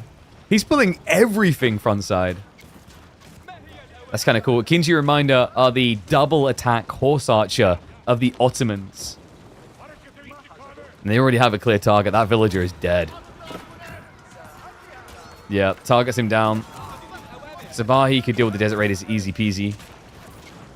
I mean, this is just a mess. Scatterbrained's wasting a lot of shots from the Springles onto land units he won't kill, and now that will be healed. Bogdanal is going to be coming through. If Scatterbrained doesn't actually force a fight here, then B can just rotate into the base. He has enough firepower now. It's 9 Sipahi after all. Imam. Oh, B. A bit greedy. Still, step 1 on a long route to recovery for Scatterbrained. Demo ships aren't doing anything. There's going to be a connector at this rate. The Springolds. Uh-oh. Double whammy there. Extra one's going to come through. He can detonate on the fishing boats. No repair, no eco. And Scatterbrained, nowhere to go but down from here. So I'm curious, how many people veto Canal because of these type of games? I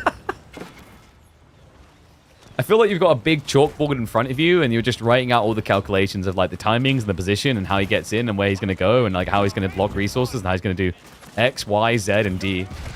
But D's are not the plays. Demos, just get him out. Send him next.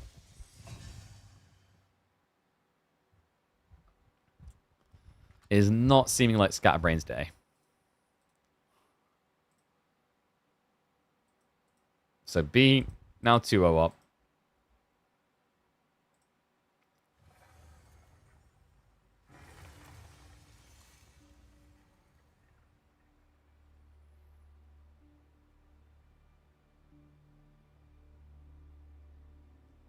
One sec.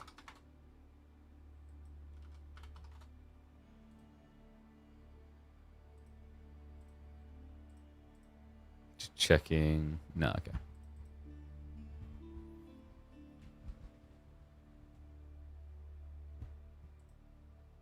Alright, so... Next up... We're going to have Frisian. Probably what? Lancaster versus HRE? Mongols versus Order of the Dragon.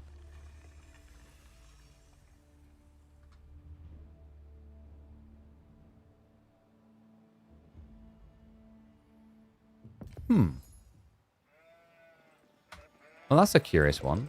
And one sec, I've got like... Oh no. Like this, like my POV right now is this. What map have they used? Like, I have this map.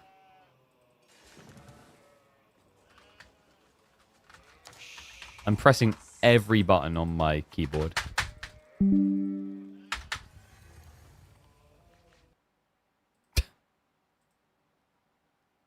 Okay, I somehow closed AoE 4. Give me a moment. Lol. Das Duck? I don't know what that was about. Alright, so bear with me a sec. And we'll restart AoE 4. Hopefully fix that problem. That was weird.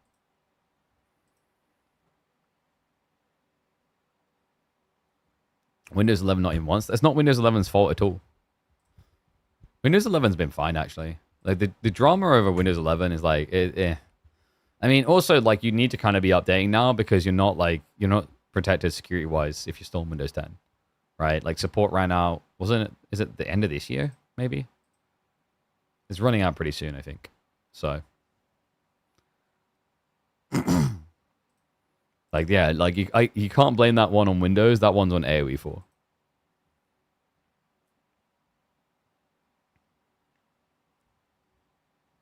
October? Yeah, there you go.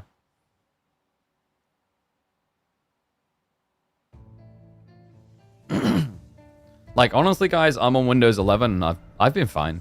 I haven't really had issues. There's one or two features that may be, like, annoying you want to disable, but, like, I've been fine. I think, like, there was a fair point early on, like, it just wasn't a better product in Windows 10, but that's usually the way a lot of operating systems go when they're, like, live services.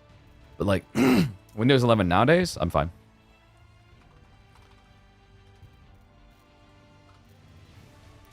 People who are still like, oh my god, Windows 11 are like, they just don't, I don't think they read into anything.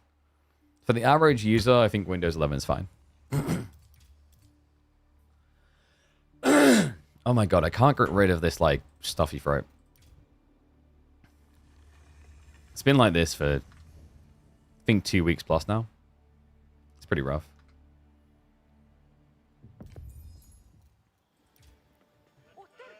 Alright, in we go. Weirdness is afoot. It's an Order of the Dragon pick. One and all, welcome back to the channel for B versus Scatterbrain. Game number 3 between these two.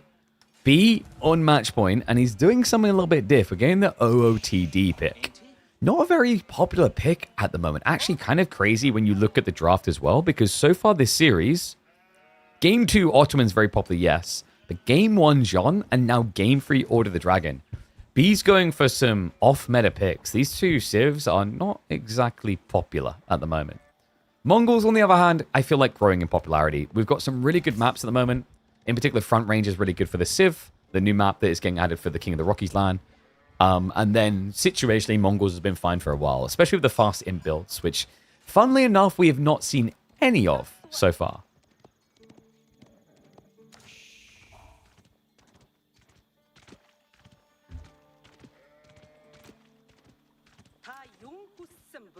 You wish games ran on Linux? They did. It's called PlayStation 3.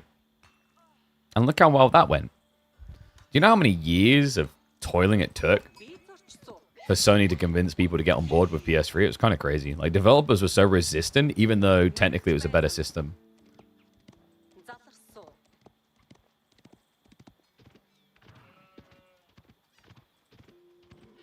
So, what is the plan here with Scatterbrained? Is he really going to go for a Rack Rush? I guess it's worth it to lock in the gold. The problem is, initially, like, the first Spearman's not going to do much, because when it comes to Order of the Dragon, their villages are very tanky, and they hit incredibly hard. They actually hit as hard as a Spearman. This means that OOTD, compared to most civs, does a better job of holding their own against Dark Age harass. Which in some ways is why I've been a little bit surprised they haven't appeared more in the middle of a Dark Age rush meta. They themselves would suck at the Dark Age rush in a decent number of matchups. But I feel like they'd hold their own a lot better than most civs. Arkan coming in though. So B going to be feeling pretty safe and secure.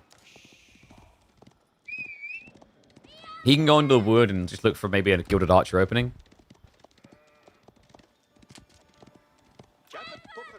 The alternative is you start adding in your own spears. I just don't think you really want to do it here. Mongols is the only Sith you play? Wait, what? At gold rank? I didn't know people like you existed. I thought that was English and French territory.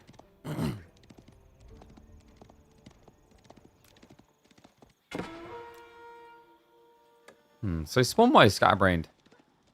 Has Mongols been looking good here? Mongols have felt, actually has been feeling weird on New Frisian Marshes. Because they feel so... isolated? I don't know what else to call that. That you just don't have much in the way of secure resources like this.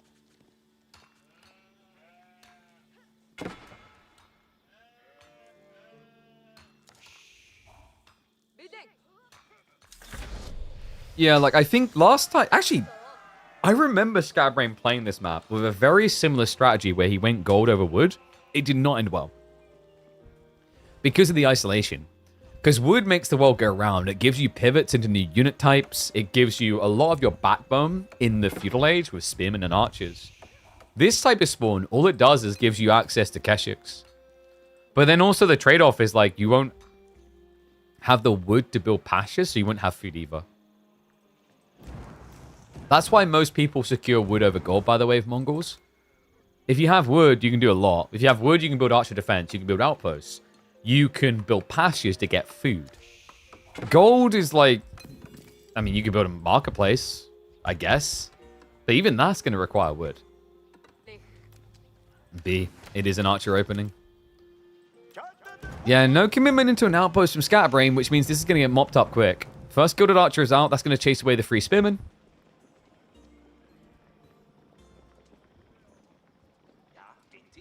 You don't like long games and walls. I think you're playing a different generation of Ottomans, Mongols, my friend. It's time to enjoy long games. And by long games, I mean 21 minutes because you went Imperial and rushed your opponent. See, I'm reading between the lines where he's like, oh, man, yeah, I just don't like long games. I don't like walls. 17-minute Mongol main imp say what? We see you for what you are. Question is whether Scatterbrain will be able to be seen for that, because it is Keshik's correct reaction to Gilded Archers. But the problem is the timing here. B's already now pivoting into racks. And he's got plenty of food to work with. Yeah, 14 sheep compared to the 10. Keshik's will at least give roaming potential where B will struggle to be out on things like deer. But I love this from B. He goes to the dock. This is a way of kind of addressing the Keshik concern, because they're not quick killers onto docks. They're very expensive killers onto docks, actually.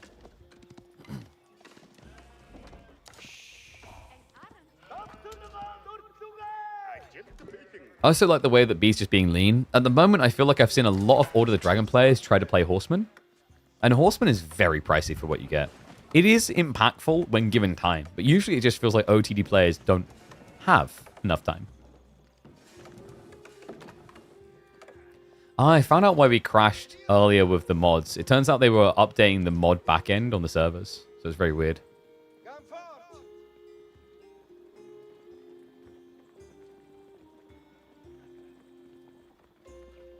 Ooh. Alright, guys. We might need to speed up on this one. Because we've got WAM versus SAS starting very soon. So we'll go for the 2x just for a little bit of the early game, as there's not much pressure play coming in. It looks like Scatterbrain is going to try to fish as well. Interesting challenge point, but the scout just revealed the bad news. Scatterbrain is just so vulnerable now on this tree line. When you play fishing, you need even more wood gathering. So B, like maybe now you actually do go for the horseman just to raid in. He's got good defense on the 2 ponds. Reminder that one Gilded Spearman will beat one Keshik. Seriously? I'm not even making that up. They hit for 52 damage, and Keshiks, well, they basically die in, I think it's just slightly over 3 hits. Because they have the free armor, so they mitigate 6 damage across that. Actually, no, sorry, they do die because it's 52. Yeah, they just die. Oh, and in return, you do what? 15 damage. You won't get the charge in either. He's going to be able to find the Gilded Archers temporarily, but now it's going to be a chase away. Yeah, I feel bad for Scatterbrain because in hindsight, it just feels obvious that you're going to end up on Keshik versus Spear. Inevitable, even. He's going for an Archer switch now. But B is getting ready for Castle. Yeah, he locks in the gold. He understands how this now plays. Like, he's baited Scatterbrain into reacting Archers, which now means that Scatterbrain's going to be stuck holding a handful of Feudal Archers against heavily armored units that do nothing. Right? Like, because you won't be able to dent the armor. Even now, you just see the Spearmen trade out well, because early on, although the Archers are meant to be counterplay to Spearmen, they have so much health, it's insane. So it looks like Keshik going to be charging in. Spearmen are just going to turn to aggro. Scatterbrain not moving the Archers away quick enough here. Standing in range of the Gilded Archers is a big no-no. Reminder that Scatterbrain is struggling to stake a claim on his own lands while his opponent is moments away from Castle. Yeah, we'll go for the 4x now. I think they're just going to be backing up entirely. I mean, you're happy with this. Scatterbrain hasn't been able to raid. Your fishing hasn't been under threat. And now the Burgrave shall wield all threat in the direction of Scatterbrain. We'll go to 2 to 4x speed while this is happening. It's going to be a little bit of poke raid coming in from Scatterbrain. But if he doesn't hard commit, he's not getting any rewards. Wait, 5 fishing boats? That's crazy from B. He's actually flexing him. He's microing and only garrisoning the one fishing boat that gets attacked. That's brilliant. Spearman now react in time. He did at least snipe one fishing boat up here because B was distracted. But the tech up is more than a big deal. It's the world at this stage. Scatterbrain needs to catch up. Adding in more archers probably doesn't solve his problem now because B is already going to men-at-arms. He's got Burgrave after all. He can afford them. I don't know. I just... Scatterbrain has been having a hard series, is what I'll say. And I don't really see it getting any easier with this game either. Like, what do you actually do with this?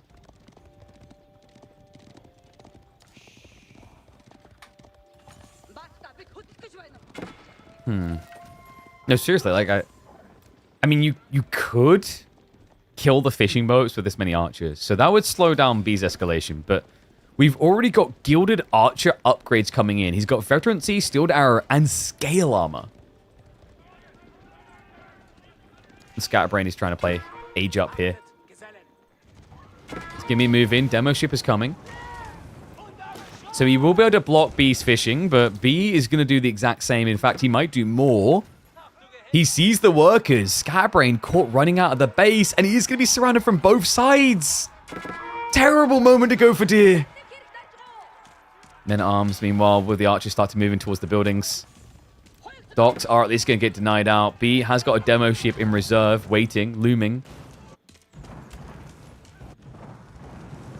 Not ideal against Keshik because you wouldn't be able to kill him quick enough. Yeah, but wait, it does make him think twice. Slowing down the assault while he makes his own. Arrow slits are now coming through. Scatterbrains is still age 2. And the villagers are in trouble. The body blocks come through. He's not able to reach quick enough. And the burns are real here. Remember, these guys have a lot of burn damage. 25 torch damage per unit. And the Gilded Archers are ready to receive. Villagers going to come out. We'll look to garrison. No, wait, he just runs them away. So that's going to be down by 10 workers against Order of the Dragon. A civ that's meant to have less than you.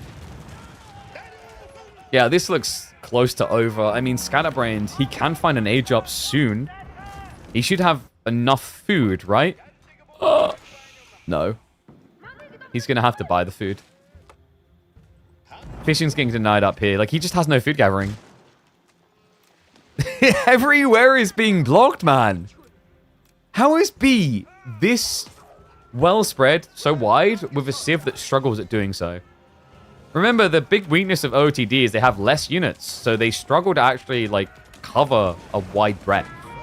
Not here.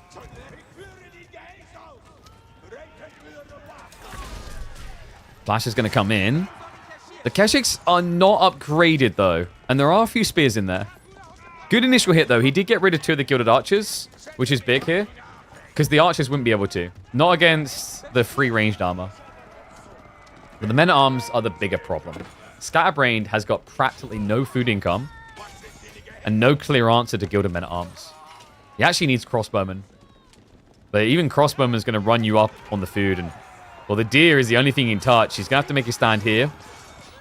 Men-at-Arms are going to stand their ground. Veterancy kicks in for the Keshiks. And the Gilded Archers, what are they doing? He's typing for work. What? Like, what is that right there?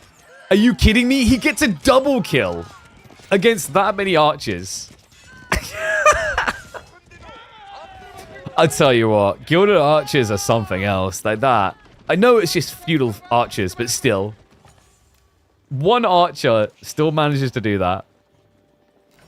It is kind of on Scatterbrain because there was definitely an opportunity to pull away when that happened. I just don't think he was expecting B to go for a double kill.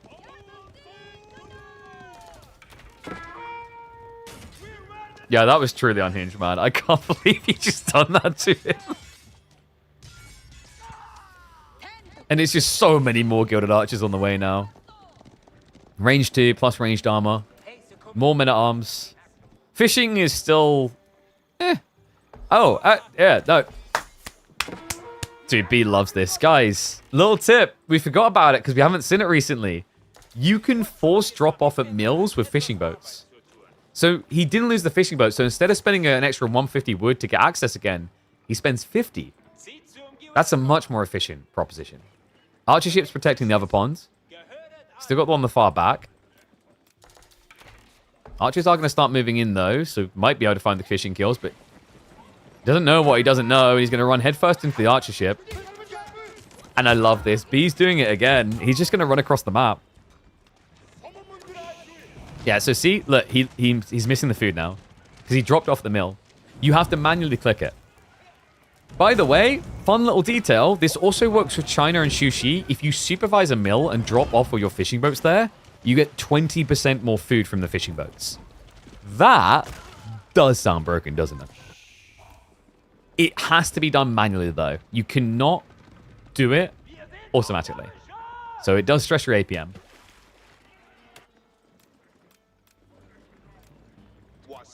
B just circling like the shark now.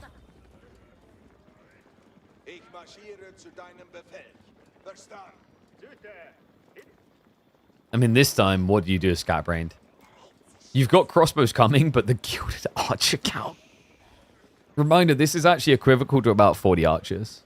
And not just any archers, they're very tanky archers with 5 ranged armor.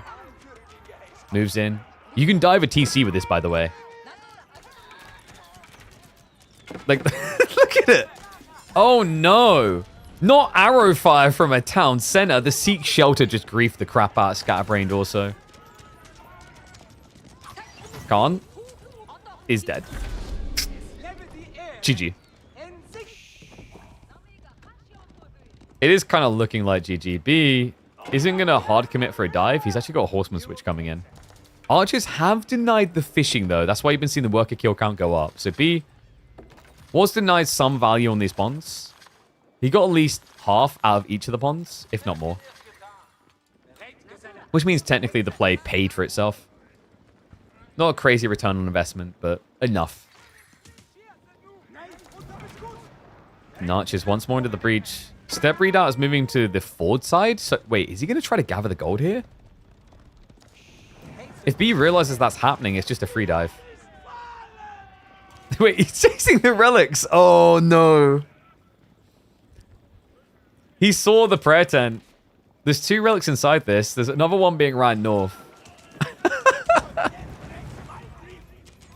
Reminder that buildings packed up have no ranged armor, which is why it's dying like this. This could be big. Demo ship. It's not going to be quick enough. It might be able to clip the men-at-arms. It goes greedy. B. Quick reaction, though. And scatterbrained a premature detonation. It's gone. I love the way it just explodes like a pinata. 2 relics on the floor. So scatterbrained, he only has step breed out gathering, which in fairness is unharassed right now. Wallow's going to come on the back, but with the Gilded Archers there, that shouldn't really be working. And oh my dear God, is that a lot of archers? Men-at-arms, like this is the thing you can't afford to waste your time on. Look at how quickly the Keshiks are dying. Dives past, he pushes the crossbows away. He just hides in the MAA. B is something else to watch, man, still to this day. He makes these matchups against top 100 players look so trivial. And with civs that just aren't popular, I mean, this has always been where B thrives, off meta. And right now, Order of the Dragon feels exactly that. All right, apologies for the speed up, but it's because we're about to get underway with WAM versus SAS.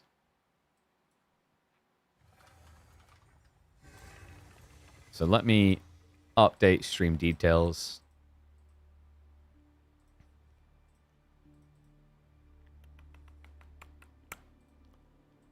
Let's see where we're at. I hope I have enough time, because I've got a meeting I have to go to.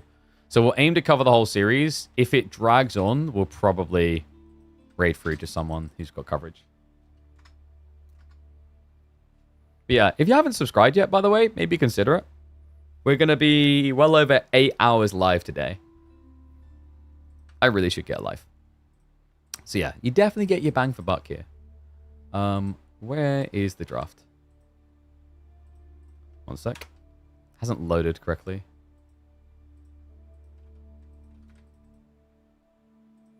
So there's Civ draft. Map draft. WAM on the left. SAS on the right. Dry Arabia beginning.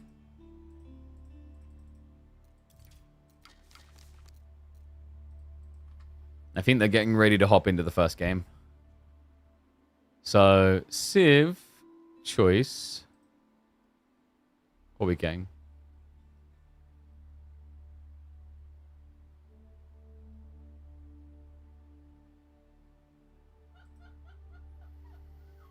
Yo! What's up, Kasiba? Thank you very much, mate. I appreciate the community subs. Thank you, thank you. It's wonderful, you. What a legend. There you go. 5 people now don't have to worry about ads. Also, reminder, if you get gifted a sub, you are obligated to pay it forward by spamming that sub emote everywhere. Every single channel you can find. Get everyone addicted to K-Big Hype and all the other cool ones. K-Big Hype in particular is sick. I think K-Big Hype is probably my favorite one. And, like, why not? K-Big More is pretty cool, but K-Big Hype is just the right balance, you know? So, map number 1, Dry Arabia. Looks like we're going to be seeing Byzantine versus Rus. Byzantine have looked really solid against Rus recently. So that's a hard matchup to start off with for SAS. We can indeed Gamba since it's live. It is finally time. It took us a while, but we got there. Also, because they're waiting a sec to hop into game, that gives me enough time to quickly update this. So if you're just tuning in, we are going to be looking at WAM versus SAS, which is a best of 5. Dimi versus Numudan is just a giant question mark. I don't know what's happened with scheduling there. We need to check in with the players because they really needed to be playing that today, to be honest. Because otherwise it drags the whole schedule back potentially.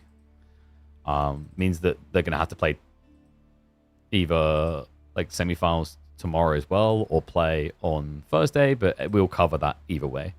But we did just have Scatterbrained. Let me add that in. So Voldemar, by the way, got 2-0'd by Scatterbrained, and we just saw B 3-0. So we've got B versus Anatan as a semifinals. That will probably be happening on Thursday before Grand Finals, as those two lads are usually very accommodating. And I think Vortex has said he'll probably look to be signing up to future KPMMs. Wouldn't be surprised if Lucifrom returns as well. Honestly, it's totally worth it. These are phenomenal ways to like create content. It's also great ways to practice and improve. And $500 per week, It's decent money.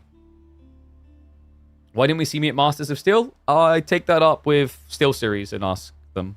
It's their event. They can choose to hire or not hire whoever they want. My understanding is it was all volunteers, basically, so no money.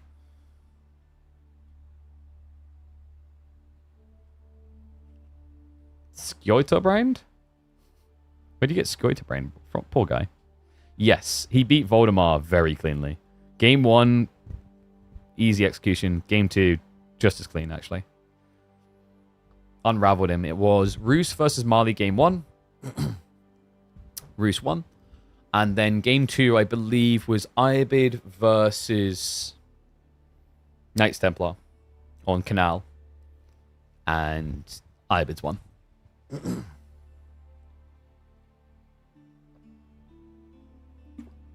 I seriously need to get some in my throat. Oh, crap. What's up, Lash? Yo, how's it going, buddy? Thank you very much for the raid. Hope you had a good stream. Welcome, one and all. Hello. There you go. A little bit of German. We are waiting for Wham versus SAS game 1 to kick off, which should be starting soon. The draft's complete. Picks are in. We are going to be getting some Rus up against Byzantines. We were just talking about, actually, like, this matchup is really, really good for Byzantines recently. They have some really cool timings around Kirasife and pressure that can ruin the classic fast castles. So you can be forced to play like a longer feudal, which with the system scaling is really good for Byzantines. Ram had a DC. All right, we should be getting in lobby in a sec. I guess he's just double checking this connection stable. That gives me a moment to check Airbnbs for Gamescom to see if there's anything feasible. I don't like those prices. The prices I'm staring at would be over £200 a night. My business partner's like, go, but I'm like, we're a week out from it now. We're a week out from Gamescom, which means it would just be like, we want to do it for business, right? We want to network, get new contacts. But it's like, a week out, most people's schedules are going to already be full. Even 2 weeks, right? Some of my people were telling me like their schedule's already full. I feel like we should just do it next year and do it right. I'd love to do it because it's good vlog content as well. We're starting up vlogs. Like, I want to try and do semi-regular vlogs now.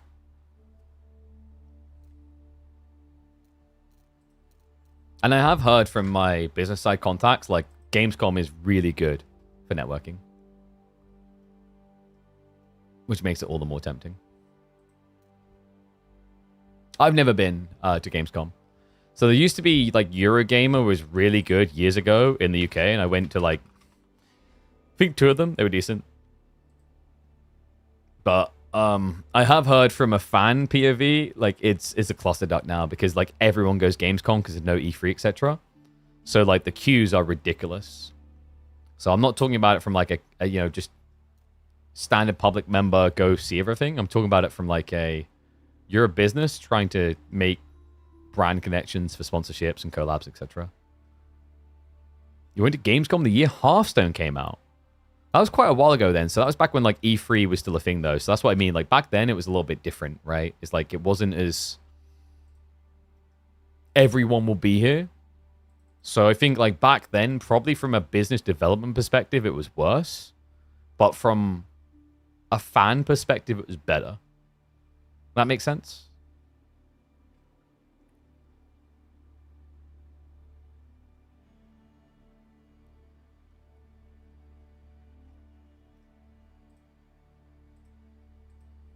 What's taking so long? You wanted LOL stuff and there was none there? I mean, does League of Legends ever do Gamescom? I don't think they do. I'm trying to think if they typically do those type of events. I'm pretty sure you'd have a better track record with Dota, because the very first TI, if I remember correctly, for Dota was at Gamescom.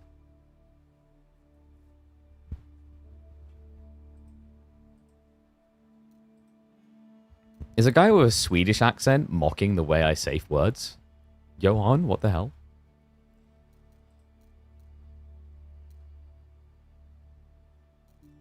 Johan, when are we getting you in the midweek musters? Do I need to make it a special week where you're allowed to pick only one civ, so you can bring out those fiendish bastard skills? Oh god, dude, I'm not doing a one civ week. I will die. I will just mentally die. What the fudge?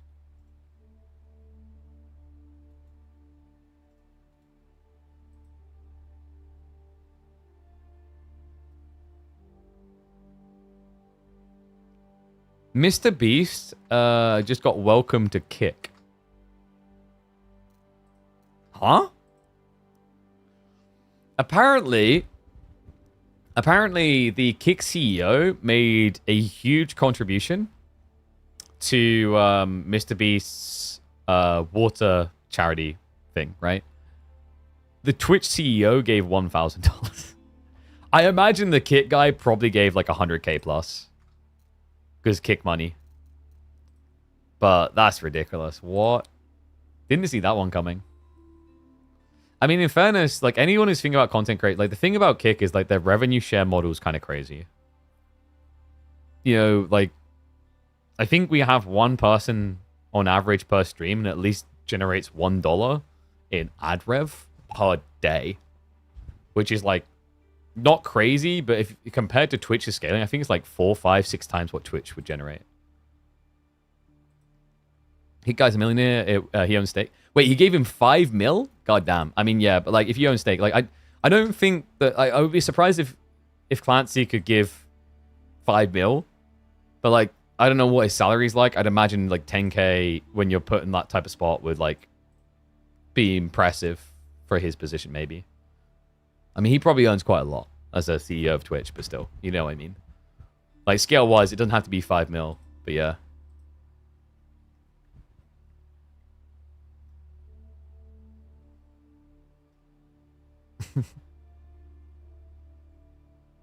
That's crazy.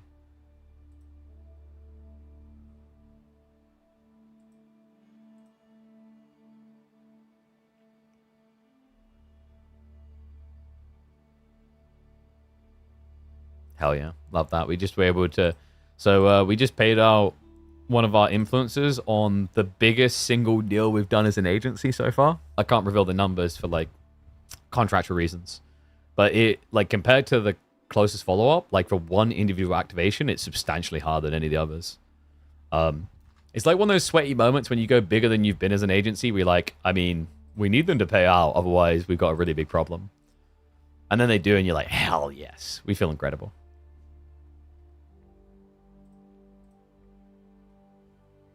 Kick, cesspool, Mr. Beast, hang out with the worst people. I mean... Entitled to your opinion, but like saying, I don't know, I think every platform has scummy people. It is a different kind, right? Because of the, like, what's allowed, what's not. But let's not pretend like we've got a special Halo on our show that make, on Twitch or on YouTube that makes them perfect platforms. Like, we can all, off the top of our head straight away, think of at least one content creator that, like, we have that type of reaction to on each platform. I'm not going to say names because I'm not about crapping on other creators, but like these people exist everywhere.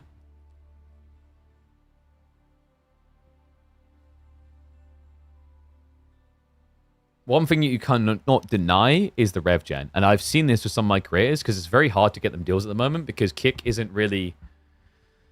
It's not really an engaged platform for activations for sponsors at the moment, but I will say this in that some of my creators have just switched over entirely because Kick offers a very, very rewarding scheme for like exclusivity. It's kind of like the Mixer type thing without having to be this stupid big pen thing for only like Shroud and Ninja. It's like lots of streamers can activate on this. Twitch very biased and two-tier policing? Exactly. Like, I mean, you know, it's like if you know the right person, right size, like the rules have never been consistent on Twitch. I've talked about this before, like how some people, they'll just get drunk on stream off of like shots for subs. They'll just do shots for subs. And that's dangerous when you scale that. Like when you're drinking a lot of shots, that's like very dangerous because you can just, that's considered body harm, right? Like if someone's subbing and you're shotting every time and you get 20 subs, that isn't like, that's not a gimmick for a sub anymore. That is actual self-harm. Right? But not every streamer would get cataloged as self-harm for that, even though it is most definitely self-harm. Like, because you're enabling someone to force yourself to do something to an extreme where you would hurt yourself.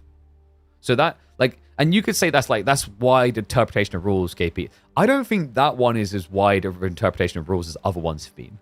That's like pretty, like you don't have to have a PhD to make the path from step 1 to step 2 to step 3. You know what I mean?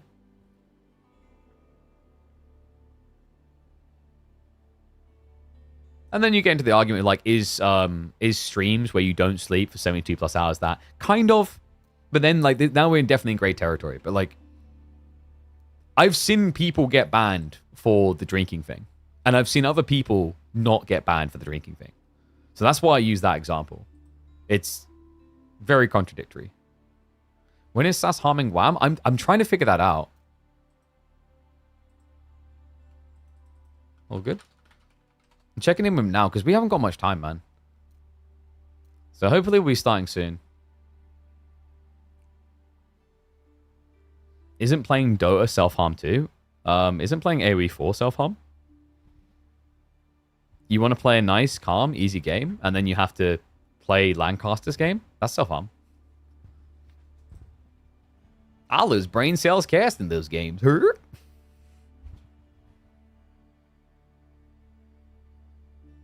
Oh, yeah, I heard about that. Wasn't it like, was it, so I think, was it Adam Ross and Beast were on a call and they were ringing up other creators and like ambushing them to donate or something, I think. And yeah, I know someone mentioned the Devon podcast. I do need to watch that still. Devon recently left an agency that he founded and he said that he's going to get back to doing like some interesting content. So I'm very intrigued.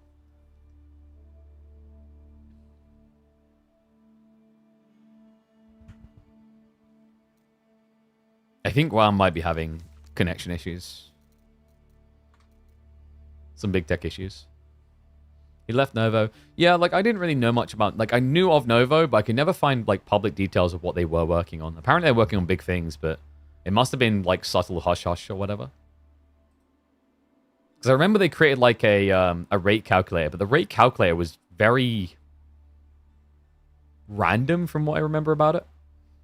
It didn't make much sense. Like, originally, those don't know, Devon Nash is a guy who, he kind of does what we do.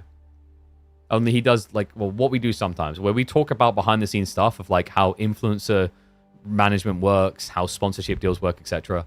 But Devon's whole content focused around that solely. So, instead of, like, we'll occasionally hop on this, all of his content was about that. And he was very good at it.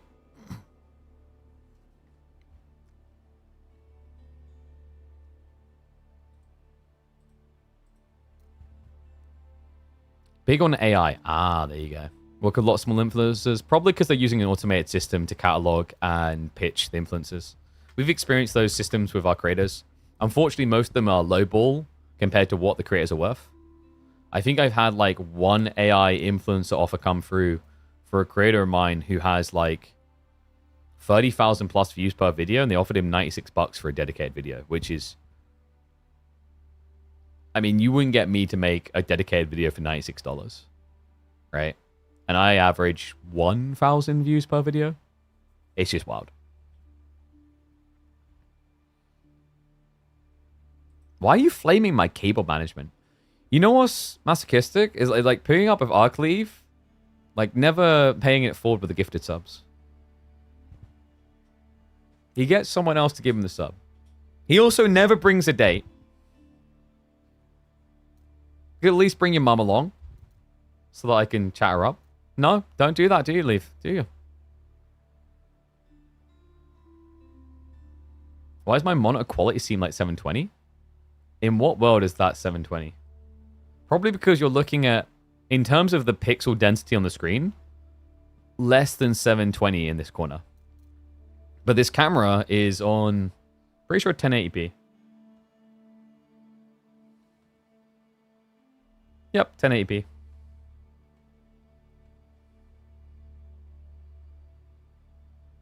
Yeah, no, but what I'm saying is like is the basic like mathematics of it is that you're asking a question about the camera, like this camera down here, right?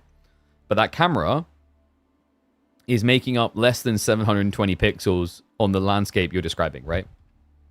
So that would be why it would look like 720p. Because you're looking at a 1080p camera that, in terms of pixel space on the full screen, is taking less than 720p. And then you're looking at 1080p within that. So that's the 1080p. This is like the Elgato face cam. It's a good one. And then we've got, boom. That right there is like, definitely that monitor. Like this thing, I need to bump my contact. Actually, that's a fair point. Because that should have arrived by now. It's been over a week, so I should receive that. I was going to get sent the new Elgato 4K to test against the old 4K. And also to, like, visually capture these better. Because, like, this is the OG face cam. It's good, but, like, there's better ones on the market now. Like, there's updated versions of even that. Okay, so why the hell... Like, has WAM just had a power outage? I'm trying to figure out what's going on here. He's not online now. Oh, thank you, Arcleave. Good job, mate. I appreciate you. Like, yeah, I always say, like, just sharing around the stream, because there's loads of people who just don't know about esports in AoE4. They don't know about the content creation, the Twitch streams, whatever. It's like, you know, it goes a long way. People who are able to tune in, obviously, and people who are able to sub. But, like, if you always want to help more, but you ain't got money, there's obvious free things. Like, when we do activations, like we done a phone game the other week, installing that is, like, it doesn't cost you anything, but it benefits us, gets us more sponsors. And also just sharing around the stream. When you see a Reddit thread, or you clip and send Reddit threads and whatever, that also helps. Like, I always say, you know, growth comes down to a mixture of you guys tuning in and also people being aware. And it goes a long way when you guys kind of just amplify the messages on that front. So thank you very much to everyone that does. His internet went down? That's unfortunate. We just got a crazy thunderstorm? Are we going to have this one or not? We'll see. I've got a little bit longer. So we can praise. Hate the AI generated content? Yeah, I just can't bring myself to do that type of crap. The interesting thing is, like, everyone was panic worried that, like, AI content was going to take over and make genuine AI, like, non-AI creators irrelevant. But what they didn't account for is that the flood of AI content is so substantial that people are actually getting sick of it. So it's the like almost like an uncanny valley version in a different form, but it's the knockback effect. If every content arc becomes AI generated, people yearn for the more standard. You've actually seen this in other examples of content creation. You guys are familiar with Queso? Queso basically, like, his content these days, I mean, this guy goes live on YouTube streams, and then, like, I'm looking at this, like, his videos are over an hour long, and they're basically him playing the games, right? Like, look at this viewership number for something over an hour long. That's pretty crazy. So he, like, you know, he's an anomaly compared to, like, the meta of YouTube, where you're meant to, like, you know, optimize around 15 or 20 minutes and blah blah blah. So, like, there's examples of this where people are kind of just getting sick and tired of what is the meta. There are still certain elements that are unfortunate. Like, he's a breakthrough case. If you're, like, not breaking through, you need to find something that is ahead of the curve or meta to get you through the initial hurdle. Otherwise, you get stuck in the what's the word I'm for? The fuzziness of it. All right, WAM is back online, by the way. You like long podcast style content? Yeah, like the thing we're doing at the moment, actually, and if you guys want to see something different, I think it's going live on the channel today. It'll be live after the stream. Is we've done a podcast of my time in Germany. So if you guys want a little bit behind the scenes about what it was like doing the Rocket League tournament on a military base in Ramstein, after the stream's finished, you can check out that video. If you don't want to check out, like, if you don't have any interest in behind the scenes on esports events and, like, a Rocket League tournament in Ramstein, don't click it, because, like, if you're going to go on the video and click off within 1 minute, it does more harm. But if that does intrigue you, that's going to be up on the channel.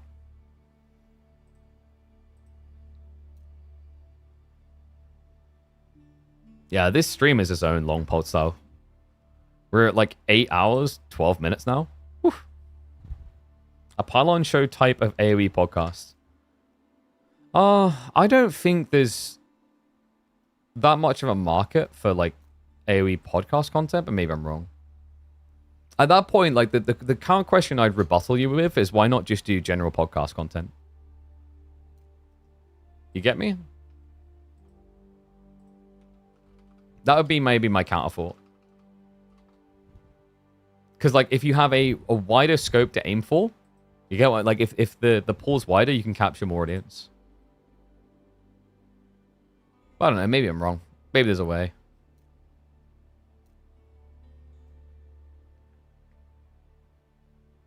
Play the whole video on the slowest speed, it counts like 4 times the views and engagement. Is that true, or are you just making that up? I've never tested that, so I'm not sure. I feel like I'm being debated. Wait, is SAS in a pub game right now? Oh, fudge me sideways. Extra Sheep podcast? Like, does that do very well?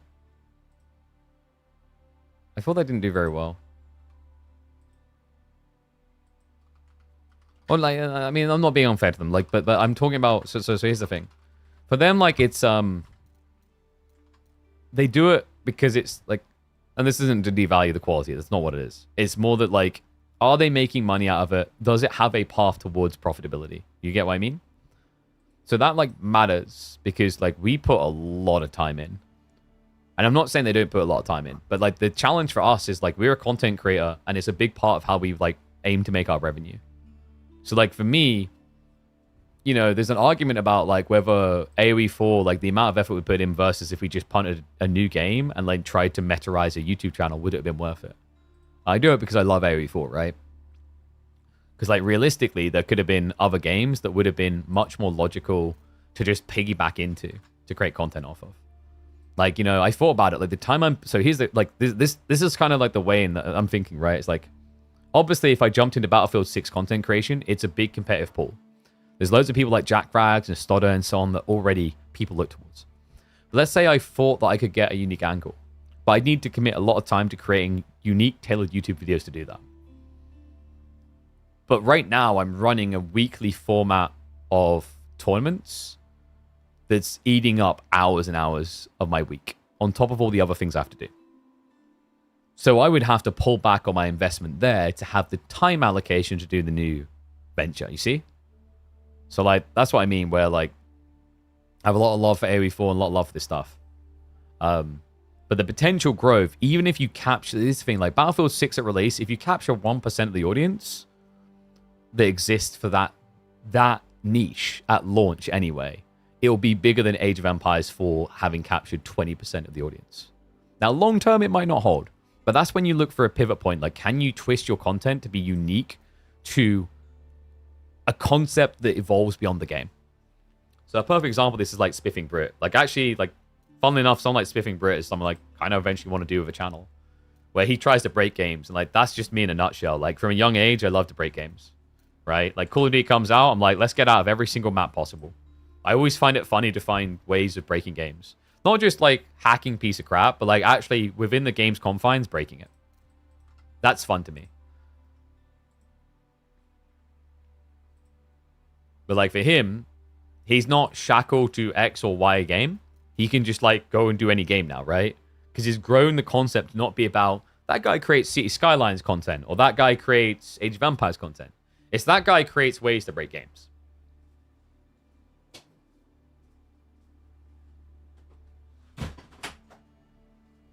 That's something I'm definitely trying to, like, figure out as time goes on, by the way. Because, like, I spend a lot of time focusing on the live streams, which is great. But live streams, until you're a certain size, anchors you to a directory really hard. YouTube is, in theory, the place where I think a lot of creators access their freedom. That's also why I think a lot of Twitch streamers get trapped. Is because YouTube, if you can angle a content journey on a channel correctly, like, you can open up the doors. Whereas for Twitch, you either have to be part of the clique, so like the in-crew where they host each other and do content together, or you need to have bursted your height to such ridiculous heights that like it doesn't matter. You just go do anything, you're at the top of the directory.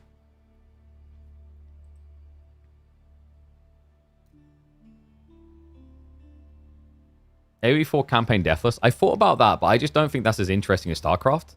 One, the input in StarCraft is like obviously more responsive. I think all of us are mature adults. We can admit that like one area that AoE4 needs to be improved on is responsiveness, like your clicking and how quick the units move. That makes it a bit harder, but you can argue that's a challenge. The biggest problem of doing a deathless run on AoE4 is I think we all know what it would turn into. It would legit just be spamming outposts and castles. And then you have to choose, like, does an outpost dying count as a unit dying, etc.? But it would probably just be spamming outposts and castles. Now, I'm not saying initially at the start of those games it would not be challenging, but I do contest whether people would enjoy watching that, because what it would inherently become is just like you watching a guy building a lot of outposts. So yeah, I have thought about that. Chess AoE, like cheese boxing? What, you mean like having a LAN where they do chess, like, you know, and in Age of Empires? I've conceptualized that. The problem is it's still a LAN environment. You need a lot of money for that. By the way, I think WAM is warming up. We're just waiting on SAS.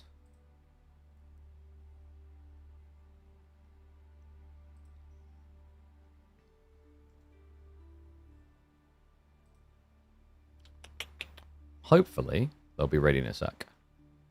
Sorry about the delay, guys. Basically, WAM, there's a storm in his area, so it just all went out. So he just responded a few minutes ago that he's good. He's ready to go. So we should be underway in a minute. Make co-op games in AoE? That would be cool. Unfortunately, there was a guy... Did you guys see that Reddit thread a few weeks back? There was a guy who actually made... he made maps for Age of Empires. He actually done, like, co-op maps. I can probably find them here. And he quit. Because they updated and broke a lot of his maps, and they didn't even like give him a heads up or anything. I think he maybe even deleted them. Did he delete them? Was it 1333 or something? Does anyone remember the guy I'm talking about? I can't remember his name. He done a lot of cool scenarios, actually. I could tell he put a lot of heart and thought into what he was creating. So it'd be on crafted maps, I believe.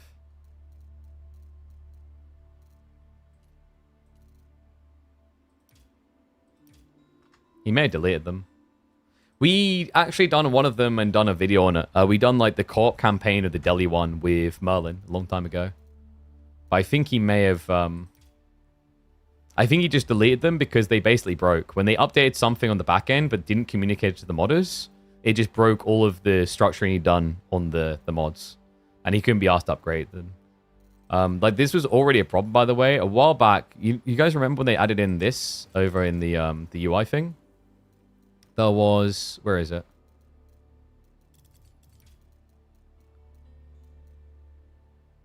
The condensed victory objectives. So this thing here, what it does is, you know how it used to have like sacred site or whatever written in big letters across the screen, and now it's just a little icon? That was a good change, right? That was a great change. However, it was also a bad change, because for a lot of these modders who created these objectives that it would tell you what your objective is, now because the objectives were condensed, you couldn't see the full description. So you get into like a modder's hard work on this campaign level, and you wouldn't know what to do, because all the info was hidden now in the hidden objective icon. It's like small things like this. It's just like oversights that aren't thought of, and it's also like that carelessness that comes from like the Relic and World's Edge side is really bad, because you're talking about a bunch of volunteers that put tireless amounts of hours into creating mods for your game and your community with no money for it, and quite often no thanks.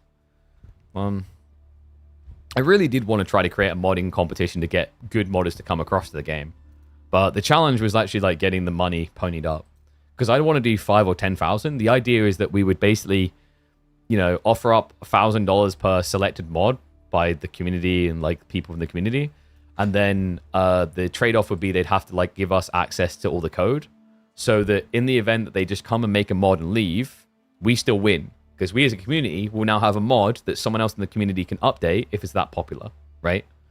But the idea is to get very talented people in the door because modders don't get rewarded for anything in most games, right? The closest was when like are we ready, by the way? Or is Wham? He's in lobby weighing.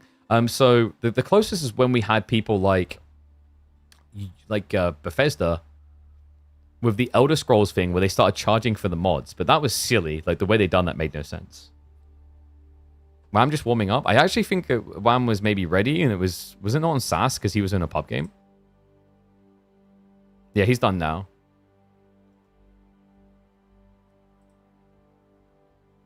This might be tight though. We might end up having to like cast one game and then raiding through. Because I've got a call with a new creator in about like 30 minutes. So we'll play it by ear.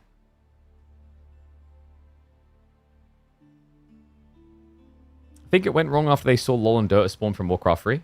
Possible amounts of money made is too enticing for companies. It's not just that, actually. There's another reason why it's really hard to come by good modders. Do you want to know why? Back when Warcraft, games like that, spawned Dota 2, and even the early days of StarCraft, your options, if you were capable of like coming up with good creations and coding a little, weren't high. Because game engines were hard to come by. The license prices were high. The barrier to entry felt high.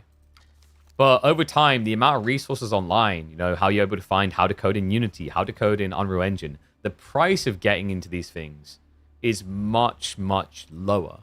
So what ended up happening is over time, anyone who had the skills to be a developer, instead of spending their time, or be a good modder, instead of spending their time being a good modder, just became a developer. Makes sense as well when you think about the amount of games released per year now compared to 10 years ago. It's just a different environment. It's very hard to make modding work. Like, the weird thing is actually, though, like, if there was one genre that it makes sense for, like, I mean, there's two, right? There's sandboxing, and then there's strategy games. Because strategy games, like, if you have a good core system, has a lot of potential. That's why Warcraft, if it appeared today, probably would have had a lot of mod support still. Anyway, they're now getting into the game. We're ready to go.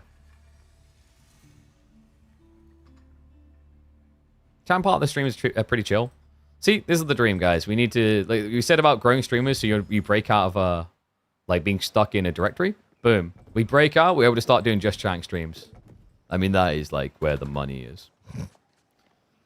Integrations there. I mean, the thing is, like, actually a lot of them struggle because they're like controversial people. Politics and crap like that. All right. Predicky's up though. And in we go.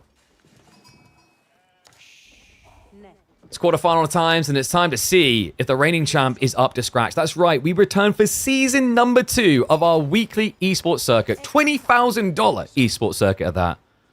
And Wham, back firmly in the driving seat. He 2-0'd Recon in the round of 16, now into a best of 5 up against SAS. And this is the decorated champion, right? Like, Wham, not as many wins as a certain someone else. I believe we calculated it out, and B was by far the most successful in the first season of KPMM. But Wham, towards the end, was just so consistent. Of the last 5 that we hosted, he won 4 and came runner-up in the other. This man was on fire. Like, it was actually written on the walls before the Denmark land even occurred of what this guy was capable of. And, well, this could be a very quick game number 1. Byzantines have some really good timings to try and aggro into Roost Greed. If you just straight up pro scouts fast castle, Byzantines is heavily favored. Now we're going to go for the 2x speed. I think we're about 30 seconds out from live.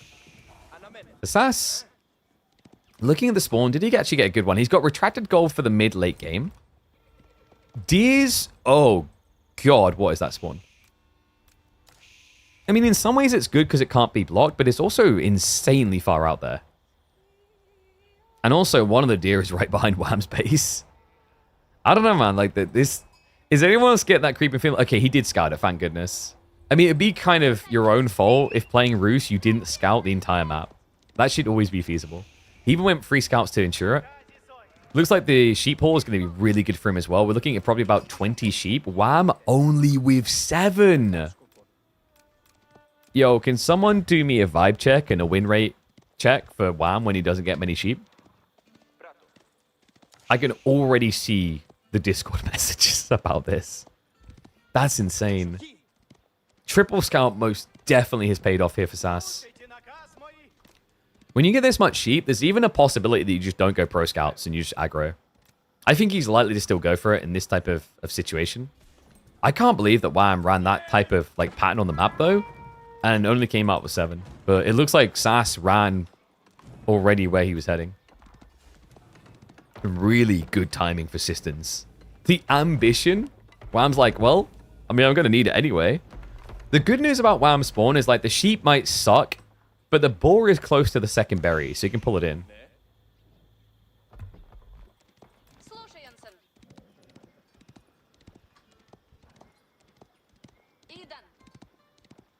Wait, you got all this talk about German talent? Who's the best German player? Is it not still Viper? Okay, that was a low blow.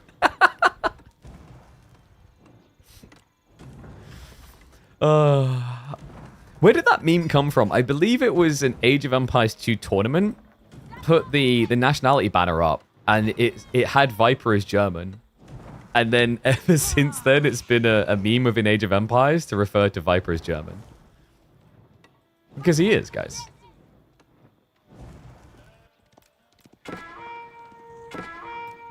So for level 3 assistant in... I don't know, guys. Maybe Germany's in luck. Maybe we can find one like the top 8 with at least 1% German heritage.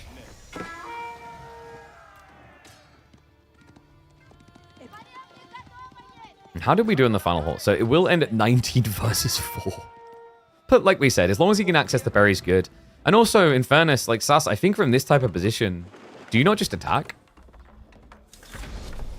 I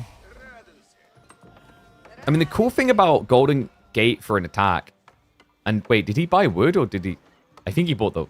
No, he bought the wood. I like that. That's really cool. I think SAS actually might have an attack here. Because Byzantines are kind of starved, and all their food is forward spawn. So, like, if you go pro scouts, like, you're just letting Wham have a game. But if you go aggro, you could block all of this, and he has nothing.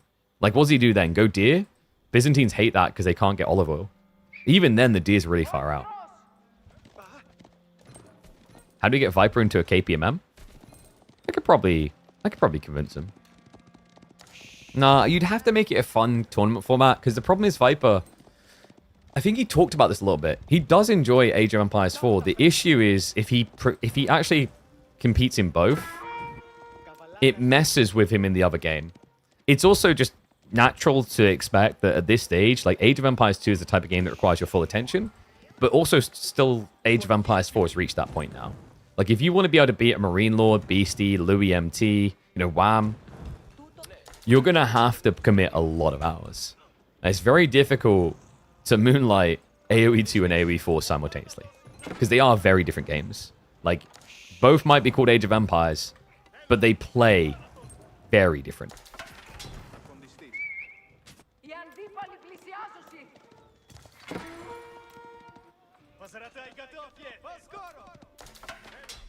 So it looks like SAS is going to be going into Horseman. We are getting that aggro approach. Western contracts coming through from Wham, though. He'll have enough olive oil here from the initial berries to get double merc, and then the third will come from here. I'd actually love to see Wham just go 1-1-1. So longbow spear, but then actually pivot into horseman. With the boar, if you gather on it, it could be good. Zerton not number 1? Zerton's gone. Recon, you can move to Germany and be the number 1 German player.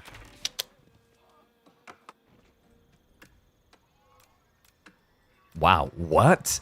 That's quite the pivot. So he split resourcing, which means you're probably going to get idled out because you can be harassed. But the idea is, like, at this stage, with an outpost on each, your opponent can't all-in commit. And it means even if you get idled out on one, you're still getting olive oil elsewhere. So Wham's win condition seems to be longbow scaling, which makes sense here. Especially now that SAS is committing into archers. Horseman just trying to get a little bit of information gather. It is pro scouts after all. There's going to be a lot of food coming for SAS. The goal should be Knight Archer here, realistically. Unless he's just trying to bait. It could just be a handful of archers to make Byzantines do something out of line. And then you just greed. That's true. Zertin finally stopped making knights. Apparently, he used to laugh when I referred to making knights only as the Zertin build. Those were good times. Oh, man. We used to have so many people. So many people are gone now. Like, you guys remember, was it Nushabar? People had high expectations of him. I believe he's Austrian. What was that team? Was it Genesis Gaming? You guys remember Genesis Gaming? There was like 2 or 3 players on that roster. I remember actually like back in the day. You guys remember in the olden days, the early days before, there was a few players on that roster that at the time were like better than Kilyadi. Now look at who's laughing. All right. Somehow the old man out-survived them. Yeah, those guys, Genesis Gaming, they had, I think it was Chrysor. There was a lot of potential there. And then long before, I'm trying to think who else there was. Was it Simtom? Simtom was another one. I'm looking at the list now. Simtom, Nahulbuek, Sanich back then. Oh, I forgot Chim was on there. As was SAS, actually, which is interesting. Chrysor still plays. Yeah, he's just not competing at the same level, though. It's interesting to think of who existed back then, who's parted ways, and who's taken their place. Like, looking here, Anatan, a pristine example. He wasn't there at the beginning.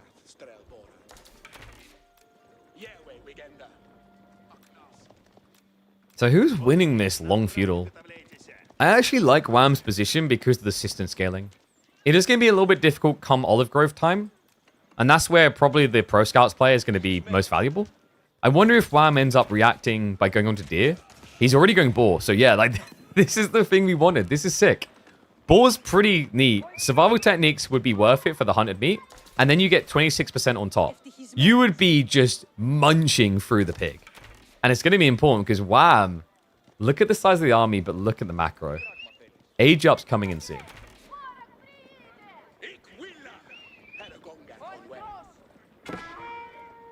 Damn, Dinky King, I remember that. Oh, guys, you remember Iagos? Oh, and we can't forget a certain other Australian. Good old Hut. What a legend. Retires at Red Bull Wallol. Legacy. Nice guy. Need to catch up with him. Still catching up on this game. It's not looking like SAS is going to have his attack point. Like, this is the frustrating thing of what he's trying to do, right? Like, I get where he's coming from, but longbows with this type of berry access is there's just no stopping that scale point. And it just doesn't feel like something you can dive. He's getting into knights now. My worry is, like, if this is 20 plus longbows, with how quick veterancy will come in, you will struggle to connect. Iagaz? Oh, I remember Iagaz. Like, he was the innovator for the HRE a lot. But I think, actually, back then, Matisse was the first one I remember seeing do the 4 stables Night Rush build. But Guz had some sick ones, too. Clash coming in. Longbows struggling to get away with this. But the tree line is actually hiding the Limitane a little bit. Yes, the Knights can't hard commit. That is an expensive fight for SAS. Loses, what, 8? 9 archers, kills, I think, 3 longbows. In fairness, the archers are more easily replaceable, but not for long. Golden Horn Tower is going to give a lot of longbow production here. Wow, maybe a bit overconfident, though? Huh? I think that was a bit of an ambitious step up by Wham. He just wanted the breathing space for the tech up. Cataphracts have been queued, and we should be getting veterancy coming through soon. First longbows are already on the way, and due to Conscriptio... Wait, he's on... Yo, he's using Presidium. Knight not able to get a kill there. He needs to switch off a Presidium because those longbows aren't coming quick. The Cataphracts, however, are. Conscriptio allows him to get heavy cav units out in 20 seconds. First one's going to arrive. Veterancy is now also on the way. Just 7 seconds away, in fact. I don't think he's realized. Guys, he's still on Presidium. Presidium, Dialectus, this one doesn't connect. Oops.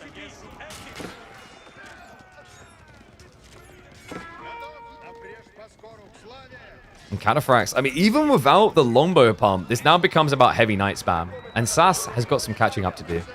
He's starting to save for castle, but it becomes dead obvious. Wham has got the first monk on the way. This is now going to turn into a relic race. In the meantime, the Knights, terrible trade there. This is what, 4? And let's go for the check-in now. Yeah, he's not going to realize. That's pretty bad, guys. Lombos could be coming out every minute and a half. Instead, it's 2.5 minutes. But it's not bad enough. GG gets called. And that is a quick, succulent, clean game from Wham. And you know what impressed me most, guys, is like we talked about the sheep game at the start. Wham, a player who has a bad history of sheep, didn't seem to stop him here. The Byzantine berry burst, a bit too good. Yeah, that was quick. Very quick. Like, he wasted no time at all. Took long enough. We were waiting a long time for this set, actually. But you had the crashes, you had the storm and whatnot.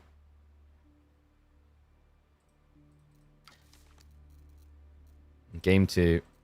I think they should be getting ready to tweet. We'll see how we go. We might have to raid through to someone for game 3 because I've got that influence meeting soon.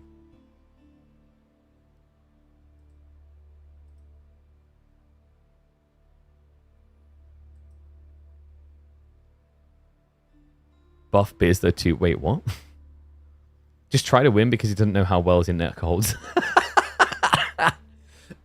Oh my god, SAS is dead in less than an hour, right? This is how SAS wins. He just has to outlast the internet of Wham. Oh, man.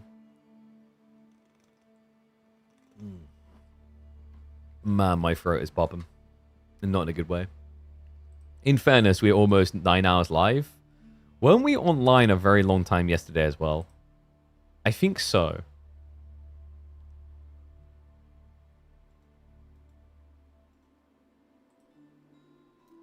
War of attrition. No, I think this is a war against nature. He's just waiting for either the storm or a tree to beat well. Alright, the boys are getting a lobby now. Let me have a look and see what we're getting in game 2. HRE versus French. Is that Gorge or Rocky River? Excuse me. Is there a world in which it's Frisian? That would be like a crazy curveball. I don't think you need to get that like off course though.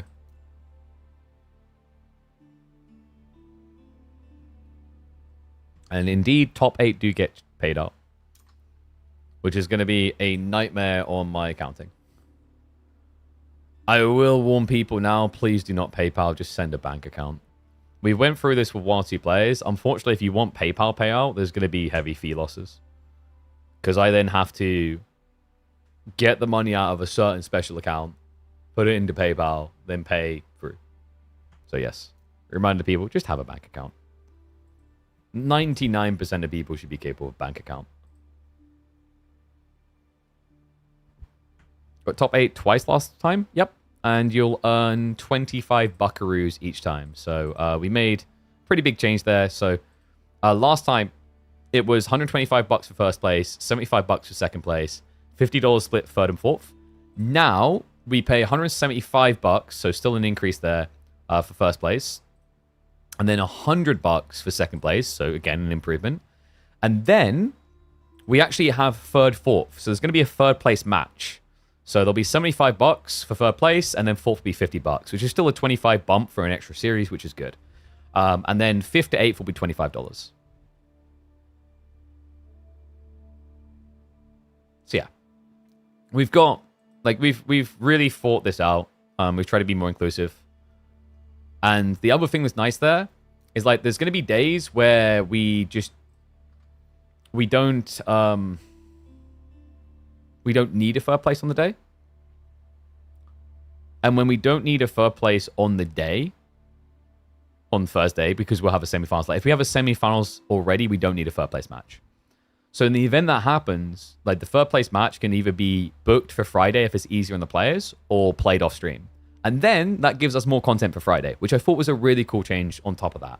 Not just the fact that we're paying out more people, but also we're getting an extra match, which has variability to be used on the Friday, which sometimes is a slow day to start because it's when people start scheduling their games. And also it's when you get like these very stompy matchups. So yeah, I'm pretty proud of that.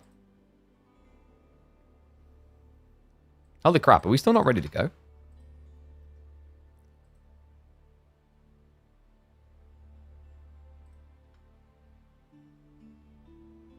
Did someone forget to make the game public? Okay, one second. It might be a UI issue. You're right. I think we got scammed. That's probably it. They usually know by now. Yes, there we go. I was about to say, Wham doesn't forget. All right, sorry about it, guys. We're getting the game now. So G1 payout. I was getting the beat stick ready. I keep forgetting the UI is stupid like that. So we can speed up the other game a little bit. Oh, it is Gorge. Okay.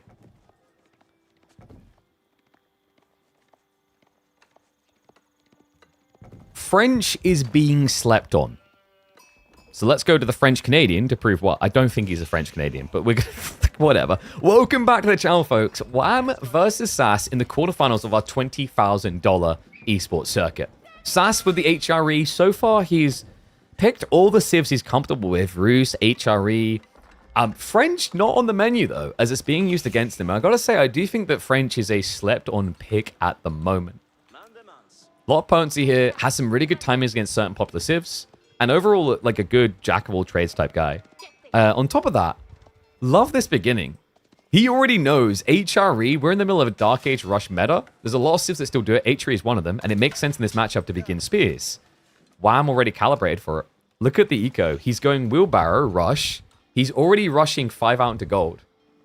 This is smart. I actually really like this build. The idea is that by the time that the spearmen start to come in and you worry about them, wheelbarrow is going to be completing, which then minimizes the time of running back away from the gold. It's a really cool build.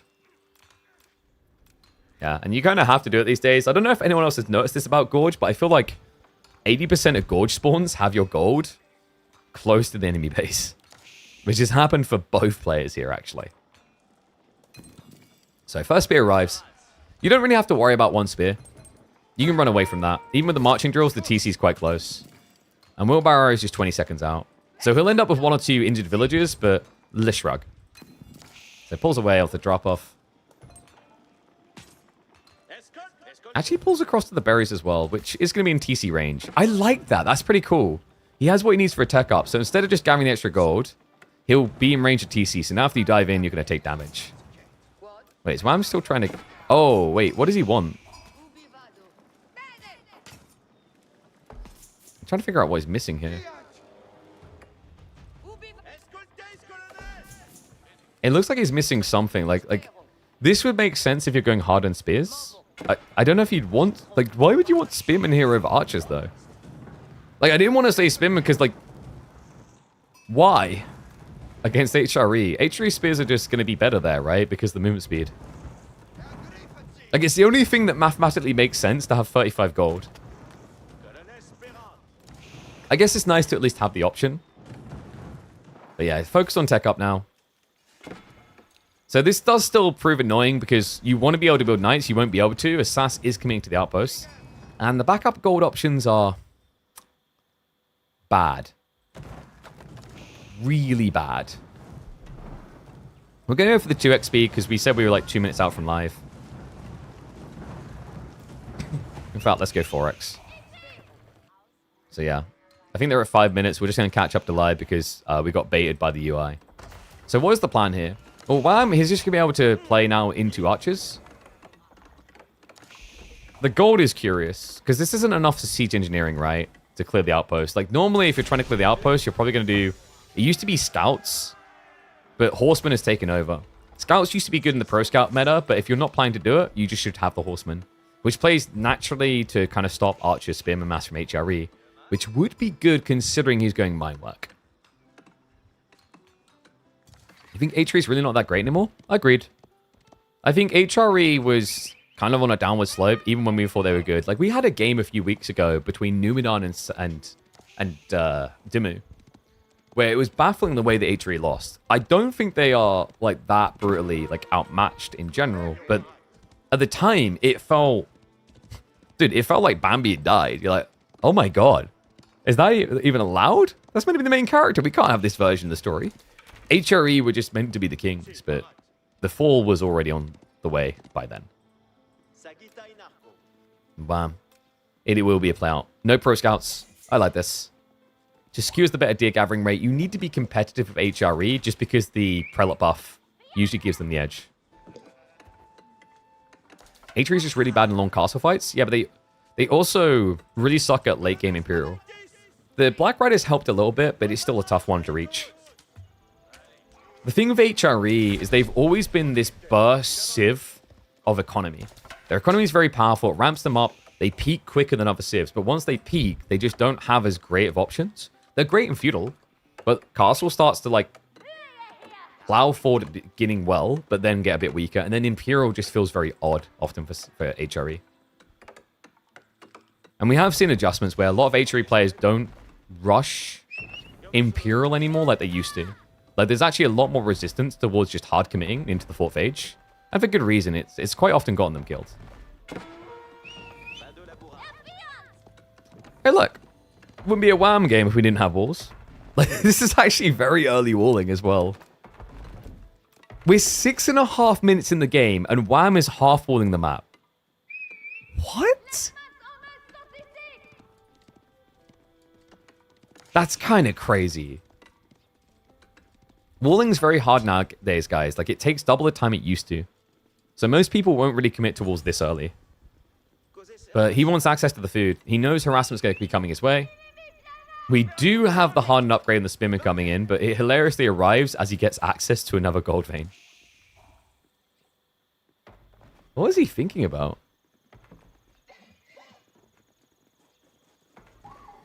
And no, Roost Palisade walls are not more expensive than standard walls, which was, in my opinion, a big part of why Roost felt generally so good for so long. The walls were just obnoxious. Having double the HP and having no negative. Paying the same, building the same speed. Like, it just didn't make sense. So, WAM now has access to the Knights. SAS is going into Horsemen, though. I gotta give WAM props. Like, compared to just dropping an outpost on a gold or whatever, I mean, this is definitely more expensive. But when you add in the cost of, say, going pro scouts, because that's what you have to calculate here, guys. This was either an outpost plus pro scouts, not to mention the reacquire on your own gold, or this. This is actually more cost efficient. The reason I pin pro scouts in at the same value, the deer stack here is 2450. The boar is 2200. So you're almost at double deer stack with that value there. Then you have the berries. This is really cool by WAM. I think the tower puts SAS too far behind. The fortification is pretty heavy on the investment right now. Like, I understand the desire to do it. He has pulled out onto the deer himself. But it's not like this was lean. I think, like, maybe for SAS, the adaptation would have been, like, 1 building mine work. Because he used, was it 3? I want to say. And then you're just targeting castle. It's a bit obvious, but compared to what WAM is doing, like, what have you achieved by investing in this age?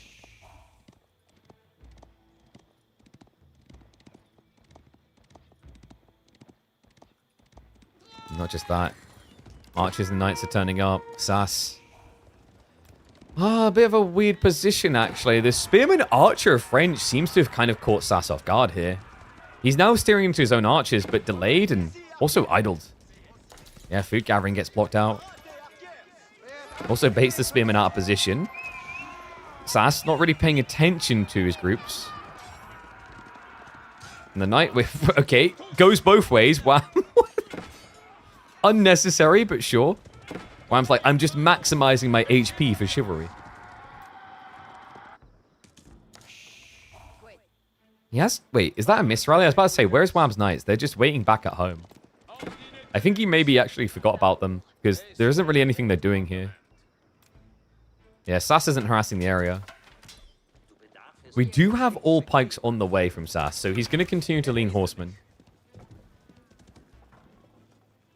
You missed a few minutes. How did WAM break the tower? Okay, I've got this crazy strategy for you. You're going to love it, Johan, because it involves not losing villages. And there's an Abbasid spamming TC boy. You're going to love it. You just walk elsewhere. He's just completely ignored it. This is a very different approach in the game that we've been seeing at the moment. I mean, like, Gorge will be that type of map inevitably eventually gets walled. It just... I don't remember the last time I saw Gorge get walled like this at 6 minutes. It's a Wham special. It's been something consistent for him throughout KPMM. You know, we tease him a bit about it, but it's all in good jest. Like, we tease him about it, but it works, right? It's actually a praise more than a tease, I'd say. It's like, oh, he's doing his walls again. It's not bad, though. Like, he gets away with it so often, it's insane. I imagine people playing against this are kind of ripping their hair out. Like, how is he doing this? Because he's also now going for a tech up. Guildhall's on the way. Just looking like he's going to be miles ahead. I mean, his archer count is higher, which means he can hide behind the walls. Yeah, this is not good right now. SAS, the problem here, like, you can't break the wall without stepping up. The archers will tickle against you. And I do not know what happened there. Whoa. Microphone went a little bit weird. Sorry about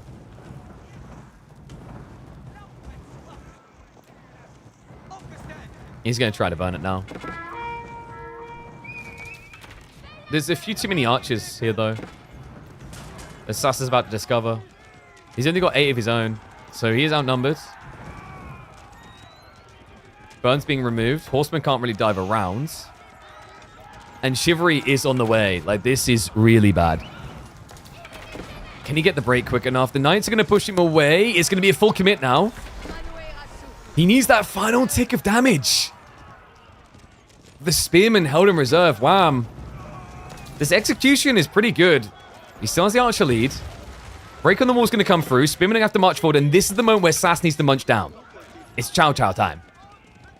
Chowder time? Chow Chow is different. But is SAS going to be able to chow down? The Knights aren't upgraded yet. Wham is lacking the gold. He needs one more drop-off. And SAS, he knows. He's hunting for it right now. He sees the mining camp, but the gate is already up. And Wham is out of there. Magician trick a success. Not just that. You send the horsemen in on their own. Understandable, but it also means the Knights can now contest that. Archers are going to intercept the gathering, though. So well played. Gets himself some worker kills. And he's scanning it all out. He knows that it's Guildhall, so he knows there's no Royal Bloodlines full pump down the line. Villages are also getting blocked out. There's no move to the other side of the map. There is actually Deer Up here as an option for Wham. But it doesn't feel safe or secure. Knights now charging in. The Spearmen, though.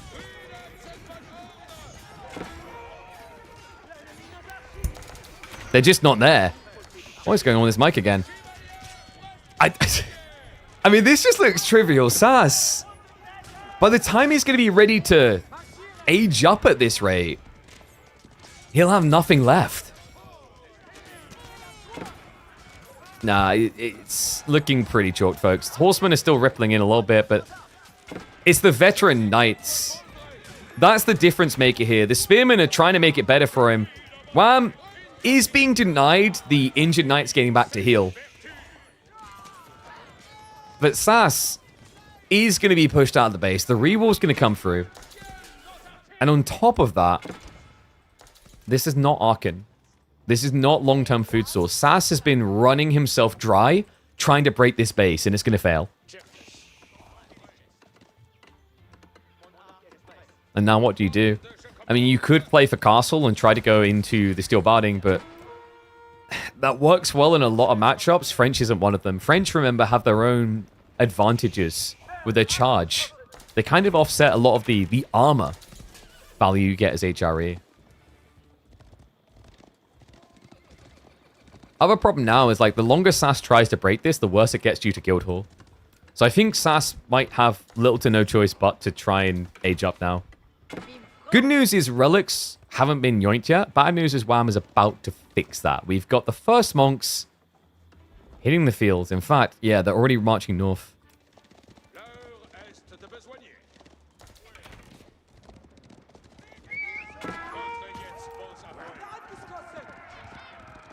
Wham. He already has the answer to spears. Veterancy for archers is on the way. Horsemen are trying to raid. A lot of outposts to try and protect these pocket economies. Pinch is going to be there. Good grab by SAS. He needs to finish that kill, though. Yeah, not able to, so that does mean the healing's going to kick in. Regnitz now on the way for SAS. And the villagers are repairing the walls, so it won't be a breakthrough there. No new troops are really rallying. It seems that Wham is fixated on trying to intercept the age up. Yeah, he understands, like, SAS, his defense has gotten weaker and weaker, which is a dead giveaway. Your opponent's investing 1,800 resources somewhere. So he's going to go hunting. Doesn't seem ready to dive into the base, but he has noticed through the fog that the deer are starting to die here. It doesn't make sense. Cool thing about this for SAS, there is a timing here with the prelates. Unfortunately, 4 relics spawning on one side of the map is bad from this position. If Wham just camps here and patrols left or right, he can stop all relics.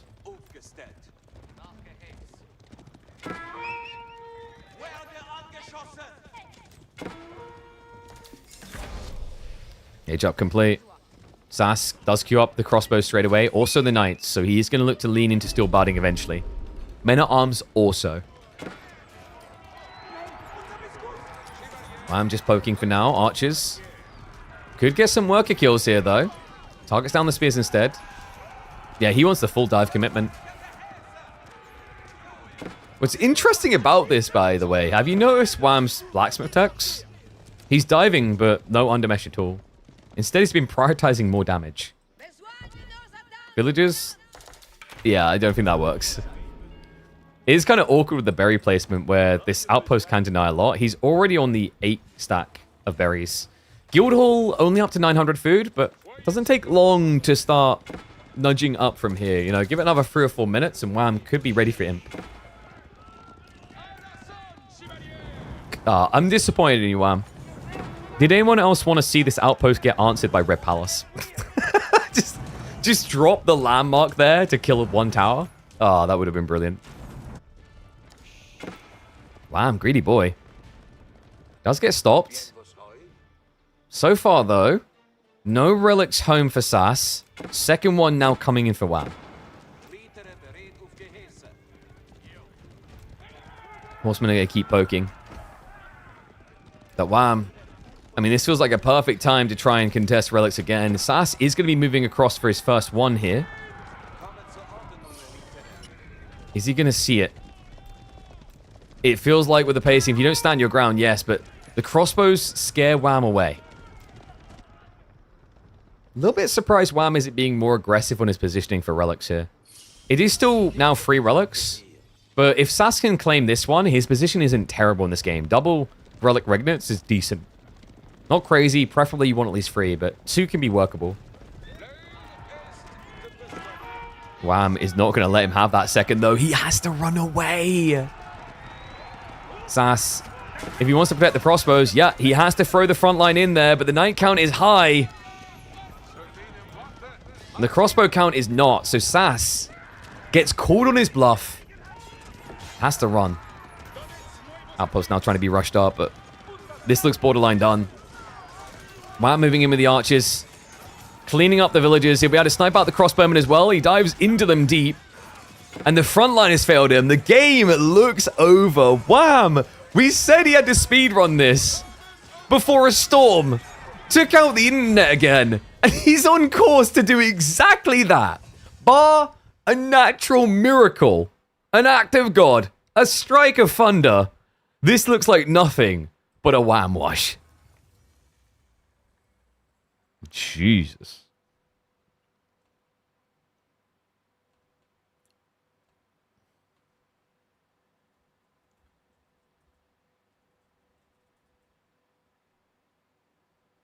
Your points? Wait. How many you put points on?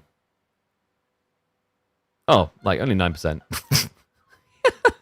Yo, what's up, Huffy Tuffy? Thank you very much for the subs, mate. Appreciate the gifted subs, you legend. Thank you. All right, so win for Wham.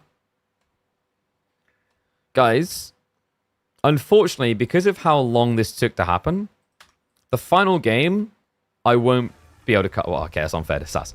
What might be the final game we won't be able to cast? It could be a recovery arc for him, but like right now, I mean, Wham looks really, really solid. Like he's the boogeyman. So wait, you left the office, came back, and we're still going. Yep, we are at 9 hours, but we are about to like end the stream. So guys, I'm gonna raid through to Wham, so you'll be able to catch up with the remaining of the games. We'll be back next on Thursday, where we should have B versus Anatan. And then we might try to sneak in the other semifinals, which is going to be, at this rate, looking like Wham versus either Dumo or Numudan. So we'll probably go live earlier to be able to do both of those. But B Anatan should be live on Thursday before Grand Finals. So you should get at least a best of 5 and a best of 7 live for our Grand Finals day. But what I'm going to do now, guys, I'm going to prep to raid through to Mr. Wham School. If you're watching on the other platforms, make sure you're following on all these locations that pop up down there. Make sure you subscribe to the YouTube so you catch all the uploads when they go. We just uploaded our vlog where we worked a Rocket League event on a military base in Germany. If you're interested in that type of content, check it out. If not, don't feel pressured to. It's actually better that you don't look at it if you're going to look at it for a minute and click off. But outside that, make sure you're following on Twitter. Make sure you join the Discord so you get notifications. Make sure you've got notifications turned on Twitch as well as YouTube. If you're a kick person, go for it as well. And I will be back Thursday when the first Grand Finals day of Season 2 of KPMM gets underway. But go have fun with Wham. Wait, no, that's the wrong Wham. All right, I'm going to end the streams on the other platforms. Thank you, YouTube. Thank you, Kick. I'll see you on Thursday.